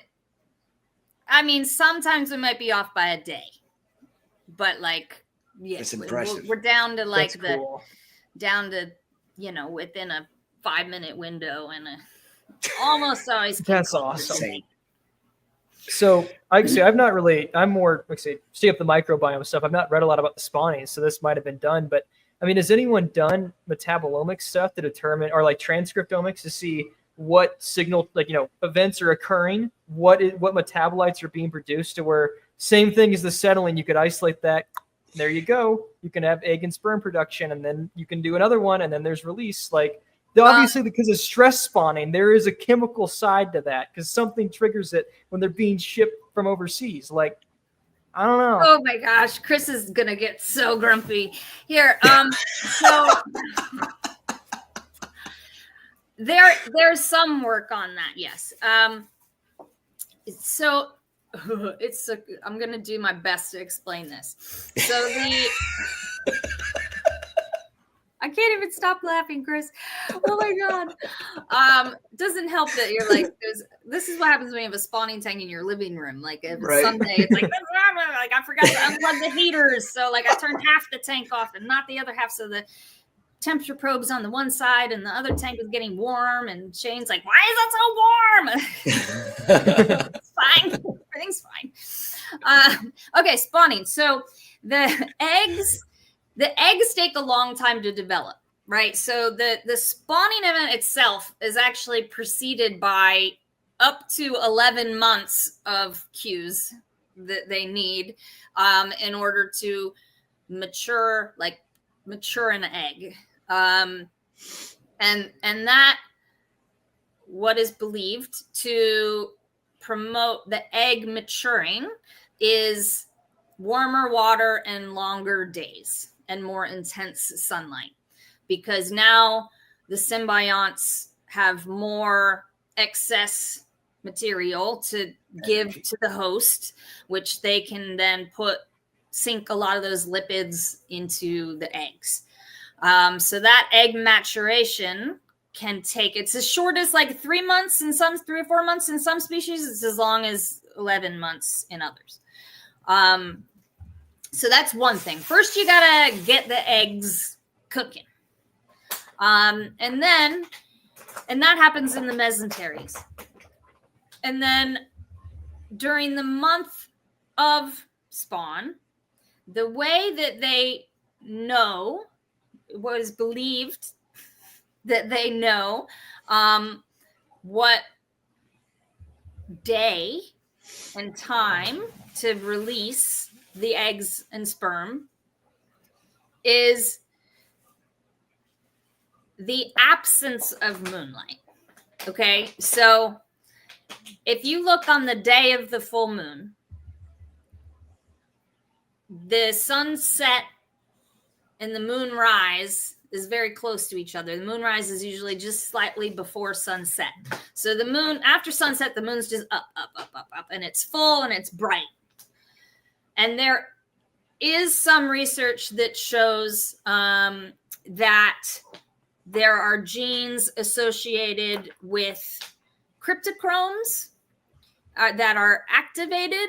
So it's believed that they're sensing the presence of certain wavelengths of light when the moon is up. Now, as you move further away from the full moon, moonrise gets later and later and later. And there's a period of total darkness between sunset and then twilight and then moonrise.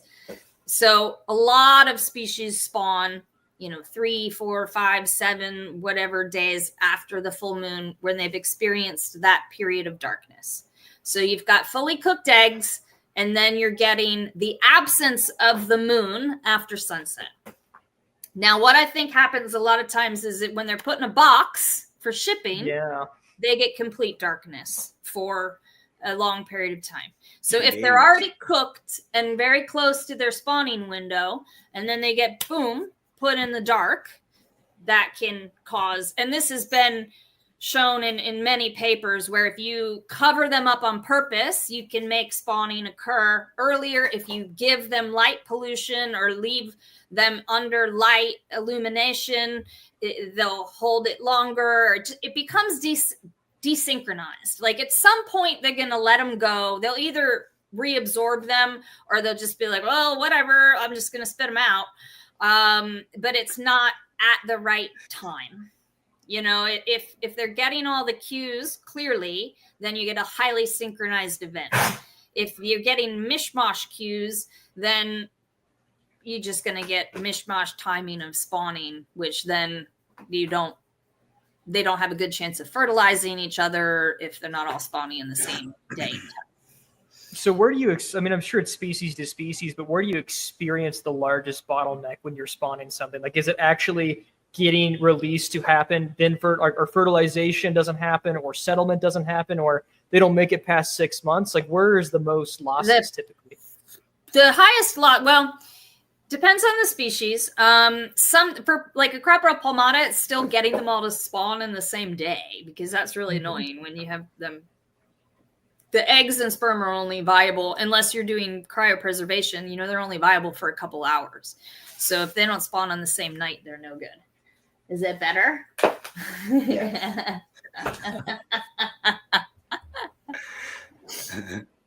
So they're only good for a couple of hours.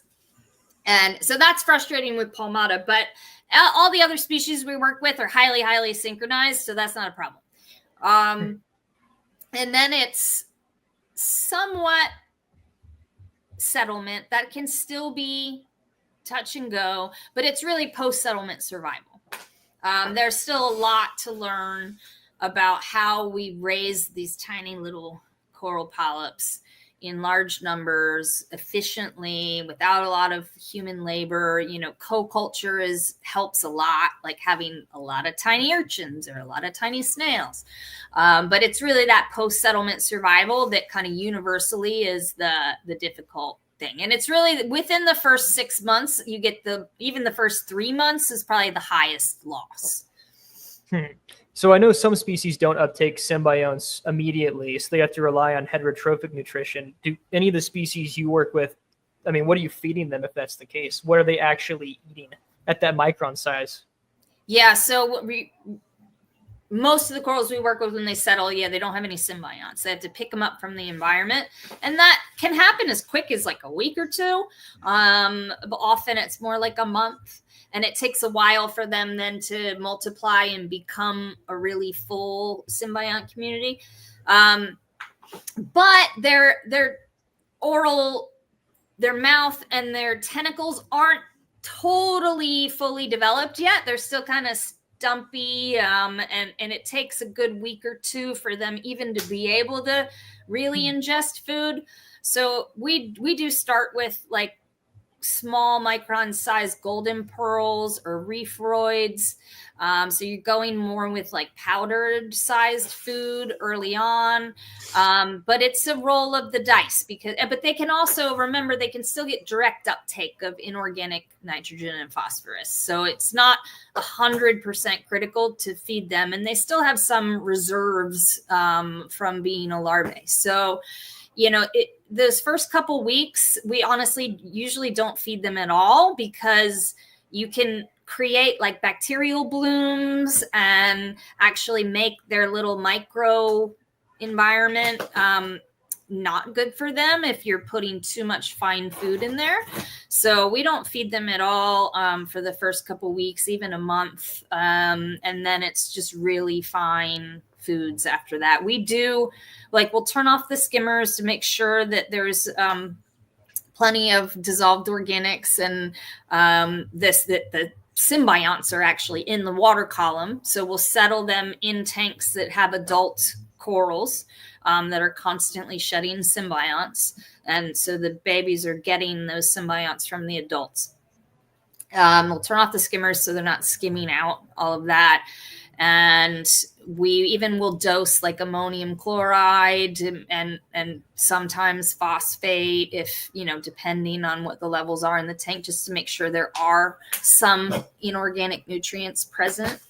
And the feeding is not super complicated. They readily take a lot of the same foods that, we feed in the hobby. And then we'll move to like some frozen copepods or some bigger sized pelleted food based on the size of their mouth.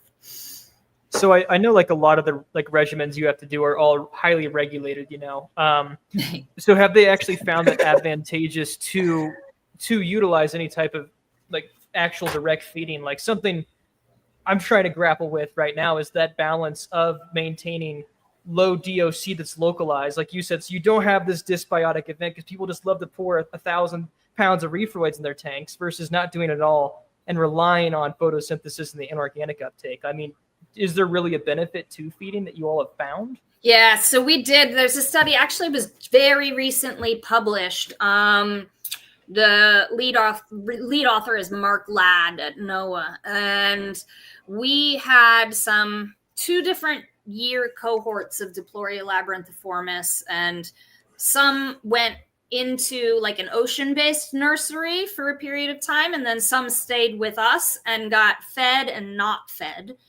And then they were all outplanted at the same time. So it was like an acclimation study to see because some areas, these things get picked off by parrotfish really quickly. So we wanted to see if we actually fasted them, if their nutritional value or lipids or something would make them less palatable to parrotfish. So we fasted some for a couple months and then fed some, and some stayed in an in situ nursery. And the ones that were fed and stayed with us grew far more than the ones that weren't fed and the ones that were in the ocean. Largely, as soon as they go in the ocean, they get so much fouling around them that they have a hard time growing. They're just constantly competing with stuff. Whereas in our tanks, we can control that a bit more. But the feeding definitely helps the growth rate with the little ones. But it's a balance, just like you said. The DOC thing is funny because early on with the pillar coral, when I first started, we stony coral tissue loss disease didn't even have a name at that time. And we were just getting in pieces of pillar coral that were from the wild, from diseased sites, and nobody had worked with pillar coral in tanks before, so just didn't really know anything. And I'd have some start to get a bit of tissue loss, and as soon as I moved them into a medical tank, which is just a smaller, like 70-gallon aquarium, it would stop. And I'm like, for the life of it, everything I could check in-house was identical. And I'm like, what is it about? Like, what is it magic when I put it in this 70-gallon tank? And I don't like to not understand things. So I sent samples to an EPA certified lab that we work with for like real troubleshooting stuff. And one of the things I asked them to test was dissolved organic carbon. And the only major difference between the bigger systems that had lots of frags and the medical tank was the level of DOC. And interesting. I was like, oh. And then there's like one obscure paper with pillar coral that they actually produce a lot more DOC than normal corals, like get from their mucus. Mucus, yeah. So I'm like, oh, is it something about these corals that they're just like making a buildup of DOC? And I never used activated carbon. I was like, you don't want to use that in a reef tank. It removes all the good stuff. Blah. And then now we have it on every tank and change it religiously. And it made all the difference in the world. I've been telling you, Chris. I've been preaching. I use carbon. DOC. I use carbon. I change it every 2 weeks. It's the newest rabbit hole. Forget ICP, man. And honestly, now, like, we would send the Triton NDOC, and it would at least give us an idea, and we can tell if we haven't changed carbon or something else has gone on. It really seems for the pillar coral, when it gets up above 2, things start to go weird. And if we keep it a little over 2 might be okay, but if you start like pushing 3, then really weird stuff starts. Problems. Yeah. So I guess 2 follow-up questions from that. First, have you all experimented with any like macroporous resins or things like that are designed to remove DOC, like in wastewater, compared to like GAC or?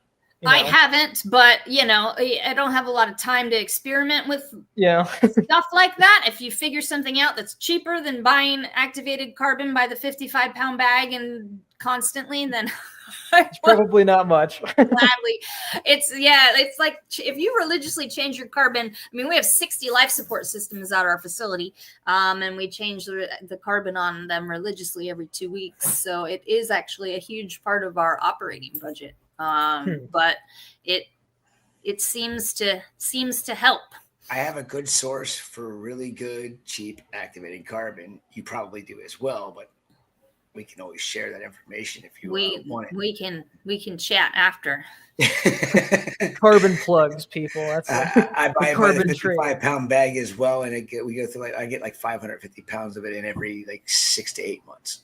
There was I'm sorry. Go ahead. No, there's a funny comment that said no pillar coral if you want lower DOC. It's funny because we actually won't keep like pillar coral and the elkhorn coral in the same tank anymore because it does. So we call the pillar corals just like the dirty corals, and they tend to have their own system. So do you use like coconut shell base, or what activated carbon do you utilize? Oh, geez. Mine's coconut shell based. I'm pretty sure it's coconut. I'm pretty sure it's coconut shell based. But I get samples sent to me to make sure that there's no freaking copper in it. because I've had samples Impurities are sent to big. me where I pulverized it, stuck it in RO, and tested the copper level, and there's been copper levels in it. I'm like, huh, really? Yeah. That and phosphates and actually nitrates was things we found in bad carbon. So we order 55-pound bags from Brentag. It's not like a hobbyist's brand, so I can't even say like what brand I use. Yeah, mine's not. Ours isn't hobbyist either. I won't say it over the air because everybody will be going to them. Yeah. But here is my second follow-up question, which is my current existential crisis. I hope you can resolve for me one way or the other. So, given like DDAM model, right? DOC seems to be a major contributor to most coral disease events. Then bleaching is just nail in the coffin for stuff. Given the fact that agricultural runoff, lots of stuff like that is contributing to higher DOC values in the ocean, the Keys, the Caribbean. I mean, is outplanting even the solution? I mean, it seems like it's just, if it's an inevitable source of runoff and that's how the ocean is going to continue to drift, it seems like something of a lost cause to have outplanting. It seems like we should pivot to, long-term conservation strategies where we attempt to gene bank and hopefully maybe things in the world change. I mean, you can't add carbon to the ocean, then, activate carbon to scrub it, and you're not going to be changing the chemical environment of those reefs anytime soon, and it's just going to get worse. How is outplanting going to change anything? Salem, it's a good question. I love it. Yeah, no, this is like this is the natural response to, okay, everything's dying in the ocean. Like, why would you just put more corals in the ocean? This is a question we get all the time, right? It's the first kind of reaction. So there's a couple layers to this. First, the DOC point.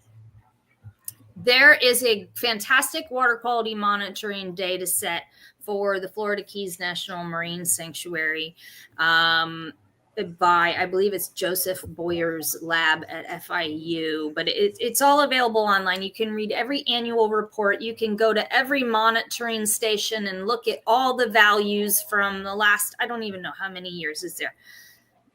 DOC has decreased in the Florida Keys. Is it because of consumption from Probably algae because sponges? of consumption, right? So this is it's a very complex system. So, and actually, I believe what they say in the report, don't quote me, I encourage everybody to read these reports. I believe it's actually more due to like some sort of global current change with more input from the Gulf Stream or something was what they were saying. It wasn't just because, we have more sponges and more bacteria that are using the DOC. It was a different reasoning than that. Like a geological.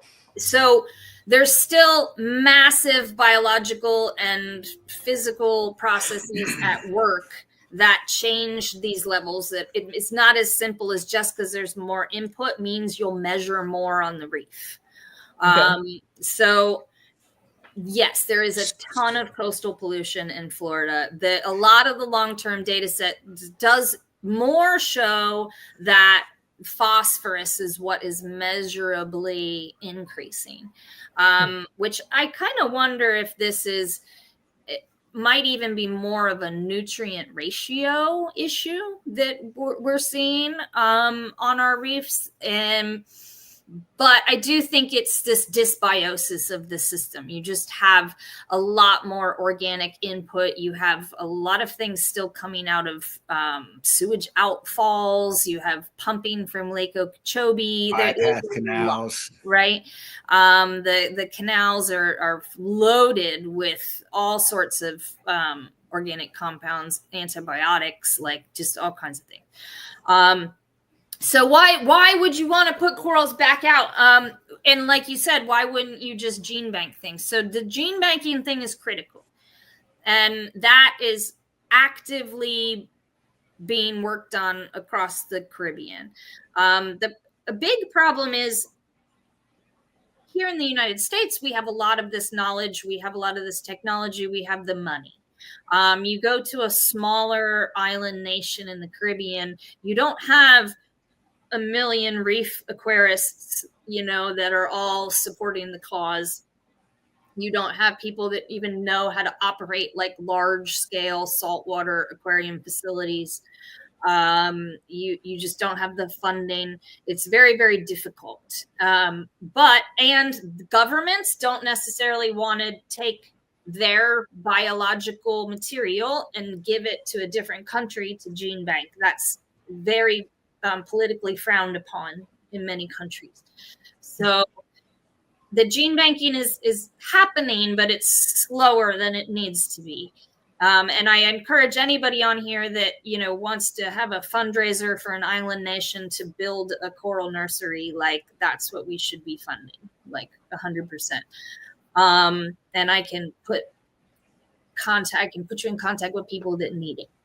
Well, that's what we should do in July. We should do this again and have a fundraiser for that. Exactly. That's what we should do, Chris. Our Christmas in July 24-hour episode. I'm all about that. That works for me. So that'd be great. That sounds. Did you hear that, Carrie? He's expecting me to go on for 24 hours in July. That's not helpful. Save the Caribbean. We trade our life for theirs. But to speak to Cheers. Why do we put corals back out? And here's the thing: is we still have to learn. And right now the ocean is in our outplanting across the board in the state of Florida is really still experimental. And this is why I do not like the headlines that say we're saving coral reefs. We're not saving coral reefs. We're figuring out the best and most efficient way to repopulate them once humans can figure out how to stop destroying the ocean. You know, we're preventing species from going extinct in the meantime, and maybe some new genetic combinations will be more tolerant.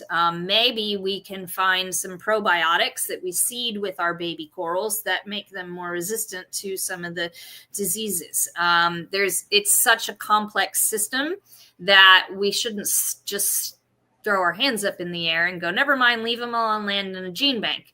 We do need to gene bank them, but we can learn every year with their offspring, you know, figure out what offspring do the best. And hopefully it's a long process, but we might have corals that are able to live in our future ocean. Well, that makes a lot of sense. Makes me feel better. I went to I forget where it is. It's like the one that SeaWorld and Disney helped fund. You know, I went to that conservation facility in Orlando, and they were just like, we're going to outplant them and save them. I'm like, how? What? Look, it's tough. Like with Justin works, Yeah, and I will defend. It is very difficult when you work at a facility and you want to celebrate your wins, right? Like you want to celebrate your wins, and unfortunately, we all work for facilities that our funding is driven by ticket sales and people coming to visit, and it's not cheap to operate these facilities. So there has to be media and marketing involved. And when media and marketing is involved, we can't always control the narrative. You can do an interview.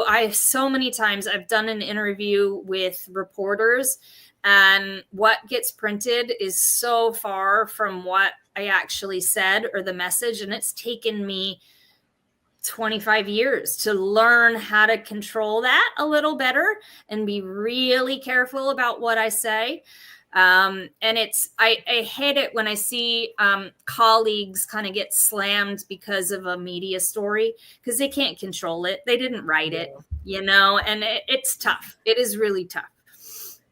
That makes me feel a lot better, because I was really afraid that there was a lot of people doing conservation work that were disillusioned by the fact that unless we get our act together with our output, you know, long term, there's not going to be fixing things. So I'm glad that there's an acknowledgement that it's this is to experiment, and eventually it can be better, maybe. 100%. I mean, I just came back from the Reef Futures Conference in Mexico, and it's really difficult for coral scientists around the world, because we're not sociologists. We can't change human behavior, but we get blamed for saying that we're trying to do something good for corals and for the ocean. You know, this is our job. This is our career. This is what we research for a living. And because of some poorly done media headlines that put some clickbait out there. You know, we all get blamed for not being, you know, for being disillusioned and thinking we're doing something greater than we are. And it's actually a really, really difficult thing for those of us that work in coral conservation, because we all know, and we try to say it. And there's actually like a movement within coral science to always make sure you say, we can't do this without stopping climate change and stopping what humans are doing to the planet. Like, everybody is trying to make sure they put that in their stories now. But we can't, you know, I can't single-handedly save the planet, and I've recognized that. Speaking of difficult, you achieved a very difficult thing last spring. And I was so happy to see that you had gotten a report that was put out about what you were able to achieve. Do you know what I'm talking about? I don't even know which thing you're talking about. Oh, come on. It's the Acropora palmetta that you were able to bring in from Honduras. Oh, that wasn't really spring. That's Mexico. why you got me confused. They came in wasn't July. Spring? Okay, what was it in July, really? Yeah, I mean, the fact that you were able to get permits to bring in palmetta from that. Oh, we didn't though. It was University of Miami. So we got the University of Miami did the permitting legwork for years, and they'd gone to 5 or 6 different countries, and it's a lot of relationship building. And they were working with Telemarine in Telebay, Honduras. And so University of Miami and Dr. Andrew Baker, they are the ones that did all the CITES legwork and the Fish and Wildlife import work, and imported, I think it was a total of 15 spawning size pieces of elkhorn coral. And we have 7 of them. So they know that we had a good bank of spawning size Florida elkhorn coral, and that we get spawn every year. So they entrusted us with 7 elkhorn corals from Telebay, Honduras, to keep in our care and hopefully cross with the Florida population. Did that happen? I am not allowed to talk about it. Okay. Well, I'm sorry to bring that up. I'm hopefully gonna hear some good news. Chris, we need to shut up, and there we go. We will. We're working on it. See, what's again, gonna happen. Media and marketing runs my life, so I know. Yes. It is University of Miami's legwork that did all of this. It is a joint project, so we will jointly put out a press release. You know, discussing. I'm happy for you that you were able to even acquire these pieces, and I cannot wait to hear whether they successfully crossed with the Floridas, and if they are going to be more heat resilient like the Honduras pieces, which I think, if I remember correctly, they were living in like 30-35 degrees Celsius water for a good period of time for decades. It's a bay that gets very hot every summer. Naturally, I think it gets up to 32-ish every year. So it's hot. And we are hoping thriving that they're beautiful thickets of elkhorn I coral. want to go see that again. You know, turbid, fairly polluted sort of environment, very shallow, and just cooking. So yeah, it's so we're hoping that those things are holding some genetic key. So the interesting thing is, why Honduras, right? So when you look at the genetics of elkhorn coral across the Caribbean, there's an eastern province and a western province. So the western province is actually kind of the whole Mesoamerican barrier reef, and then up on the north side of Cuba and up in Florida. So that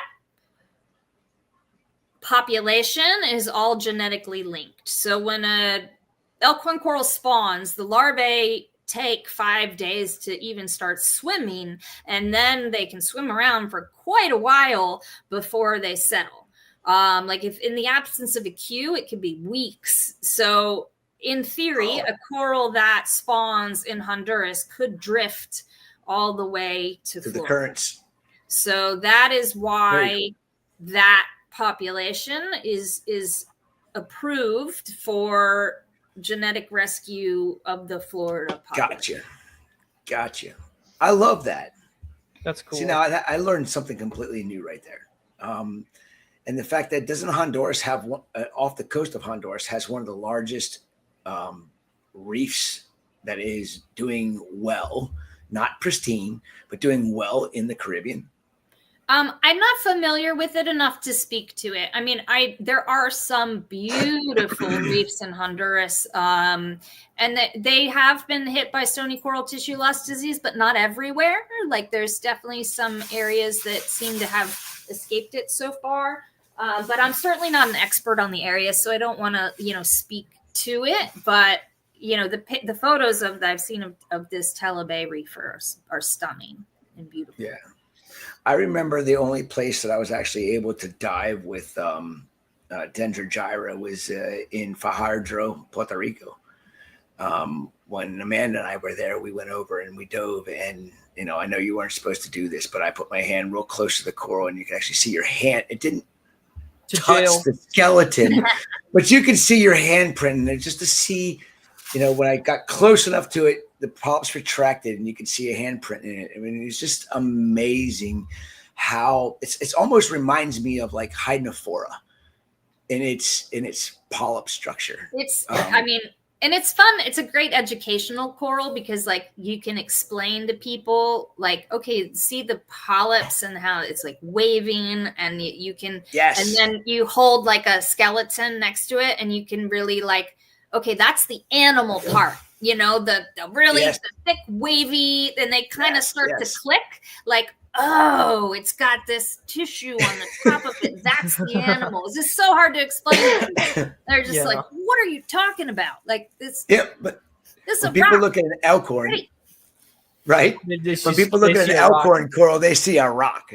Or people like, that's a pretty plant. It's a pretty rock.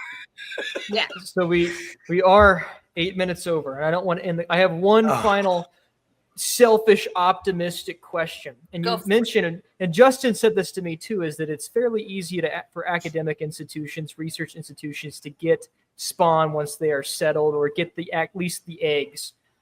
What red tape do I have to go through to make Reef Builders Incorporated an institution that could get said larvae? To get what? Sorry. To get Caribbean spawn. Oh, to like get the larvae and settle them?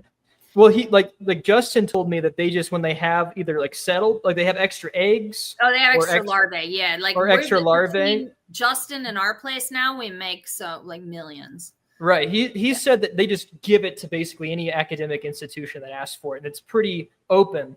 What would I have to do at Reef Builders to get them?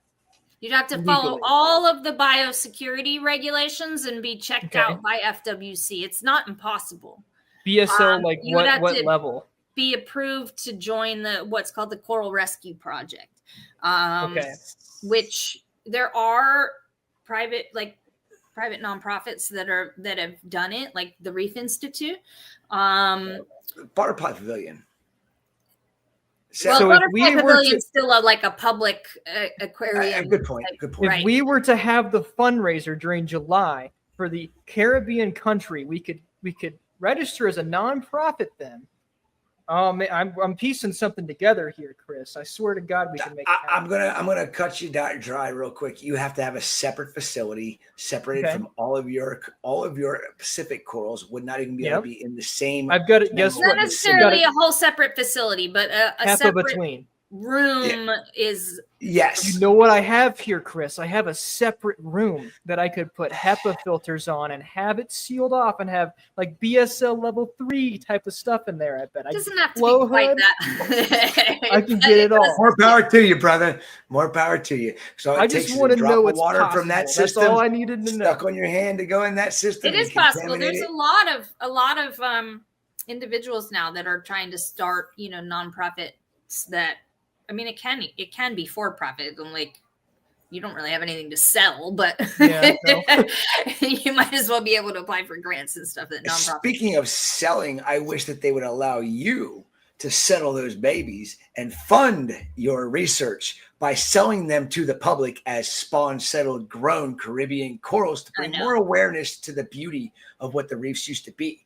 But of course, that's the loopholes and shit we have to go through that we probably You know, it's come up in conversation. I don't think it would ever happen, like with regulatory agencies, because you do have to. How do you fund reef restoration?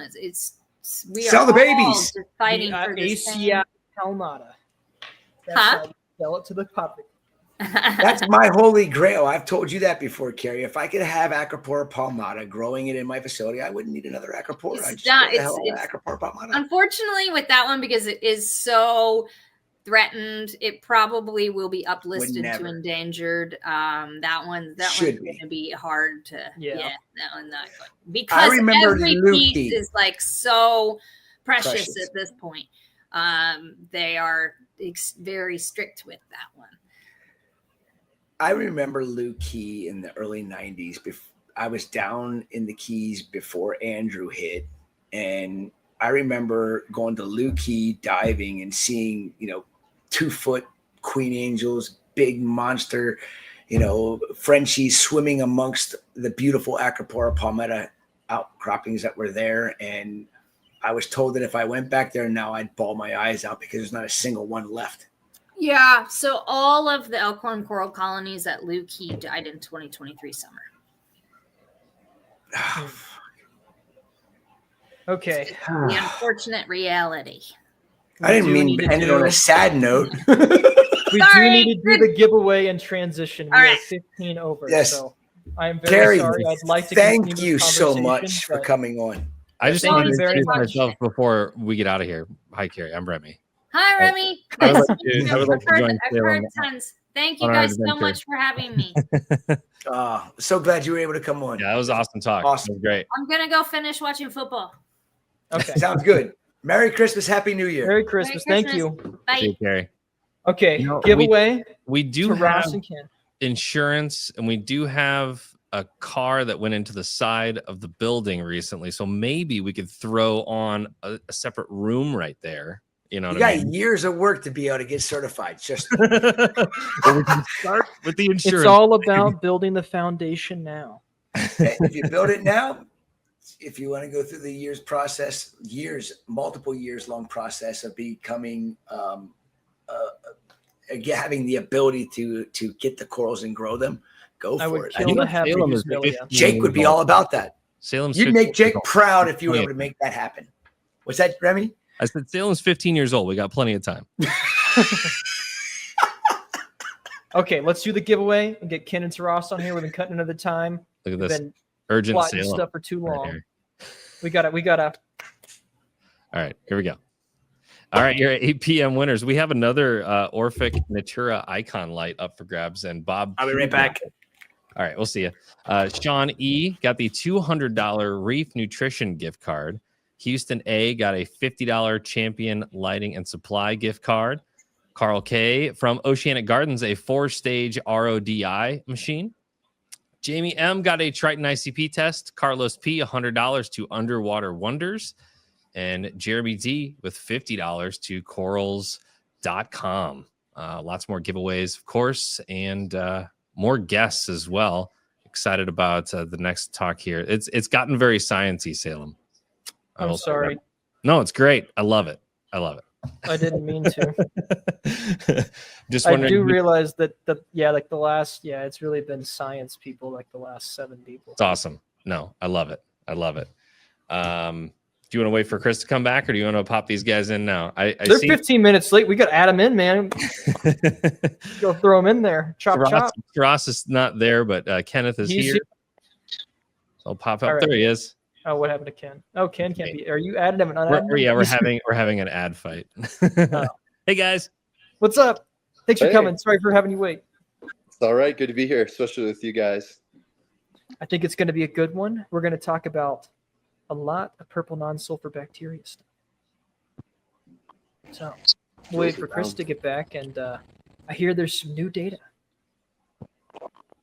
Yeah, I can't help but comment. Hearing about all this, tight-lippedness and regulation. The idea that FWC would come in and bust anybody for having spawn from captive spawn Caribbean corals. FWC today, I just pulled like 20 peacock bass out of Lake Ida. And it's like their activities like directly put that species and all those other species in there. And all these exotic fish like pipeline directly into the water that hits that aquapora anyway. So it's like you'd be busted by the same people for messing with spawn in your own backyard. And, it's interesting. Yeah. Quite ironic. Oh, red tape is definitely not going to help these animals in the short or long term. Yeah. Bureaucrat and biology is never. How you doing, Ken? I'm doing great, man. We actually I booted out the last of our guests a little while ago. We just had a party here, so that's cool. Cookies and carols. So we eat a crap ton of Christmas. I'm on a sugar high, and yeah, I'm all full of Christmas carols. So ready. Salem and I are on 9 hours straight, so it's starting to drag. You look surprisingly sober, dude. What's that? We've not really started. You probably should now, Chris. I've been good. Only have 3 down. So I'm still on my first beer. I've been sipping it. Okay, I'm on my second cup of coffee, but I got my high price mug. So. Oh, there you go. I'm on my 3rd pounder, so I'm good. Not even close. My wife was worried about me towards the last hour. Now I'm good. Good to have you guys on. Yeah. Yeah, it's good to be here. So, what's been going on at ACI with Hydrospace PNS ProBiome? Do tell. I have to say, Ken, I've learned so much in the last year with the Rhodopseudomonas, correct? Mm-hmm. And what its capabilities are and how beneficial it can be to a reef ecosystem in a box. And I think we picked the perfect system to utilize it on because of the amount of phosphates that are produced from, stressed or partially dying soft corals, because the phosphate level gets boosted so quickly. And the nitrate level really has never been a major issue. And, having 2 algae scrubbers on a system that I have 1 algae scrubber that is the Clearwater 300. I have 1 on my 4,500 gallon system, and I still have to add phosphates and nitrates. But then this system, I have a commercial and a 300 on there, and I was dosing lanthanum chloride like it was water, twice a week. And since we've been using the Rhodopseudomonas, I gave you guys the data. The data speaks everything. It says everything we need. I mean, testing the water 3 times a week, watching the rise of the phosphates go from being almost 1 part per million a week down to 1 part per million in almost a month. Just by dosing Rhodopseudomonas, even at half the amount that is necessary, the data is huge. And it's been great because I don't like dosing chemicals. I like natural, and utilizing this in that system has a lot more benefits than just the fact that it removes, helps keep phosphates from rising so quickly. The benefits for non-photosynthetic corals and, soft corals alone, just in their health, is mind-blowing. And I thank you because I learned a lot, and I'm glad that, you are part of this. And I'm glad that, Taras has come down and seen and analyzing all the data. And he's going to actually put something out there to explain to the hobbyists what you actually do, Ken. I mean, you grow bacteria, and, there's so many people that don't even understand the microbiome of a coral reef. I still don't understand the microbiome of a coral reef. I'm learning it now as we go. Very well. Just this one bacteria it's mind-blowing what it can do to the ecosystem that we're keeping in a box. And, for all those softy lovers out there that have phosphate issues, your corals are looking beautiful, but you still want to keep them below 1 part per million if you want coralline algae to be growing and you want any of your stony corals to actually grow and do well. The higher your phosphates, the less chances your corals are going to grow. And this has been huge. I'm actually keeping stony corals in this system, and they're doing spectacular. Where before, in a few months' time, a lot of them would just kind of just wither away. And, that's not suffice for me. I don't like that. I'm not here to kill corals. I'm here to learn and to keep them alive. And I swear that this Rhodopseudomonas has been a big factor in keeping, heck, we get hitchhikers all the time on soft corals. And I have 3 or 4 that I just haven't been able to sell because they're really not highly sought after softies. They've been in there for almost a year. And the stony corals that were growing on them when they came in are just thriving and doing spectacular, where before they would eventually just wither away and die. And I have, Taras, you saw it when you were here. I had almost 250 Australian elegans corals in one of the tanks that is on this system. And I have to say, from what I saw. What's that? They were packed. I mean, they were packed together. They were all thriving from what I saw. I mean, it looked good in there, especially the MPS. They look spectacular. And the NPS, that's I think the biggest thing that really excites me more than anything. I love the fact that it's helping me keep my phosphate levels low. I love that it's making the soft corals look spectacular. But the fact that we can get in, Euplexoria gorgonians, and they polyp out and they look spectacular. Along with I'm not good with Latin names on a lot of these corals, but we call them sea rods. The yellow polyp sea rods are kind of like a maroon base with bright yellow polyps, and we have another one that's got the purple polyps and another one that's got orange polyps. And the biggest thing which people love is the blueberry gorgonians. How many people can keep a blueberry gorgonian alive in a regular reef system? Not many. No. And we got John Goff out there in Colorado. He's got some beautiful NPS corals. And I know he's right there next to you. I'm not sure. I haven't talked to John, and I got to give him a call here soon and see if he's still putting Rhodopseudomonas in the tank. Because I told him straight up, if you don't start putting Rhodopseudomonas in, you're going to be kicking yourself in the butt when you actually start doing it, because you're going to see the benefits from it. And, with all the food he's got to put in that NPS tank, being 450 gallons, Rhodopseudomonas is a minute amount of expense when you break it down to make those animals thrive. And I can't thank you enough for, trusting me to give you the data to be able to do what I'm doing with your product. And I hope that this gets out there and people start realizing or do realize that, it's very beneficial. Even if you don't put it in on a daily basis, adding it to your system is going to be beneficial all around, no matter what. And, I can't wait to see what kind of collaboration you put together with your article, Terasa. I know it's coming soon. Yeah. So it's been cooking. Yeah. So be a little bit less, honestly, but with everything at the facility at top shelf, it's you got to stop fishing, bro. Never. I was thinking my pop pulled a 7.6 cock at a Lake Ida this weekend. Nice. Nice.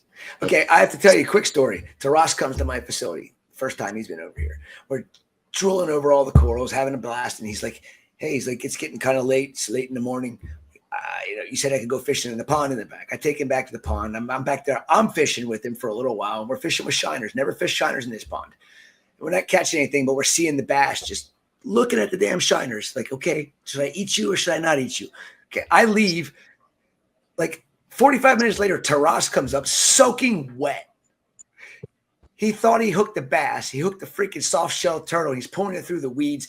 Some bitch jumps in the lake.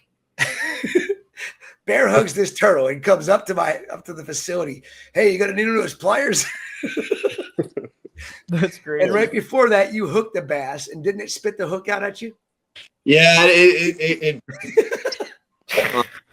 no, that turtle, because I went in to lip the bass. I thought I was going to miss my 10-pounder moment. I was up to heat. I haven't been whacked by a soft shell yet, but I'm not trying to add that to my list. No. Oh, hell no. I wouldn't want to be hit by a soft shell. No. But yeah, no, real quick about that day too. And this is just kind of a general. There's a lot of things I can say about this bacteria because everything about its biology is multifaceted. It kind of adapts and seems to thrive, and then seemingly set up shop for other things, no matter what it's presented with. Some environments more robustly than others. But what seems to be exciting to me about specifically when it comes to this is the application it has as a live feed. You know, we have a biofiltration agent that we know is doing all these things, you know, consuming phosphates. It can consume other nitrogenous waste too, but that's a little bit less important. But it's something that at the same time that while it's growing, can and will be consumed by things that are specialized bacteria feeders, which are things twofold. One, that need to be celebrated more because it's something that's very, very, very important to all these ecosystems. Yet, you know, you can't find any bacteria feeders alive in most public aquariums. You know, therefore, no one really knows anything about them. And two, looking at Meckley's tank, I love Top Shelf. You know, you go in, and as far as photosynthetic corals go, it's you know, none some days, but we don't. You know, we don't have MPS. You know, it was kind of fun in a way to look and see like, what is that? What is that? You know, like kind of have that awe factor that so many of us kind of got early on in the hobby when you walked into your first LFS. And that's what's kind of cool. The idea of this being a live feed agent for bacteria feeders is that, you know, as me and Ken were kind of talking earlier today, is that, you know, there could be all kinds of new niches opening up, ornamental sponges, ornamental, you know, more embrace of NPS, all kinds of things. And then with that, you know, I'm just kind of rambling off in the thought process, but okay, let's say you have a bunch of ornamental sponges growing. Some of them, you know, if they're not toxic, you're going to have a bunch of, they'll be very easy. All of a sudden things like, you know, very niche angel species, more shidals, these things that had, you know, kind of difficult diets coming off the boat, you know, if they have a bunch of sponges already established in all these tanks, you know, and there's all these sponges with names and a little bit of back research. So I think it's doing nothing but, you know, opening up, you know, just foundational avenues for expanding the hobby with new critters that, you know, we couldn't feed before. You know, take a pellet, take phytoplankton. 100%. To be fair, I think you actually reported some pests too, right, Chris? You started seeing some filter feeding pests that. Yes, for sure. Yeah. I mean, actually, one of the things that I have is I have this black sponge that's the most annoying thing. It cements your rock and everything together, and it's actually in that system in the rock substrate. It's thicker than I've ever seen it. Now I see it in other systems, but it's really thick in that system, and that's one of the things I was a little bit mad at myself at the end of the year. Here, we weren't able to get that all pulled out of there. But you know, yeah, I mean, any good thing, you're going to get bad with it as well. So, you know, it's a matter of whether there's a good outweigh the bad. And I think the good outweighs the bad in this case, because, you know, when you can see a Tabastria that, you know, normally in any other system would do okay and eventually would start receding, and you see them just thriving. I had Tabastrias in this system for a year plus that were just little guys I got from Australia, and I forgot about them. They were really, I put them underneath the racks in the main system, and I actually was digging through and I found them like, holy cow, these things are freaking growing, you know, and that's a huge thing when it's not something, like, I don't ever want to have a coral that is going to die in my system. I always want to try and figure it out, but there's certain things that I just don't have the resources to figure out and keep, and I try not to get that stuff in. But now that we're doing all of our NPS corals that are good, that come in, go into that system, I don't even worry about them because I know they're getting Rhodopseudomonas on a daily basis, except for Saturday and Sunday. But every other day of the week, they're getting this dosed into the system among all the other things we feed to the systems, and we're just getting this, you know, positive response from corals that we used to have difficulty keeping. You know, black Tabastria, which is Tabastria microphthalma. Yeah. I can't pronounce it. They just grow like they do so well. I mean, to see them polyped out in the morning when I come in the morning, it's just puts a big fat smile on my face because we never used to see that. And, you know, I know that because I have Devin tasked with doing the dosing of we put 800 mLs of this in every single day. It's usually around between 8:30 and 9 o'clock every morning. But even at 8 o'clock, when I go out and see the lights on and I look, the polyps are out on them. And then when the halides come on, I'm just like, normally Altobastria will close up no matter what. These things are just like, hell yeah, give me some light. I got the food. I'm just happy as a pig, and you know what? I mean, literally, it's a world of difference seeing a system that has this bacteria going in even half the amount that Ken recommends is a world of difference. I couldn't imagine what it would be like if I was using 2 cubes of this in my system on a monthly basis. It's pretty amazing, and to have you guys analyze the data and actually put an article out about it is going to be, it's going to be groundbreaking for the industry, for people that want to keep these amazing animals. And Ken, you got a pretty much endless supply of this stuff. So I hope that when the article comes out, you're ready for it, brother, because I think you're going to get blown up. And you deserve it. We like to see people be able to keep other types of corals for sure. And as Charles mentioned, ornamental sponges, and maybe I'm getting beyond, but like crinoids and things like that. Who knows? A lot of these things that we don't think are possible. Who would have thought that terrestrial isopods would be worth a couple $100 for a few dozen, 20 years ago? Right.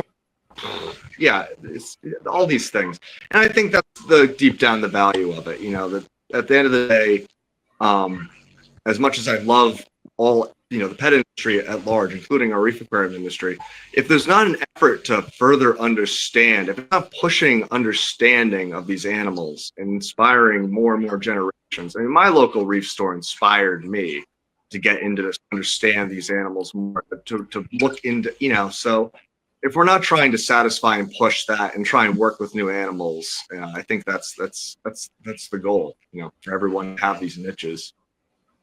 I look forward to crinoid experts. We need them, for God's sake. It's hard to keep the damn things alive in retail. Right. They're such beautiful animals too. I mean, that a crinoid, I feel like, could speak to people more than a lot of core. Like people see SPS and they're like a normal consumer that's not have a reef tank. They don't get, they don't care. But a crinoid's seen it sway and go crazy. I mean, that's like a pretty special. Like you can't even see that in public aquariums most of the time. Really rare alien type of creature. 100%, and I actually didn't order these, but I got in some crinoids a couple of months ago, and I sent a couple of them over to John Goff, and I don't even know, I haven't even talked to him about them, whether or not they're still doing well, because he put them in the NPS system. And, he messaged me the other day, and I've been so busy, I responded to him, but I haven't had a chance. I said, I got to call you soon. I want to hear more about your reef, about your tank and how well it's doing. Because, there for the longest time, we were talking almost daily about things that I've observed and things that I knew, and I'm not an expert on NPS corals in any way. I just know from what I've learned from talking to other people and just from experience of having them, all the ups and downs that I had, and then the positives that I've gotten from adding the Rhodopseudomonas to the system. And I hope that we can figure out how we can keep a NPS tank, because honestly, an NPS tank will rival any crazy LPS tank out there, because there's so much color in these. I'm getting one built, and I'm a hop skip away from Ken. Yes, you are. And he's got a hell of a lot more than just Rhodopseudomonas that you can have, that you have access to, that's going to help you understand that NPS tank even more. And you've got the deep cycle cooking too, Ken. How is that coming along? Great. Yeah, we're fixing to release it, waiting on some packaging and stuff like that, but got a large inventory of it, and we've given a lot of it out already for people to test it, and looks really good. And I believe it'll be one of, if not the first reef native reef, indigenous reef bacterium that is introduced to our market. I think what you're doing really opens up so much. Like, there's so much potential for all the bugs you're culturing. I mean, like we've talked about a lot now of all the different species it could offer, but I mean, there's the bioremediative aspect.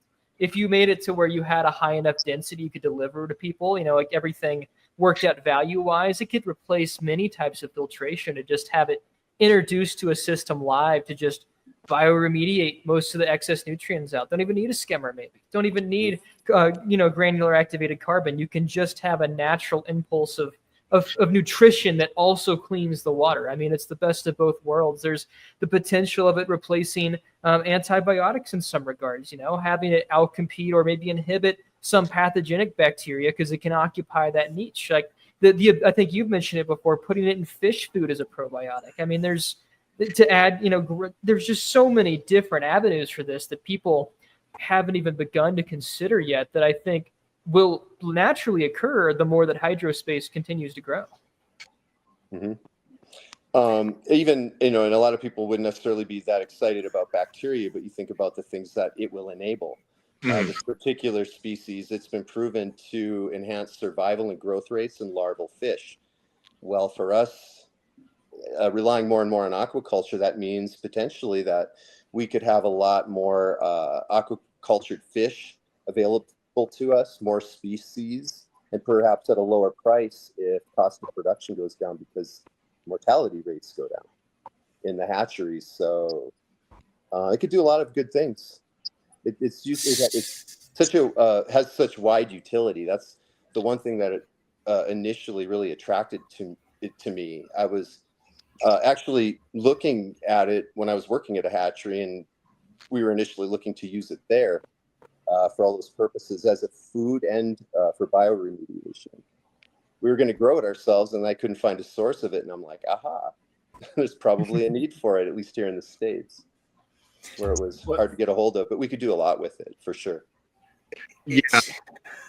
One of the things I've kind of observed, just to piggyback of what Ken was saying, is when it comes to trying to scale up production of a lot of these aquaculture organisms that have larval states, where I've seen it done on a mass scale, where it's actually, you can make things that the larvae, you can make them like 1-2 kilograms. We wouldn't need them that big, but to actually produce them at the kind of scale that would make them relatively cheap, and it can be done with all things. I've seen it cobia is mainly in the Philippines where I was trained, and a lot of their approach to larviculture, they were having big concrete tanks, and it was all about setting up the right microbial soup. They had this, basically, they had one guy that would go in when the pond's set up and the tanks are set up. He puts the algae in, he puts bacteria in, basically puts these specific components in that they work in. And then, instead of having too much focus on filtration alike, they just age the soup for X amount of days with the larvae. And that's really the way that they found that allows them to, pull this off. Because otherwise, hatcheries, bankrupt a lot of these aquaculture operations. So it's really interesting to me, the idea that we are, the things that will enable us to do something I'm going to be very excited about doing kind of casually now that I have the new facility at Top Shelf is I kind of really look forward to spawning some oysters again, something I used to do in an old gig. And I'd like to experiment with applying the Rhodopseudomonas with the oysters, specifically with the larvae, because if you can boost the density of oyster larvae, beyond 10 individuals per milliliter, passing right at the Petty-Villager state, that'd be a big deal overnight to like all the industry up north. So that's the kind of avenues that I'd like to really start exploring. But it's really important that I think, Chris has taken the steps here to give us kind of our first beginning hallmark case example, where it's the coral wholesale system, where, it's the first general observation here where we're just observing phosphate reduction and all the myriad of benefits that. And there's so much more to learn. Oh, it's I mean, this is more in the tank. You think about this, Julian, we were just talking about, I think Salem brought up the possibility of like a picoplankton reactor or something like that a moment ago. Julian brought that very idea up in his last, the Reef Aquarium book, volume 3, like 19 years ago. Yeah. And look how much we've learned about the reef microbiome since then. We're only just starting to experiment with this now, but we have so much field research behind us. We already understand so much, well, there's a lot to learn, but we're getting a good idea, the relationships between different microbial phyla. And there's some, if we're able to develop something like that, then we can start feeding this into, larval systems, green water systems, like what you could do something like that, but these bacteria complement like a green water. For those who are hatchery techs out there, when you have larval fish and you're rearing them, you can't filter the water because these things are almost microscopic. They're very tiny and very fragile. So we put the green water in. It's just live phyto to feed the plankton that the larval fish eat. But those tanks get dirty really quick because you can't filter them. These bacteria would not only be an additional food source, but they'd help to consume organic matter, for example, that accumulates in the water, therefore competing with Vibrio and stuff like that, that tends to kill these larval fish. And then serving as a food itself. Even like, I was reading a paper the other day, I couldn't believe it, like loaches, things like that in the freshwater, in freshwater hatcheries, they found that I don't even want to call them larvae. Some of those freshwater fish are born so big and so developed, but they actually directly eat Rhodopseudomonas. Wow. Right out of the water column. Yeah. I was like, whoa, these things are only like a few microns long. But yeah, That's insane. Crucian carp, stuff like that, they're born fairly large, but they're able to directly eat these things right out of the water column. So that's amazing. Yeah, I'm thinking, it's just in in hatcheries alone, the amazing stuff. Corals, coral spawning, like the one we're working with right now, Rhodovolum. That's like the primary symbiont of in the early life stages of a lot of corals, stony corals. Okay. So replaced later on, but if we're I got it for you. I'm ready when I decide to do it. When we decide to spawn again, I'll be hitting you up because I'll be needing something. I mean, if it's beneficial, then I want to do everything we can when it comes down to when we spawn corals. I mean, we've only done one species. I'm no expert by any means, but I've got so much to learn. But I want to learn more. I just need to get the right facility. After learning what we did here, it was not really ideal. So you saying that is beneficial. What species was it again? Rhodovolum. Rhodovolum. Yeah, it's a Rhodobacteria ceae, whatever, how you want to pronounce that. Okay. And it's strictly marine, and it's been used in aquaculture before with, good results. But it's actually associated with larval coral, or actually, that's probably not the correct recently settled corals, and I don't know if it's vertically or horizontally transmitted. Yeah, if it comes from the parents, in other words, or if they get it from the environment. Probably depend on the species, most likely. Yeah. But interesting. They could probably uptake it regardless with time. I mean, that's if it fills a niche, then take it up. So that'd be cool to see if you could, increase survival. Maybe that's what you should do, Chris. You should do 2 settlement tanks. One you add Rhodovolum to, and one you don't, and count the settlement success after 6 months or something. I mean, okay, I won't say it's super easy to do, but if you are equipped to do it, it could be done. Hey, wait a minute. It's already a lot of work. If I need to add double the work to it, I don't know if I want to even try it. It's for the science, and Chris. done. Carrie's still on. Reach out and talk to me. We can make something happen with you, Chris. Hey, maybe Carrie would be, I mean, she's the queen of spawning corals, so she'd be the one that be probably have more resources to be able to do something like that than what I would. And I'm looking at probably next year before I'm actually going to have maybe a spawning system reestablished and ready to go. I just refused to do it in the system. We had it again last year because it's too small. Bigger is better when it comes down to coral spawning systems. I learned the hard way. So, yeah, I think. I'm all about it. Rhodovolum.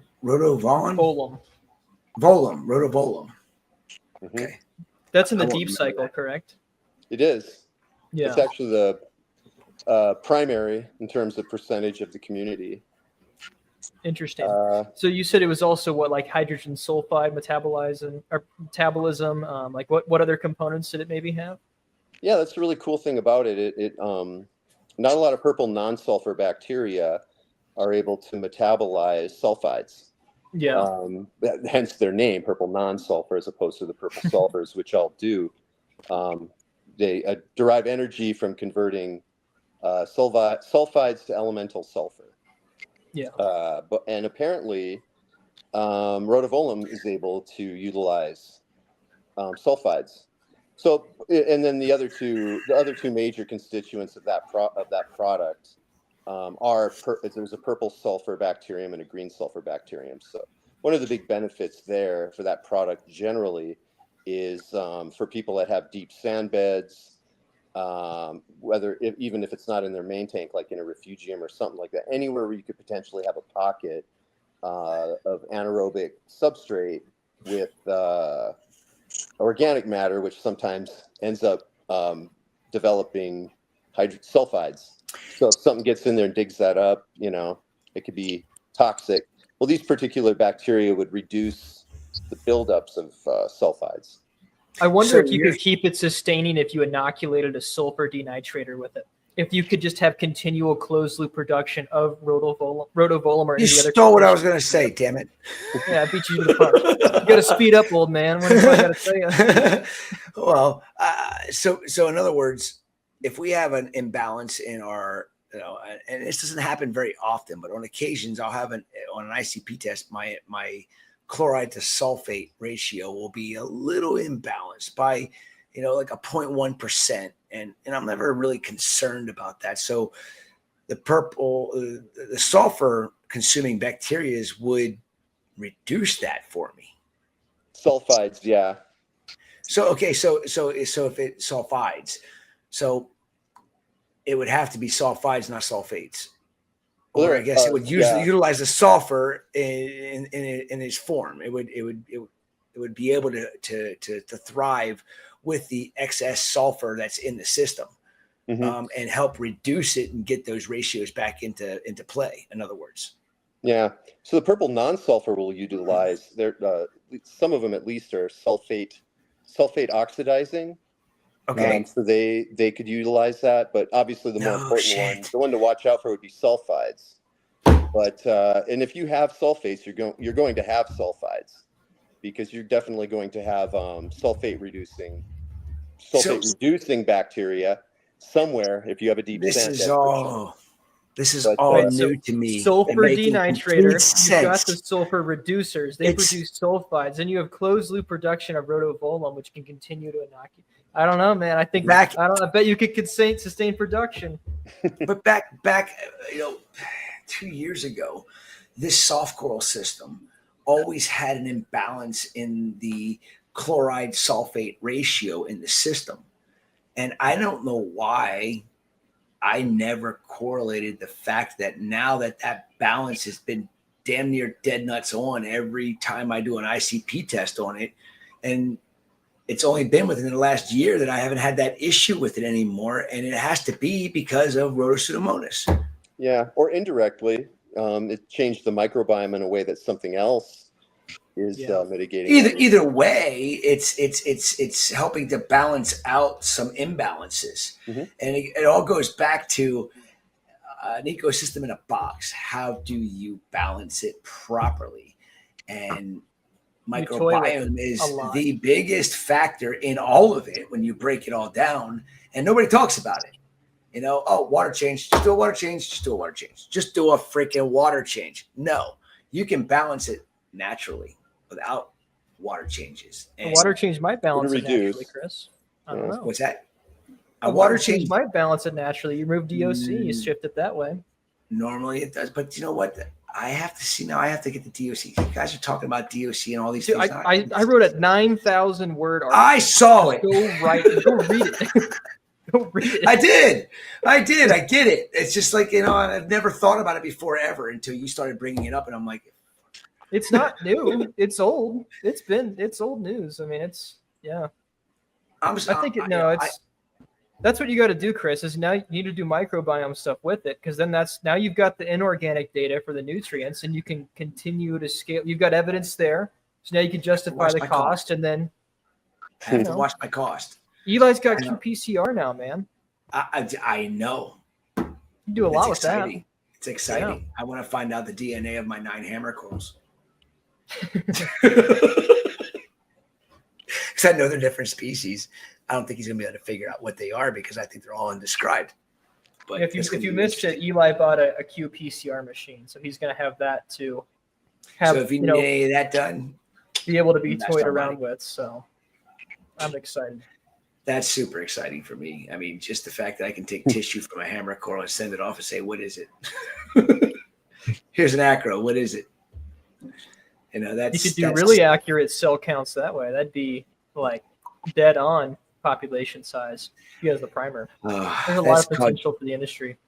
I thought I geeked out before, and now you guys are opening up this can of worms about freaking bacteria, and my geekiness is going to get even worse. I mean, it's endless. This industry and this hobby is endless, what you can learn, and we don't even know half of what we need to know. And I love what you two are doing with, you know, the bacteria and the algae, and mind is being blown right now, honestly, with what we have that is possible for the future, because now it's just spinning as to what else we can do. And I haven't even ever talked to you, Ken, about all the other bacteria that you have. And I don't know how I would even be able to incorporate it in the massive amounts of water volume that I have. And I'm very fortunate, and I thank you for, you know, how you've been helping us. And I hope that the data we've been able to give you is beneficial for you as well, because I think, you know, working in correlation is huge. I would love to hear more sometime about some of the other things and how they can benefit other systems, not just my softy system. And maybe we can figure something else out for that down the road too. Yeah. Actually, something I wouldn't even mind bringing up is you mentioned the scrubber that you have on that system, and also on the subject of DOC. And maybe this could come from Taras, because you have a better idea of what kind of exudates come from those types of algae. But I'm kind of wondering, are the bacteria in that system feeding off of that somewhat? Like, is the water a little bit more clear than it was before? Are we thinking that these bacteria are, you know, doing a little better in that system because of that additional food source? What are your thoughts on that, Taras?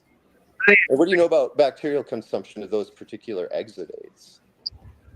I didn't get a chance to look in the guts of the scrubber. I neglected to do that. But I would venture to say that most scrubbers end up with ulva, at least some sort of ulva taxa. And I would be very curious to start delving into a little bit of research to see if there's any prior literature on ulvas in action. Any of the sulfur. Zero ulva. Could certainly be a reaction. I mean, think of the medium that you use. I mean, don't you strip milk oil? Say again? You're breaking up. The medium that Ken uses to grow his bacteria, you know, extracted from an invasive freshwater plant. So it could very well be it both general, just the fact that there's a bunch of photosynthetic biomass being shed and dying that's like fueling that, or it could be some specific cues where it's coming from, or whatever, like it's specifically pulling in there. So I think there could be general and specific amplifications of bacteria growth, both of the provolone sulfurs and maybe anything else in the system that the provolone sulfurs help regulate their growth. So there could. I know, but yeah, that on, you know, algae heavy reefs like in nature where you have a lot of turf algae and other species, the exudates tend to directly feed, you know, copiotrophic families. So Rhodobacteriaceae is one of them, you know, Vibrio, etc. But if you're adding a copious amount of Rhodopseudomonas there, maybe it's uptaking that. So it's populated a large part of the microbiome and outcompeted pathogens and all sorts of stuff. I mean, it's you're introducing a copiotroph that it has a probiotic effect in some regard there. So it's like you're engineering the microbiome by actually having a copiotrophic source. Because I think otherwise, if you weren't introducing it, you could have, I mean, this is, I don't know still, but I mean, maybe turf scrubbers or refugiums could have negative downstream effects because you could be converting the microbiome to something more copiotrophic and you're feeding stuff that tends to be opportunistic pathogens. But that'd be cool, Chris. If we did microbiome stuff, I've still got access to GCMS at my old university. So if you send me a clipping of the algae, I can figure out what the exudates are.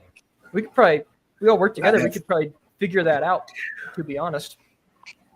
I have 6 scrubbers. I can send you samples of each. 6 different All right. systems. Send me some algae and I'll put in some alcohol. And then Sounds a like a very plan. expensive machine. I'll put it in the alcohol before you get it. That way it's definitely better, yeah. alive by the time you get it. I know the process. Okay. Do you want some Z-Fix instead? You got Z-Fix? Who are you talking to? You can put it in Z-Fix. You could send in an 18S sample to Eli and you could figure out what the species is exactly, too, of algae. You could ID it Z-Fix that wouldn't way. break the DNA down. That's why we have vials of it all over the place here. Yeah. Lots of ideas, lots of time, lots of experiments. Lots of questions to answer. Well, something to the current one at hand is as far as where I'm thinking as far as developing this article, trying to make it so it's we have the data, but also recognizing the limitations and the potential of where the data can go. I mean, the bones of it is that you're a coral wholesaler. Whether or not you put your own faith in there's some specific angles here that I think need to be entertained. And the one specific angle here is you were saying you were reducing your dosing of lanthanum chloride. And you have reliance on that chemical, especially when I got a chance to see the nice, lovely tangs you had in that system. That was something that kind of flipped a switch in me, especially when it came to the application of aquarium keeping, where you have these massive tanks overstocked with massive fish, pressure specimens that cannot be messed with huge amounts of chemical dosing. And to have a holistic method, when you're dealing with Georgia Aquarium's collection, you're trying to keep algae under control and phosphates under control, and you can't not feed the animals. But you can't risk dosing lanthanum chloride with, depending on which taxer you're dealing with. So I think that avenue alone is probably going to be the most important center point, I think, of this particular study with what I think. I think everything of the MPS, I think all that's lovely. I think there's lots of different avenues to be discussed. And that's kind of where it's got to the point where all that needs to be discussed and brought up, but it's the lanthanum chloride to use You don't have to dose. And that it's huge. That's the big focal point, I think, at this point. 100%. I agree with you right there on that as well. And that's what's very, very overarching, I think, both to public aquarium keeping, reef keeping in general, all the industries branching off that of which you're a member of. And I think, ultimately big picture, dealing with aquaculture wastewater effluent and dealing with municipal wastewater effluent. I was in Lake Ida today watching, fertilizer actually go in there, and then watching, my bait fish go belly up. It's, we need to have mechanisms and ways of stripping nutrients out of the water. Are you at a truck stop in Miami?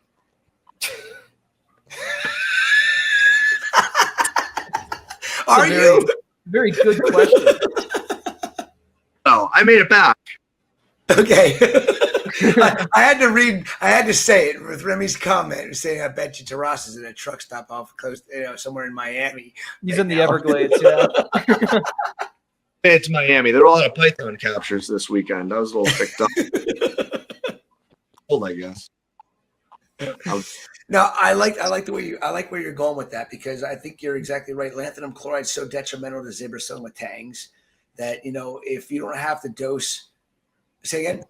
I said, yeah, it's so detrimental that I don't think it should be like, if there's alternatives available, it shouldn't be on the menu. Tangs are too precious. It's 100%. Listen, I had an entire tank of yellow tangs that were wild yellow tangs, full of, it was yellow tangs, Scopus tangs, a whole bunch of stuff. And it wasn't lanthanum chloride that wiped them out. It was excess iron from a dip that we use called Anticipate. And the person wasn't rinsing the trays off properly. But I have also seen from all the lanthanum dosing that we used to do years and years and years ago, before scrubbers were ever incorporated into our system, I would have Zibrosomas that would just come belly up one day and go, what the hell did I do to the Zibrosomas? Why did this tank die? And then I learned, we're talking like 10, 15 years ago. Then I learned that lanthanum chloride, although it is this miracle cure for, high phosphates, will kill your tangs if you're overdosing the amount of lanthanum you put in your system. And it's not just tangs and zebrosomas. Zebrosoma is more so than most of the other ones, but it's not good. I mean, it's chemical. It's not good to add to your system. And people and companies just throw it around like, oh, you want to reduce your phosphates? Add this. I don't like that shit. I want to do it as naturally as possible and figure out the most natural way to do it, without adding a chemical that could kill the tanks or anything else. I mean, the last thing I want is animals dying because I'm trying to improve the water quality for those animals to live in, and the Rhodopseudomonas has been a godsend. I mean, I was adding about 200 mils every week minimum, sometimes twice a week, because my phosphates would just keep creeping back up to 1 ppm. And the Rhodopseudomonas, I mean, you see the data, it takes 3 weeks from the time I dose lanthanum, and I only dose about 150 mLs in that system, which is minimum compared to what I used to put in there. And it takes it down to 0.32 phosphates, and then it takes another 3 weeks to get back up to close to 0.1. As long as it doesn't go to 0.1, I'm good to go. And if I don't have to, if I can add a small amount of lanthanum to drop it back down, that's okay with me, because I know 150 mils in 1,600 gallons is absolutely nothing, because I've done it so many times now, and none of my zebrosomas get affected by it in any way, shape, or form. But if I was doing 200 every single week, yeah, I know I would see tangs dropping left and right, because they just can't handle that kind of stress. And can you imagine? And you're conscientious, extremely conscientious. When you're dealing with all this stuff, I can only imagine. I'm at a Bass Pro. I manage Bass Pro, and I got people running these tanks. There's a bunch of algae growth. They just dump it in. Peaks and valleys. It's all about modulating this phosphorus, so it's not spiking when you get a new shipment or when you're feeding, and et cetera, et cetera. That modulation, having things incorporate into the ecosystem, like a fuel injection engine, as opposed to just flooding the engine or starving it out altogether all of a sudden. I can't, yeah. So it's kind of nice. I'm trying to find a nice way to illustrate it with the data that we have, that kind of modulatory effect of the phosphorus level, as opposed to, just relying on the, abrupt rise and then all of a sudden dose of lanthanum. I think that's a good angle to it if you want to keep it really consumer friendly and open to everyone, is you can use this as an alternative to lanthanum chloride. And here's a natural way, that's a very good pitch that I think most anyone would understand and appreciate. So yeah, I think we've talked about all of the far-reaching and radical potentials of Rhodopseudomonas and other types of Rhodobacter acea that the kin is culturing. But I think that with the data you have is the most clear message and is a really good one to the industry. So I think that makes a lot of sense to us. Before we wrap this hour up, there was a starred message that is directed towards you directly, Taras. So there's a question for you that is on the screen, which is, any ideas on why my Fido is growing into sheets and peeling off the walls of my container? I know the answer. It depends on the species. If it's Rhodomonas, sometimes they can associate what I would call 9 atmospheric contaminants. So sometimes with Rhodomonas, because they're so sensitive to light, they will sometimes adopt what I can only consider to be like a weird partnership with green algae that might have been introduced somehow.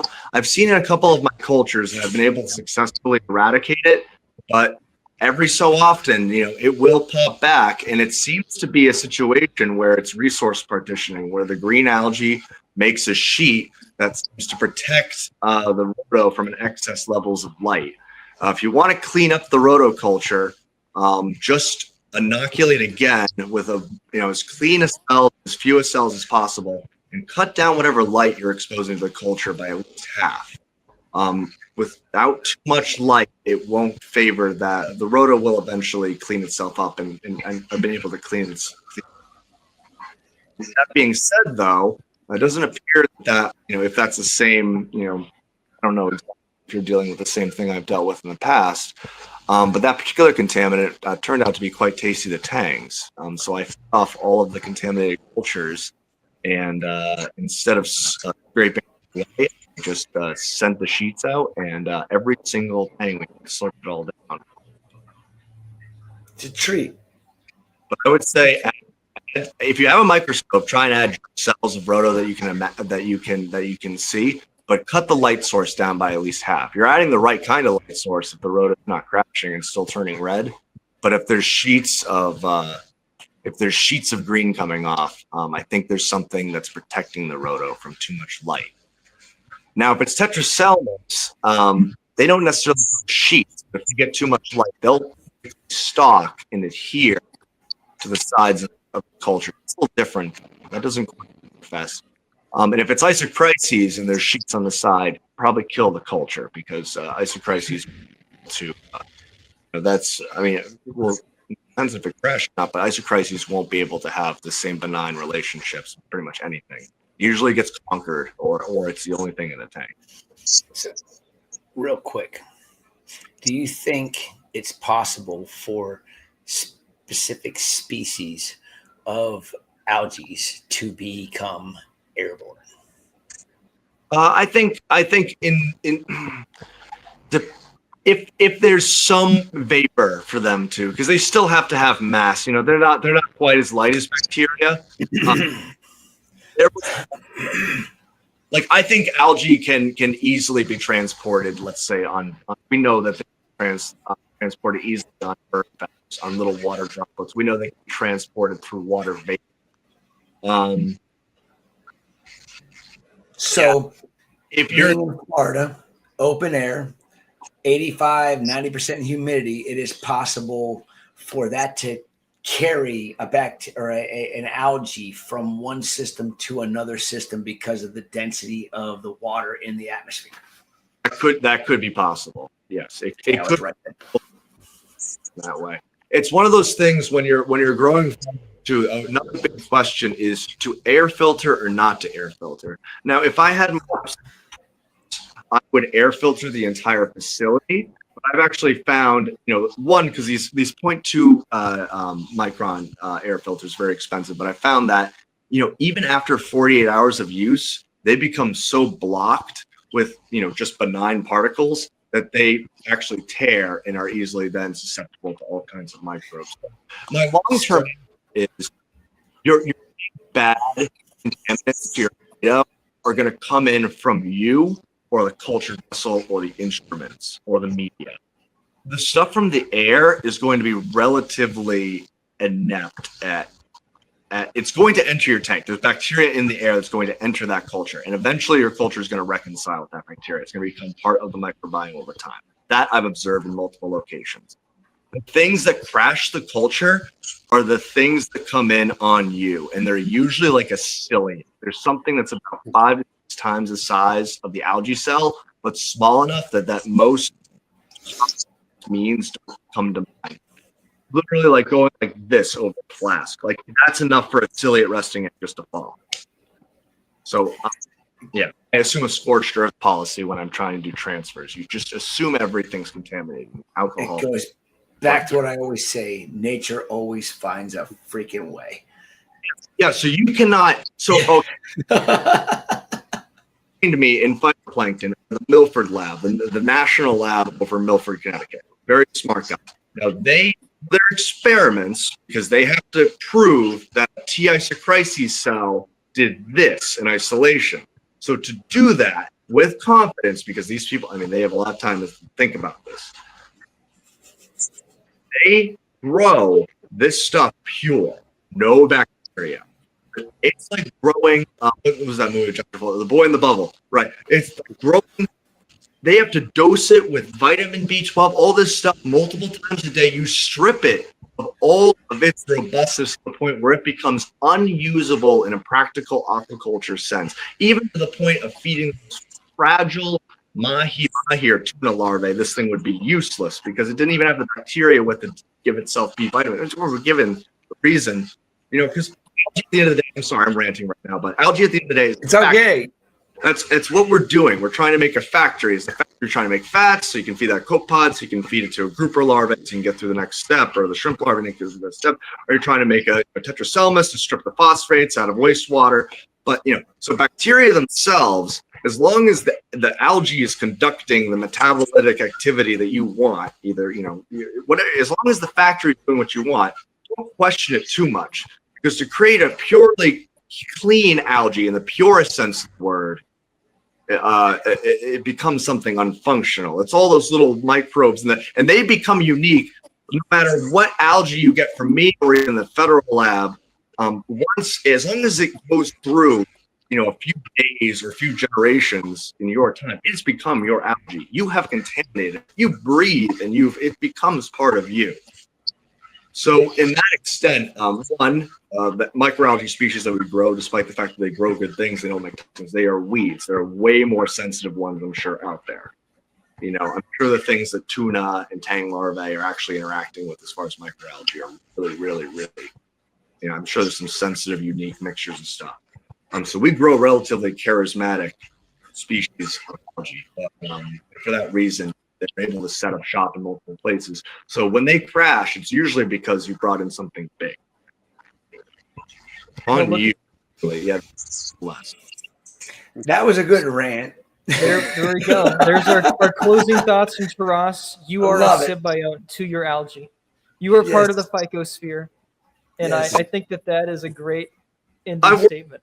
Long story short, they don't. If you don't get that, and you try and make it if you try and control too much, and you miss the goals, you rip your hair out, and it just doesn't work. 100%. 100%. You can't control things. There's so much you can't control unless you have government resources and you have clean spaces. And hell no, that ain't happening. I'm an open air environment. You made it very clear to me that I'm in an open air environment, and ain't nothing I can effing do about all the shit that comes in from outside into my systems. I'm going to have problems. And thank you for just clarifying it for me. I saw a facility in Colorado, center of the United States. They didn't raise rotifers. Somehow rotifers got in to their alga culture systems. It might have been a single rotifer took out over $50,000 worth of phytoplankton. What? See, nature finds a way. Mm-hmm. I mean, and it's shit you can't explain. It's like I've been saying about this. We never seen bryopsis in a lot of the systems, and all of a sudden, we got rid of all the bryopsis, used fluconazole, everything, and 2 years later, all of a sudden, it pops up in the system that never had it before ever. I'm like, how in the hell did bryopsis show up there? Airborne. It had to be airborne. It's the only thing I could think of. The humidity in Florida is so dense in the summertime. It had to just float in and land in my system, and boom, we got bryopsis. So it makes me feel a hell of a lot better knowing that I'm doing everything I know to do, but because I'm an open air environment, there's a lot of shit that I'll never be able to control, and a lot of things that are going to come in that I'll never know where they came from because of open air. My new facility will be closed. You need a wet lab, Chris. HEPA filters everywhere. You gotta do the whole 9. Oh shit! Yeah. Well, I don't know about that. But unfortunately, we do have to move on.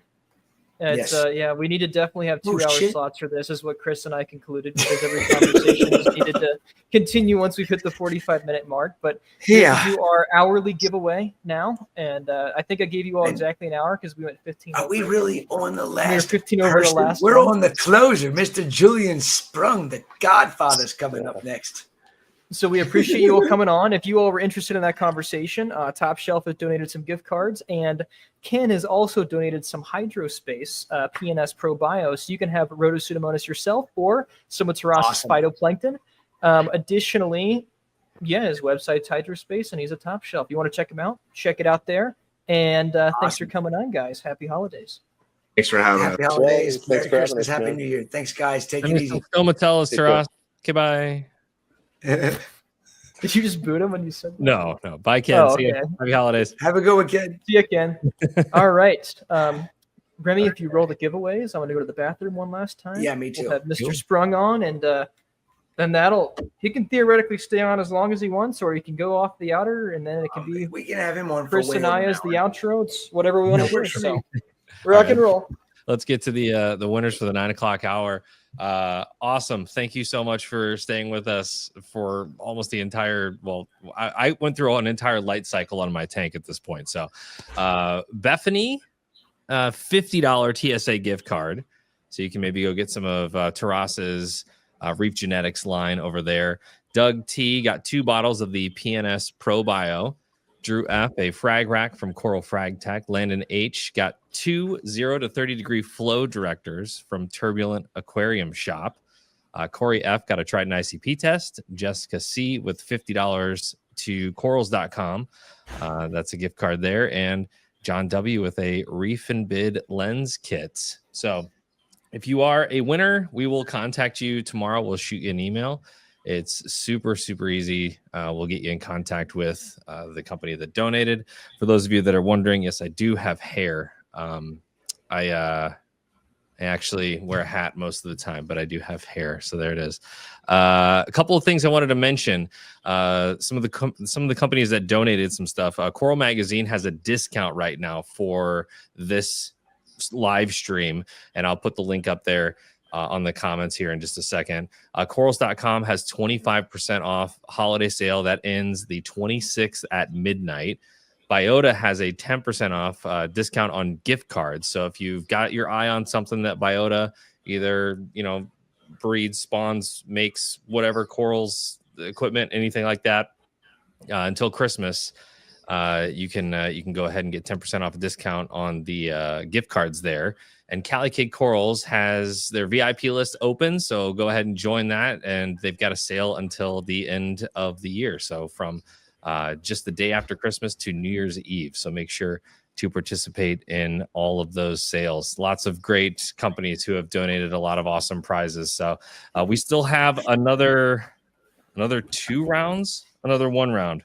One more round of prizes, a lot of big stuff that I've kind of held off until the end. So if you're hanging out with us, thank you so much. I appreciate it. I know that Salem and Chris do as well. If you've been here since noon, W's in the chat. Let's go. Let's go. Let's All right, go. who's ready for Mr. Julian Sprung? Mr. Julian Sprung. You guys ready? Yes, sir. Hey. Hey. Oh, guys. How are How's you it doing? going, my friend? I am doing well. How are you guys? Good to see you. A little It's tired great. at this point. Yeah, it's amazing you both have voices left. You've been talking for a long time. Remy keeps saying my voice keeps getting raspier and raspier as the night It's goes always on. raspy, Chris. I It's never like knew a it pack until like more of cigarettes each hour. It seems like. no. I'm Yeah. smoking less and less, just so you know. Well, Okay. good, congratulations. Proud of you for that. I plan on quitting. That's my Pat on New the Year's back. resolution. I will make it happen this year, finally. I have believe in to. you. Here, Yeah, I hey, have I'll cheers to that. There you go, Chris. Cheers to that. Where's your drink, Julian? It's 11 o'clock. Water. Cheers. Cheers. Uh, All right.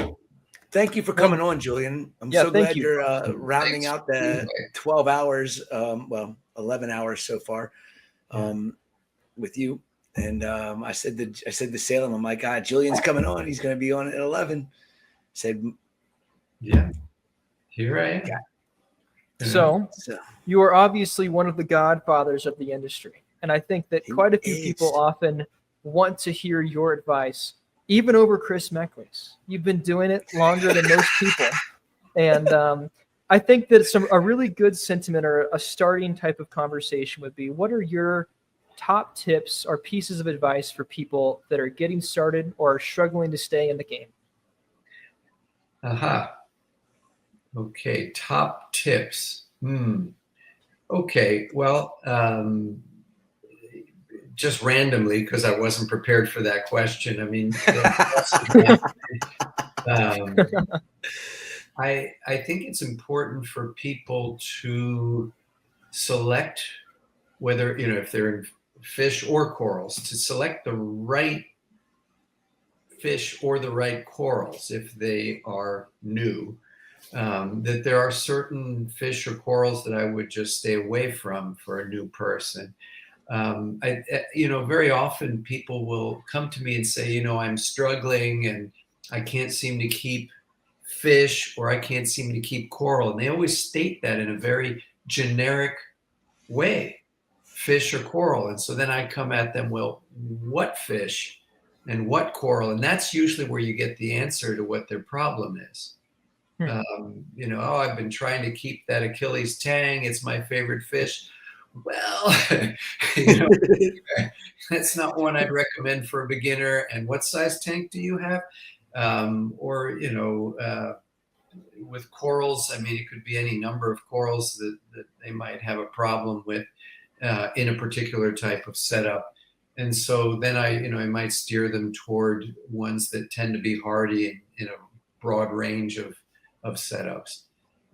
Oftentimes people will confuse, they'll use the word coral for a number of different things that aren't necessarily corals. I personally don't consider zoanthids, Zoanthus palithoa corals, but some people do. Soft corals, hard corals, people tend to mishmash Corallimorpharia with soft corals and all. So when they're beginners, they may not really realize those distinctions. And I'll focus on those areas to try to get them in the right direction. When it comes to what you probably were indicating, like, husbandry questions. Anything. It wasn't really targeted, but whatever you want to say, yeah. Husbandry is sort of the next tier, the next level that I'll get to after figuring out what it was they were failing with. And, I might start that husbandry question routine, first with tell me about your aquarium. How big is it? What lighting are you using? How are you moving the water? And how are you, if it's a coral system, how are you maintaining calcium and alkalinity? And very often, if it's a beginner, you kind of get deer in the headlights when I talk about calcium and alkalinity.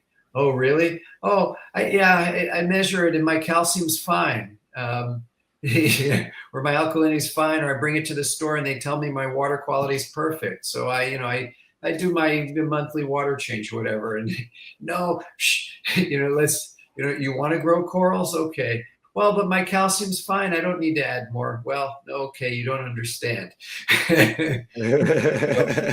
and that one traps even academics. You talk to somebody who's got a good scientific background and they're just jumping into the reef aquarium hobby, and that's one that they don't necessarily get. That well, if my water quality is good, then the coral should be fine. And then once the calcium and alkalinity falls, then I'll supplement it. That initial thing is very common. The more people you talk to, you see that failure to understand that concept, because I think it's natural for humans to imagine that doing a test will give you a parameter, and if that parameter is okay, then you don't need to do anything. Calcium and alkalinity is just one of those bugaboos that's hard to fully appreciate until you finally get it. Right. And the funny thing is the corals sort of work along with you on that. You're not supplementing it. The water quality seems to be okay, and they just sit there and don't do anything.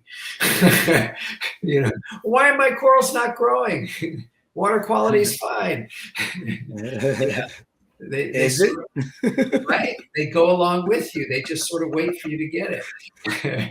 Right. And suddenly you start supplementing and they start growing, and then all of a sudden the water quality, all of a sudden the calcium and alkalinity drop. Wait, how did that happen? Right. So that's a common stumbling block for people. Other issues, I think people, novices are often confused on salinity. They often don't really fully appreciate, topping off with fresh water, purified fresh water. Yeah, it's very common right in the beginning.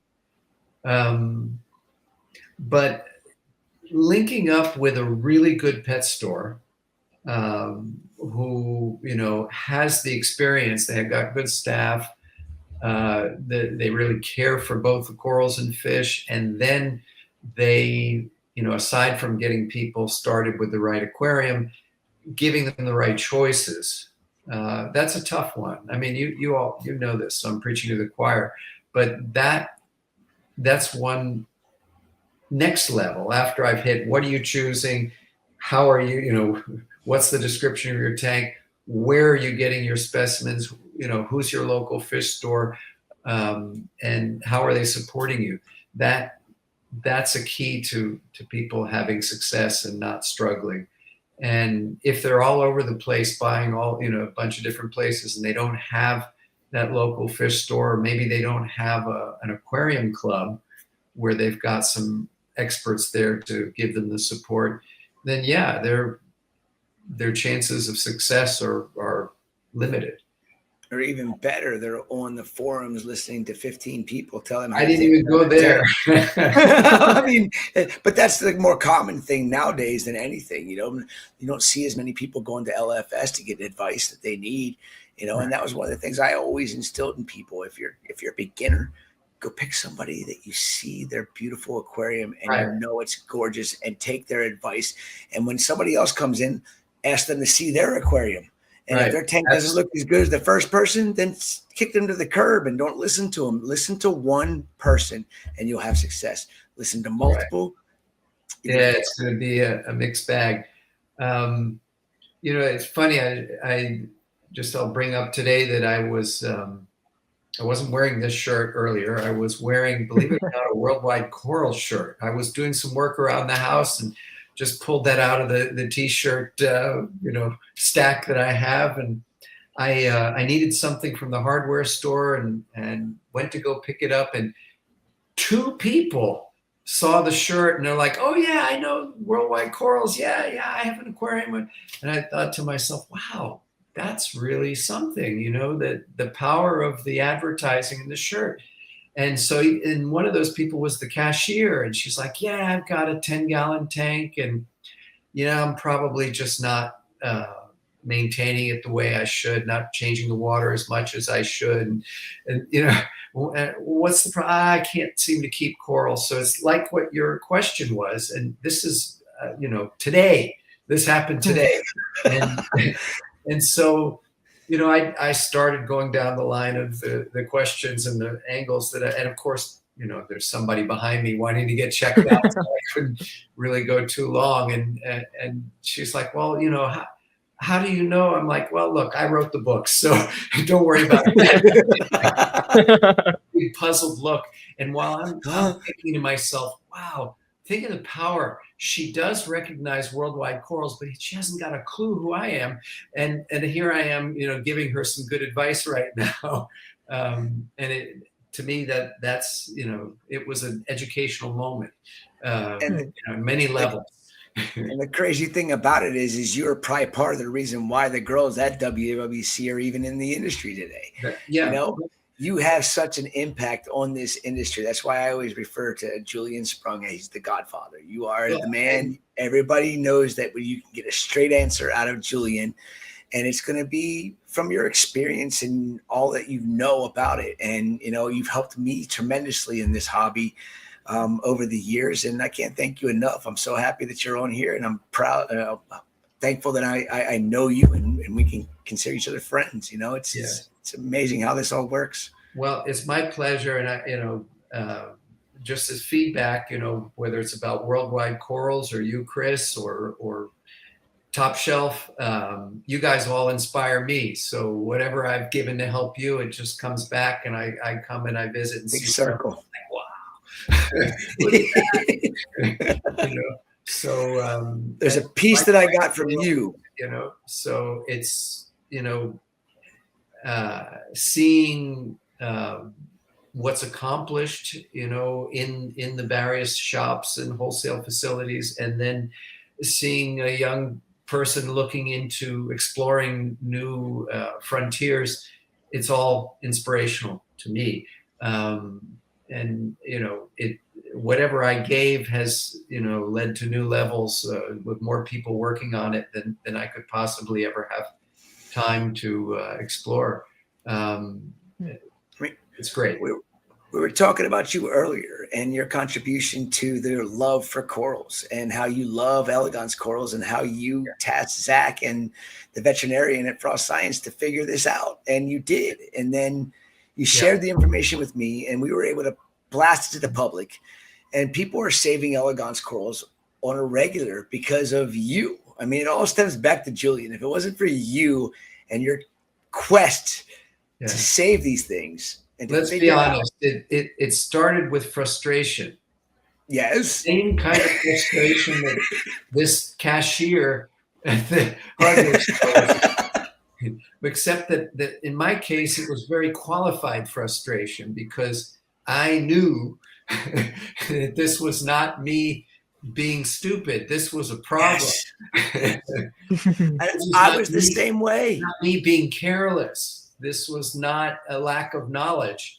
Well, to some extent, but I had enough knowledge to know that what needed to be done was to figure out what the bug was. This was not me not knowing how to keep the coral. There was a problem and it needed to be figured out. And it was actually a lot of years of me saying this, and people then, if you look at there's kind of a gossip sphere in our hobby. Okay. That's an understatement. It is. So, well, I mean, and it's always there. And what words are and phrases are sort of rotating in that gossip sphere depend on what's the topic of the day. So with respect to the elegance coral, I had for years been talking about the disease and, really interesting observations that I had about it. And the gossip sphere was saying, well, there's a problem and it's really Indonesia. And if you just get them from Australia, then it's not going to be a problem. And, it would take the things that I said and just sort of change them. And I never actually said those things, but I knew that there were different elegance corals that were more or less susceptible to this problem. And so to beat that gossip sphere down, and really define it and just said, instead of talking about a generic problem, a disease, really say, okay, we know that it's a bacteria, maybe there's viruses involved, didn't really know, but let's just try to see if we can stop it with antibiotics, see if we can get a culture and figure out what it is. All of that was the subject that I talked to Zach about. And then you were able to continue with that. Initially, Zach, finding oxalinic acid was effective in treating that.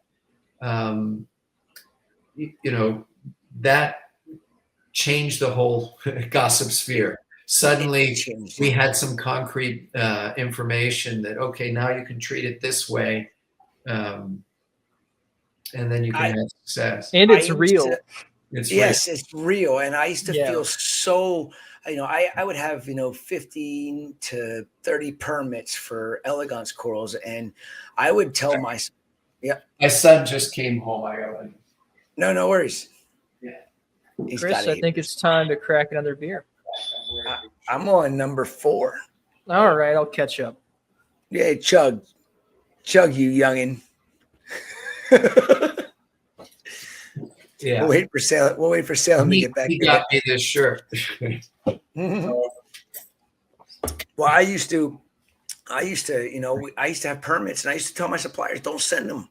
I don't want them. I don't want to be contributing to the death of a beautiful animal. Send them to somebody else who doesn't care. Right. I don't want them. And then when you found this, you and Zach, you tasked Zach with this, and you figured out what needed to be done. I started bringing them in, and then once I started treating them, and I started having great success with it, I started filling in my suppliers with it, and they were getting them, and they were treating them because they would lose them over there too. It wasn't nearly like the problem that we had over here in the U.S. with after being imported for being in a box for 48 hours plus.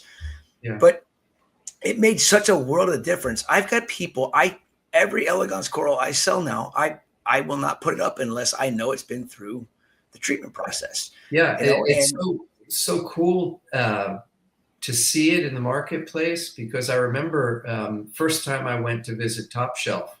yeah. I come in and there's a show tank and they've got two of the most knock your eyes out elegance corals, and I look at it and I said, Kevin, you treated those, right? And he's like, yep.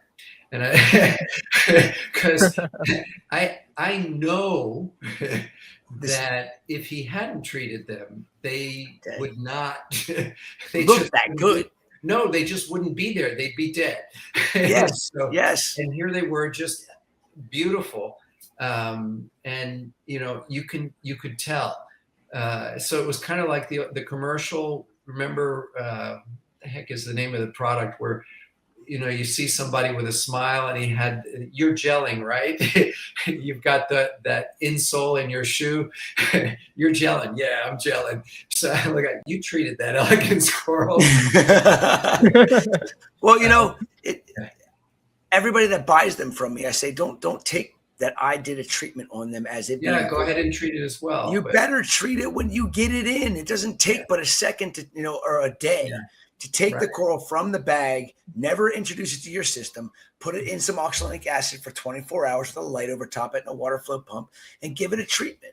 You know, and everybody that does that has great success with it. They're selling them, and their customers are having success with them again. And that's what makes me feel so good about the fact that I learned this from you and Zach. I couldn't be happier the fact that we're able to keep elegance corals alive.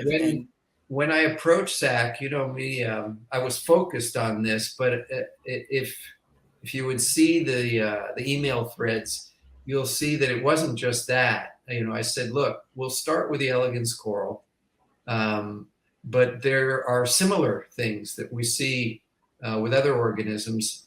For example, carpet anemones. And the hobby, and I don't know if it was one hobbyist in particular or a group, but you do see in the in that sphere where people used Cipro to treat the carpet anemones. So what I said in my back and forth with Zach was, look, let's start with elegance coral, but I see a similar thing with carpet anemones. And then interestingly, there are certain clownfish that also have the same sort of pattern. And what the pattern is, elegance coral, carpet anemones, clownfish, is the organism is imported. It comes in looking fine, looks good. Few days later, doesn't look so good. And then problems and probably dies. And so then the question is it something that the organism is picking up along the distribution chain? Is it something that they're carrying with them when they're first collected? Is it Montezuma's revenge that it's an organism that we have in our systems and they don't have the immunity to it? So they're fine where they're collected and they're fine along the path, and they get here and then boom, they get sick. Those were the questions that I brought up. And, I think it was probably a lot to be hitting Zach with all of that. But all I could say was these were the thoughts that I was having over a number of years. Don't know whether any of them were correct, but what I, wanted to emphasize was that, hey, if I'm seeing these problems, everybody's seeing these problems, and these organisms are dying, and any one that we can solve is really going to save a lot of things. I think you were correct about one, and that is they're carrying it. Oh, there's the mullet picture. Who popped that one up there? Remy popped up the mullet picture, so he was 10 lashes for him. Tell us about this photo. Okay, so there I am with a mullet. Which, I guess I thought that was cool at the time. And I'm wearing a paisley short sleeve shirt with the sleeves rolled up. Oh boy. So Yeah. next to me is Charles Delbick, looking dapper. The young Delbeck. And next to him is Mike Paletta. Yeah. And next to him, anybody know who that is? I do, but I can't remember. Okay, it's John Burleson, and it's John's aquarium. This is in the basement of John Burleson's house, and that's an approximately 150-gallon aquarium. Unfortunately, the photographs never really capture the color right. But let me tell you, that tank kicked ass. It was beautiful. That It looks like it's coral, beautiful. the elegance coral above my head there, was a bright pink tipped elegance coral with fluorescent green mantle. So you can see in this photo, it's not obvious that that's but trust me, this would have been under Philips actinic light and Philips daylight, regular old T12 bulbs, but high output. VHOs? Yeah, VHO. The best lights ever created. Right. So that combination was just great. Look between John Burleson and Mike Paletta's heads, and that's a squamosa clan, that odd shape. So that was a gigantic squamosa. And then, of course, above Mike Paletta in the back, look at that leather coral, two heads. And, he had intermittent wave type flow. And so their polyps were just moving like crazy. Amazing. Behind my head was a Sinularia? We would call Sinularia, but the true name actually is Sclerophyton. Sclerophyton. That name changed. The only thing now that is truly Sinularia is Dura, the little flat ones. All the other branchy ones are Sclerophyton. And he had that beautiful white one that to this day Mike Paletta is looking to find again. It was magnificent. We were in front of the tank, so it's hard to see how big these things were. They were really massive, and he'd had them for many, many years. We used to get, I worked for John back in 1988 through the end of 1989, and we would get visits from, for example, there were people from Dupla and from Tunzi. And at that time in Germany, HQI was the rage. People were using the blue actinic lights, but they were using metal halides. And they would look at John's aquarium and say, "Why don't you put metal halide over it?" And I used to laugh and think, "Have you ever seen an aquarium this nice?" And believe me, they hadn't. But by that time, there were some people like Dietrich Stuber who were growing SPS corals, and that was just beginning at the time that this photo was taken, just beginning in the U.S. But John had this tank set up from the late 1980s through, I think, mid 1990s, and it was a spectacular tank. What year was this? In Maryland, Clinton, Maryland, is where he lived, just outside of Washington, D.C. If you look on the very far left side of the tank, that's a Tunzi protein skimmer, and it's sitting in a skimmer refugium he built.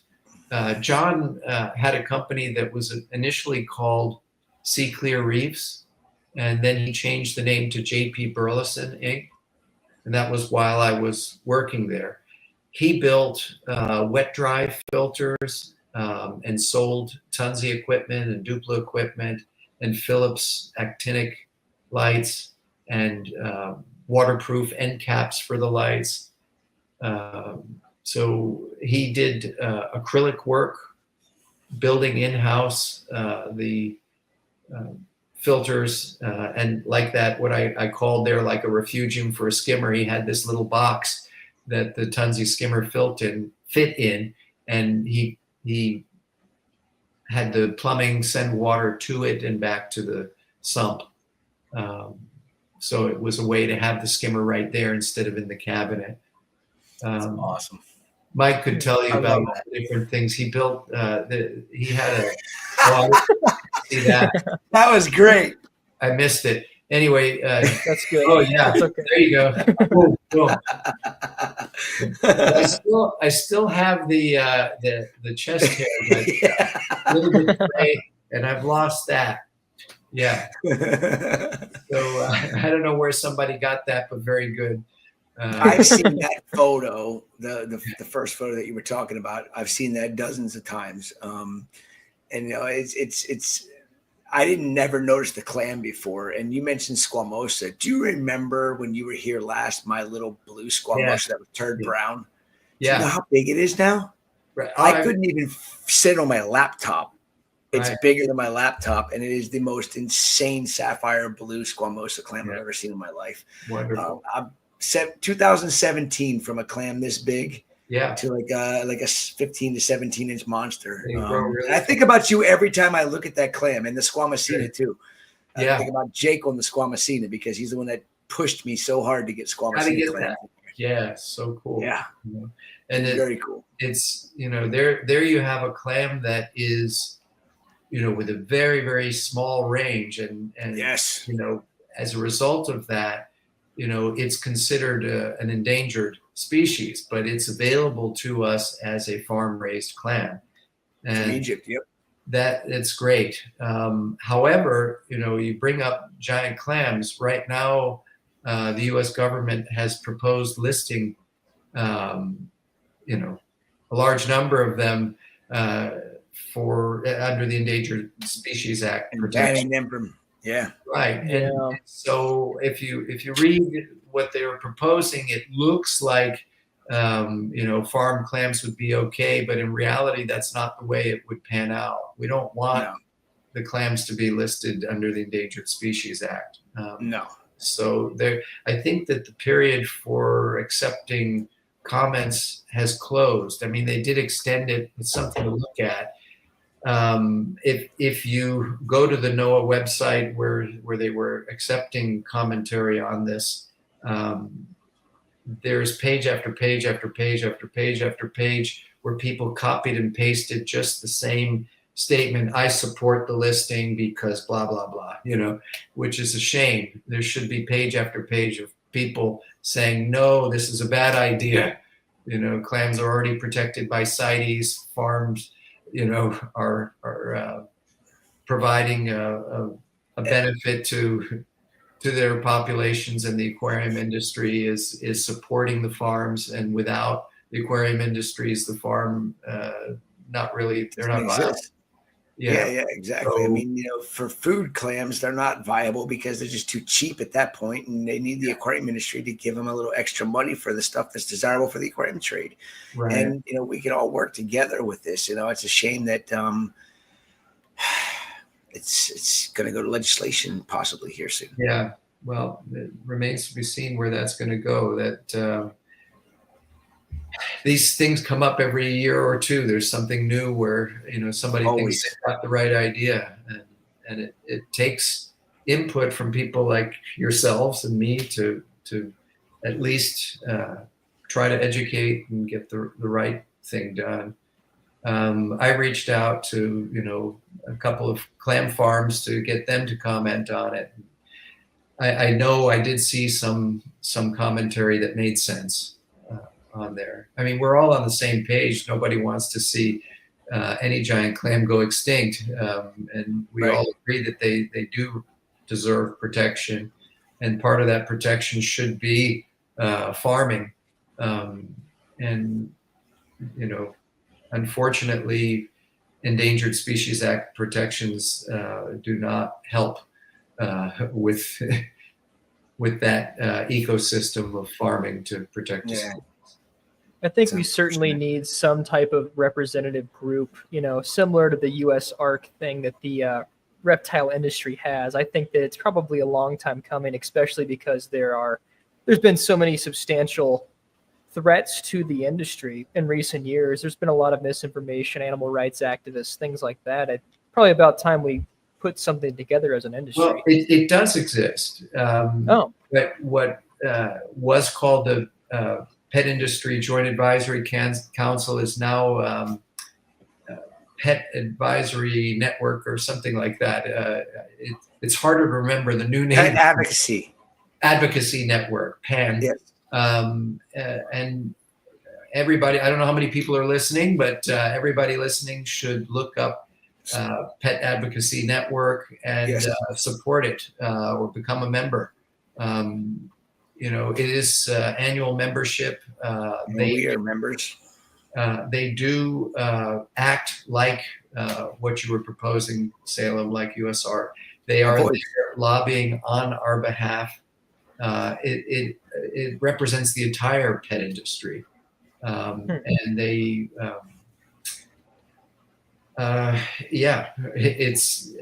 it's one of those things where it's not well known to the average hobbyist, and not often supported by the distributors and pet shops in the aquarium hobby.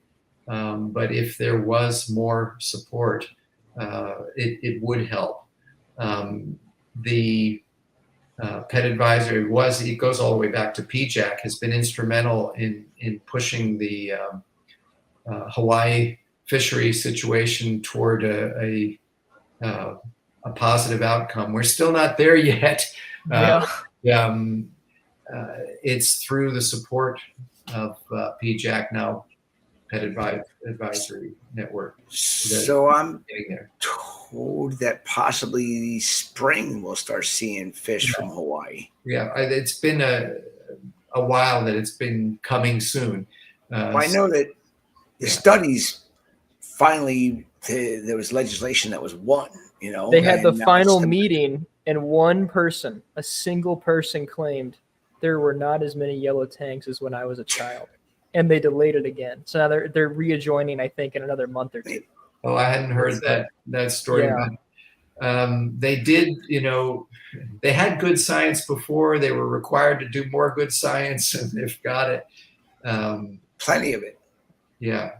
The net result, though, has been a vast reduction in the number of species that will be allowed.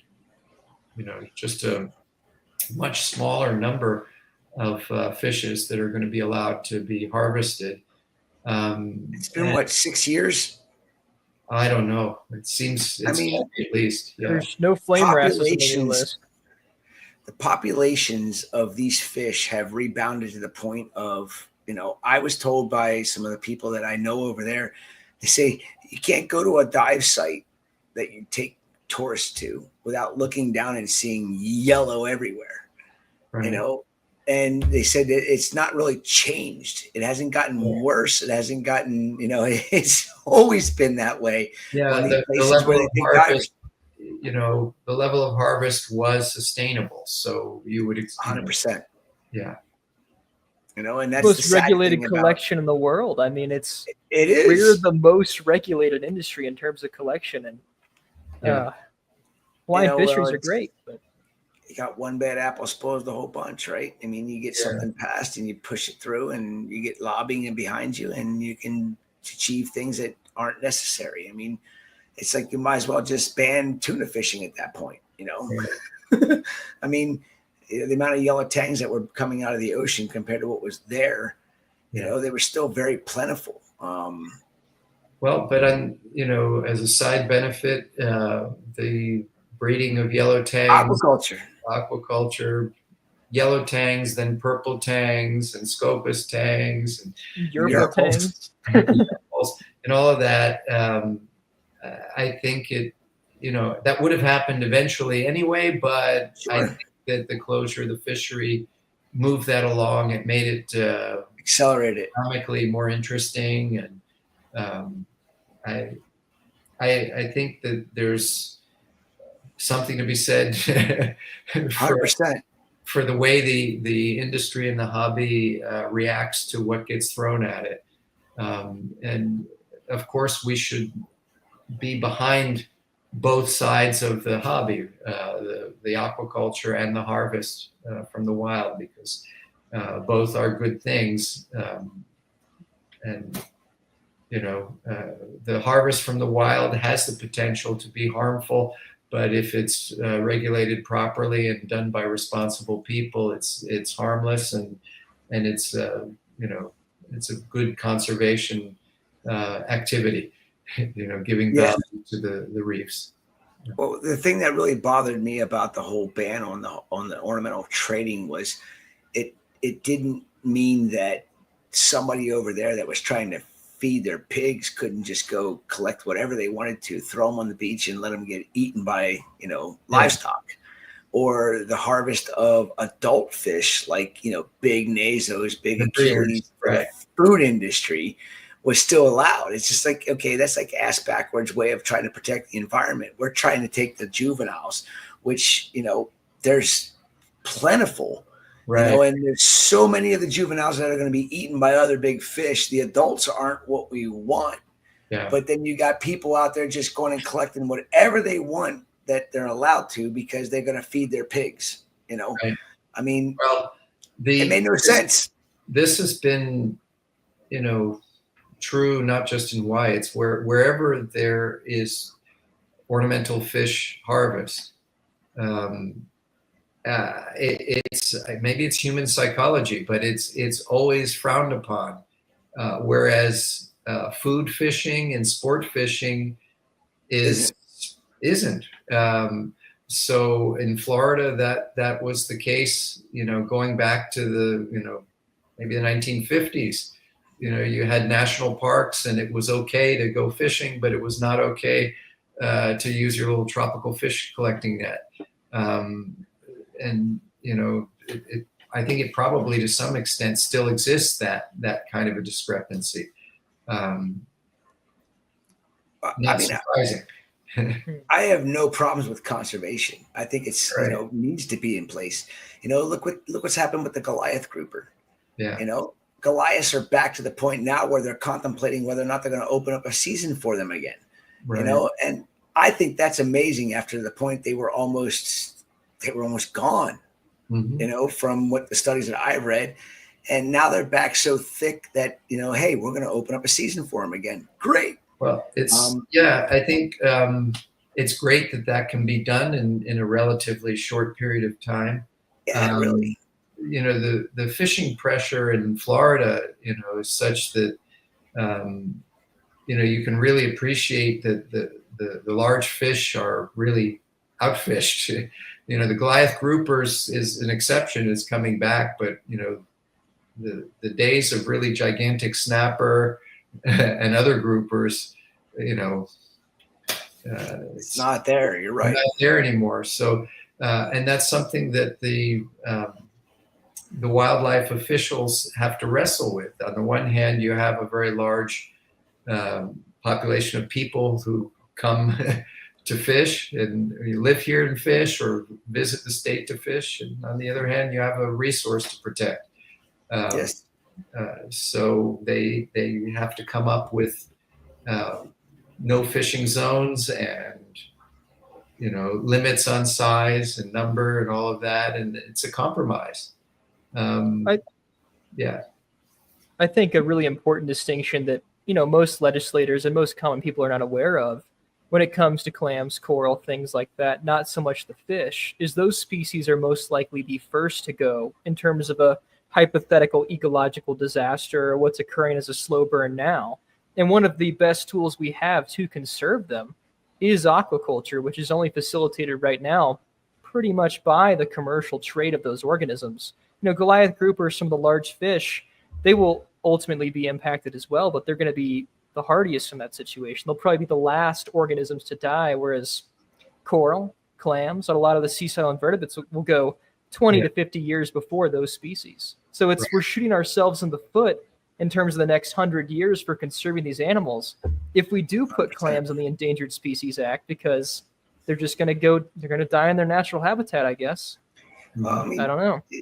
It goes back to the Florida Keys. I mean, when we were unable to obtain them as a hobbyist. People don't care about something that they can't possibly have. You know, when you forget about them and you don't bring awareness to them, they are completely forgotten about. And look what happened. You know, and if we can't, you know, it's like we were talking to Carrie just an hour ago. Why can't we take the stuff that she spawns and settles and she grows that they are not able to put back in the ocean? Why can't they take those babies and sell them to the aquarium trade and make it people aware of the actual beautiful animals that live in the Keys or used to live in the Keys? You know, it's a way to fund all this research that they're continuing to do, that they're relying on taxpayers and grants and this and that to take care of.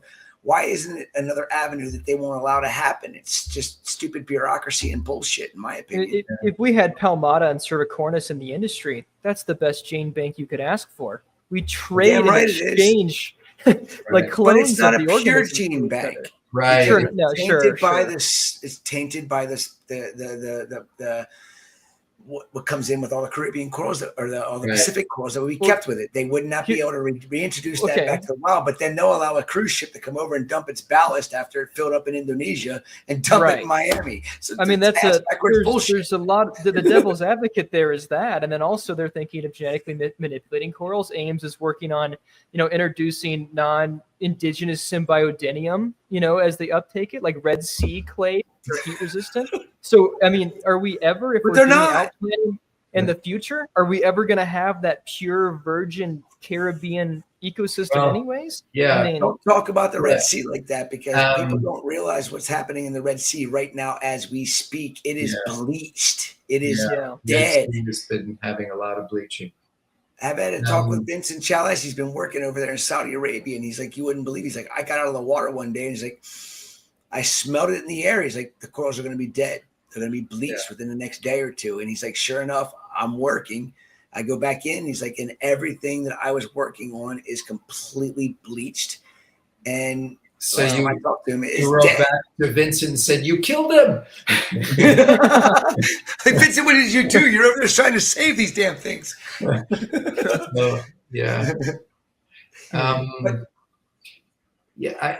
never hear about that news. I was going to go back a second.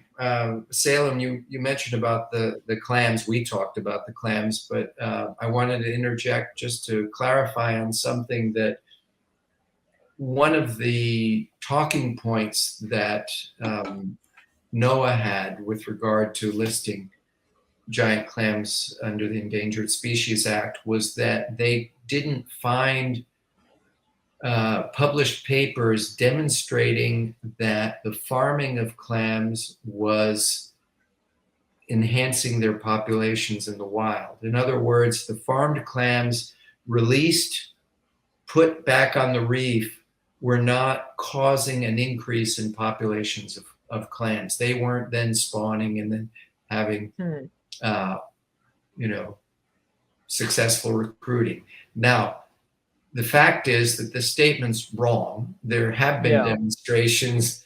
And so speaking to farmers, it's just a matter of connecting and finding those papers and getting it there. But what's lacking is actual studies showing that. There are a few, and only a few, where it's been demonstrated. I think the lack of study is probably in part due to the fact that people just assume that, well, okay, if we're farming the clams and we're releasing them, sure, it's going to enhance the stocks. But you need to show that, and the studies need to be done to look at it. And there probably are studies showing that it doesn't do that, because if you're releasing the stocks in places that aren't marine protected areas, some of what you're releasing is getting eaten. Of course, there's natural attrition to fish predators and whatnot, but it requires special effort to be successful. You have to transplant clams close enough to each other so that when they spawn, they're successful in fertilization. it's a complex subject, but that was a key talking point being used to say, these farms are not even successful anyway. We just need to list them as endangered, as if that was going to suddenly wipe I mean, away. what was their argument for what harm they were doing? Because even if they were not successful in upregulating wild populations, there's a captive population. I mean, Right. were they arguing there was over harvesting, or what's the logic there? Is there none because it's bureaucracy? Yeah, take a look at the listing proposal. It's Okay. you have to read it. All you have to do is say bureaucracy, Salem, and you know the problem. There. Yeah. Yeah. I mean, Fair enough. As soon as the government gets involved with anything, it's a problem. I mean, Right. it's So where no were we going common before- sense is being. Before I jump back to the clams, we were talking about getting Palmeda into the hobby, right? Yeah. Yeah.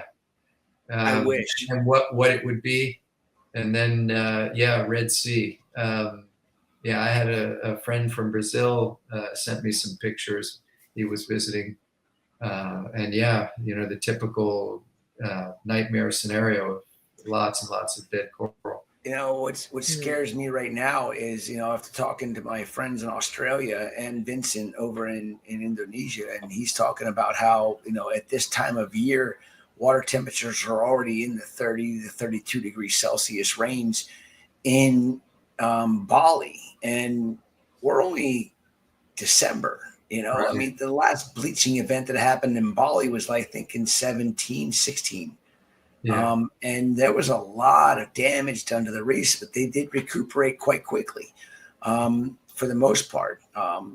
But you keep having these constant bleaching events that are happening that are not normal. I mean, we don't have data for more than 150 years, but this isn't something that you saw on a regular basis. Are things cyclical? I'm sure they are somewhat, but human impact not on like it has this. definitely The frequency human has gone impact- up for sure. I couldn't agree with you more. I mean, but then you also have to take into consideration that we are at the end of an ice age too, which we're always, the Earth is warming naturally. How much of an impact have humans had on it? I'm sure we've had Quite decent measurable. impact. Yes. And we've sped the process up, unfortunately. But I just hope that after the 2015 to 2016 event that happened in the Heron Island area, which chasing corals was documented upon, doesn't happen again. I would hope that we would see more resistant strains that have populated the region again. But again, I go back to the Ames report from 2023 saying the bleached areas that were affected by the 2015 and 16 event, those areas have the most coral diversity ever found and ever recorded in the history of the studies being done on the Great Barrier Reef. So how much of an effect really did it have if the diversity was better then than it was back when the bleaching event happened? I'll play devil's advocate with you, Chris. So first I'll Sure. answer your argument about diversity, right? That's assuming now, right? Even if there has been an increase in biodiversity, let's assume 50 years from now, if the frequency of bleaching events continues to increase, that might not happen. Recovery might not be stable to where that can happen. Now, I'll do the devil's advocate with you. Let's assume humans have had no impact on rising temperatures, bleaching events, things like that. Think about everything that we've talked about during this stream. It's not just warming and bleaching events. There's agricultural runoff, which raises the organics and phosphate values, glyphosate, antibiotics, microplastics. There's a litany of different things which will inevitably, with enough time from human impact, destroy the reefs. So whether you want to say warming is natural or man-made or not, there are still things which are definitively in our control, which hamper the reefs. I agree with you 100%. I mean, there's so much that humans are so smart. We're smarter than evolution. We're smarter than 4.5 billion years. I mean, Well, I just wanted to comment that, with the 2023 report with the high diversity of corals, all it takes is one day in 1 year to wipe 100% of them all out. If you've ever seen it, it's just, so I know. yeah.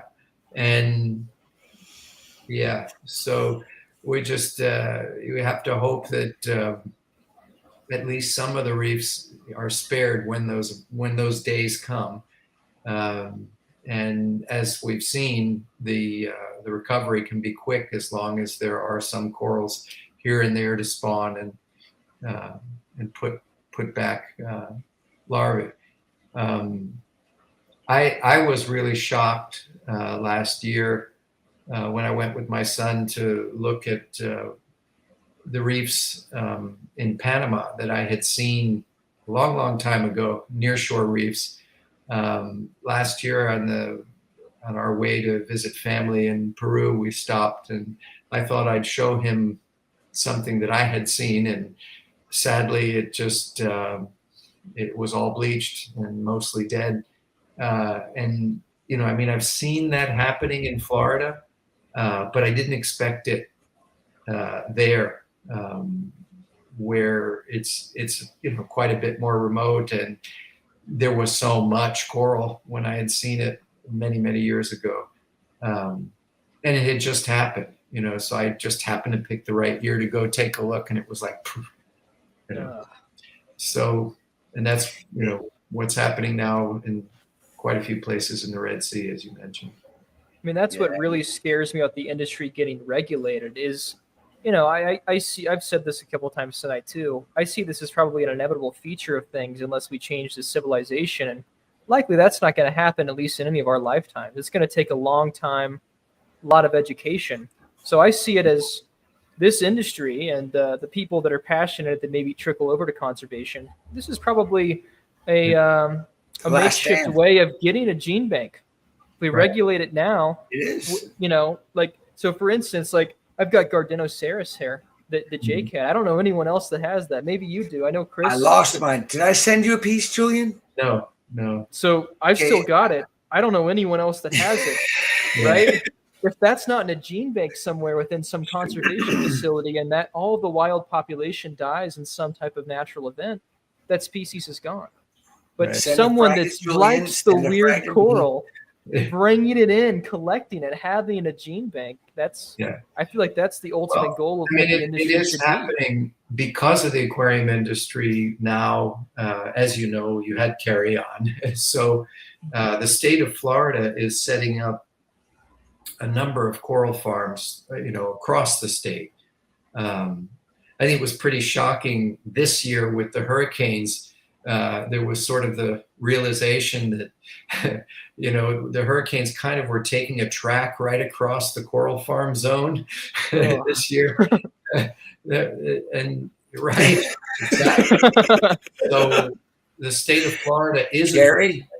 It's a good place for setting up coral farms, but it's a risky place because, you know, as the seas warm, we're going to be seeing more and more of these hurricanes, strong hurricanes. So, you know, the design of the coral farms has to take that into consideration. Coral farms can be set up anywhere. They don't have to be in Florida. And I think, you know, we're going to be seeing that more and more. And, you know, obviously Australia has... Arizona. Yeah, Arizona is a good spot. It's sunny. It's just away from hurricanes. I mean, what do you Large have out there retirement to wipe out? community. Right. What you have to worry about there is heat, right? Despite the high heat, you have so much sun, you can use solar power to, you know, drive the energy needed to keep things cool.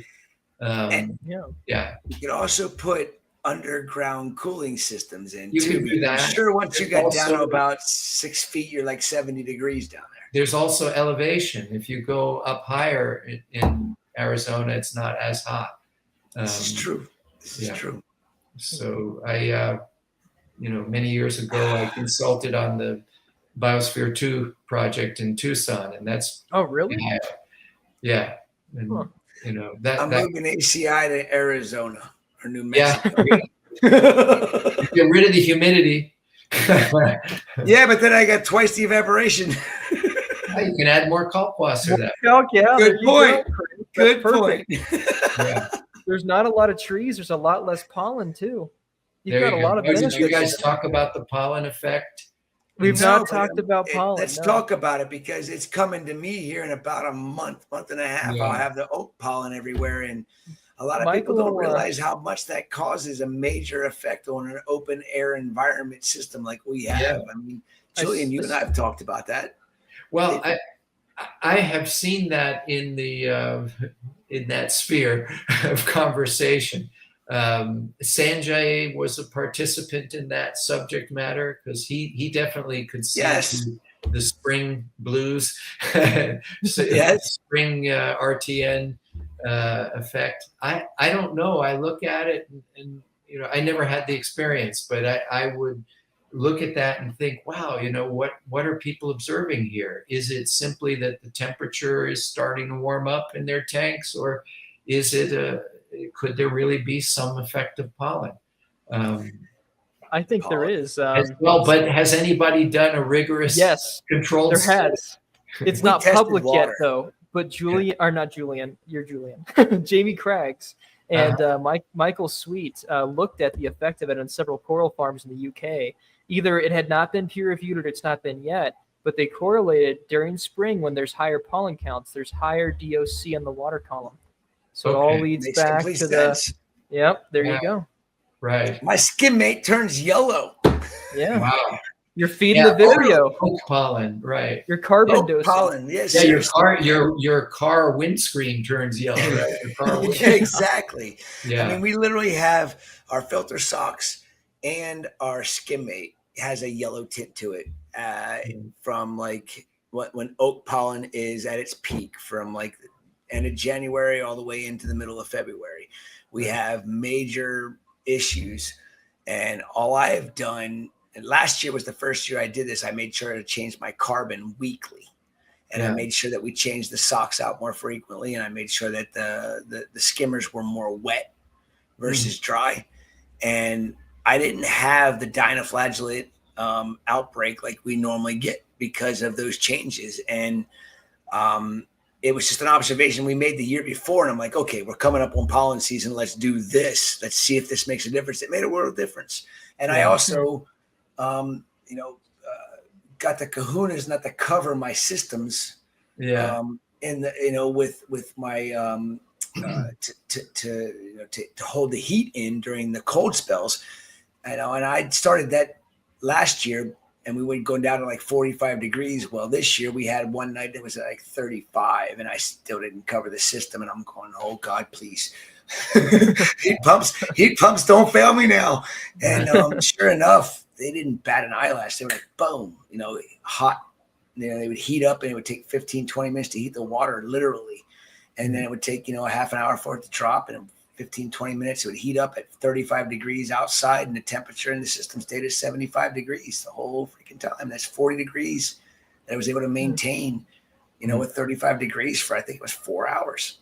Yeah. So now I'm not covering my systems at all unless we get down to that threshold where the heat pump cannot pull any more heat out of the air. And then it's like, okay, you dumbass, you better put those on, or you're not going to get any heat whatsoever, and you're going to have major problems. So yeah, it's been a lot of learning in the last few years about what these heat pumps are able to handle. And of course, I learned that heat pumps heat better than they do cool.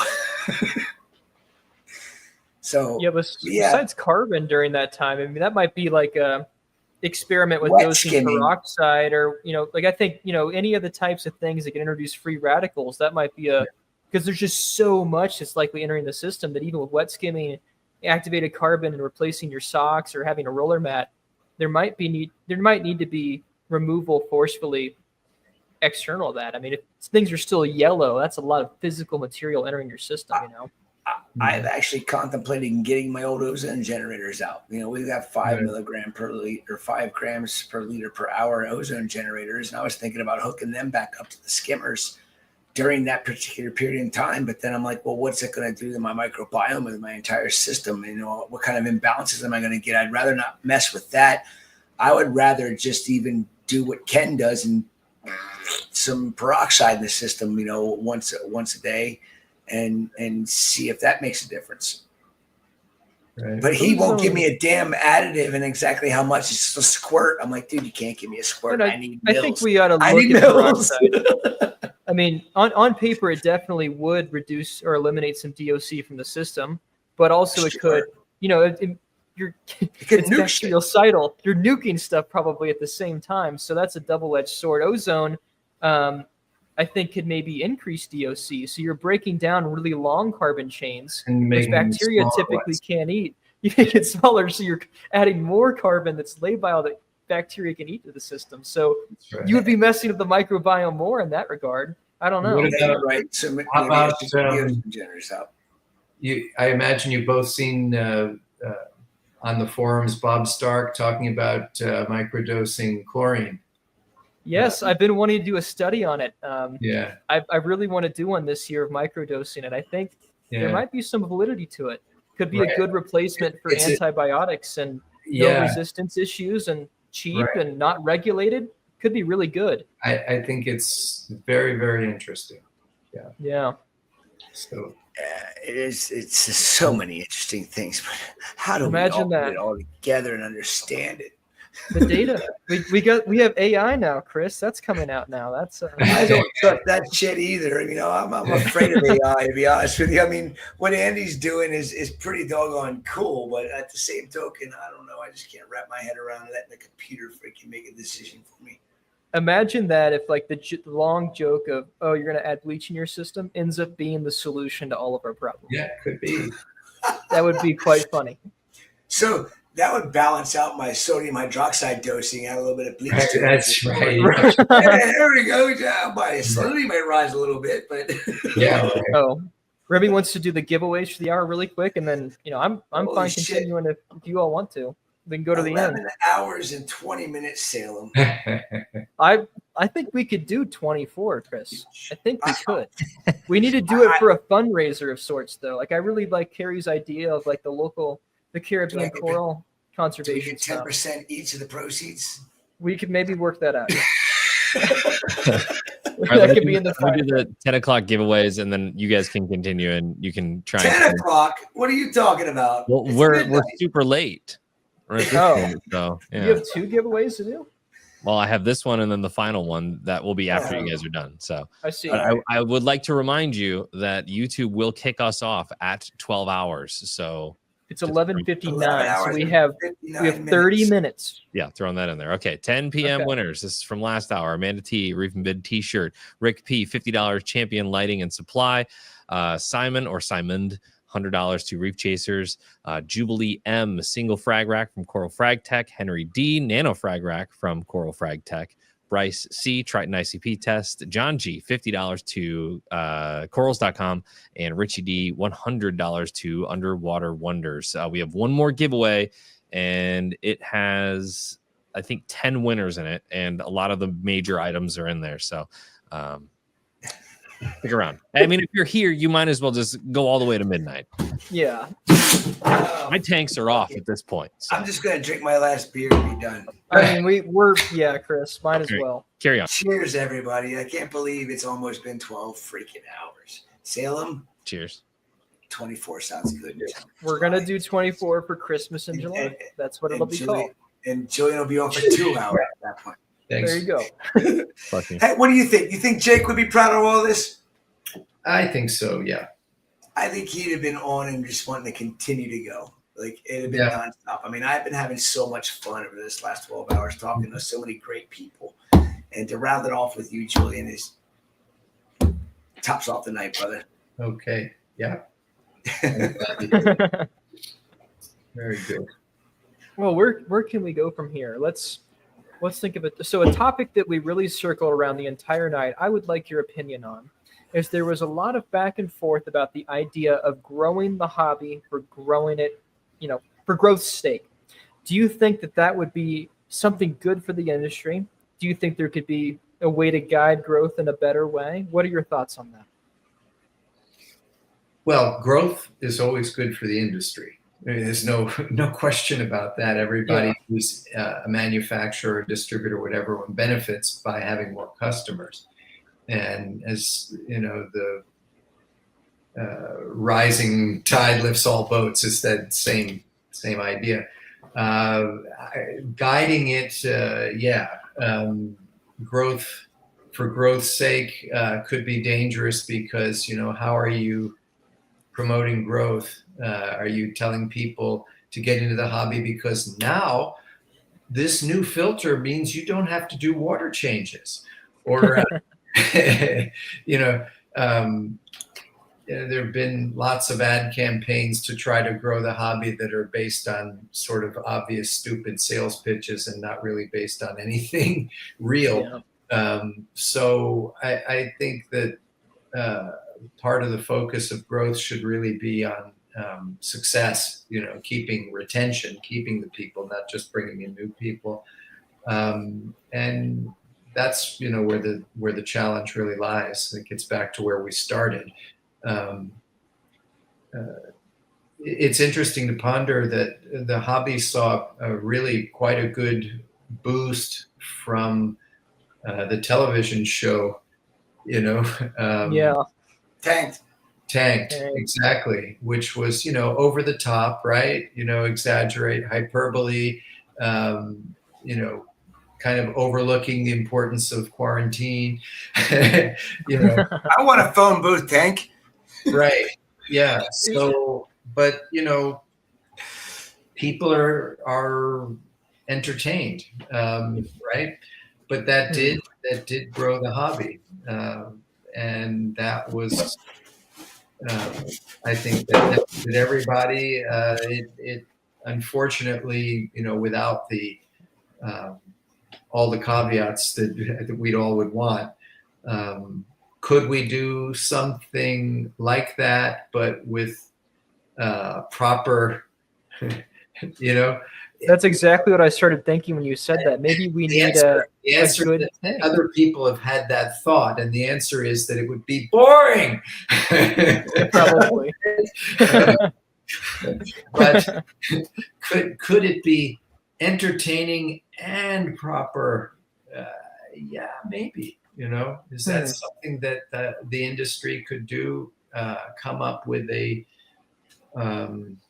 television show, or do people even watch TV anymore? A YouTube show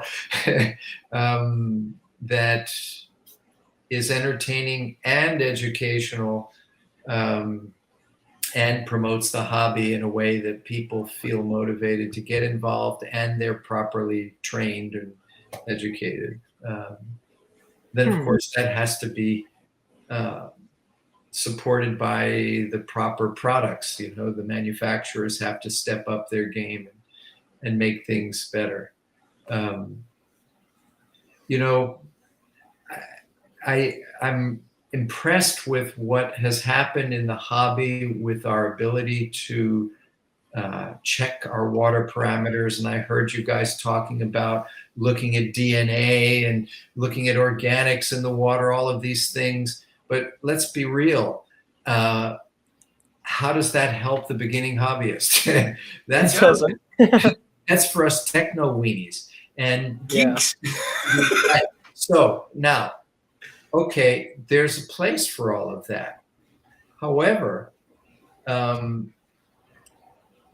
if we are selling our hobby and we spend a lot of time talking about doing all of these tests of the water, what we're doing is we're anti-selling the hobby, because any new hobbyist, when they, if they hear, oh, you got to test this and test that, and now there's ICP, and bring your water in to be tested. Keep it simple. Right. Now, we've all had this experience. Somebody sees our beautiful aquarium, and what do they say? That's a saltwater tank, right? A lot of work. A lot of work, isn't it?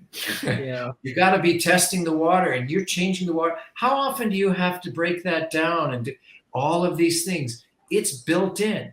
It's already in their heads. And we're going to go feed that and tell them they need to do these things. We're feeding that. So if you want to grow the hobby, you need to go the opposite direction and make it really easy. So there have to be systems that have a high likelihood of success and recommended organisms, whether they're wild caught or farm raised, that people will be successful with. And let them get started with those, limit their focus into those things. And then if they remain successful and interested to try other things, then it's up to them to do that. But they will have success if they're limited in scope to the things that they're likely to succeed with. And they can do that without having to test all the time if the system is designed properly. You can have some simple instructions, do this, do this, do this, and even explain why. So that's my thoughts on it. We need to present a system that has rails so there's no gutter balls. It goes back to what I said when I had my first reef tank. It was a 20-gallon long, converted from an African cichlid tank. It still had the dolomite, an underground filter, 2 power heads, and an aqua clear filter on the back, and 1 T8 bulb. And I kept corals in that tank, and they did extremely well. And all I did was a water change once a week. Yeah. And I learned how to observe corals, whether they were happy or not. And then as I got more and more into it, I started doing more and more testing and started understanding parameters. And that's the problem with the hobby today is they're thrown with this huge nut that they have to spend to be successful, per se. Right. And they don't ever get to start off with anything basic, you know? Yeah, they should start off basic. Softies. Yeah. But yeah, little phylums. Right. Lobophytums, sarcophytums, little phylums, mushrooms, you know, Corallimorphs, all the basics, easy. And easy. not all corallimorphs are easy to keep. Some of them are Fair very enough.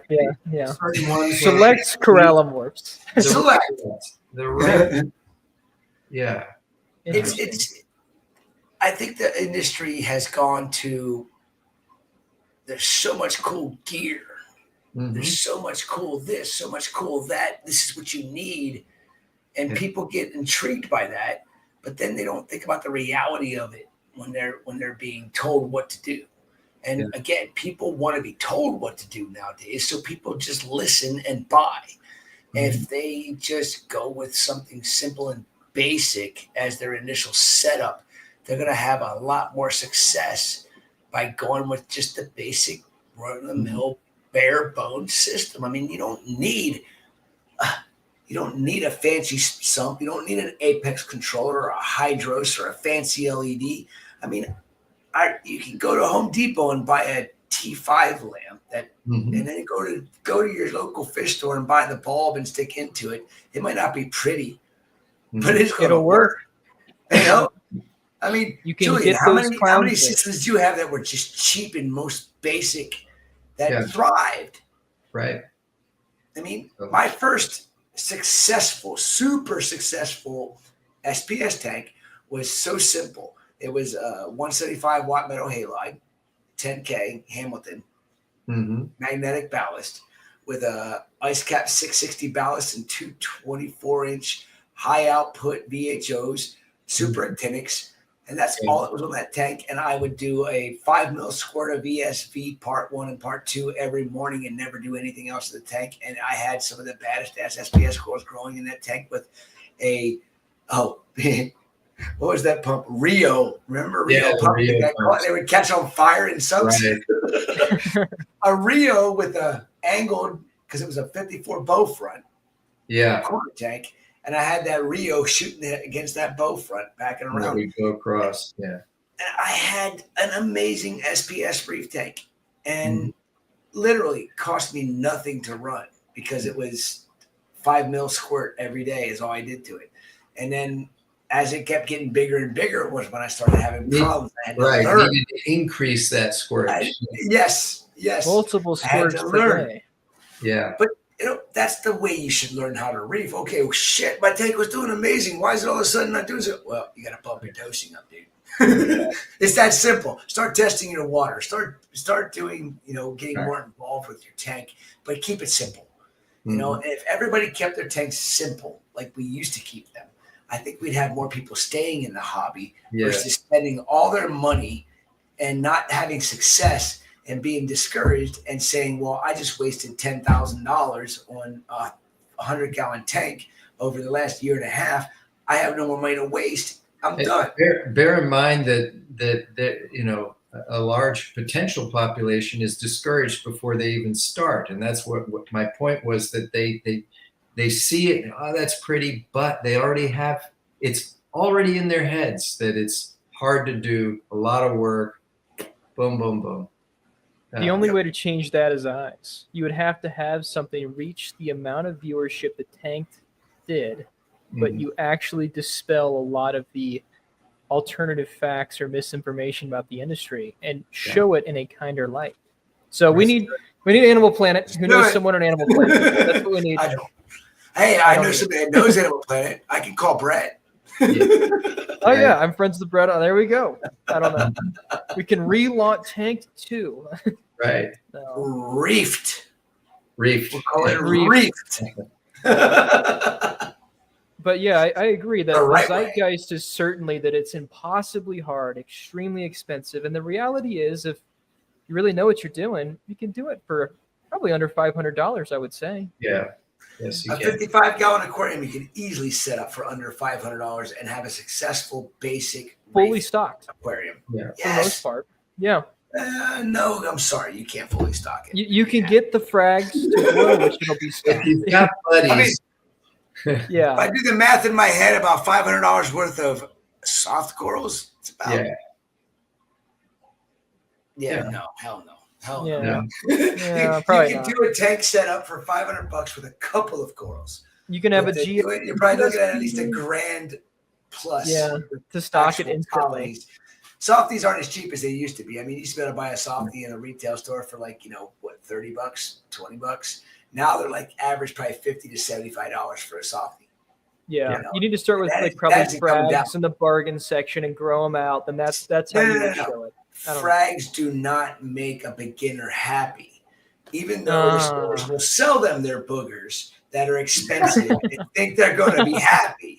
But honestly, if you're a new reefer, I think that from my experience, if I'm getting a beautiful cult coral that costs me $70, I would rather buy that wavy brown turd that is looking happy and healthy than that booger for $70 that just says, "Is it growing?" That is so true. I had a maintenance client. Oh, That's so it true. turned white. I mean, come on. That's the problem with the industry nowadays. It's this thing's gorgeous. It's this big around. It's $80. Well, what about that wavy coat coral that you see moving? You actually see something happening with that coral. Learn how to keep that damn thing before you learn how to keep that $70 booger. Mm-hmm. Yeah. I That's think where the there's industry's gone also wrong. there's the component of local support in clubs, right? You could go and trade frags with people, get a lot of free stuff. That's not really around anymore. Reefer's Code, what happened to it? Right. It's around, but the clubs, is. unfortunately, are kind of, shrinking. Yes. Those third places, the in-person events are all but gone, I would say. Julian. Yeah. Chris. Jakes. Echinopora horrida. Yeah. Okay, you sent me a nice size piece of it. It was broken into little pieces when I got it. Yeah. I spread that out throughout my farm. I've got now, I sent Salem a photo of it. I've got a colony that's like this big. Yeah. And probably, is it 1, 2, 3 more that are probably, Eight at grows. least, huh? 8 grows. I'll tell you what, and it is such a badass growth pattern. I mean, to watch it grow from one stick and then to break the tip off of it on purpose just to watch it branch and turn into this. It's like a snowflake almost. Right. It's Like it grows in all sort of directions. So beautiful. Whoever won that frag pack, the Jake Adams Coral frag pack on this tonight, is getting a piece of the. I didn't even know. What did Jake call it when he He said called it the metalhead. Yeah. Metalhead. Metalhead. I never heard him say that. Chalice. That was the common name. There's an article about it. Okay. Metalhead. Okay. Yeah. But I'm glad I know that now because we actually took photos of all the colonies and we're actually getting ready to put up on Frag to order through ACI. And I'm like, I don't even know what to sell this thing for. It's silver. I don't know anyone that has it besides, I guess, us three. Julian. Yeah. Yeah. You. I don't know anyone else. A few I tanks. bet it's just us three. Yeah. Maybe Remy has a frag. He might have taken one, Remy but might. besides that, I don't know anyone that has it. It's a really interesting and unique coral. I mean, it's gray. It's cool. You know what's There's not really a lot cool of gray about it? corals. No, there's not. But what's really cool about it is there's another species of Echinopora that actually, if you don't know what you're looking at, you might think it is Echinopora horrida, but it's Echinopora maniformis. Yeah. And maniformis grows in plates, Mhm. and then it shoots branches upwards. Up, yeah. It does not grow anywhere close to as awesome as the horrida does. Yeah. So And we I have thank you for sending exactly. that to me because that was one of the pieces Jake was supposed to send to me and never got a chance to before he passed. And then you sent it to me right afterwards. And I'm grateful for that. That's great. I'm glad. It's good to bank it in other places, but Yes. and to share. How's your Palau Astri doing? Fine. Yeah. It's not growing very fast. It's grown. It's probably about roughly double the size since you sent it to me. But I mean, if it was any other coral, it could have been massive. So I'm dense. Yeah, but I'm surprised, if compare it to like Stylophora, that it seems like, if it was Stylophora, I'd have a big colony by now. But it's so much more dense in its growth. Like that. Now. Yeah. See, mine did extremely well until Hurricane Ian. Mhm. And then the interior of it started to die. Oh. So, but I had gotten my piece from Jake, I think in 2021, and then Ian hit, and the colony had gotten to be, I don't know, it was I'd say it was softball plus size. Yeah. And when Ian hit, interior started to go away, and I couldn't even tell until because I of the picked it color. up and looked at it. Yeah. Yeah. I picked it up and looked at it. I'm like, oh shit. That's the downside of brown corals, right? Mine's silver.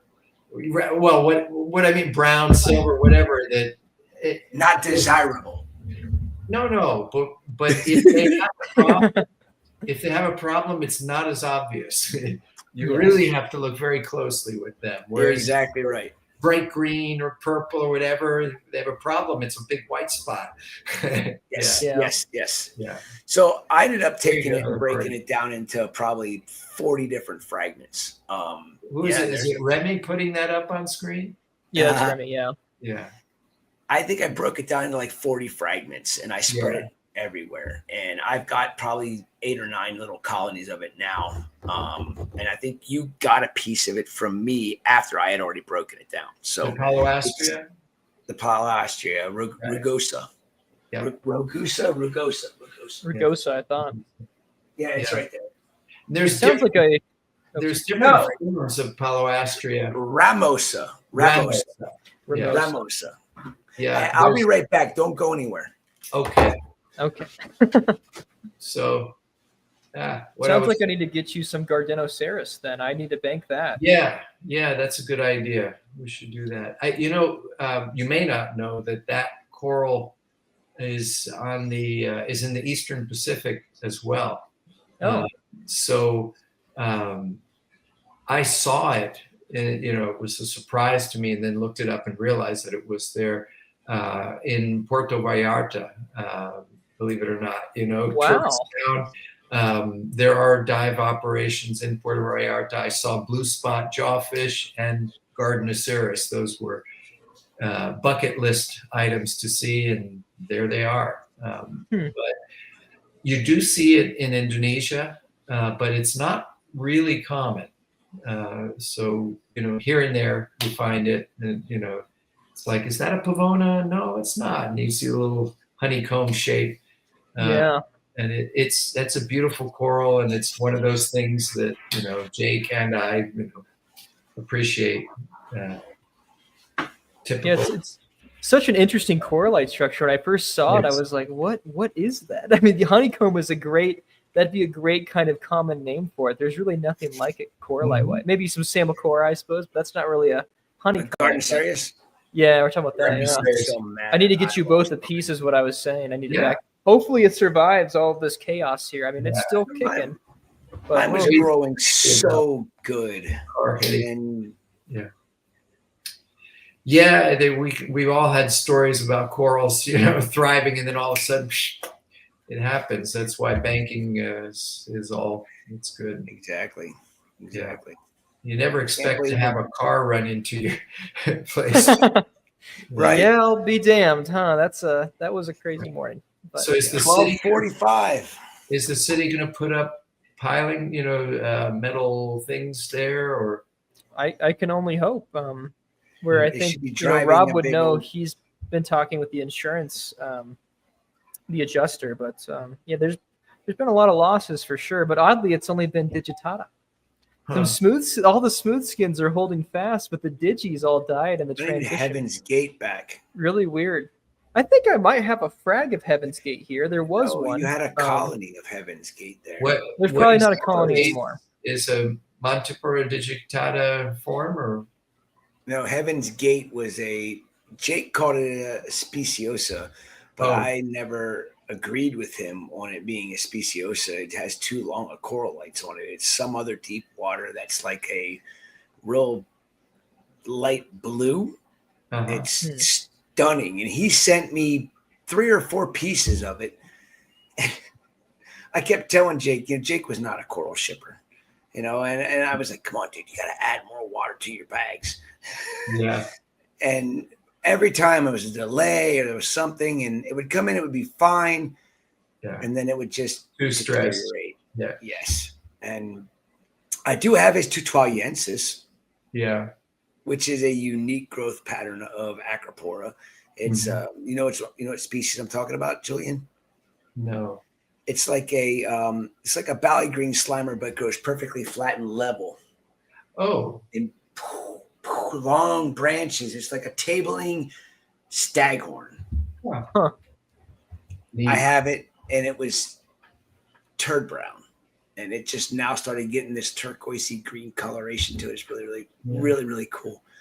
And I didn't even realize that the piece that I had where it was it until I looked at it even closer. I'm like, that's Jake's tile.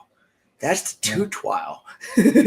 And I just noticed that was a couple of days ago. I was like, holy shit, I thought I lost that coral, but I still That have could it. happen in your place. You have Yes. enough inventory that just conceptually you could lose track of it. Yeah. Surprisingly, I'm pretty good with remembering where everything came from. I mean, there's occasions where I'm like, where the hell did I get that piece from? Right. But that's just because I don't pay attention to it, and it morphs and changes into something better Right. than what it was. And it's That happens at times. Yeah, I have found Does. little things on the bottom that the fish knocked over or whatever, and I'm like, what the? Yeah. So it is now taken on a new growth form, and in the light where it's at, it's now fluorescent in a different way, and I don't know what that is. That happens. I have found corals that have been knocked off of racks, and nobody's noticed it, and it's underneath the grating. It's barely getting any light, and I'm going around like, whoa, what is that down there? And my arms aren't even long enough to reach it half the time because the damn tanks are 6 feet wide. So I'm like standing on stool, almost falling in the tank to reach a coral, and I'm like, oh, there you are. I haven't seen you in like a year. Right. It's I'm a low maintenance coral. Goes with the flow. Right. Yes. Literally. Lost with the flow. Yeah. Yes. Salem, So- it looks like we've got 11 We have minutes exactly left. 10 minutes left. Remy, I would do the giveaway because we should stop at 11:58 because if we go past 59, we can't upload this to YouTube. Okay. Oh, yes. We need to shut it off. So we need to shut it off a minute before the deadline to be sure that we can upload this so people can watch it later. Thank Julian right now. You're welcome. For being on Thank here. you, Julian. I was going Bring it up to the end of thank the you, show. Julian.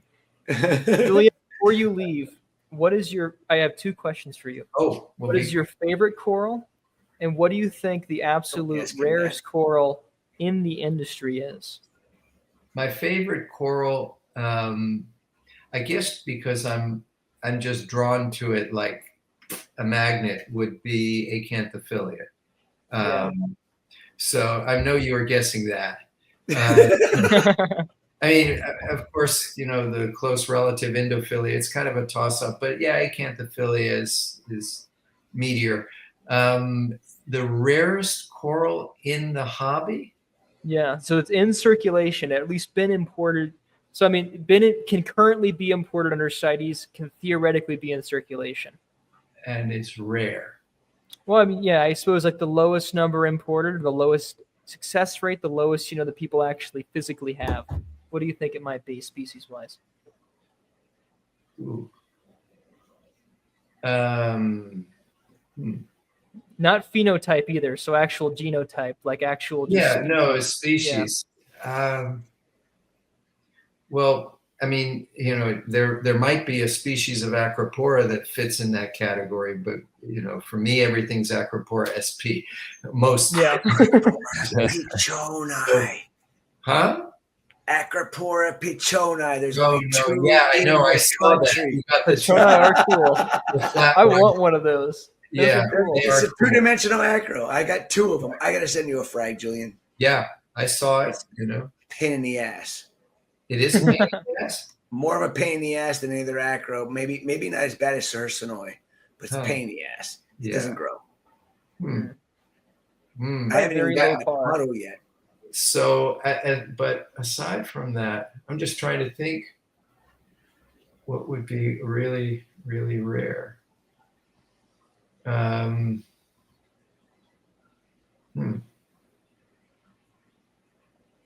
don't know. I mean, I know one that if anybody has it, I'm not aware of anyone keeping it, but I saw it. I was in Bali and saw it when I was with Vincent.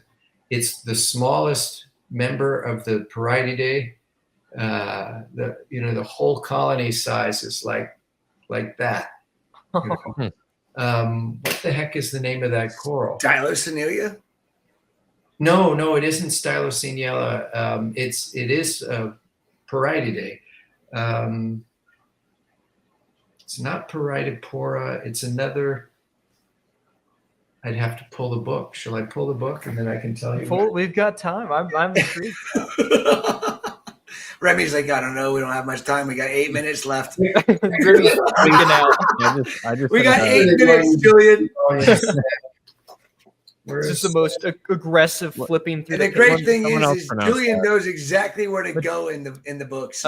Sean Ono says Madrasis kirbii. Yeah, but no. That comes from Mediterranean. That's like Mediterranean Caribbean species, so it's not something that's legally sent in.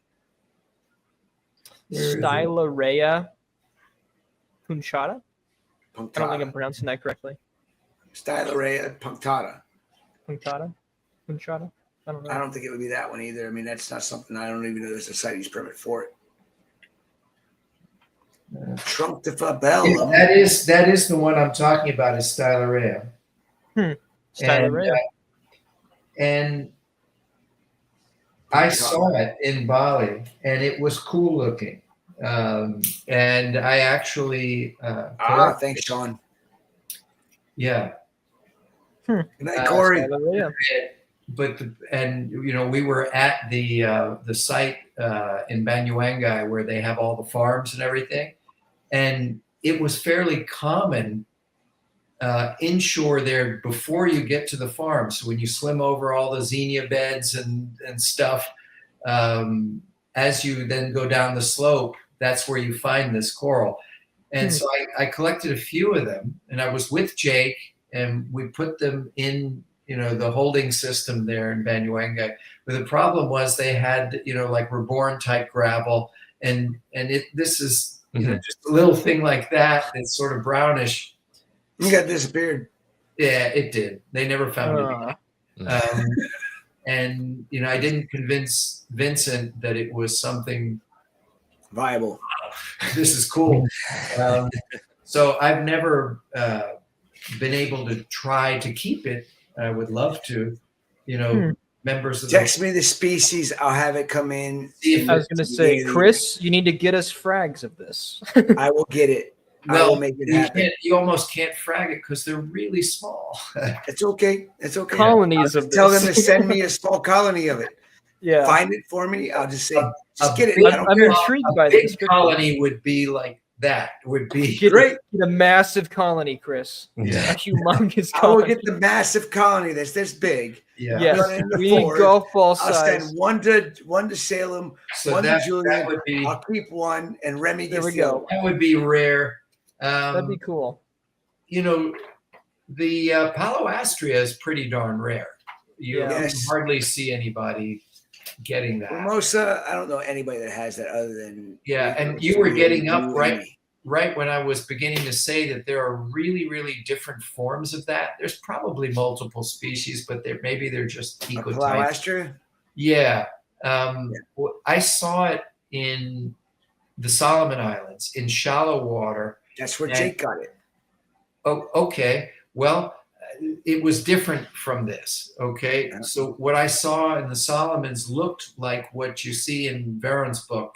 They were pretty good size. I mean, the fingers were, pretty good size around. The colonies were pretty good size. In Indonesia, everywhere I saw it looked more like, what you sent me from Jake. Smaller diameter fingers, more gnarly looking. And then I have seen it in deeper water in Indonesia, and there were really, really fine little tumble